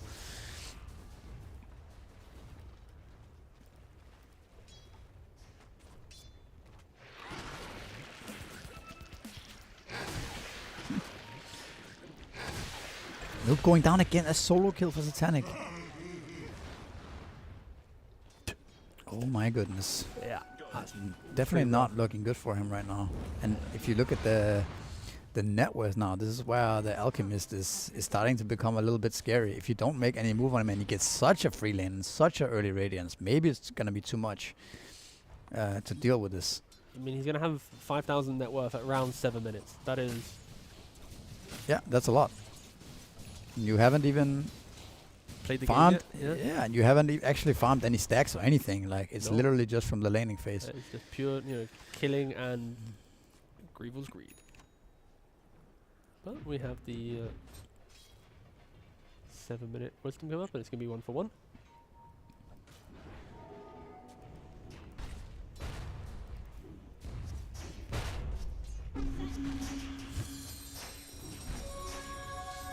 Puck has hit level 6 and Ducalis is gonna hit level 5 soon. I would love for him to start looking towards mid and applying pressure to this tower. I don't think the Alchemist really needs him bottom anymore. Maybe that's also why he's staying here and just waiting a little bit till he gets to level 5 to ramp up the creep. DM goes down on top lane to the Tusker rotation. So that's really good news for Nigma, actually securing the Morphling game, yeah. Like also when you go for this Helm of the Dominator build on Beastmaster, if you start getting slowed down, it's a lot worse than it would be if you're playing the Aghanims, right? Yeah. Because it's relies a lot on the timing. The later you get the neutral creep online, the weaker it's gonna be, right? But especially because if Tusk is rotating to save a tower at level 3 compared to level 5 or 6, right? It's going to be a completely different story. Tries to go for the rune. Oh, nice coil. Himself, but it is just going to be most likely 2 supports going down. Yeah, but slams for the kill. Ench is here as well. Does GH have any resources here? He has raindrops, but there's another orb coming up. Should No be. decrypt and Oh, nice feature. would he dodge it? Oh, he dodged He it. dodged it. Yeah, that's nice. Yeah, but he's waning rift now. Time. The creep. Oh, this is. Come on. Whew. And this is where Morphling wave from. No, Morphling doesn't. But that was kind of expensive for the puck, It right? was very expensive. Because he had to actually use everything. Mhm. Is he gonna stay? No, he's No, in it's space. in Okay. space, yeah. Could wait for the bounty there, but that seems not efficient at all. Meanwhile, Alchemist has a very good time, obviously, getting close to Radiance. But you see the Morphling net worth is... I mean, yeah, he's behind Alchemist, but that's what you would expect. He also has a completely free lane, almost ready with the Vlads already. Dire's top tower is under attack. And here's the push from PARIVISION. Seems like Nigma not gonna do anything about this. So this is a free tower for them here.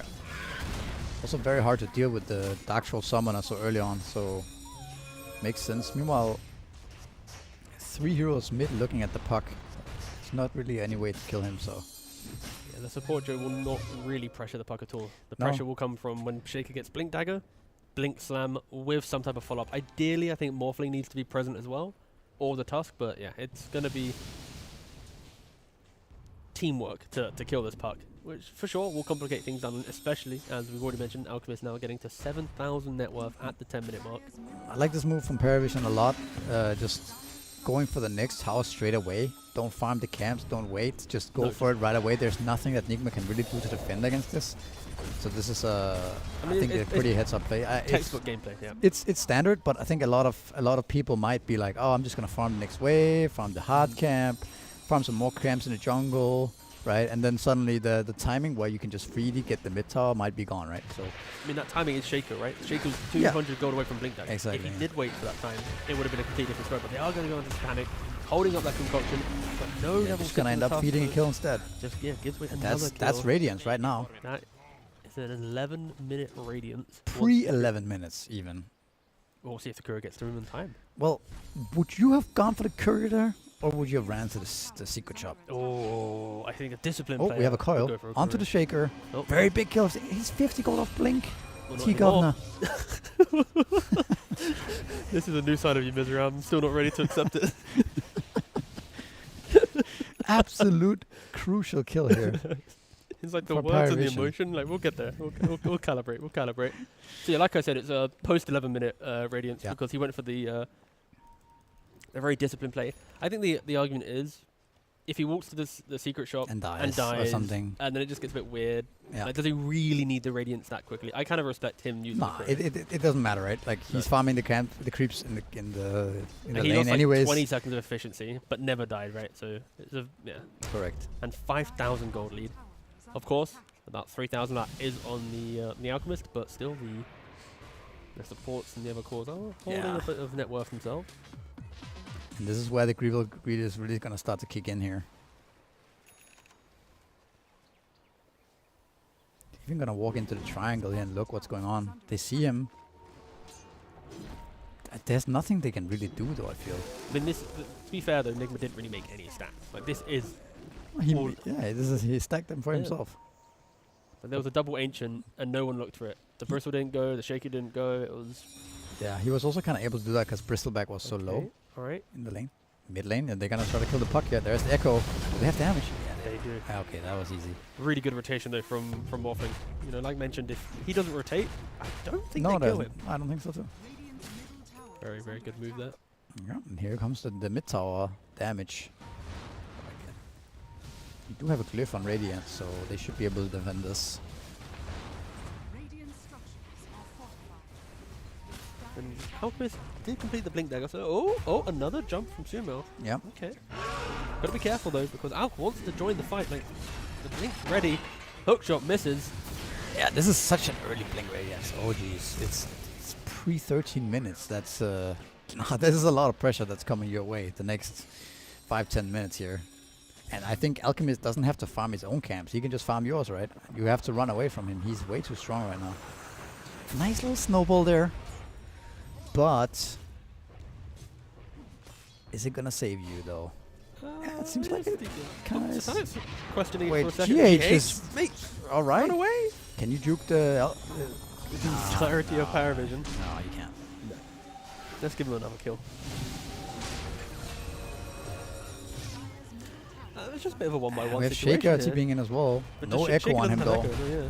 But DM is very deep here. What is happening? It's a little bit too deep here for sure. Yeah. And Ducalis is also wow. All right. That's a 4-man coil though. A big coil, but Slam not gone up 40 seconds, doesn't matter. Satanic just returns to the fight and just starts clicking everyone down. It's just like a slow... Yeah, but so you Burn lost. of You death. certainly lost some heroes, but I feel like this pressure is still worth it for PARIVISION, Yeah, right? they don't care. And at they're all. gonna keep going. Now he hits the hook. Get Noob as well. Yeah. Alright, Ghost. 1v2. Oof. There's just no real damage from Nigma. Like their draft is built around getting the early tankiness so they can withstand this aggression. Like we expected the map to be broken, but You kind of have to fight back though. I think if Yes. you just give away the tier 2, like what's stopping PARIVISION from just keep going to the next tier 2, next tier 1, just keep taking the whole map, right? but then So what you have stops to fight back. PARIVISION when Echo Slam's used? Let's say your puck dies. What stops them going? Okay, puck died.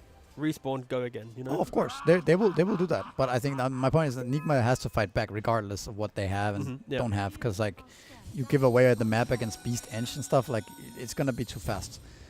We've seen this move before.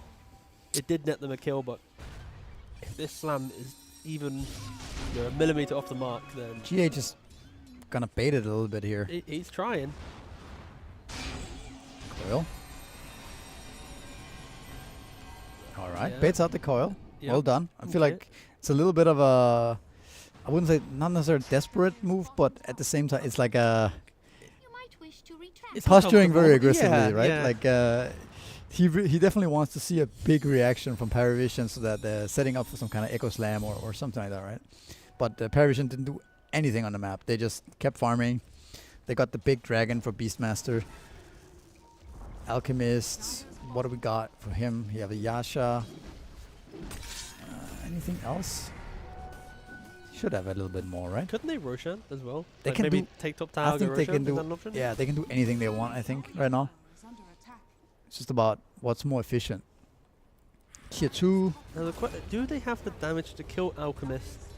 Like if he's by himself with Morphling plus Tusk and Echo Slam, Yeah, he dies. he dies. Yeah, he dies. So there is a very slim chance that maybe Satanic gets a little bit too If you overextend, overconfident. yeah, I mean, but that's also the thing. One thing you don't want to do with Yeah, they're Alkaline. just going straight high ground potentially. I'm seeing the Well, pings. Is under attack. can Actually, damage a bit. Noob was I pinging mean, it forcing a glyph would be great, right? Because then you can just go for tier 2 mid as well. out. Yeah. And they're just doing it with a very disciplined approach. DM by himself, just Yeah, for the zoo. so much damage. They're gonna feed a dragon here. It looks like. Maybe he just takes over another. Hey, he clip, didn't so- get blasted. Well, then Win. with the yeah. Dire's middle tower is under Well, this is now going to boil back to the question of if it wasn't an Alchemist in the game, the net worth would be at most, what, 3k lead? It'd be like a normal game, right? Yeah, sure, It's just the Alchemist effect that has created this obviously bloated position. true. And what has the Morphling got? What are we... Oh, yeah. Yes, yeah, closing in on Manta. This isn't going to be a Manta where it's like, I can now fight, right? Like, he's not dying to silences, he's dying to overwhelming presence of the group. And Morphling, to fight that, needs, like, a Kanda, or maybe... Radiant's bottom tower. He actually just needs Kanda to be able to even... I mean, think Nigma about fighting. certainly needs a lot more time. But I think, like we talked about a little bit, is that you can't overextend too much on PARIVISION as Alk. But I mean, you have the puck as well. To be honest, he's also a crazy scaling, right? Okay, how many people in an Echo Slam? This is for Twitch chat as well, but Okay. like, how many people in an Echo Slam does it then become exciting for you? Like a 2-man slam, I think it's pretty average. Yeah, I think my minimum requirement 3 for a plus, hype right? slam, on a good day, I think 3+. But I think I have high expectations for this game, so maybe 4. But it's between 3 or 4. How I about a think. 1 on the Beastmaster that makes him half HP? How about that? Was that was that hype for you? Yeah, no, you could see from my reaction how I was out of my seat, vibing the hell out of that slam. Morphling is Yes, yeah, oh, no, he's a puck as well, so he might get out actually. I mean, the observer has no idea where the puck went. Yeah, he's fine. It's a puckling. True. Still one. He's growing up. So yeah, we're gonna need to see some multi-hero slams, most likely, for Nigma to feel good. Yeah. Lycander and a BKB for the Morphling, and Yeah. Bristleback to, have something. Maybe this is the game where he goes for the Lincoln's Glimmer. We've seen it in all the pubs, all the craze, but Noob wants to go for traditional. Yeah, It's a definitely little bit not of an awkward the- game, honestly, right now. I mean, yeah, you have no map on Nigma. Look where their heroes are, right? You You're can't waiting for the really- mistake, right? Like, Yeah, you can't really leave your base honestly already, which is crazy, right? At pre 20 minutes. yeah, if this was a pub, somehow the Bristleback would be flaming everyone else. Like, he'd be, ripping into the Tusk dying here. He'd be flaming the Morphling for Yeah. not having something, like, they are going to have to show some resilience to get through this. For sure. Alchemist queuing up the Skadi is the morph. Oh, he really just wants to end this game. Yeah. I mean, he has the Beastmaster, right? Like, he knows that he doesn't have to hit buildings. I don't like, blame him. Yeah. his job is to apply pressure, and he sees Yeah. that the regeneration of Morphling or Pugner is going to be annoying. You're so- gonna lose maybe your last tier 2 here mid lane, and then I don't know. The map is so small, and you also have the Tormentors coming up. If you give up those, then network lead's gonna be Do you think Nigma will be giving away Morphling? Alchemist again? 'Cause I feel like I'm not convinced about the give away Alchemist and just go casual Bristleback Tusk lane against it and be like, okay, this Yeah. is our counter to Alchemist. Like, I think if you're gonna give away Alch, you need to pick a really strong lane that at least puts pressure on him, so he has to go into jungle a little bit, right? Yeah. You can't just let him have a free Radiance lane. So that's the main thing for me. The idea of Bristleback counting Alch doesn't seem right. I like it. I like their response a lot more to the DK. Yeah. Against Alch, yeah, he just kind of dies, right? maybe I think there's a lot of pressure to maybe relook at that lane. Like, maybe the Ench could have died to give a little bit more life to Bristle. Did the Bristle have to die solo? Like, there's a lot of, I think, individual questions that you can raise outside of draft. Maybe, obviously, laning is important here. But if the game was stable in laning, then I think maybe it should be like a 6-7k lead. But yeah, the instability of lane, the fact that they have conceded everything is I really think complicating Nigma is only one fight away from this game getting a little hairy, though, for Parry, in my opinion. Like, you have the Crimson Guard now. If Morphling starts getting another item or two, like... He's still yet to get the Manta, though. Sure, but... He has 2 diadems, though. He just got the Manta. He has 2 diadems.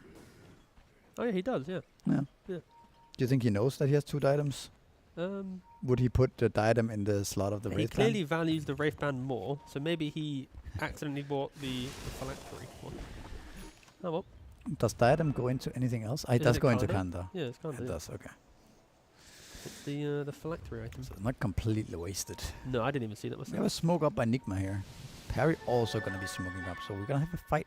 Oh, Skadi already. Oh. Jeez, Morphling is not gonna be tanky into this, No. right? We also have Vessel on 9 class. So if Morphling ends up getting caught out, Yeah. I mean, it looks he like will he's die going to really be caught out quickly. based on the positioning right now. Yeah, they see him, right? Yeah. They There, will. right there, boom. They will now, yeah. Dude, they don't jump there. Oh, Concoction, you can hear he it. has He's no missing ult it. on. Can you burst him? No, you there's no can't. burst follow up. But now they're getting But they got- 3-man call to the back line. Wait, this is not good for PARIVISION. It's a little bit awkward, actually. They Yeah, do it's have very the DP on awkward. Shaker. Can they get the kill on the puck, though, to quickly... Puck is Stop this almost aggression. dying to just the Pugna ward. They are on the Morphling. Look, Sumo, he's on the right-hand side. He's waiting. He's looking. There it is! Oh, The 3-man there it slam! is! Come on, do they have the damage? Beastmaster? Yep, he's dead. He's gone. Satanic running away. But that's about it. There it is. I mean, That's the fight. you're gonna get one more kill. Can you get Roshan off of this They as well? can get Roshan off if this. they get Roshan off of this, this is the comeback, right? They have tag team. They have Tusk. Of course they can go Roshan. Like, look at Morphling suddenly. Like, yeah. he's gonna have an Aegis. He's gonna have the Phylactery. 3-man slam. That was 3-man the slam. That's the anti The Pugna ward speed. like did so much damage to the Puck. Puck was like half HP Yeah. before the fight even I mean, it all broke out. started because Satanic, he had the concoction, he goes for Ghost. Ghost then wants to reposition to his team. Do you think it was 9-class fault for not hookshotting in time? Or is it too low? Too little? It's too little of a stun, right? Like yeah, it doesn't last long enough. The Nah, out it's not his initiates fault. poorly, then no one coils, but the initiation has been used, so there's no follow-up on the coil. Yeah. And then Beast Monster is never really truly present.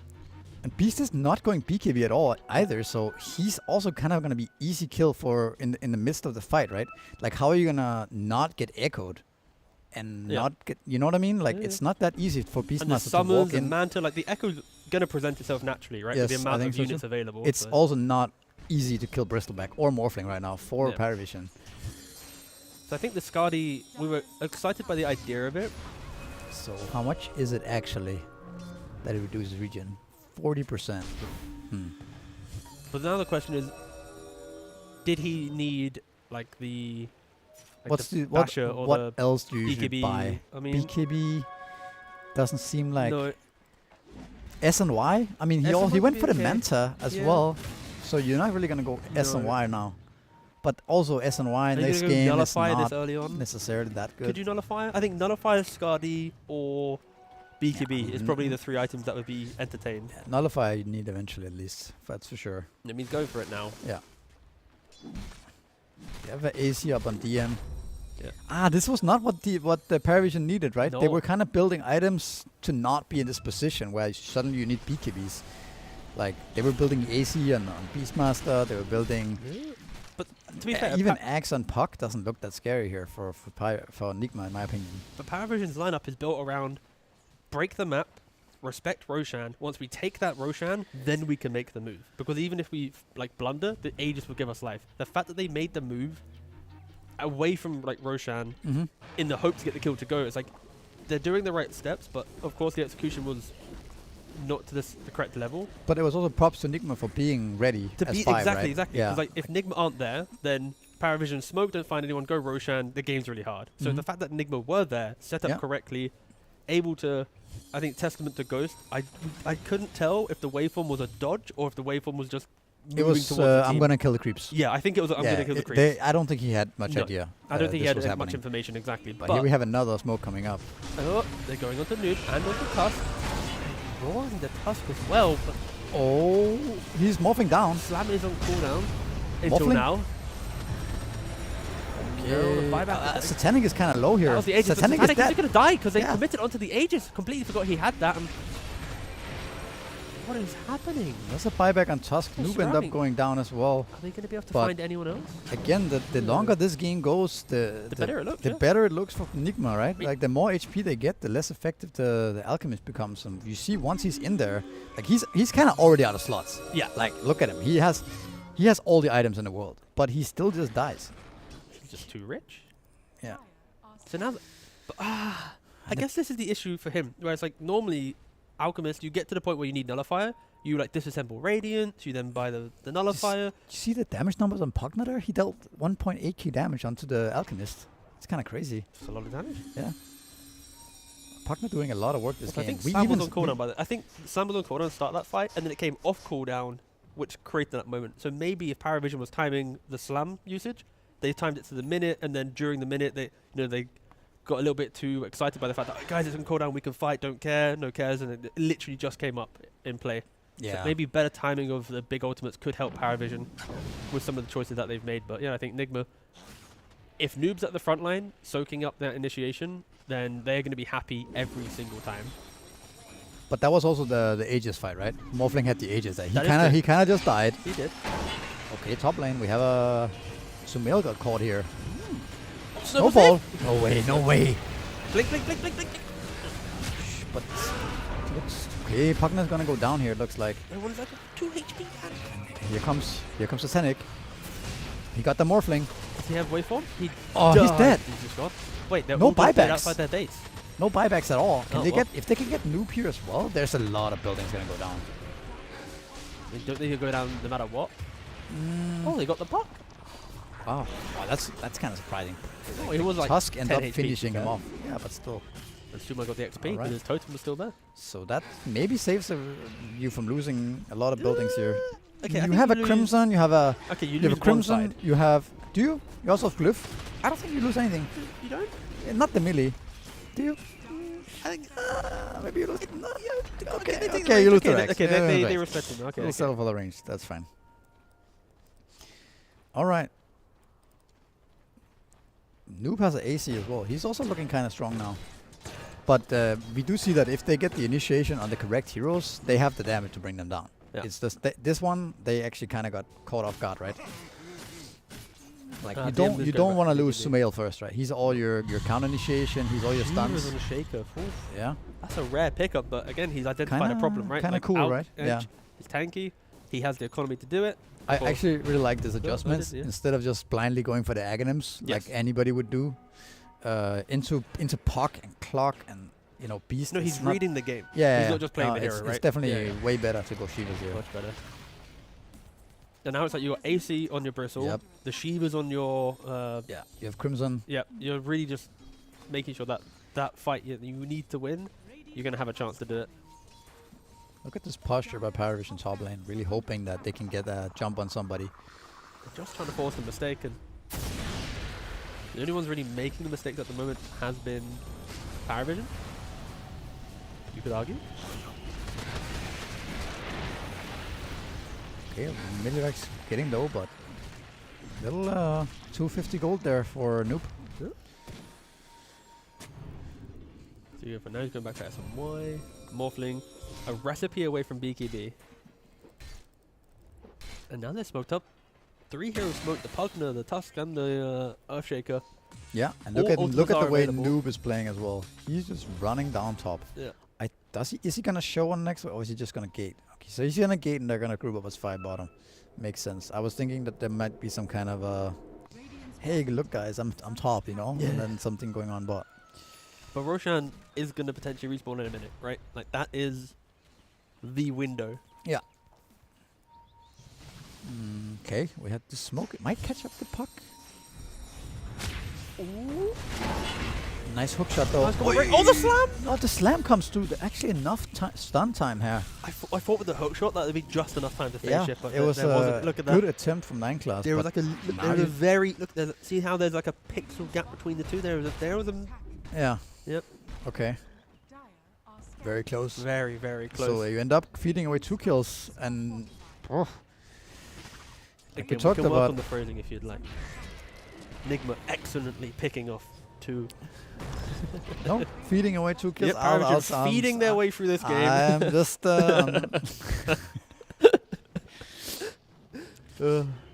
feeding to the Nigma grinder. Yeah, no, they're on their way up. Dire's top Now, this Rax is still low from earlier. But are you gonna die just to gonna feed another dragon? 250.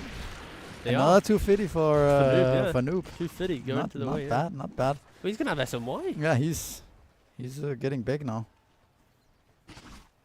He's actually a big problem for them, right? Like they don't really have the I damage. mean, he's the combo breaker, right? Like he's Yeah. gonna eat the raw, he's gonna eat the coil, the hook shot. They- Like, as soon as he does that, There's everyone else is no gonna be able to play the silver game. edge at all on the way as well. So I think he's gonna be a big problem for them. And PKB now complete on the Morphling. Woo!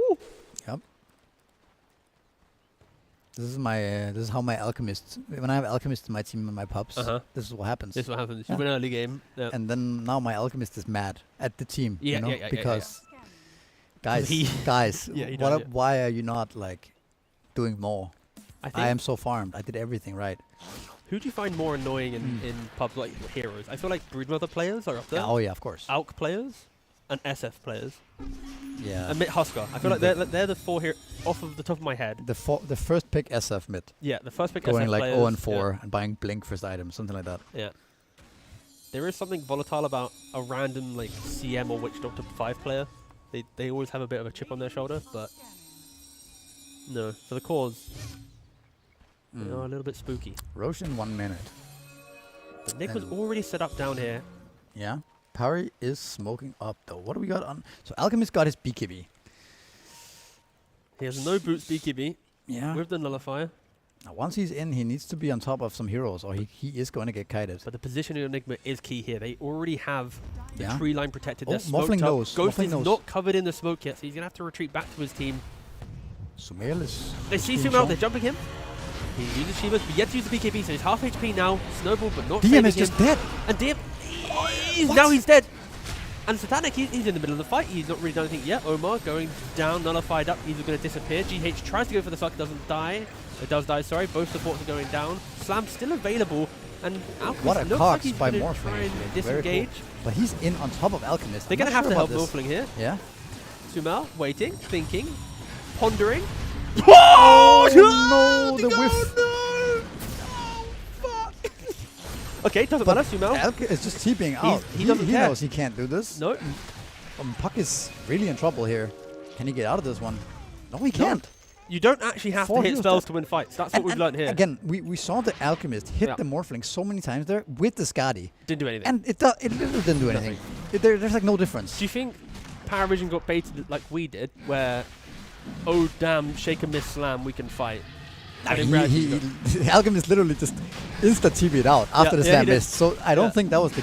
I just think that the Skadi purchase might have been a Brief? completely... oh, sorry, a blunder. Yeah, a complete blunder. Yeah, I blunder, think yes. I think actually, potentially the Alchemist item build is just completely wrong this game. But if he didn't make Like- that mistake, like if they didn't misinitiate on the Morphling, right, all that time ago, then we'd say, oh wow, Skadi's really good. But Sure. we've fast forwarded like 2 additional items since the Skadi pickup, right? Like Kanda and BKB's down I complete. mean, yeah, it's easy to say now in hindsight, Yes, obviously. yeah. But I just don't. Like you saw it there. I just don't know if Skadi really counters Morphling that much. You know what I mean? He still no, heals I up.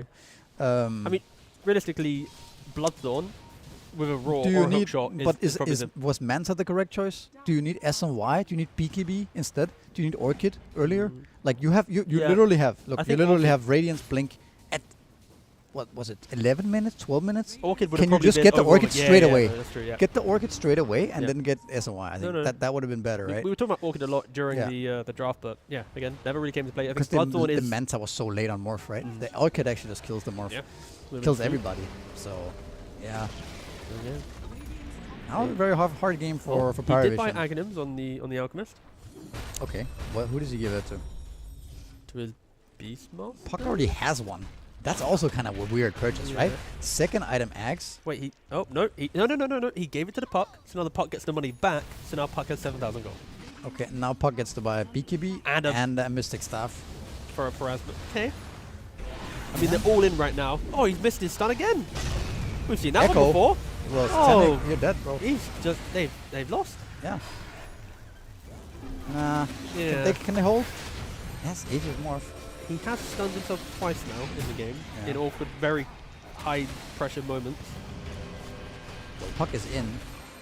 Dealing damage, but not enough at all. No follow-up whatsoever. Used BKB and dead. Yeah, no, he's dead. I think it was just one. Yeah. Was that a little bit of a tilt towards the end there? It felt like it maybe. Said- Because the Elk went in before Puck was even ready, right?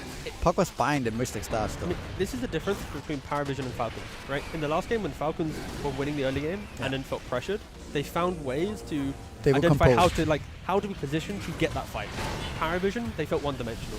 They were- We must group as fight. We must hit tower. We must fight for this. You know, it's like there wasn't really any additional layering to how do we break down the formation of Nigma? How do we Yeah. stop the Bristle from But, frontlining? but could this game also be one of those examples of why Alchemist is kind of tricky pick right now? Because how often do you get to play Alchemist? In pubs, it's literally always banned. Yeah, how many times have you in practiced competitive, Alchemist, right? Yeah. exactly. In competitive, it's literally always banned. Yep. In scrims, it's always banned. So Mhm. you don't get to practice the Alchemist. You don't get to practice the item builds. You don't That's know. true, yeah. You don't know exactly what you're going to be doing. So I think this hero is not that easy to execute. Like obviously, he did execute until a certain point, right? Yep. But like the item builds that we talked about, you don't need maybe 1 or 2 throws, and suddenly the game is it's hard. Yep. Like more bad fights. Yeah. It felt a little bit that PARIVISION, once they had taken these towers, the calls were, we can just make any move we want. There wasn't like the, guys, this could be a problem. They weren't like thinking ahead, they were thinking in the moment, Yeah. which then means the players like independently buy their items, and then once you kind of regroup for the, wait, this game's a little bit more difficult, you don't have the tool. So I Yeah. think the response that Nigma had to the Alchemist was good. I think their laning just wasn't up to standard to make sure they can at least survive the early game. I think maybe a more disciplined team, even though PARIVISION have, they won the previous Blast Slam, I think this game did show some kind of some mistakes that they were making. You know, especially when they're jumping onto the Morphling, giving away that Roshan, then they're kind of rushing into the top tower, kind of feeling that desperation. Like they felt a little bit emotional with how they played. Yeah, I mean, perhaps they also know that if you start losing those fights, then it can be problematic. Yeah. Like you start losing those fights, then Morphling gets bigger and bigger, right? And it starts getting a bit weird about how do we progress from here. You end up with these awkward items on both Puck and Alchemist, in my opinion, where, I mean, Puck also buying second item Aghanims Which bit actually? is also kind of weird when you have Alchemist, right? Like, Yeah. what? It doesn't really do that much Is it early just on. to like you need click the Earthshaker? you need more damage, right? Yep. Before, if Aghanims is effective. You have Skadi on Alchemist, you have AC on, so you don't have any BKBs against Shaker, against Pugna Ward, you know, against, I just think maybe a bit too cocky. Maybe they thought the game was over. I honestly think Yeah. PARIVISION was like, this game's over. We Yeah. can do whatever we want. Yeah, And we then just Nigma's play like, around. guys, we need this, we need that. Yeah. You know, we have to plan. So it's like one team's planning, one team's on autopilot. Sounds about right. yeah. I think, yeah. But you know, Nigma, they're pulling out some wins against previous Blast Slam winner, against you know, Yeah. Falcons earlier today. Like, they're coming into this as an invite. Not many people really know kind of their level, but they're doing well. They're proving themselves. They're going to have a good seeding in the Gauntlet playoffs. So, yeah, a lot to see from Nigma in this tournament. But we are going to go to a break and have another best of one soon after.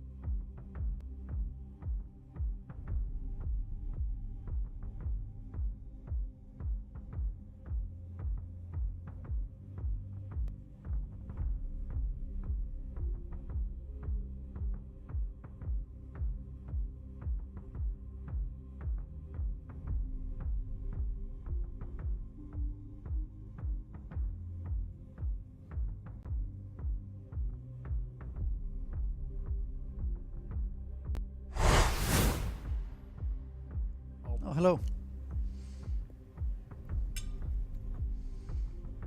Yeah. I forgot they'd hear me eat, and I Yeah. don't want to have chewing ASMR. Well, on the stream. this was a very good idea. I gotta give it to you. I'm just Okay, we don't but have any we time to eat. we are back for Gaimin Gladiators against Xtreme Gaming. Yep. We just had a very exciting We did. PARIVISION against Nigma Galaxy game. Did you expect PARIVISION to shit the bed and lose? Well, like I am a little bit of an oracle.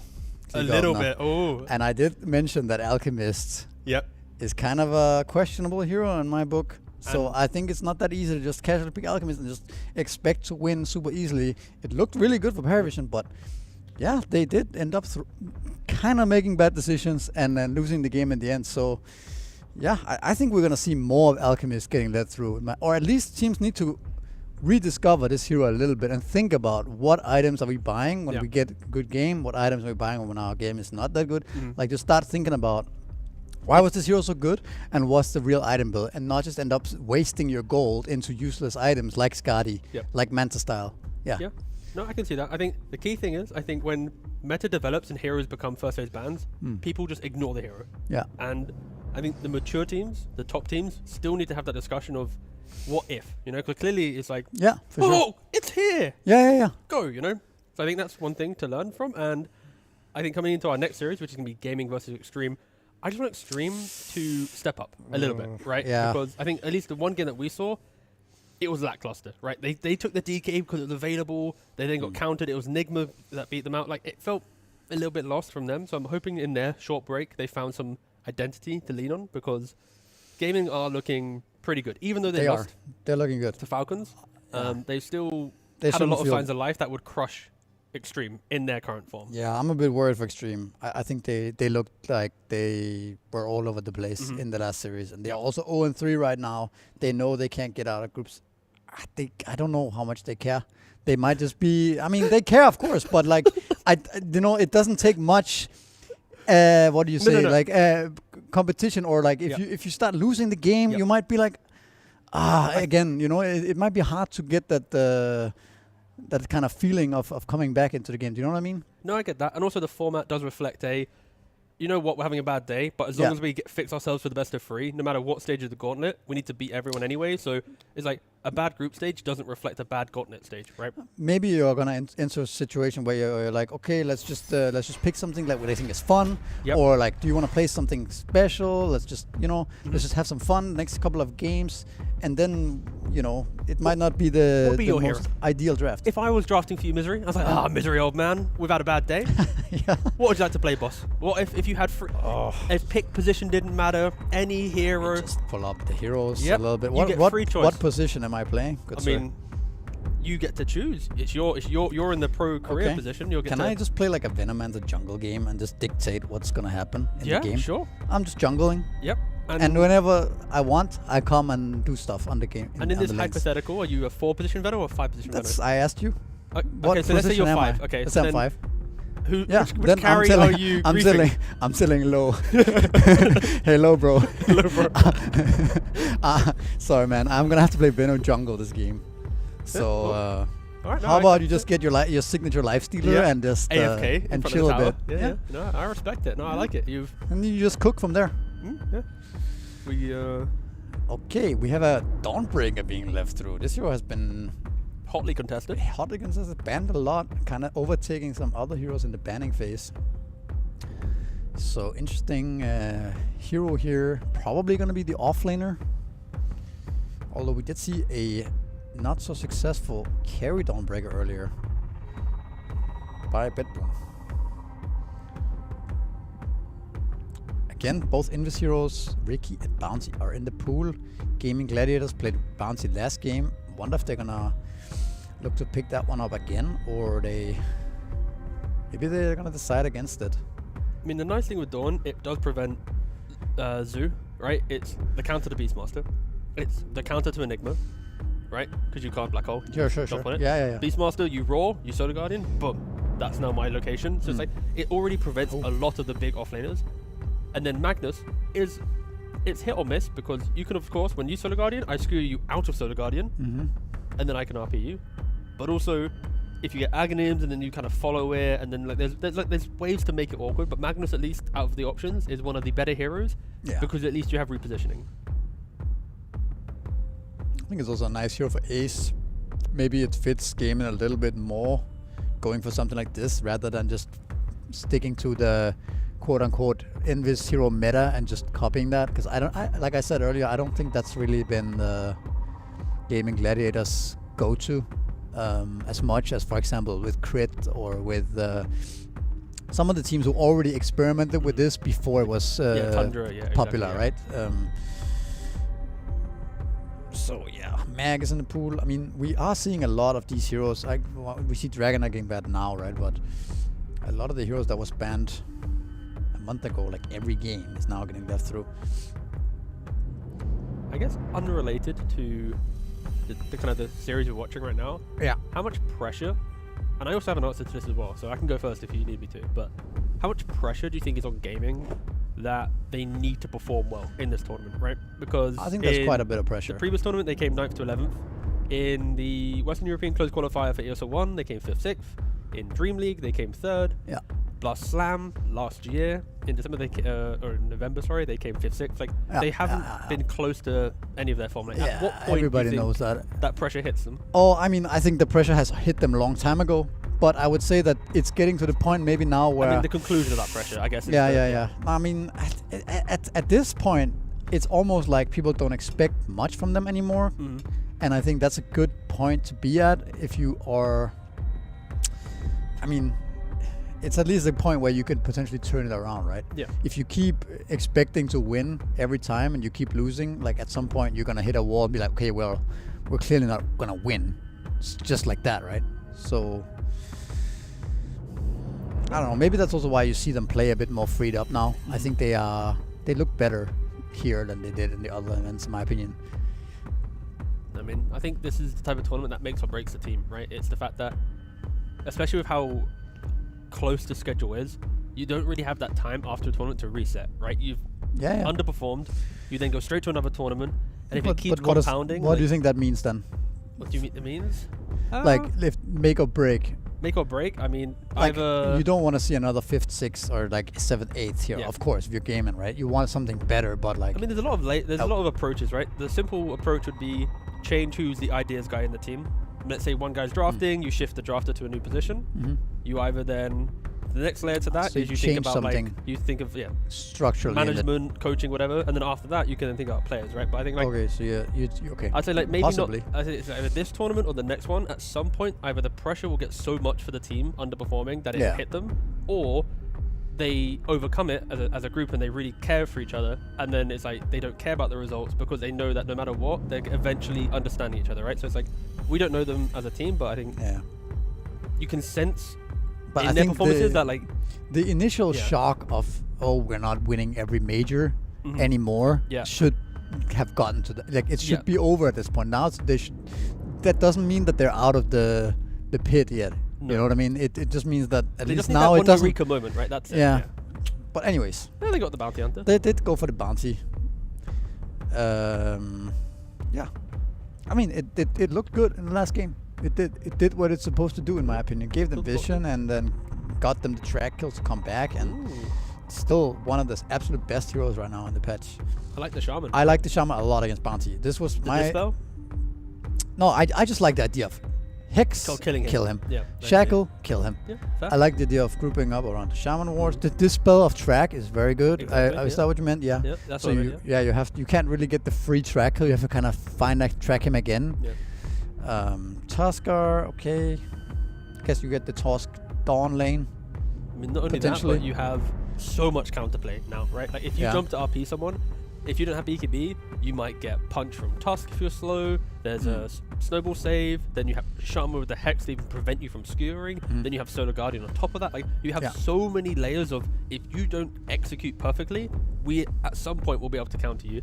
Yeah. So I think for gaming, a way of having additional vision would be quite nice for them, or just have really strong lanes that like this never comes online, right? You also don't need to commit. You can also just get something like we saw earlier, right? Where you just have the poke, constant poke that you can't. How are you gonna save against sniper constantly hitting or whatever, right? You don't have like the big you have the big RP, but you don't have the big committal drafts, right? You can just kind of play around the track, play on the vision, keep hitting. I mean, can't they just go for? I guess. Okay, Tiny's actually banned. Okay, good.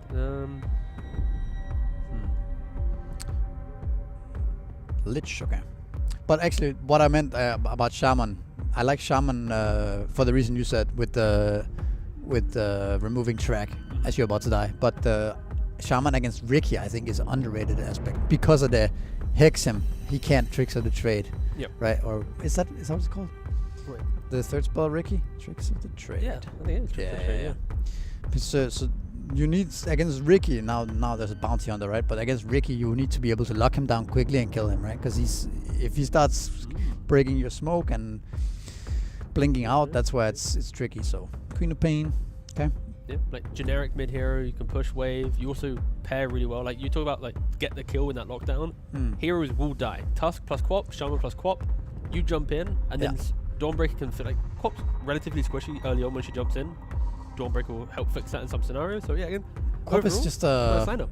You like Quap as a hero overall though? I feel like it's very rare. You might see this guy pop off early game, but even then, it just seems like it's not the easiest hero to execute or get your damage spells off properly. Like you're against a sniper, so you need to have a hero that can at least play lane against sniper, and sniper won't rotate, whilst Quap with active rune can. So a sniper can rotate, counter rotate, right? With the TP shrapnel. Yeah. But if the lane's in a bad position, Quap quickly blinks Sonics, then runs away. Sniper can't really TP. Like I respect the fact that they needed some damage with the lockdown, and that can lane against sniper. Yeah. It does at least feel that category. Maybe if we spent a couple minutes talking about it, we could find a different mid hero to kind of solve that problem. But sure, Quap at least sniper is just in tricky to draft against for sure. It's very, very tricky. I just see a team that is 0-3 now picking Quap. In general, I don't think this hero really wins games, and then you got a team that's guess the pub win rate on Queen of Pain in high level pubs. 48%, I would say, something like that. You are correct, 48%. Huh. There we go. I didn't even know that. It has 50% win rate on offlane. Could it be an offlane Quap and I carried on? Let's not talk about it. I need to double check. Any pros doing it? No, just Turbo Harry. This just seems hard to play this hero. It's just like it's like the Scream of Pain is almost melee range type thing, right? The Sonic Wave is strong but has long cooldown. Anyways, what are we looking at for last pick? Xtreme Gaming needs a hero for low. A carry hero. Gaimin Gladiators also need a carry hero. Watson, not really likely to be playing the mag, I would say. And you have a Lich as a 5. You don't want to go too greedy. Maybe you can. What would you pick for Watson here? What's in the pool for him? For carry? Have we seen Watson play the mag before? Yeah, he can. Oh, I'm sure he can, but has he Bristleback? Okay, last pick Bristle. So you're doing like a double +3 type thing with the Quap mid. I kind of like this adjustment, at least to their draft, because like if you went too greedy on the carry, I think it could be problematic for their draft overall. But it also simplifies Quap's game because Bristle can go in and utilize Dawnbreaker and the survivability, and then Quap can choose when to join the fight, right? Sure. I'm just trying to picture like what is the. So let's say Mag's off lane. You're now picking a carry into Bristle or Dawn. I mean, Ursuf of Gaming would have been pretty good, but they banned it themselves because that still would be very good against the mag. What is the pick? Some Slark? Could you take a book out of? Could you take a book out of Army's book and pick Beastmaster carry? It would actually be really strong, I think. Yeah, I mean, you have there's a miss, Bristle, but I just want their carry to be able to absorb that aggression, so Sniper can play behind. So any hero that fills that, and Watson can play, that's it. Like if he wants to play Beast carry, go. If he wants to play Doom carry, go. I also don't want their cores to be too independent of each other, so you cannot use the bounty. Oh, he's doing Doom carry! Wait. Do Doom. Oh, it's Mag carry, Doom offlane? Come on, please do Doom carry. That'd be kind of cool. It's not Doom carry. Hold. Boring. Yeah, it's fine. No, Na'Vi did do that though with Shad. During their recent qualifiers, he did do several games of Doom carry. Okay. But it was like a response to Bristle, this type of concept. Like, you see some healing, just pick Doom, get it into the game. But yeah, I like the Doom. It is a carry Bristle into Doom. Maybe Bristle just needs to go, like, not to meme it, but like You the need- SMY, the Lincolns, like this type of like this super survivable. Like you But- waste all your time yeah. thinking how to get the Doom on the Bristle, and then suddenly like Shaman's hexing you and Cop's killing you, right? Like I mean, if you just get the S and Y, and you're hasted, like you don't have that much disable on Gaimin, right? You pretty much have to doom him and Lich grab him, right? Pretty much to kill him. Otherwise, he just runs away, and then you have the snowball to also save. It's not that easy to necessarily kill the Bristle, right? If he's No. fat, like I think. yeah, if it's a farmed Bristle, then Yeah. it's all about like Lich with Sinister Gaze plus the Spire, then a Doom and Sniper clicking. Yeah. Because to be fair, like it's all about healing, right? Like Bristle plus Dawn, whoever's Sure. Doom will just I die, mean, right? Like it's the yeah, Doom I is like mean, the big. There's a lot of value card there, for of this, course. yeah. Yeah, that's true. But no, I fully agree. I think the team buyer gaming is going to be around like, can Watson hit the RP? Can Celery hit that perfect like Sinister Gaze? Will Ace find the Doom? Like if these components like falter or they're not layered correctly, you are just going to see a lot of like poking and fighting from Extreme. But I think gaming have the tools. Like sure, they need a bit of economy to feel good, but What about the supports moving mid and things like that? We don't have the same kind of end clock type of support, so they're a little weaker this game. Sniper could be vulnerable to the Tusk gank. I think It's not if it's so Extreme- easy though, but if they move when Dawn hits 6, I think it'll be better. Because they'll be able to utilize that to kind of give them more life inside the shrapnels. sure. And Doom and Mag don't really rotate as well. But I think what happens if no hero really rotates mid? Doesn't Quap have a really hard time against Sniper, or does he just scream of pain, push the wave, or how's that matchup? I think Sniper might have a slight lead. Okay, so it's whatever the matchup. Yeah, I don't know it 50-50 perfectly, but I -ish. think Sniper might get more CS and then Quap gets more kills right on the map. But Okay. Yeah. like there is this awkward time over Extreme's head though, that like Shivas and Blink BKB on Ace with Refresher. Yeah, all and this like all this all this stuff. bounty tracking you, Yeah. and like we saw the bounty sniper last game. Yeah. It's pretty gross. Like the jump from Extreme, it's like it's the supports, right? The Quap Yeah. can jump, but she doesn't provide the lockdown on the jump. So It- her supports nah, have it's to follow a- her, and then they get RP'd. Yeah, it's a good sniper game, right? In that sense, realistically, you're not gonna get on top of him unless somehow the game in formation is completely broken, right? 30 seconds to battle.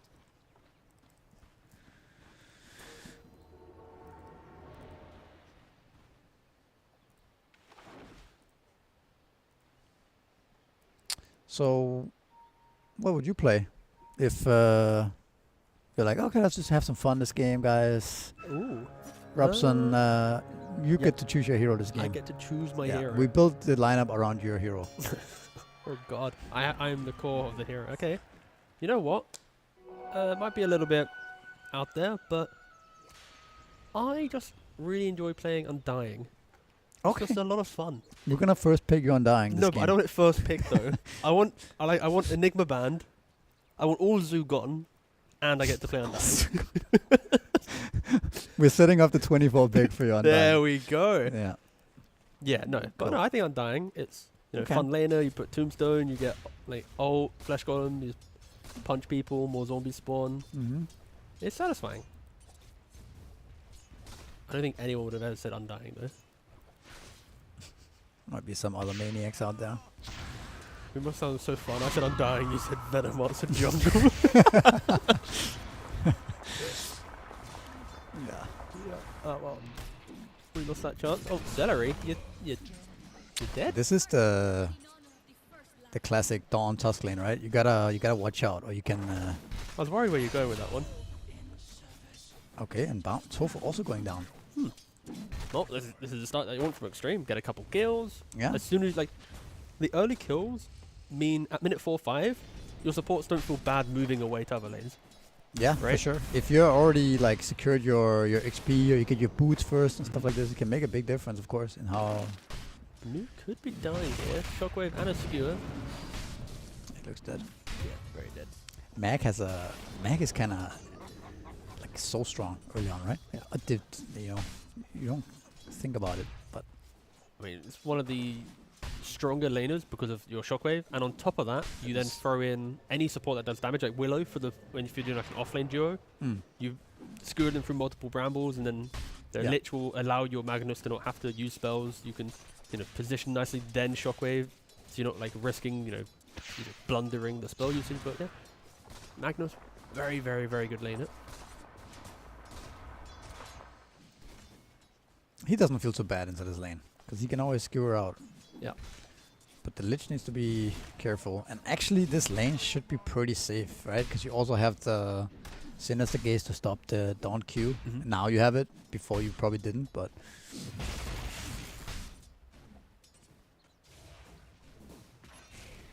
Ooh, still gets the pull. Nice.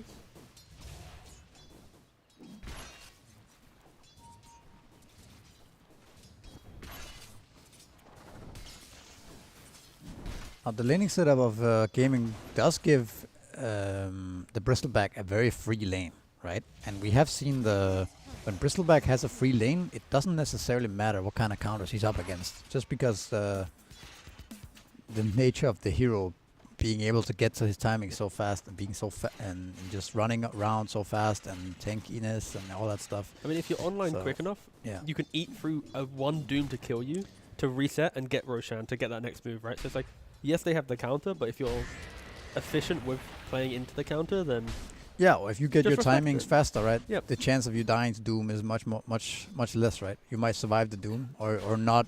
The Ace might not even go for you because, well, we actually can't kill this Bristleback. So.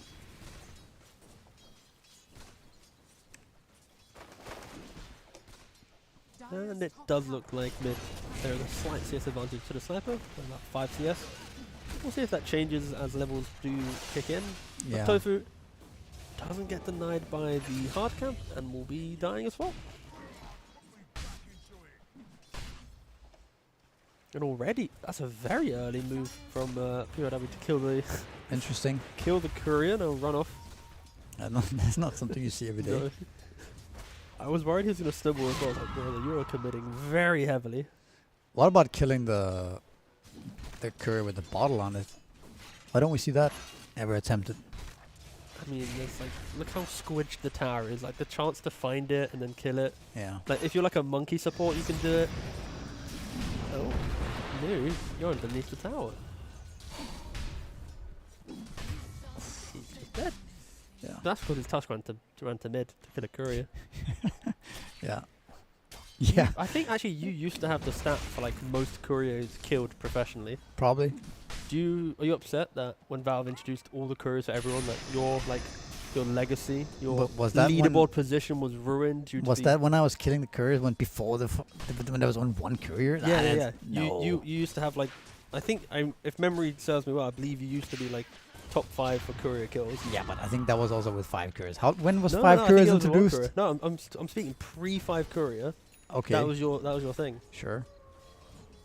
All right. So it sounds like you're really emotional about it and you're really upset. No, I understand. No, I just feel like No, I get it. Don't worry.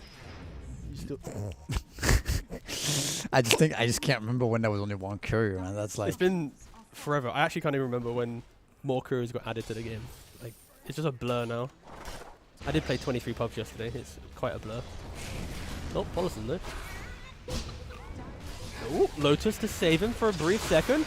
And then another cluster clock to run away. Ooh. yeah, Oh, no one's dead though. Oh, that was meant to finish with some hype and Doom's dead, but still, pretty nice move there from the Bristle, and now PYW dead. A killing spree for Watson. Quite a delightful start for your Magnus carry. Get a good kill though on the Lich there with solo XP for the Dawnbreaker. So that kind of salvages his game a little bit. Gonna be level 5 after that wave. And Yeah.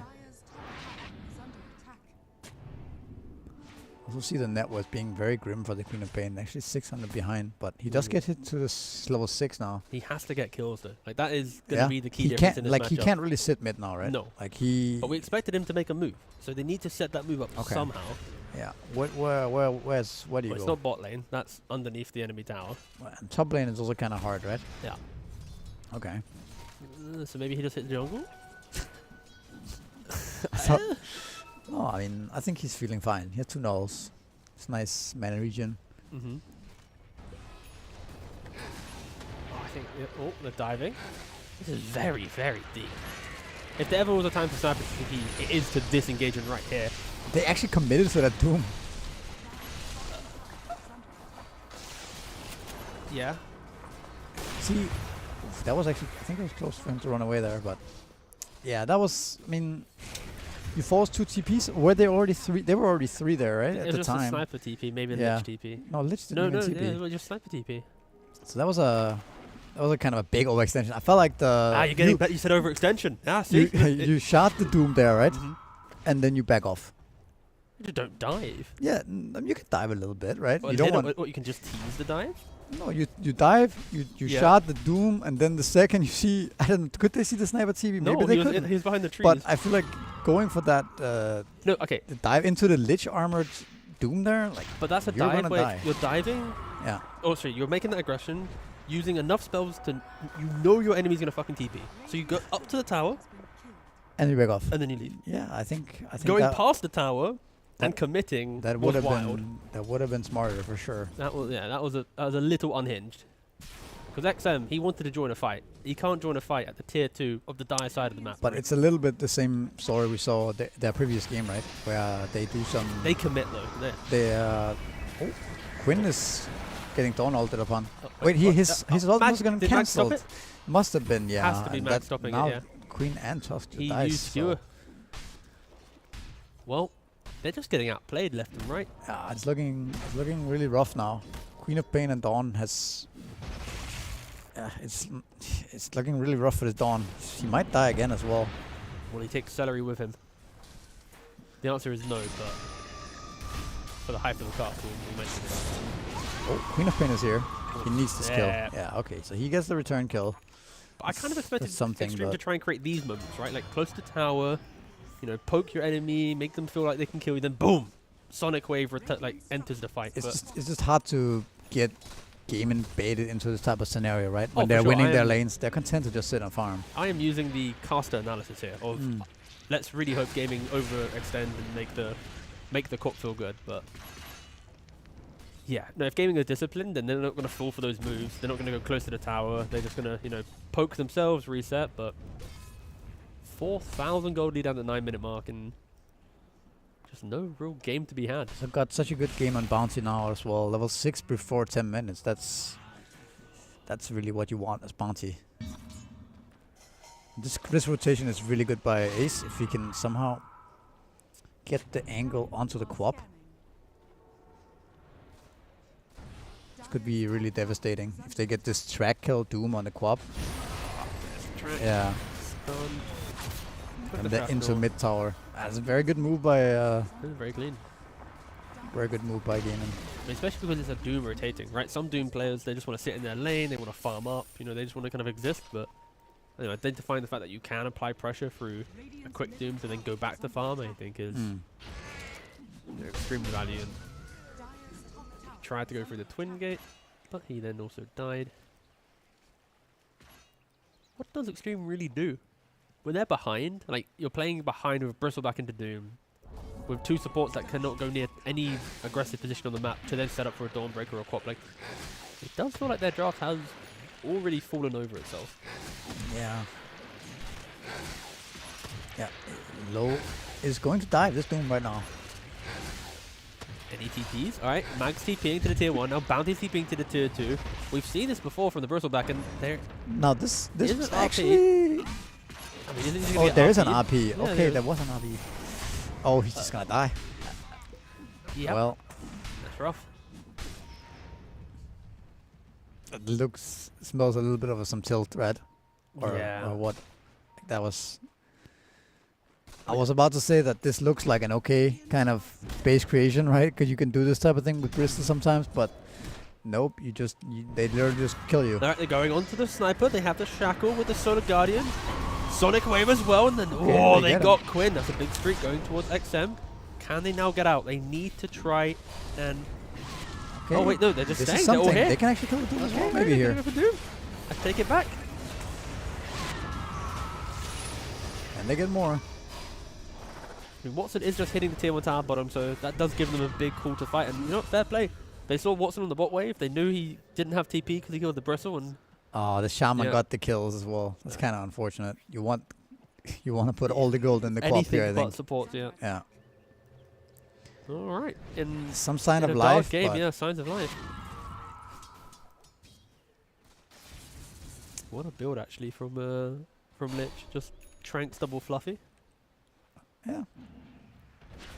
Nice HP. Will he buy the shard, or will he hope he gets given the shard from Tormentor? I saw it as a quick buy, but Yep. I think in these games, it's like, if you're aggressive enough, you can just buy it. But isn't it better to invest your gold in Into the Blink. Paris or something like that? Yeah, but some Lich players on 5 like to go Blink. Just go straight Blink, get the 20-minute shard. I mean, I like to get the blink then. If you're gonna buy shard, yep. isn't it better to just Buy the go blink. all in with the blink? Yeah, but then if you don't get the shard, then you have Blink, no... Yeah. Okay. Yeah, I mean, sure. There's a debate, I think, I don't depending on game. Yeah. We'll see what he goes for. But something tells me he just wants the shot since he now invested in 2 fluffy heads already. Now he's like, this is my base, This- and now yeah. I'm gonna go for my. The spice after. Yep. Almost have the Dagon coming up for co-op. Radiant's courier has been Oh, killed. Courier's dead. Tofu's changing out the build slightly. Tofu is going Orchid here. Orchid, yeah. Oh, if that was like a mango and he just yoinks it and runs off. Now, if you go Orchid on Bounty Hunter and you get it kind of late and it doesn't net any, good kills or anything like that, it can be a little bit of a waste of gold. You might just end up dying in the fights. So you're very squishy. Oh, nice little Dawnbreaker ult here onto the mag. Can they kill him before he gets out? He still has RP. Oh He's my not god. even dying. Nope. Oh, it's awful. Nexon's throwing a fuck you Sonic Wave to the north side of the map. It's gonna do as well. They're just throwing spells out left and right, and yeah, that's... No one's gonna near the sniper. They got Tofu though. Is he dying? Oh, wait, hold! He's fine. He's fine. Still not worth it, but... You gotta feel bad a little bit for Xtreme, right? It just feels like they are... Like, they sometimes make moves, but then they're not really all part of those moves, right? Yeah. They're not really all on the same page. It's like a couple people scheming, yeah, but like not everyone understanding the scheme. like the Bristleback, for example, earlier, right? Like when he was diving the tier 2 and died, like they made this great move around tier 2 mid. But why does Bristleback need to dive first, right?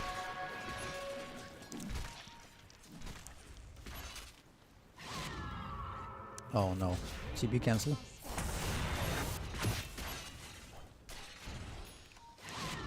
Is he in trouble? Does he die to earn another shuriken? Nah, I don't think so. Oh, not even close. But now will Tofu be found? Fair. So I'm hoping to find the bounty outside of Invers, but now he gets tracked up. He realizes where So he is. obnoxious. Yeah, so obnoxious. Like,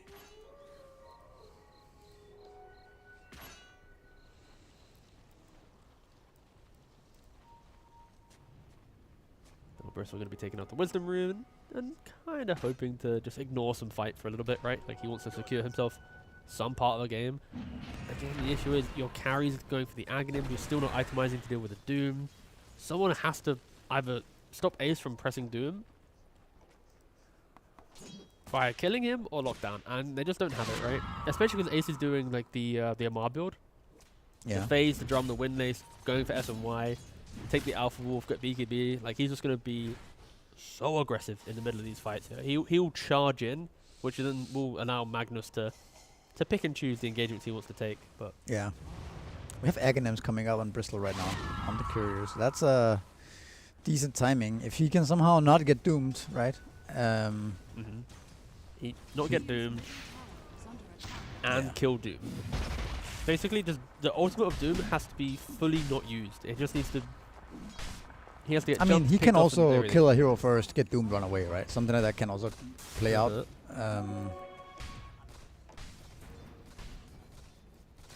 So Xtreme Gaming pinging out that mid tower.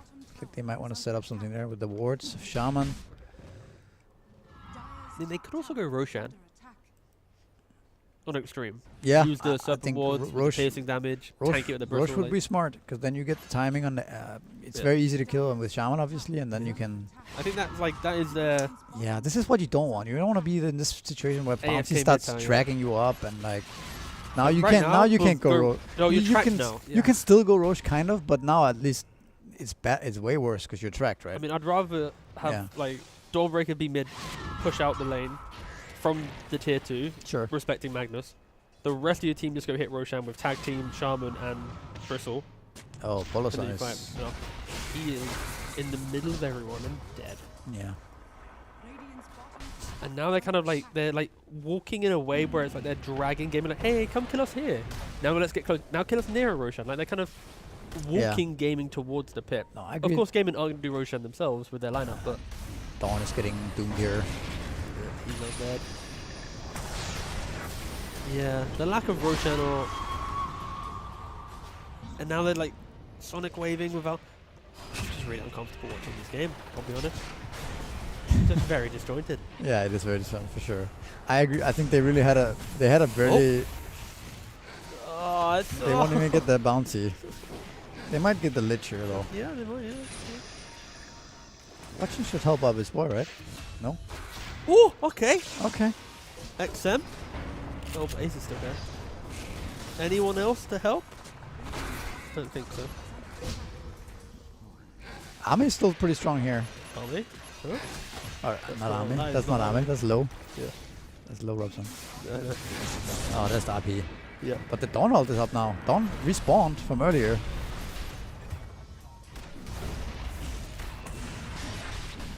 Will Quinn die? That's my only question. I think he will. Yeah, no, that makes sense. I kind of felt like this game had the ability for Quinn to somehow not die there, and it to really be like the final nail in the coffin, but I mean, this is a lot of track kills, that's right? a lot. I mean, her Like 10,000 gold lead. he has 3k gold on bounty after this fight, and that's level 1 track as well. That's his Orchid, and another 1,000 gold. So, yeah, this type of, even though kind of you get a little bit of kills on Extreme, it's just so painful against bounty, right? So he did buy Shard and then went for Pavis after. Okay. Sure. I mean, again, he's been part of multiple track kills, so that Pavis just kind of instantly Yeah. appeared in his inventory. I mean, isn't like, so the Ice Spire allows your Chain Frost to bounce, right? So you can solo pick up heroes. Yeah, but it doesn't really do that much more than that, right? So I feel like getting the, I mean, I guess it really depends. I mean, like, right now, yeah. he's going to be able to, like, pressure Shaman by himself. Right? Sure. Sure. Yeah. Yeah. It is bonkers. This game just, you don't need the Lich to run around solo killing people this game, right? You can just, Yeah. No, if you you, just if yeah, you no, no, solar no. crest anybody and they don't die, it's to the quad burst, you know, it's Yeah, kind of, if anything, him trying to play solo will probably create more problems for gaming. yeah. He's trying to solo pick off people.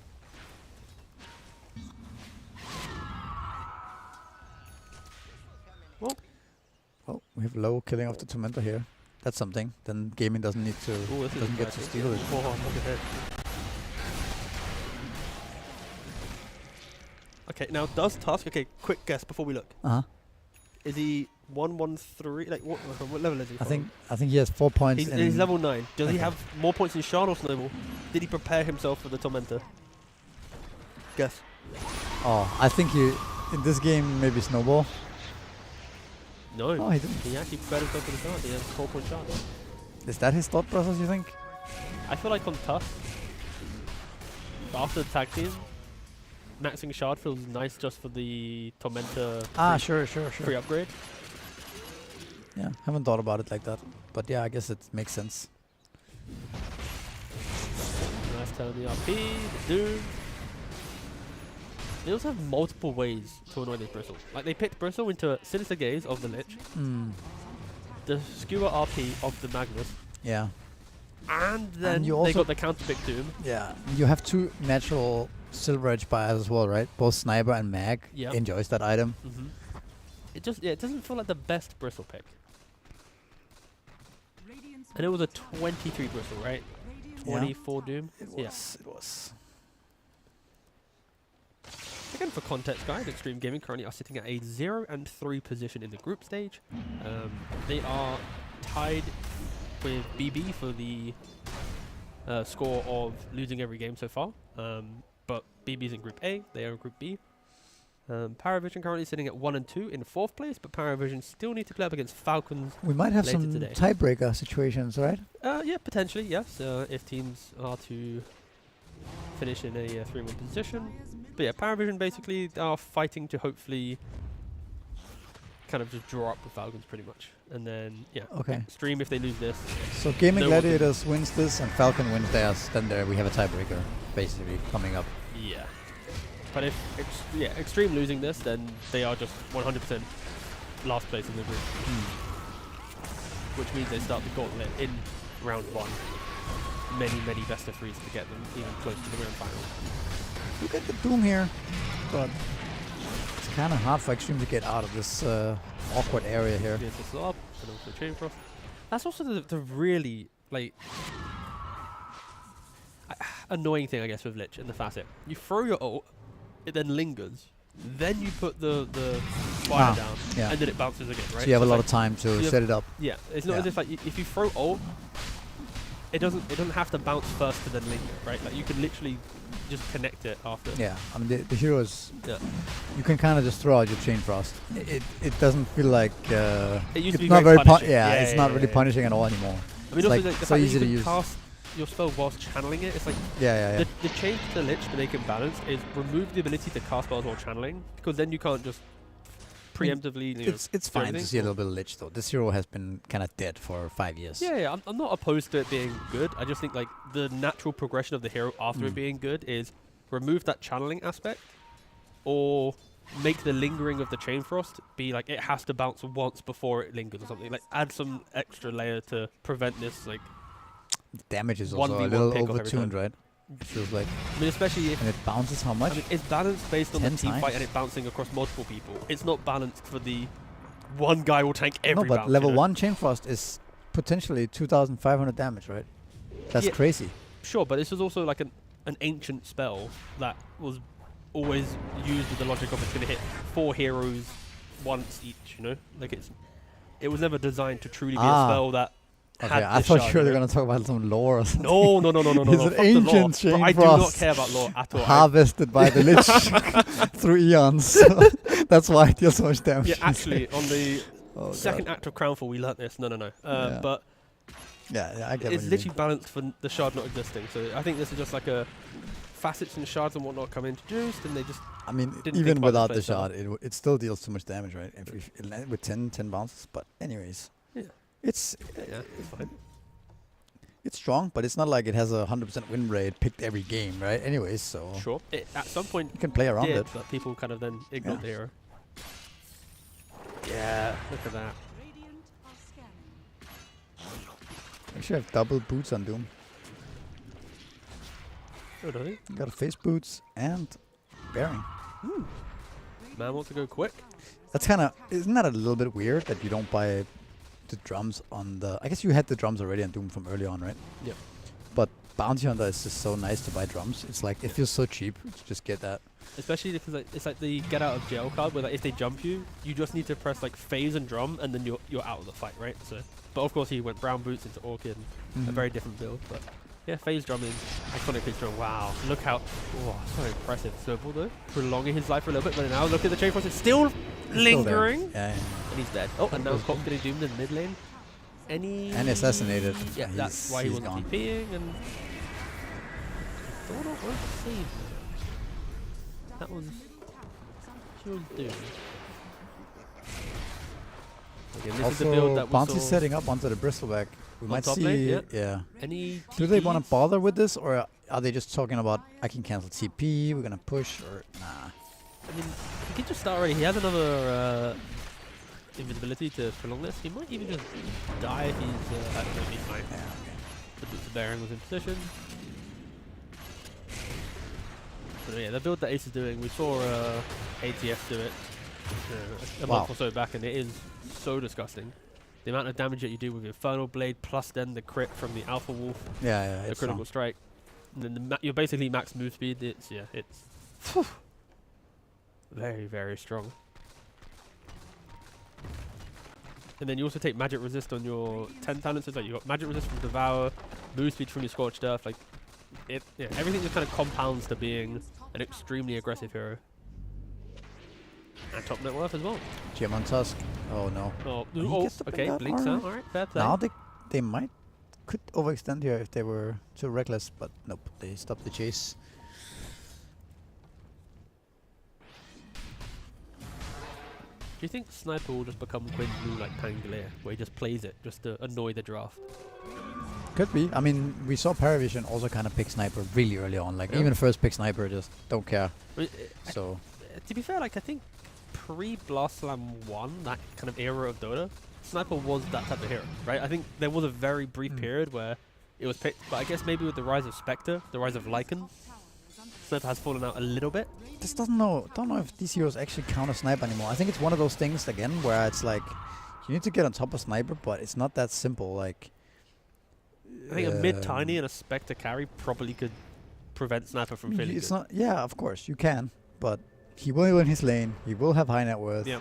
He will go like you see with He'll get Quinn now. concussive He'll have the grenade and shot. arc. He'll Yeah, get Pike. exactly. Yeah, He'll yeah. get Shadowblade. So it's not that obvious that you just catch him and kill him off, right? Right. It's No, you're right.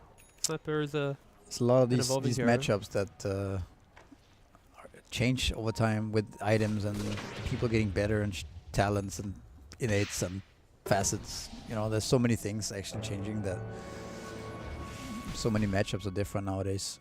That's why I think with facets, I'm excited where they go in the future, because I think Yeah. actually, hold on, there's a little bit of a smoke. We'll see what happens here first, but we can touch on the idea of facets after the conclusion of maybe Xtreme's last move of the game. They are down 22,000 gold. They do see Corpse Crow running across the map with a plate mail.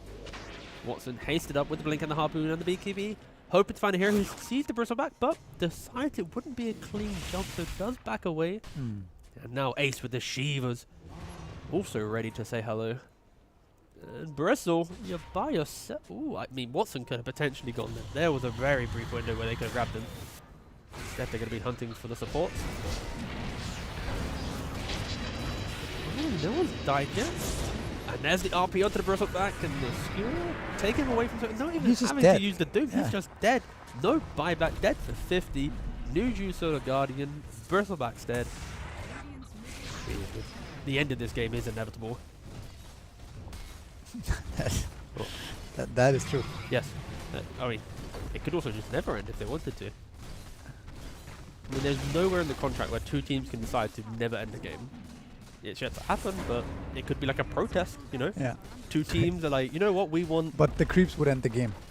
No, but the teams actively keep the game going by pushing waves but never ending, you know? So you kill all creeps but never take tower. Okay. So like, let's say if like a TO was like, you know what, you're gonna get a small room for this event, and you'll never get water. You know, like their protest could be, fine, well fuck Then you, we'll they just never would- end the group stage. But then if they're never gonna get water, right? So they Well- will die of thirst. And then the creeps will end the game, Robson. Yes, because it's always the creeps that end the game. It's inevitable. It is inevitable. Very true.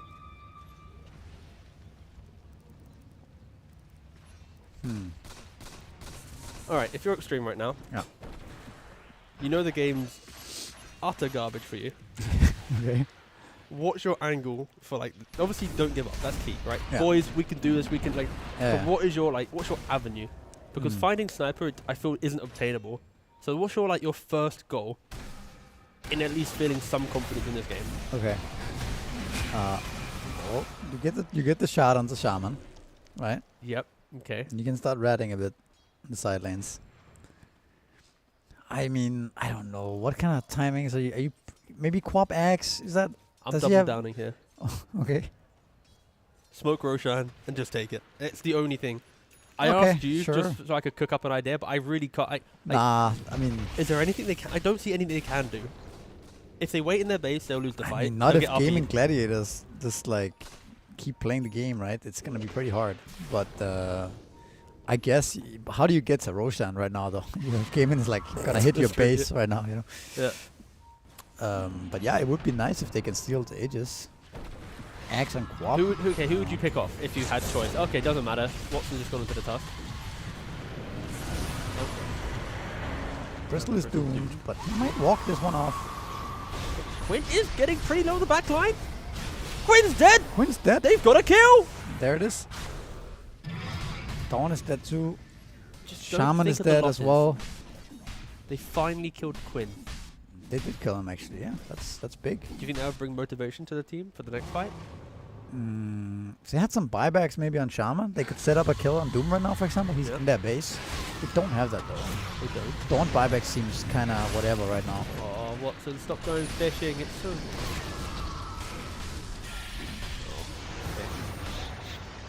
Bristol does not buy back. Oh. Yeah. Yeah, I mean, you have buybacks, but... Plant the flag. What is that pick? Oh, that's a TC. Is it RT? Yeah, it's a TC. Oh, okay. With like whiskers. Oh. Okay, here's the buybacks. They might get the Doom here at least. They have sharks? No. They have yours.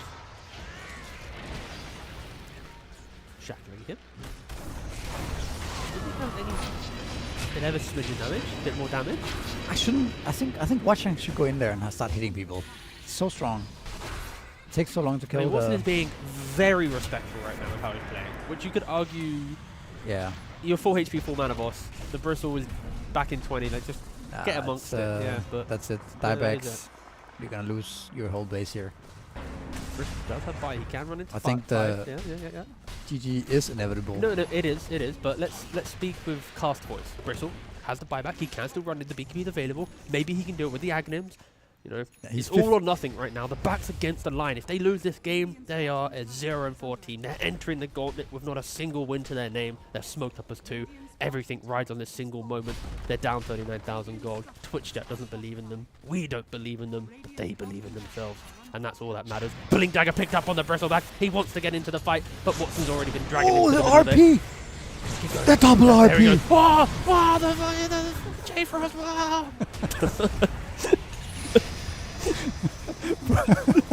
Professional casting. Very professional. There it is. GG called by XM.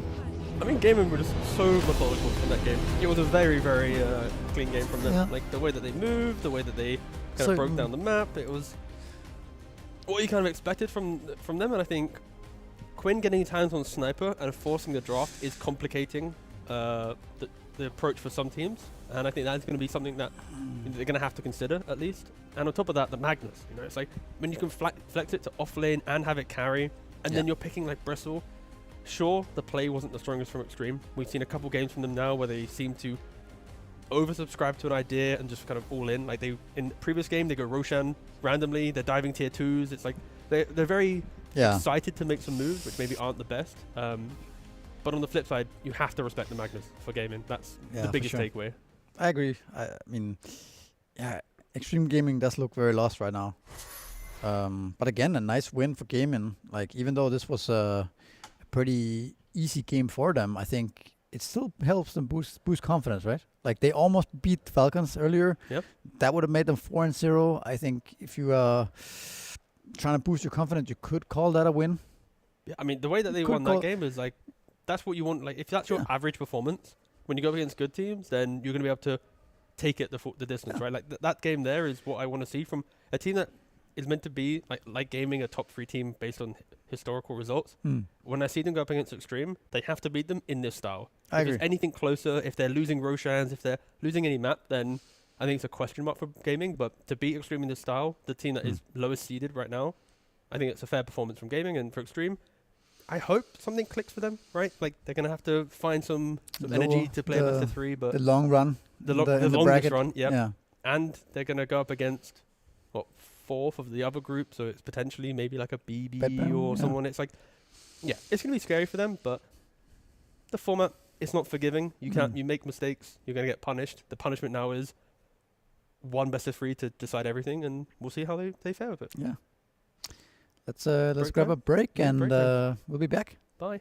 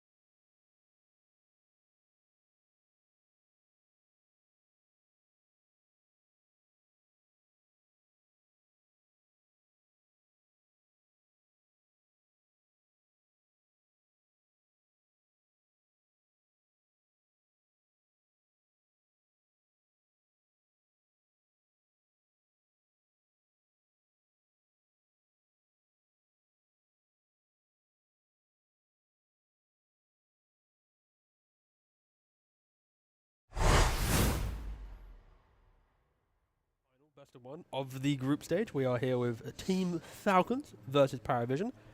And for context, PARIVISION are currently sitting at 1 and 2 in the group stage, and Falcons sitting at 2 and 1. Yeah. So if you're PARIVISION, you'll be dragging Falcons into a weaker position because the tie break between the two will be head to head. So if PARIVISION win, then Falcons naturally then will go to 4th in the group, which I think coming into it, no one would have expected them to be 4th in the group stage. And then on the flip side, if Falcons are to win, they go 3 and 1. Now they're suddenly contending for a top 2 spot, so or even potentially first. But it's still pretty important best of one happening here. I think so too. I also think PARIVISION needs to redeem themselves, right? After that last kind of unfortunate situation we got with the Alchemist earlier, like that wasn't their best showing. So I think they should be pretty hungry to want to prove themselves here. No, I agree. I think we do have a draft already underway for you, so we can have a little look at that. But no, I think for PARIVISION, the way in which they lost that game, it's a lot of like. Should be a bit emotional, right? You could also see it on the screens afterwards that they were. I mean, they're not even here when they're drafting. A bit surprised. It's very impressive. Now we need to stand back up midway. We're gonna have a. There you go. Push the chair. I'll push my chair away too. Yeah, chairs are gone. But no, what were we saying? It was the fact that they lost in a manner in which they'd won the game. They had all the economy. Yeah. They messed up a team fight. They did. Got outplayed. Arrogant. And then that compounded to multiple mistakes. A bit arrogant item choices, right? And it didn't look good, to be honest. So draft is there. Yeah.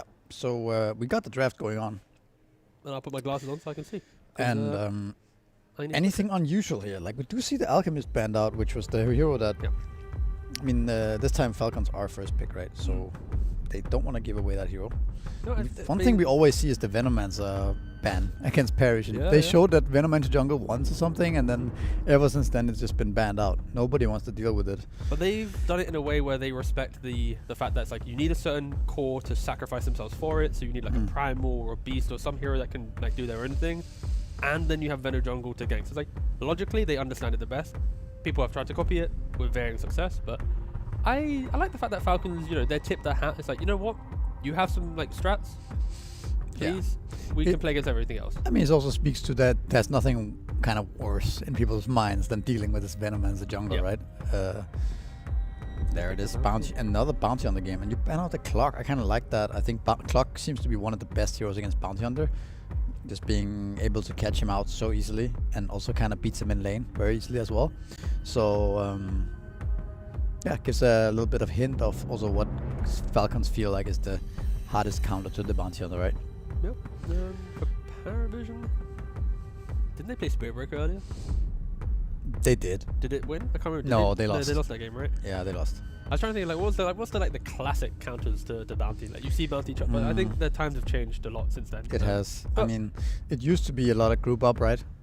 And so you can't really get much done. But nowadays, you drag up, you start throwing that shuriken out, it starts bouncing, and like, he's actually not that bad against this type of playstyle anymore. We go for the Magnus. Of course, Magnus from second pick, you flex it to any role for mid offlane carry. You see Bounty, you drag it. Like, again, there's nothing too special to talk about in regards to Magnus, but I think it's more, we'll see where the drafts go. I think for Falcons at least, Bristle is still available for them, a hero that they've utilized quite heavily. Yeah, I feel like Bristleback gets through. Really good. Bristle gets through like every game. Yeah. We actually see Bristle in almost every game. They of course respect. Like Monkey Magnus as a combo is insanely good. But right now it's like you still have Mag PA, there's Mag Pangolier, there's still what's the big combos? If you think of lane, there's like a Mag Willow. Again, there's a lot of options for Magnus, which is like and you can also even do like Morphling with Mag. Like it's not necessarily locked to the Empower carry as well, right? Yeah, this is a very flexible hero. Picking out phase will be. It'll be PARIVISION. Yeah. I would imagine just some kind of range support for the not showing much. Maybe like a 4 of some sort, like a Bat Rider. It also depends on how much they care for the call, right? Because they could potentially just pick PA here. They if they really want it, it's like they just lock it in themselves. It prevents like the gyro pick from Falcon that we've seen them play. DK's already banned to pressure that part. So I mean, if they want to be bold, they could do that. They could, but we'll see. They ban in Volga. I think I think having just a lot of ways to kill this bounty hunter when he shows himself, I think just having Batrider, having like, for example, Mag with Skewer, just having like multiple ways of blink dusting him and killing him, right? Yeah. I think that's a really good approach. But again, it's just such a hassle to deal with. Yeah, it's the fact that a single hero now makes you think of like, okay, now I need this, I need that, and I need to have certain heroes that can have lockdown. Like sometimes drafts are really good when they only have a couple layers of lockdown because like you've exploited other areas of the draft. But Yeah. with bounty, it really just forces your hand quite heavily from a supporting position. And they opt to ban out. Doom their ban. one ban Does is that Doom. mean we have another Bristleback game? I mean, they could take the bristle themselves. That could also still be hinting towards morphling as an option. Right, because Doom, like again, I mean, Doom is if like the you best are one not against those if two, right? you are not taking Bristol, is Amar not just gonna just grab it for himself as well? Like that's what you gotta be thinking about, right? They do go for the Spirit Breaker. I kind of Interesting. jokingly spoke about it. I Yeah. didn't think they're gonna pick it, but I mean, it seems pretty underwhelming in my opinion. Like, how are you gonna get the track off on the bounty? I mean they're happy with it. They're smiling, but I think right now there's a Yeah. damage issue, right? Like Yeah, if I there's mean, I'm skeptical. I Bristle don't. plus one I pick think for it's a fake Falcons. counter a little bit. Yeah. But I think if there's any like early pipe buying hero and aggression from Falcons, that's an issue. Even though Falcons don't often buy the pipe because they have Amar playing like scaling off lane. Tiny still in the pool. Okay. And Tiny into Spirit as well. Like when he goes to charge mid, you have Avalanche to stop the charge. You can toss back. Phoenix has Fire Spirits to stop the right click Spirit Breaker. You have Egg as well if you don't die. Like they have prevented the Spirit Breaker from feeling like he can really gank any lane at the moment. It does feel like. Sure. I mean, it's hard to really know what Spirit Breaker provides as a hero Dazzle. right now. All right. Okay. They're cooking. For Yeah, sure. they're definitely cooking. I mean, it's just offlane Dazzle, right? Because Is DM it- likes playing the. So it's Dazzle Breaker Yeah. duel. It okay. seems as if their read on Spirit Breaker is they want to have like high damage, annoying laner that you traditionally can't pick because of like ranged force, right? That's what they're trying to utilize Spirit Breaker for. Okay. It hasn't worked out so far, but again, I respect the fact that if there is ever a way to get Spirit Breaker into the game, it is with this, and they still go back for the PA. So now they have Mag PA combination. But is it ever a Dazzle 5 or no? I mean, it also could technically be Dazzle mid, right? Because no one will play it and DM can play it, so the Spirit Okay. Breaker will enable the offlane option, and Yeah. the Dazzle can go mid into Tiny potentially. So, yeah.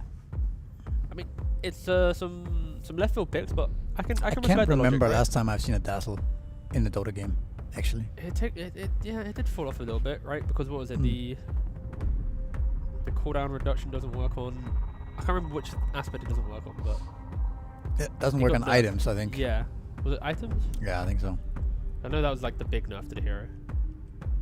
Yeah, it only works on abilities now. Right. Okay. Cool. That was enough then. Yeah. So you do have a lot of Graves going out, a lot of heals, stuff like this, but a bit experimental for sure. I don't think they have a lot of games of Dazzle in the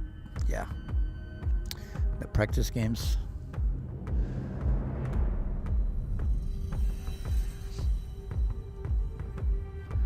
Makes Falcons think a bit, for sure. Viper. So maybe a Mar Viper, huh? With the potentially like so bouncy hunt the Viper lane. Yeah. You got the tiny. Yeah, maybe you're a little bit worried about where this Dazzle's going. Do you want to put the tiny mid against the max poison Yeah, Dazzle? That sounds kind of gross, right? Like Dazzle in the mid beats the Tiny. It's a little bit of a problem for sure, because like you actually won't see it until the very end, Yeah. and so you have to think of something that. I mean, Melreen could also play the Viper, right? And they're actually banning offlane, so they think that Dazzle could still be support. Maybe, I think like a casual Warlock in the 5 position could be really good for PARIVISION.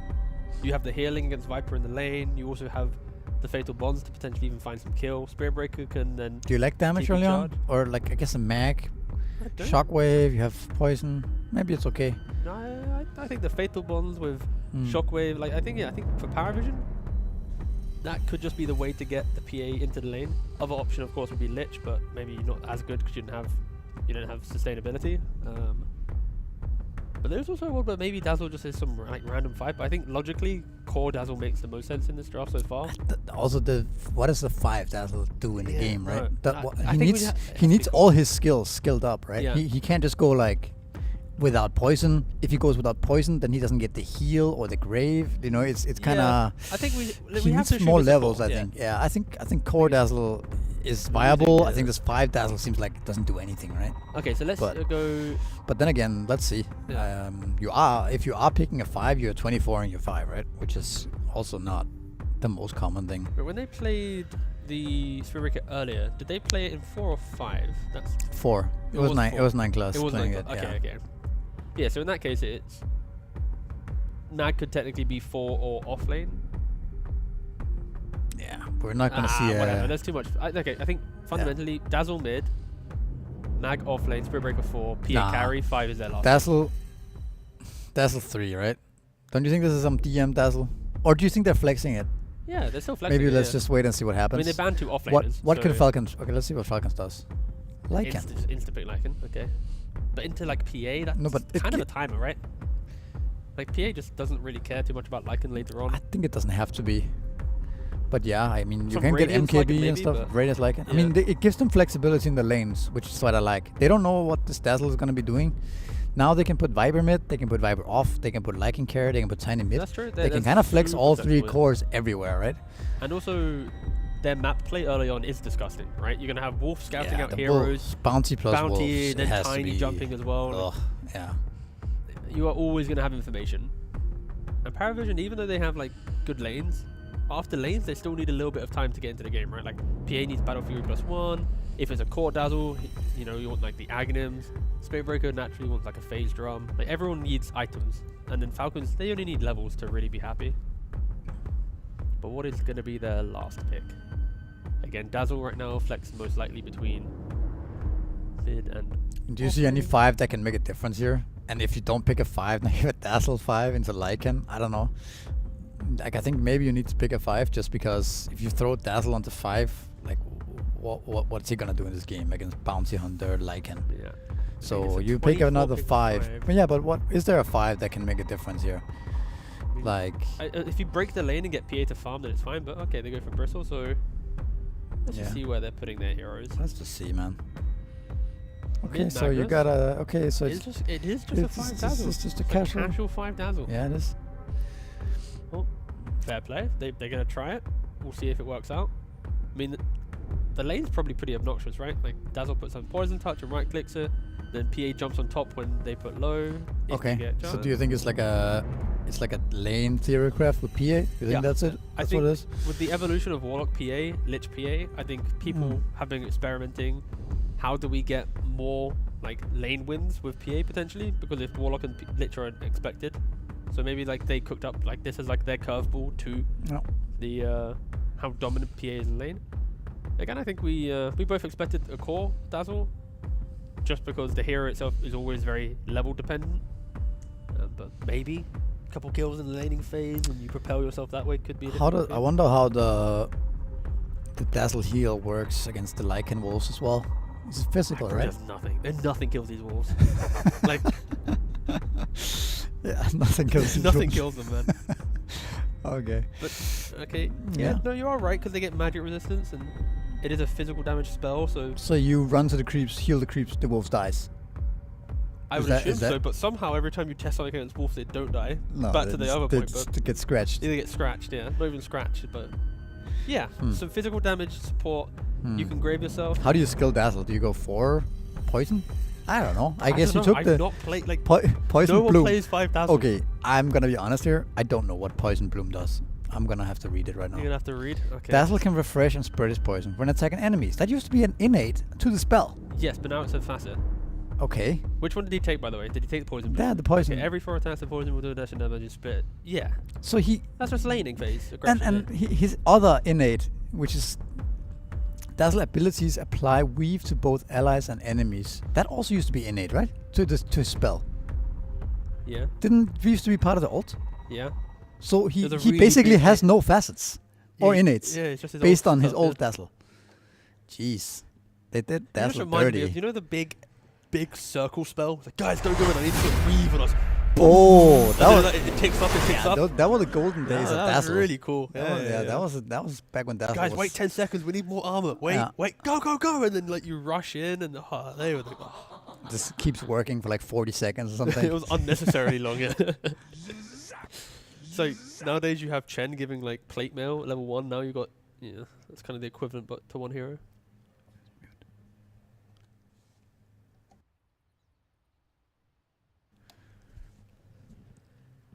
But no, I think PARIVISION during Blast Slam 1, we praised them a lot on their creativity, their ability to kind of change up a little bit of the script, and yeah, in this game they've done it. I guess one thing that we haven't mentioned is they have picked another hero that hates getting broken into Viper. Yeah. So now maybe Amar gets overwhelmed with the choices. He's like, oh, I want to break the I want to break the bristle, and then he. Yeah, I mean it's a good Viper game, right? It's a very good Viper game. Amar's happy here. I'm kind of hyped to see the Dazzle. Same. It's either they win the game right now, and suddenly there's another 1,000 Dazzle games in ranked, or they lose and it never gets picked again. We still reading, boss? We good? I just thought it keeps the poison going, but that's not actually what it does. No, It says but- every 4 attacks, the poison deal additional damage and split to additional enemies. Okay, so it does do more things than just extend the poison duration. Yeah, splits. Yeah, I mean Sorry, every I 4 don't know why I attacks. react though. with a sound rather than just talking, but Every 4 attacks. Is it the Dazzle that has to attack? It is, right? yes. That was a big change to Dazzle. Was Okay. He has to be the one that reinstigates the Q. So Dazzle after laning phase needs to attack a target 4 times, then the poison will split. Hence why core Dazzle can work. Support Dazzle, like when are you right clicking? That's like a laning phase spell for sure. Yeah. So then, do you think he's going to go like 3-1-1 or like 3-0-2? Like, do you think he's going to get a value point you might get the fight? clutch Yeah. grave point if there is an opportunity to Yeah. like grave your PA and then he fights and gets a kill, something like that, right? Or grave yourself and get a trade of some sort. If that doesn't happen, I think you skip grave until level whatever, after 6. But I mean, these type of save heroes, if the game prolongs, like these type of Dazzles, Oracles, these heroes are no joke. Like they're actually very hard to play against. If the game gets to the point where Dazzle starts having like a Glimmer Cape, Etherlands, these type of, now you actually need to find this guy in the fight. Are you not killing anyone, right? So, And he's going to have enough protection, right? It's like you've got a Yeah. Bristle with SMY, a Mag with Blink BKB, a sure. Spirit Breaker. Like, there's plenty of tools for Dazzle to like it's not that lose easy to himself in get the fight. Yeah. past all these bruisers in the front. I think for me, my big kind of takeaway points for this game will be like, how does Shadow Wave interact with the wolves? Does it Okay. just one hit the wolves in Right. the Creep Wave? That's one thing. Yeah. What's his skill build for laning phase as a POS 5 Dazzle? Do you think he knows yet? I'd like to think they've done this at 2v2s. You know, like when they do Okay. the 2v2 lobbies and stuff, and they kind of prepare. Yeah. I feel like this is probably something they've like cooked up in Yeah. some like trial games, and it's just kind of presented itself in this draft, right? Yeah. Okay. Let's see. But yeah, that's the 2 things. And yeah, I don't think I have anything else that I'm looking for in the Dazzle. No, I think Falcons draft looks very strong, kind of dynamic. Yeah. Like you have the potential to snowball real hard here, right? Like with these heroes, with the bounty track and these 3 cores all have the potential to snowball the lane. I think So it only gives me like confidence with this draft because I know Amar's playing the Viper, where I know he's thinking of like Hurricane Pike and right click damage and becoming a core. Like if it's like a different Viper player, where they might go for like an aura or just like a 4-star. Like if this is the mindset of the Viper player, then I'm like that's kind of massive timer, right? nobody But really does that anymore, right? I mean, we don't What, see like too much Viper in the offlane. Pipe right? Viper or what? You'd Is be that what you're surprised. advocating for? No, not advocating. If anything, I'm steering away from it. The reason, God, imagine being a slow Viper with 1 aura. Like, guys, look at me. I mean, maybe Watch there it- was a watch him do time it where now. people did Yeah. like Greaves and stuff, right? Yeah. Yeah, but it's kind of a long time ago. And you get, like, So we Ags see and Crit you jump skilling around. up the Invis, whereas Tofu went for the Ginada, by the way. That's a little bit of a different go-to in approach.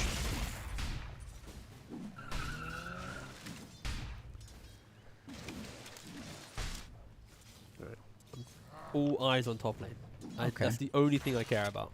Oh yeah, seeing If the. we can look at top lane. So they just went on the Viper and then end up trading kills. Okay. I just need to think, like, is that worth it in that scenario, right? Satanic gets the kill solo, but then you give first blood, but then it goes to crit. It's like crit gets first blood, but not the Viper. Yeah. PA gets solo XP, so we're gonna get to level 3 a lot quicker. Maybe it's kind of worth it. Yeah. Yeah. I think the killing Viper always almost feels like worth, right? Yes. If in a 2-on-2, if that can happen again now, you know, when Viper starts being level 2 at like minute 3-ish type of thing, right? I mean, it doesn't seem like that's gonna happen because he has all these creeps coming in. I also think in terms of bottom lane, like if I'm Phoenix against Breaker, Bristleback, I have like a godly game as Phoenix, right? They don't do anything to me.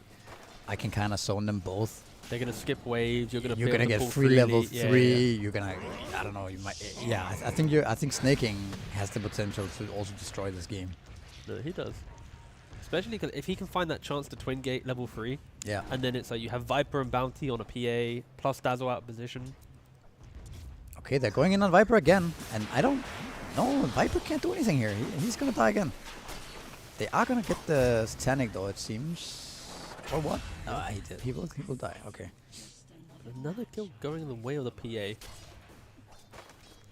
Like, is it really that bad? Like, if every kill, you're just getting a little bit closer to your treads, towards your cornucopia. Like, I mean, it's still not really clear because the lane still hasn't really played out. I mean, Viper doesn't like dying, but every time he dies, he comes back and there's creeps in front of him, right? yes, and So he has resources. So he doesn't lose out the big experience, which is the main thing for Viper. But it doesn't seem like it's gonna get much easier for Viper, right? Like you're gonna level 3 hits. I think the key change will be the next time they do this dive, Phoenix might just TP, right? And now suddenly it's like a Phoenix. Yeah, I mean, at the tower. if something like that happens and Viper gets ahead, then it could be rough, right? Yeah. So it's like so far not the worst even trade, and now 9class takes the Lotus. They're able to walk themselves away. Again, just playing defensive top lane. They're waiting for the wave to come in. Don't want to overplay their hand.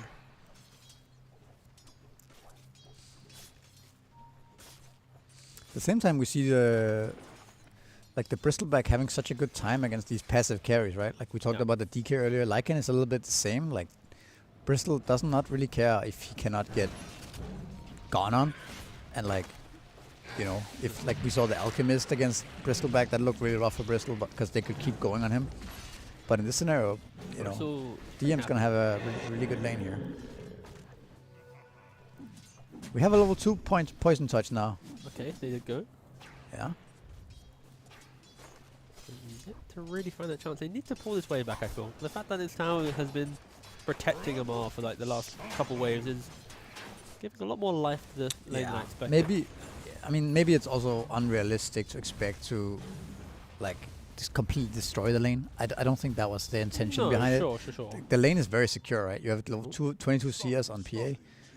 So, like, wow, look at PA net worth already at 4 minutes, right? Like, 2 kills. That's what it gives you.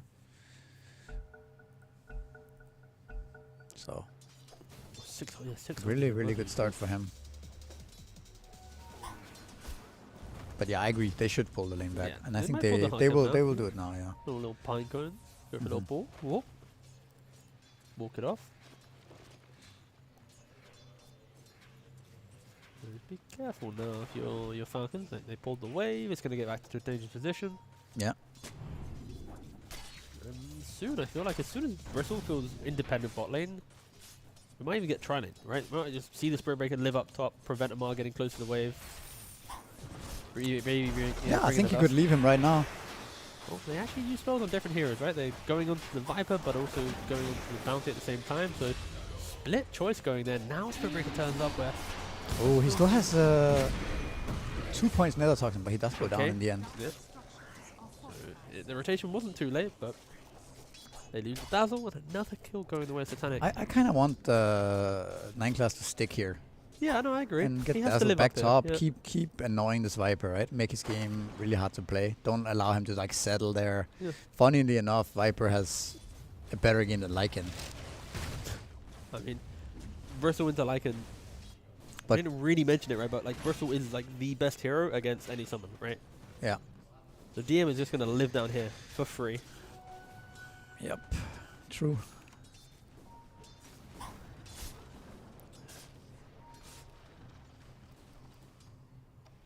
Do you think Amar's happy right now? It's like they're wasting so much time on me. I Or you think think he's nah. I think he's pretty stoic about it. Yeah. Okay, Malrine getting skewed into tower. On the tip for the moment, okay. This is a really good start for PARIVISION. Kind of what their their lineup needs, right? Yeah. If they were to fall behind early on, it could have been really grim. But this is a But on the flip side, I feel like Falcons, they also, if they don't win lanes, then their game gets weird, right? Like a Lycan from behind is getting Radiance. Then their draft falls apart a it little falls bit. apart immensely. It kind of does, yeah. And Dazzle's game's pretty good. Yeah. Level 4. I mean, if anything, I feel like Dazzle's Before already done his Wisdom. job. Yeah. Like, his job was just to make sure PA can get through the lane and Viper not just the bully, right? And that's already happened. But if PA has to suddenly go jungle now, it's like, you know, he's already level 5, about to be 6. Right? It's We see no one moving, kind unlikely, of but posturing for the Wisdom. I think they're gonna give up on that idea. and Really? 10 seconds. Oh, Crit is looking to Okay. steal here. Doesn't like class of any. He has a dust. He had dust. Okay. Will he dust or He scan? should scan, right? Or charge the wolf now to then back. Oh. Yeah, yeah. Go, go, go. Yeah. Yeah. Okay. Nice. He actually did. He charged the mid wave to then AoE bash. That was really good. And then Oh, XD's and in chat. XDZ. Oh, Amar getting gone on again. Now Reen's here this time with the toss onto Satanic. There's a little bit of a hill. The grave. Are you gonna just all in Amar here? They have to. Any denying joyers? Nope. Okay. Double kill for Snake King.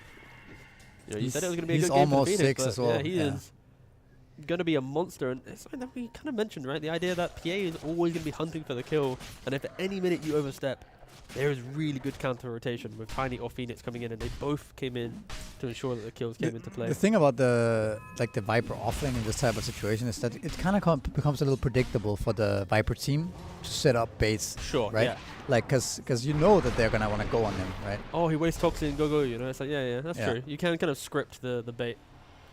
Charge. Oh, there it is. There's the interaction with Spirit Breaker onto Bounty. Oh wow, that's big. Big skewer. But Do they have enough damage to they kill don't anyone have though? any damage. They're just dying. Oh. Yeah. Crit goes down to the poison, but the gold lead is pretty much even now.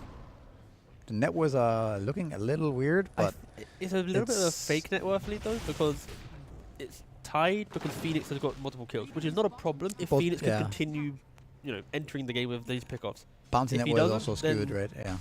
Then Mag Bristle PA will just be 1k, 2k higher than the Falcons in the upcoming minutes. So yeah, it's all on Phoenix to be able to kind of show what he's able to utilize with this this early lead. I do think that the PARIVISION cores needs to watch out. They don't start dying now, one by one, right? Like we see with DM bottom right now, Broken, holding the stun, Yeah. little stun, and yeah. because they all have good games, but they still need more time to farm, right?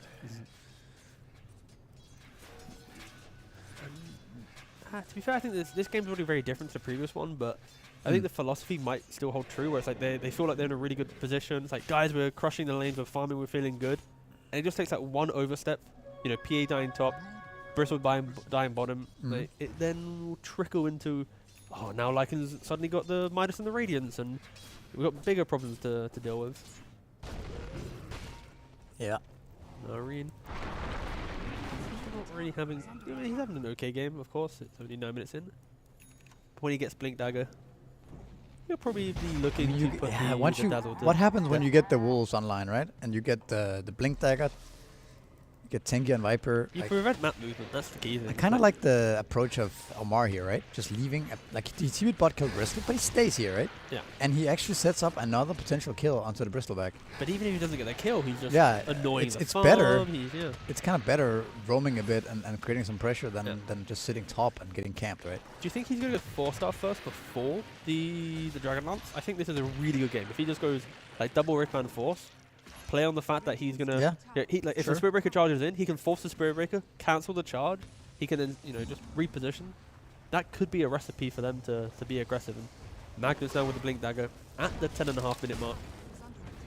Do they even have damage to play on that? They have a lot of sustainability, but this could have also been a game where no one opted for like an Echo Saber first, just to play a bit more farm and then go back for Blink. Probably because they have Bristol off and PA, right?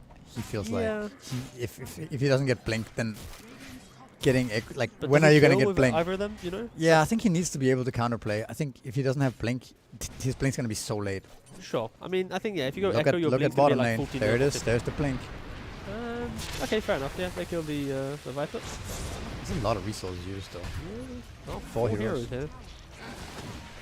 But all the Falcons are in the vicinity, so it's not that much space created in that way. Like, it's not like Falcon are farming the whole map. I think Falcons wish that they had the. They Phoenix might in look to position, kill right? the go on the Bristol here. They're looking. He does have egg. Doesn't need to use it. Oh, the he does use it. grave. He does die. Farewell. Oh. Does he have damage? I mean, Snaking's kind of owed Yeah, it, to be fair. snaking is kind of. He's kind of he's boss, cooking them. boss mode. Ooh, big bash. He's level 8. Oh, PA is, Oh! He's got another miss. Can you kill the PA? Oh! Oh, the fight at the center! Oh my The god. wolves! The wolves! The wolves! The There's blur. nothing- The blur. No, a little bit more. Ah, that was close. Imagine the PA died there. the Oh, Phoenix. it's that would have been. That was actually that yeah. would have been pretty cool. Could have happened. I mean, that's like kind of like just the. It would have been the clutch play to bring a lot more life to Falcons, but it doesn't happen. I think before that started, though, the question would have been Viper dying. His team was like 5 seconds away. Where if he didn't get caught by the Magnus, then I think the game would look a lot better for them. Being caught again here. They have anyone else. But- Phoenix is TP into the tier 1, but just got caught. And I guess based on the argument of the Echo versus the Blink, then Did of deal a lot course of this damage is though. the That's Blink doing so much. Falcons heroes are coming in. Tossed in front of the Bristle.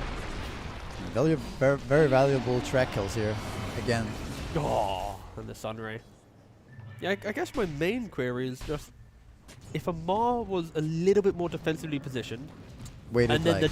then his team was closer, I mean, he the might one. even be living in some of these engagements. you The know? one at bottom tier 1, you can't blame him, right? That was the mag reveal. Blink. Yes, bottom tier 1 I think is fine. The Yeah. top one, it's like, they're bottom. Okay, I'm gonna go farm top. You know, it's like he's getting into the groove of I want to farm, and people are punishing him, right? But it does feel like PARIVISION are seconds away from their moves being disastrous, Yeah. but they are still getting just enough that it's going even. But the fact that net worth, at one point it was just like 3 PARIVISION cores on top by about 1k. The fact that now all 3 of Falcons have kind of just The leapfrogged thing is, Bristle every hero in Falcons actually has a pretty good game, right? They kind of got all what they want. Yeah. All of them has levels. All of them have enough gold for their core items. I mean, it's just the fact that PA had a completely, not free Yeah. lane, but she had the kills that gave her 600 more gold than Viper, and she got the early battle fury, right? So, yeah, it's just Like all of Falcons are almost completely online, right? You get the wolves soon, like in 2 levels, Yeah. 1-ish, and you got the blink on Tiny coming up in 100 gold. When you get the 4-stab on Viper, like he's so tanky right now. So I think there's gonna be a lot of aggression coming from. It should be a lot of aggression coming from Falcon very soon, and that's why it gets interesting to see how if PARIVISION's Raz can actually match it, or they're gonna start getting run over. Radiant's bottom tower is under attack.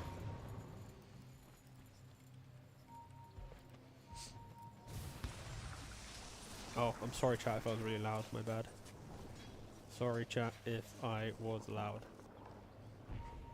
Okay, that was, there you go. Gotta talk to the people. And Lycans. I mean, you know what? Dazzle kind of did a little bit of work. What was that?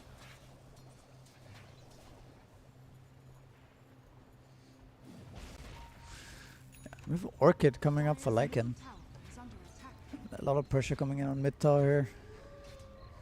Seems like PARIVISION are not interested in taking this fight. Might just leave the tower completely. Kind of understanding that if they start dying here, it could be really grim.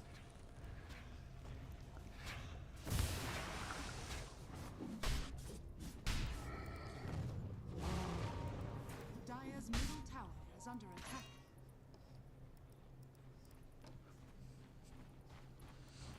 Falcons did scout out all of PARIVISION just now, so they know kind of where they are.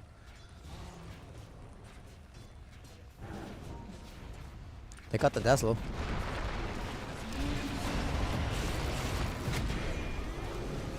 Here it is, and Falcons are online.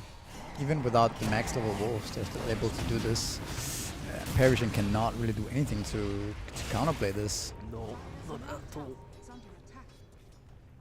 I think for PARIVISION, there's now this like respect towards Lycan, the bounty that you need to go like, okay, Satanic, find your farm, and once you're ready, we'll rally back around you underneath a ward.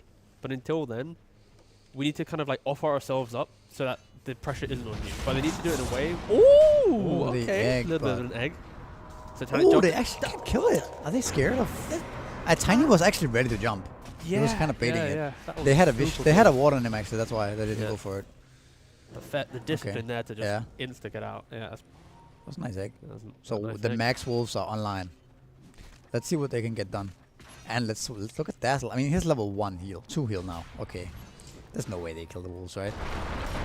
They found Satanic. He's a recipe from BKB. Oh. Such a crucial kill. We were just saying how he had to be the one to I mean, get to the BKB. if you think about it, they actually have nothing to fight back. They have no spells. They have 1 RP, yeah, no. right? Every 2 minutes. That's it. They have no other spells, really. The entire draft is built around Bristle existing and farming items, PA getting Battlefield BKB, and then the rest of them setting up the damage, right? That Spirit Breaker will soak up damage, Mag will bring the heroes to you, Dazzle will keep you alive. But if your Bristle isn't tanky and your PA doesn't have items, the entire draft falls flat, right? Yeah. So it's like the early game was decent, and you know DM he went for like a blade mill, right? Like, it's not like he's trying to scale. It's not like he's trying to be. He's just thought, you know what? I'm just gonna buy a casual blade mill, and then they might ignore me, and then I'm just a blade mill bristle, right? It's a. It does feel a bit like a Satanic and no one versus the world type game at the moment. We'll see if they can connect at some point. But because look, of course they can, right? Mag high ground with PA. It is going to be so hard to actually end this game. Yeah, it might be. And did we talk about the Lycan getting the Orchid, by the way? Or Yeah, I mentioned it. okay. Just to double check. Is that a build you've seen before? Like, I don't remember seeing the Orchid. I've seen Midas Radiance. I've seen like Mantas and stuff. Echo, yeah, this Yeah. type of stuff, but not really the Orchid. But into Dazzle, I'm guessing he's gonna like run in, Orchid the Dazzle, then go with someone else. Like, yeah, I mean, he's respecting I what mean, Dazzle has a target on his back, that's for sure. massive one. Yeah. I mean, there's some supports that just have it, right? It's like Oracle, Dazzle. You know how we talked about Bristleback? Spirit Breaker Yep. does get the D ward. What else were we talking about, Spirit Breaker? No, what I was saying was, remember how we were watching Celery play Crystal Maiden, and Yep. we were discussing, do you think they should pick something else than Crystal Maiden? Do you think he feels Do you like, think the Dazzle right now? yeah? Do you think that?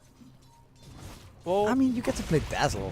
you do get to play Dazzle, which is pretty kinda rare. like, No, I yeah. think honestly he's having fun, just because. I'm cool. Yeah, I'm the hipster. Dazzle player. I'm hipster. Yeah. Nobody's Yeah, playing yeah, Dazzle. Yeah, I'm Dazzle. If I can make this work, then I'm pretty cool. Yeah, it's something like that. But also, he's walking to that wave and he's killing that Lycan wolf. Let's see it. We just need to watch it. I Yeah, that's really the wanna point. see it. I don't think we've actually really looked at it on the. I mean, we haven't seen. I will call to when to look at Dazzle. I've got my camera locked on Dazzle so that we Okay. can. We haven't seen that interaction yet. We But have not actually, yet. they have 0 armor. The wolves. Yeah, I mean, on paper, Yeah. it should kill the wolf. Yeah. You know what? I think they might. Well, we might. I don't know if Find out. I don't think that's why they picked that. I mean, Lycan was picked into Dazzle, so I don't think that's why they're theory crafting the hero. But Well, if they do well and they're happy and they win other games, wait, the wolves. mid lane, there's gonna be a fight here. Yeah, they are. No, the fight. Focus on the fight. Don't want to go on Bristol first. Ah! Okay, we're good. We're back. You know what is also What? physical damage? The poison touch. Oh, I thought it was a punch to the Oh, face. Viper getting jumped here. That's a big avalanche. All right, they're all half HP. The Sun are doing so much work from snaking, but he's not to go down because he gets the egg off as well. Oh And now 2 are dead. That was Chase continues. really the track brutal. as well. DM is gonna die. Oh, That was tossed Wolf. the BKB Yeah. reveal. It's just not, I mean, I don't know. I've not really seen too much Blade Mail Bristleback, but it doesn't really inspire confidence into me, right? Like, you're playing Snot Rocket, you've got no aura, and you're just like, they're just gonna ignore you. Like, I don't know, I'm not a fan of the Blade Mail build, personally. What would you buy instead this game? It's not easy, right? You have No, you I have one. know. You pretty much have one item. You need to spend like 3k gold into something useful. The issue and with my then you- debate, it would have been you have Vanguard on the way to pipe, but you still wouldn't have pipe at this point. That's one issue. It's also not really just pipe, right? I mean, pipe does negate some damage, but Vanguard it's Glimmer, I think kinda- would be pipe better. Pipe is kind of good here. Yeah, Vanguard Glimmer if you can't get the pipe, Okay. or Vanguard Pipe if you can get it. But I don't think I'd have gone Blade now. Like, Phoenix doesn't care. Bounty doesn't care. I mean, all these heroes can just wait until they True. go on you. There's not some, like, uncontrollable explosive damage. And maybe the Viper is like you can't ult the Bristle because he'll Blade Mail and then Viper goes to half HP or something, but PARIVISION though, as long as they can keep focus in this game. It's also like the PARIVISION has no real like you just saw the team fight of Satanic. That's a lot. He might die. Oh, that was actually very close. No, it didn't die. But you just saw the team fight there, right? Like PARIVISION has the egg, the dive, the tiny combo, the shuriken. Like there's so much AOE Oh, you mean damage Falcons, hitting right? multiple heroes. Yeah, Falcons. Yeah. Whereas PARIVISION has like nothing that hits multiple heroes. It's like they have like no team fight at all. Falcons is just And look at the wolves killing Dazzle right now. Yeah, I mean, it's the Viper also killing the heroes. that's brutal. Self-grave will die though. Tiny. Yeah. Oh, they kill him. So That that's was by the way, he was all the way top lane. There is no carry here to try and punish 30 the- seconds CBCD. Yeah. Just getting outplayed, outmaneuvered. I don't. Did they see the PA top? Do they know Yes, about it? I think they pinged it. Yeah. They're pretty low right now. They could be scared. Ah, there's No, their they Sunray. pinged it wrong. Okay. Unfortunately for PARIVISION, the complexity of the mid game, when under the threat of Bounty and Lycan, it needs to be so disciplined. Like, you need your team, but when the draft concludes, like, you need your plan. Like, when the Wolves come into play, what are we doing? Are we buying But a Helmet Dom to take the Wolf? I feel like the game was already almost over before the wolves came online. Like It felt like that, yeah. the fight around mid lane earlier when they killed like 2-3 heroes, it just felt like Lycan was just hitting ancients. The wolves was barely a factor. So and now they're online. It's even rough. Lycan has ages here. I feel like Falcon can just fight this. Yeah. The crit is actually getting hexed up by the shard of the Dazzle. And He they ran have to run away. into I mean, Yule the PARIVISION, they're Mag. together though. They're 5. That's what we've been wanting from them. We want Yeah. to see them together. They're going on to Lycan. No Okay, Aegis. Lycan's dead. So much damage from the taking on the Phoenix. I mean, once Bristle gets a BKB and like an item to do something in the fight, I think Yeah, perhaps it might the change BKB the pace a little the bit. BKB timings might negate too much of Falcon's damage. That it could be a fight that PARIVISION could win and then come back into the game. Someone just complete Shivas. Oh, the Hurricane like Shivas on the Viper. Interesting. Yeah. Yeah. I mean, he identifies a problem. I think the Hurricane Pike was the perfect purchase to start off the build. Good Shiva's game, right? I guess in Dazzle you can see a lot of armor Attack into reduction the with the PA, into Bristleback. Yeah, Yeah. has a lot of value for sure. Super value item, and now you have Orchid from the Lycan. You got your AC complete. on Lycan going Lycan. AC as well. Yeah, Yeah. yeah. Okay. And I think itemization wise, there's a beautiful blend of winning team fights right now for Falcons. And Crit also queuing up Vlads. So it's kind of obvious that they have been talking about this, right? Getting all the armor items against the PA Bristol. yeah, that's a kind of good approach to it for sure. And Satanic is just missing some damage right now, right? It's like he's got SMY, Battlefield BKB, but yet to get that explosive item of this is my fight, this is my Yeah. way to... It's just if he has to To use a command it. BKB to kill like one hero, right? It's just not good enough. It feels like.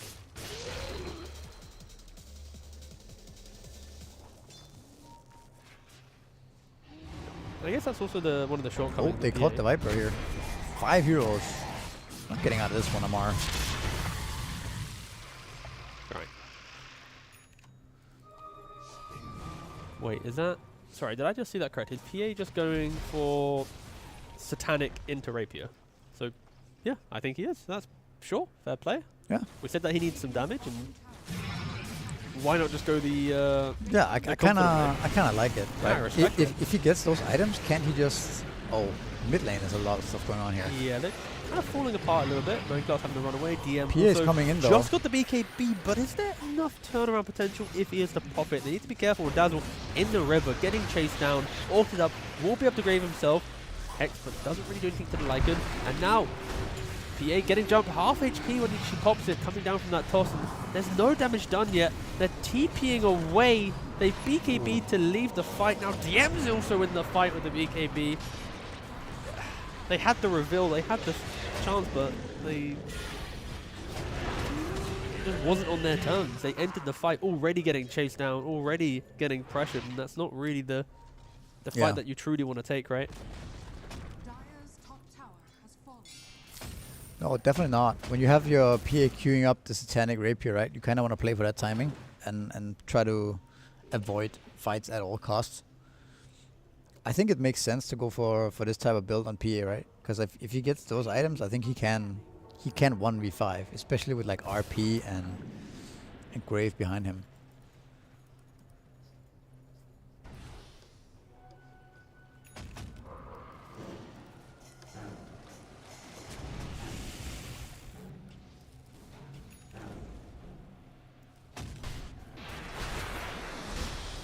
Going Lincolns on the Magnus. I feel like when we cast the Nigma game earlier, it's like if we hit the 3-man slam, there's always that chance involved, right? If you hit the 3-man RP, with the recipe for winning this game for PARIVISION isn't that complicated. It's just, can you get yourself in a position to do it against this? The problem I think that PARIVISION face is that they pretty much have a useless +4 and a useless +5, more or less. Yeah. And I think it's not easy to play Mag against Bounty, Phoenix. And to add to that, they only have one fight. It's the high ground fight. They can never stand in a triangle with one sentry. They can never really get out on the map, right? No. There's too much scouting and stuff going on for Falcons. Yeah. So I think it's very hard to land your spells. He BKB. I don't think he anticipated the damage from Tiny. So like, much that was crazy, right? He also had DD. I see. And that was I like did not see 2.4k burst damage. The old amp damage on Anaconda. But Mac does have buyback. We did see how Gaming were punished at some buyback. So now Dazzle's also dead. Another Avatos. Might have to skip that Satanic and get the Rapier straight away. But even then, is he... Pre-grave. Get in there. Whoa, alright, okay. Now we're cooking. Okay, Satanic. Yep, Satanic has finished Satanic. So will he be able to utilize the Satanic, or will Satanic be leaving? Hold. Oh, he's jumping in. He's by himself. Team soon nice, joining him. nice little toss there. Back the RP! On to 4! Can he get the kill? He's got one. Skewer back. Gets another. Snaking. No egg. Malrine. Okay. There it is. There's the 4-man RP. They gotta respect the buybacks once again. That was a triple kill for DM. Once upon a time. All right. Oh, yeah. All right. We have a game. They only got one side of Rax. I'm now going to ask the question that potentially the coach of PARIVISION also might be thinking himself. Why couldn't we do that earlier? I mean, I'm sure the coach watched the game. Yeah, but that's why he's going to his team. Obviously, he can't talk to them now. But like he's speaking to the monitor. Why guys couldn't you do that earlier? Why did we have to lose the mid racks before we do this? Huh? Ah, okay. You see, that's the point I was trying to make. Okay, yeah. Why didn't you guys do that earlier? True. But we might see Rapier. Like now, it's not that far off, right? No. He's only a relic away. Yeah. He's actually, the PA is actually like way ahead of net worth now. But he's been top net worth pretty much the entire game, other Sure. than when Lycan overtook very briefly. But Lycan is not like scary Oh. at all right now. No. Oh. Whew. If we get a rapier game, have we had any rapiers in the other game so far?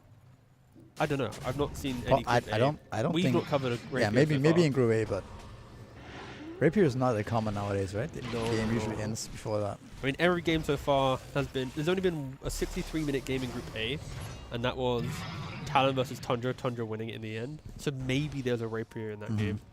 And then we had the 55-minute game, but the Gyrocopter didn't go for a rapier, nor did the TA. Or the sniper. Potentially, yeah. Yeah. But, PARIVISION definitely confident suddenly. Willing to take the fight to Falcons. Okay, 9 classes in. Very deep. He does have buyback here, I believe. Yeah, he does. So breaks But do out you the need to fight. I don't think you need Do you to. need a fight right now? Nah, I mean definitely that was unnecessary. But he was probably thinking that, okay, I start the fight. Maybe the fight breaks out a little bit more. Like this doesn't have buyback, but be very careful now. Your PA is, you know, so close to the rapier.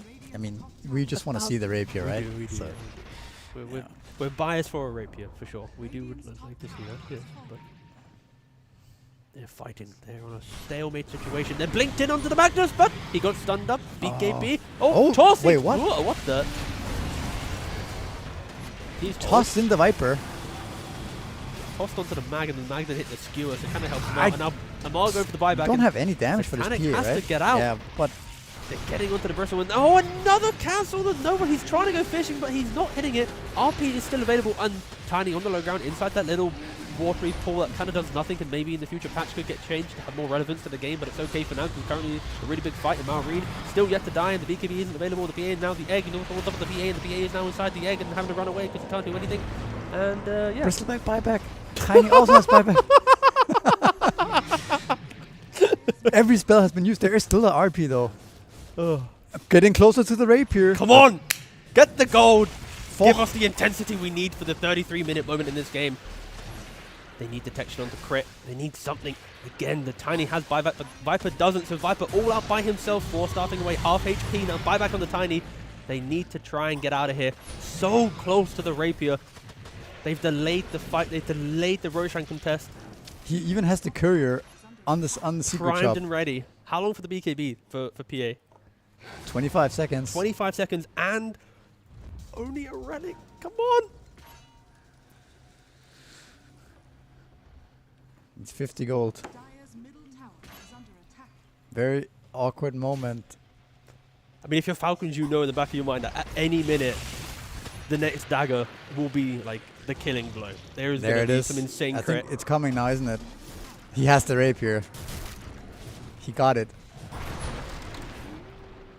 Alright, who's he going to one-shot?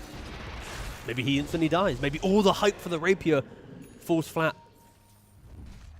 D-Ward, they're smoked. No one. He's wrapping around. He's The looking for question the is, jump. do Falcons have enough damage to kill the PA? Like, they need, maybe with the Bloodthorn, like, Dire's middle Oh, they found crit, but there's no detection. Oh, wait, he was just going straight Oh. Roshan? no, he can't. They're I mean, scouting it. look at him. He's Yeah, daggering it. He- That okay. was, I respect the play. If they don't scout it, which is possible, Sure, yeah. then he can kill it pretty Yeah, fast. yeah. Imagine if he gets bashed and then combo. Oh, dagger, dodged by the yours. PA still waiting. Needs Bouncy to does find have that perfect buyback. jump. Ideally, ideally, the best fight is DM gets into the middle of the fight, soaks up 2-3 heroes, no one with the RP, then the PA jumps, but Oh, look how fast Roshan's dying. it's disappearing. Ish. He's gonna kill it. Yep. It's dead. Now He the has the Spirit- Aegis. Okay, now they have Aegis. Now they're going to go. They're onto the Phoenix, and the Phoenix instantly dead. Does have buyback. They might have to retreat. Amar, again, he does not have buyback here. He bought back at the start of the previous fight. And PA broken up. BKB. Jump on the backline. And the backline Both also supports are dead. disappearing. One support dead. Dazzle has buyback. It's kind of like PA versus the world here. Satanic is still available, but no BKB. Egg also in play. They need to disengage from this egg. They need to reset the fight. They don't have the tools to continue such a long drawn-out engagement. No RP available on the Magnus. A little sloppy from PARIVISION. And tracked up, so they can't really disengage. They have to accept that this is the fight. And Satanic, again, holding on to the Dead Satanic once. until the second life. No BKB on him. DM's trying to draw their attention away from his PA. Okay, And they're on Falcons seems Skinner. disengaged. Crit! Oh! Jesus! I'm so sorry if that was loud and you guys had your ears popped, but it's fine.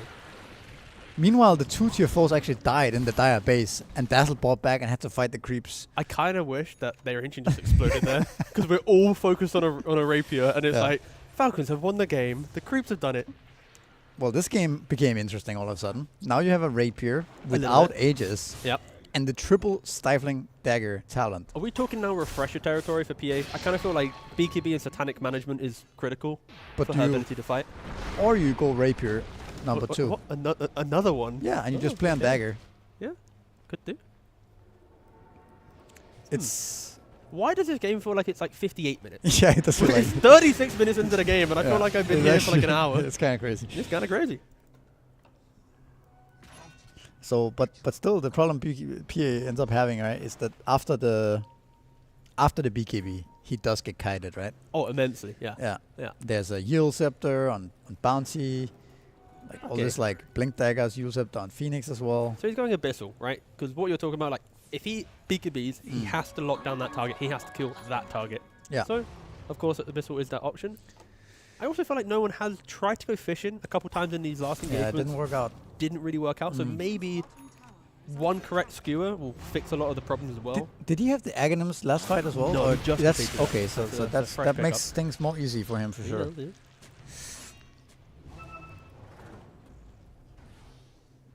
I mean, buybacks are not The really Basher available. now on PA as well. Oh, play of the day. Is under attack.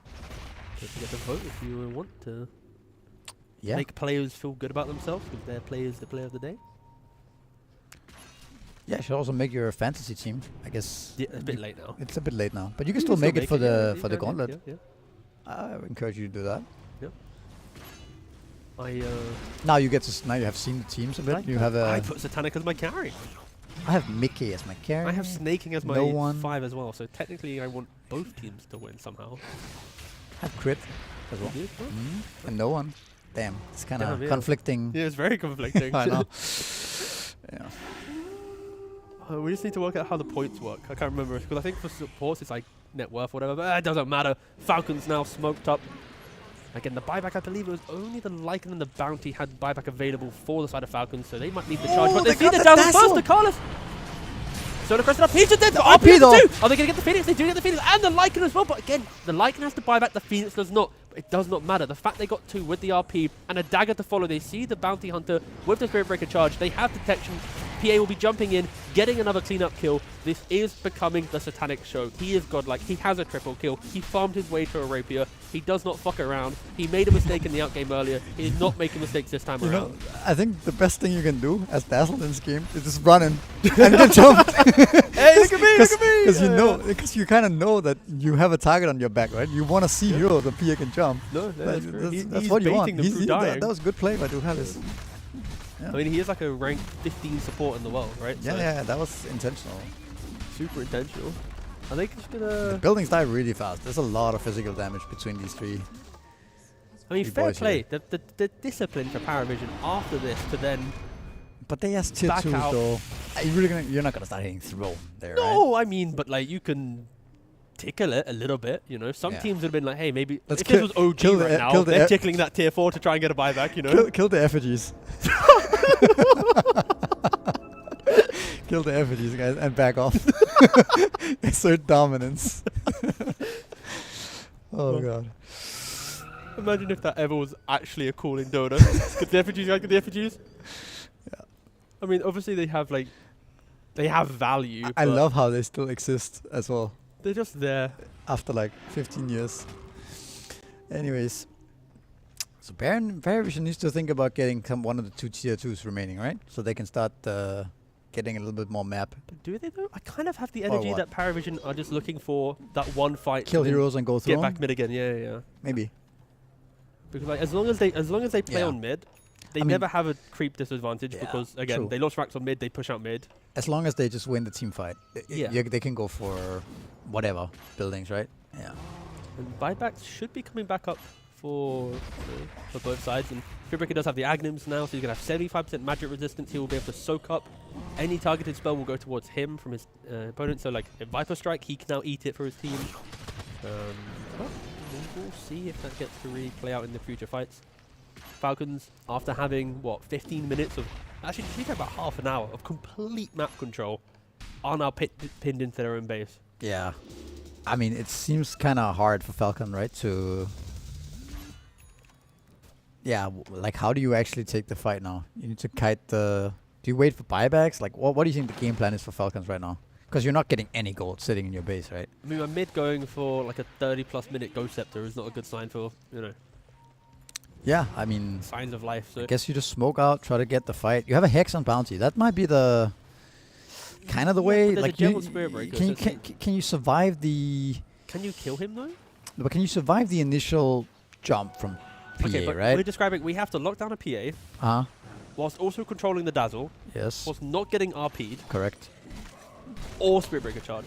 And you have Planar Pocket. Yes, that will soak up a spell, correct.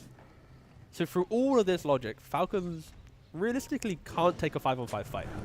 Because it is very unlikely with their current heroes that they can stop, like, 3 doing something. DM, no offense, mate, but you're not important in this factor, right? Like, if Mag can't RP, if Dazzle can't Grave, and you lock down PA, there is a winning position for Falcons. But with DM running in first, opening the fight, to then give better positioning for PARIVISION, Yeah. like, DM's job is always just to go in first. I mean, it just doesn't seem like Falcons has any items going for them at all, right? Yeah. The SNY Kanda on Tiny seems... It doesn't seem scary, right? But 15 minutes ago, it was dominating. Oh, of course. And Yeah. but the same with the Lycan, right? Like all this like SNY, like maybe even if he gets Satanic, it doesn't seem like it changes anything. Like it really comes down to whether or not they can survive the...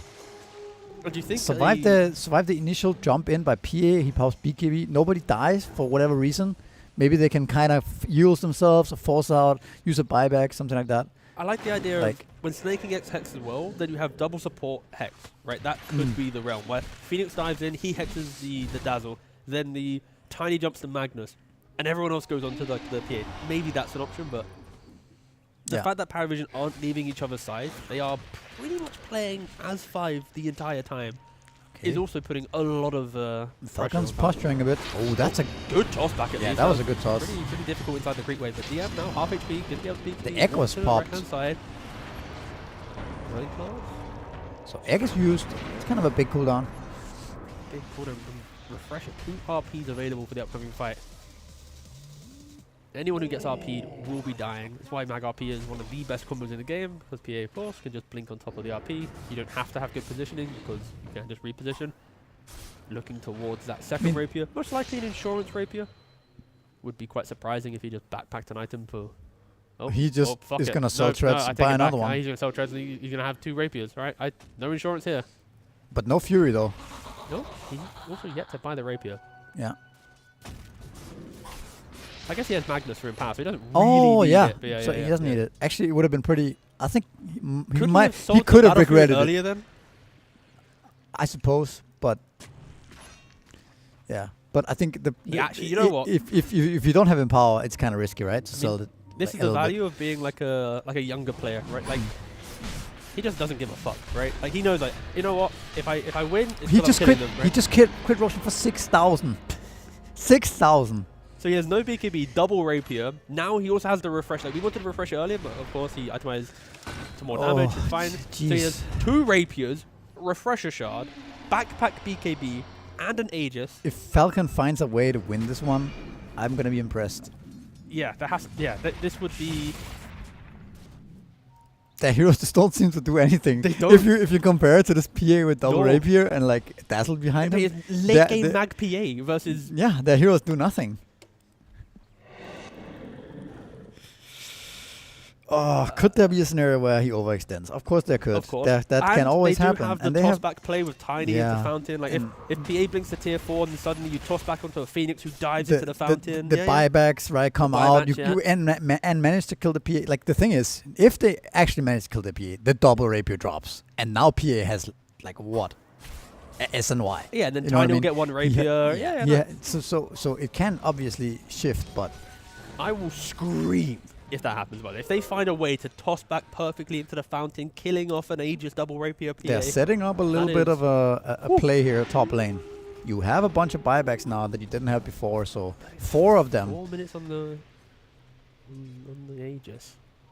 PA doesn't have buy again. She did invest. I feel like as soon as you click on her and see 2 rapiers, Then you go. there's no way she's that rich. I think you're gonna have to assume that she's playing for the moment right now. Yeah. Tiny wants to try and push the limits, get one more wave quickly. Yeah. Things die so fast. Yep. They disappear.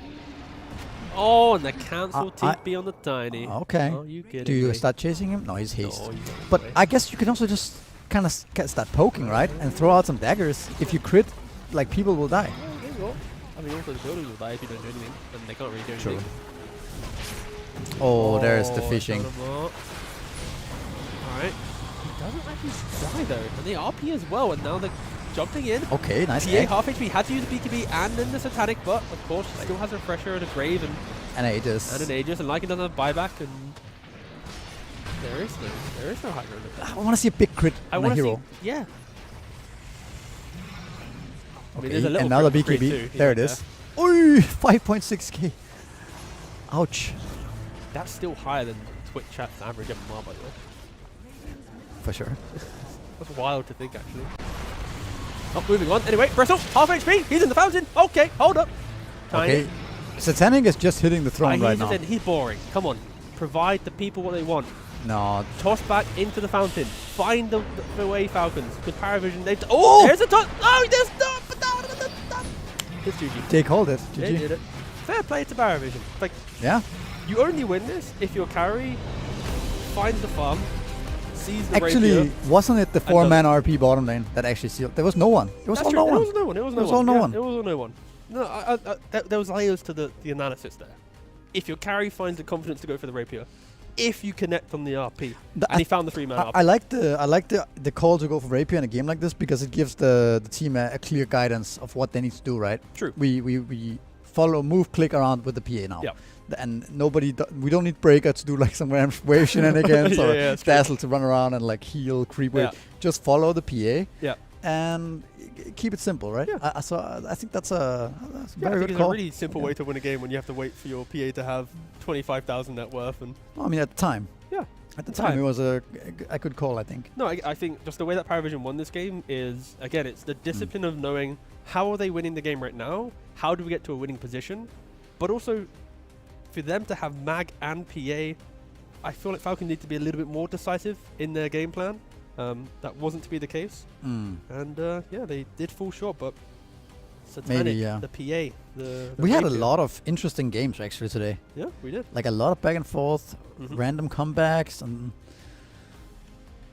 interesting things. But it's also the best of ones, right? This is Yeah. before it's best of threes. Like we don't get to see the response. How does Falcons draft again against this team? Like, do they ban the Magnus this time? Do they give away? You know, like I feel like this is the type of game that you learn a lot between two teams, and we're gonna have to wait to see the gauntlet if they match up again to see how they approach it. But I think at least for me, Magnus has been a big hero today. Right now, it's not as like sometimes it's banned in first phase, sometimes it's just ignored, and Bristle's picked up. But I think Magnus could just rise up again, Yeah. at least with respect, because teams, of we- course, they respect it. They know it's very good, but they don't always ban it. That's, I guess, my point. I think we've also seen Bounty Hunter lose a little bit, right? In these in today, like it's been picked a lot, but actually it's lost a bunch of games. It hasn't looked as convincing as I think it did in the last few weeks. I mean, it's just tempo based, right? It's like Yeah, you it snowballs, the but map, you snowball. at some point he doesn't do that much anymore, right? Yeah. Vision is not enough. You need to add more into the. I don't know. Maybe that's a little too easy conclusion based on like so It few could be. games. The Bounty Hunter still, still think the hero is very strong, but yeah. I don't know. I'm going to ask production. Do we have groups, or are we just concluding the day? What do you want to do? What are we doing? We're just concluding the day. Okay. Yeah. So we don't have groups, but there are no tiebreakers. I believe it's Gaming 1, Nigma 2, PARIVISIon 3, Falcons 4, and Xtreme 5, I believe, for Group B. Yeah. And of course, that was the best of one group stage. We do it in one day. We do it quickly. We get it over and done with. And then we start the gauntlet bracket. So from here on out, it's now 2 best of 3s per day. And if you lose your best of 3, you get sent home. And that's it. Thank you very much for watching, and see you tomorrow for the important shit. Bye. Bye-bye.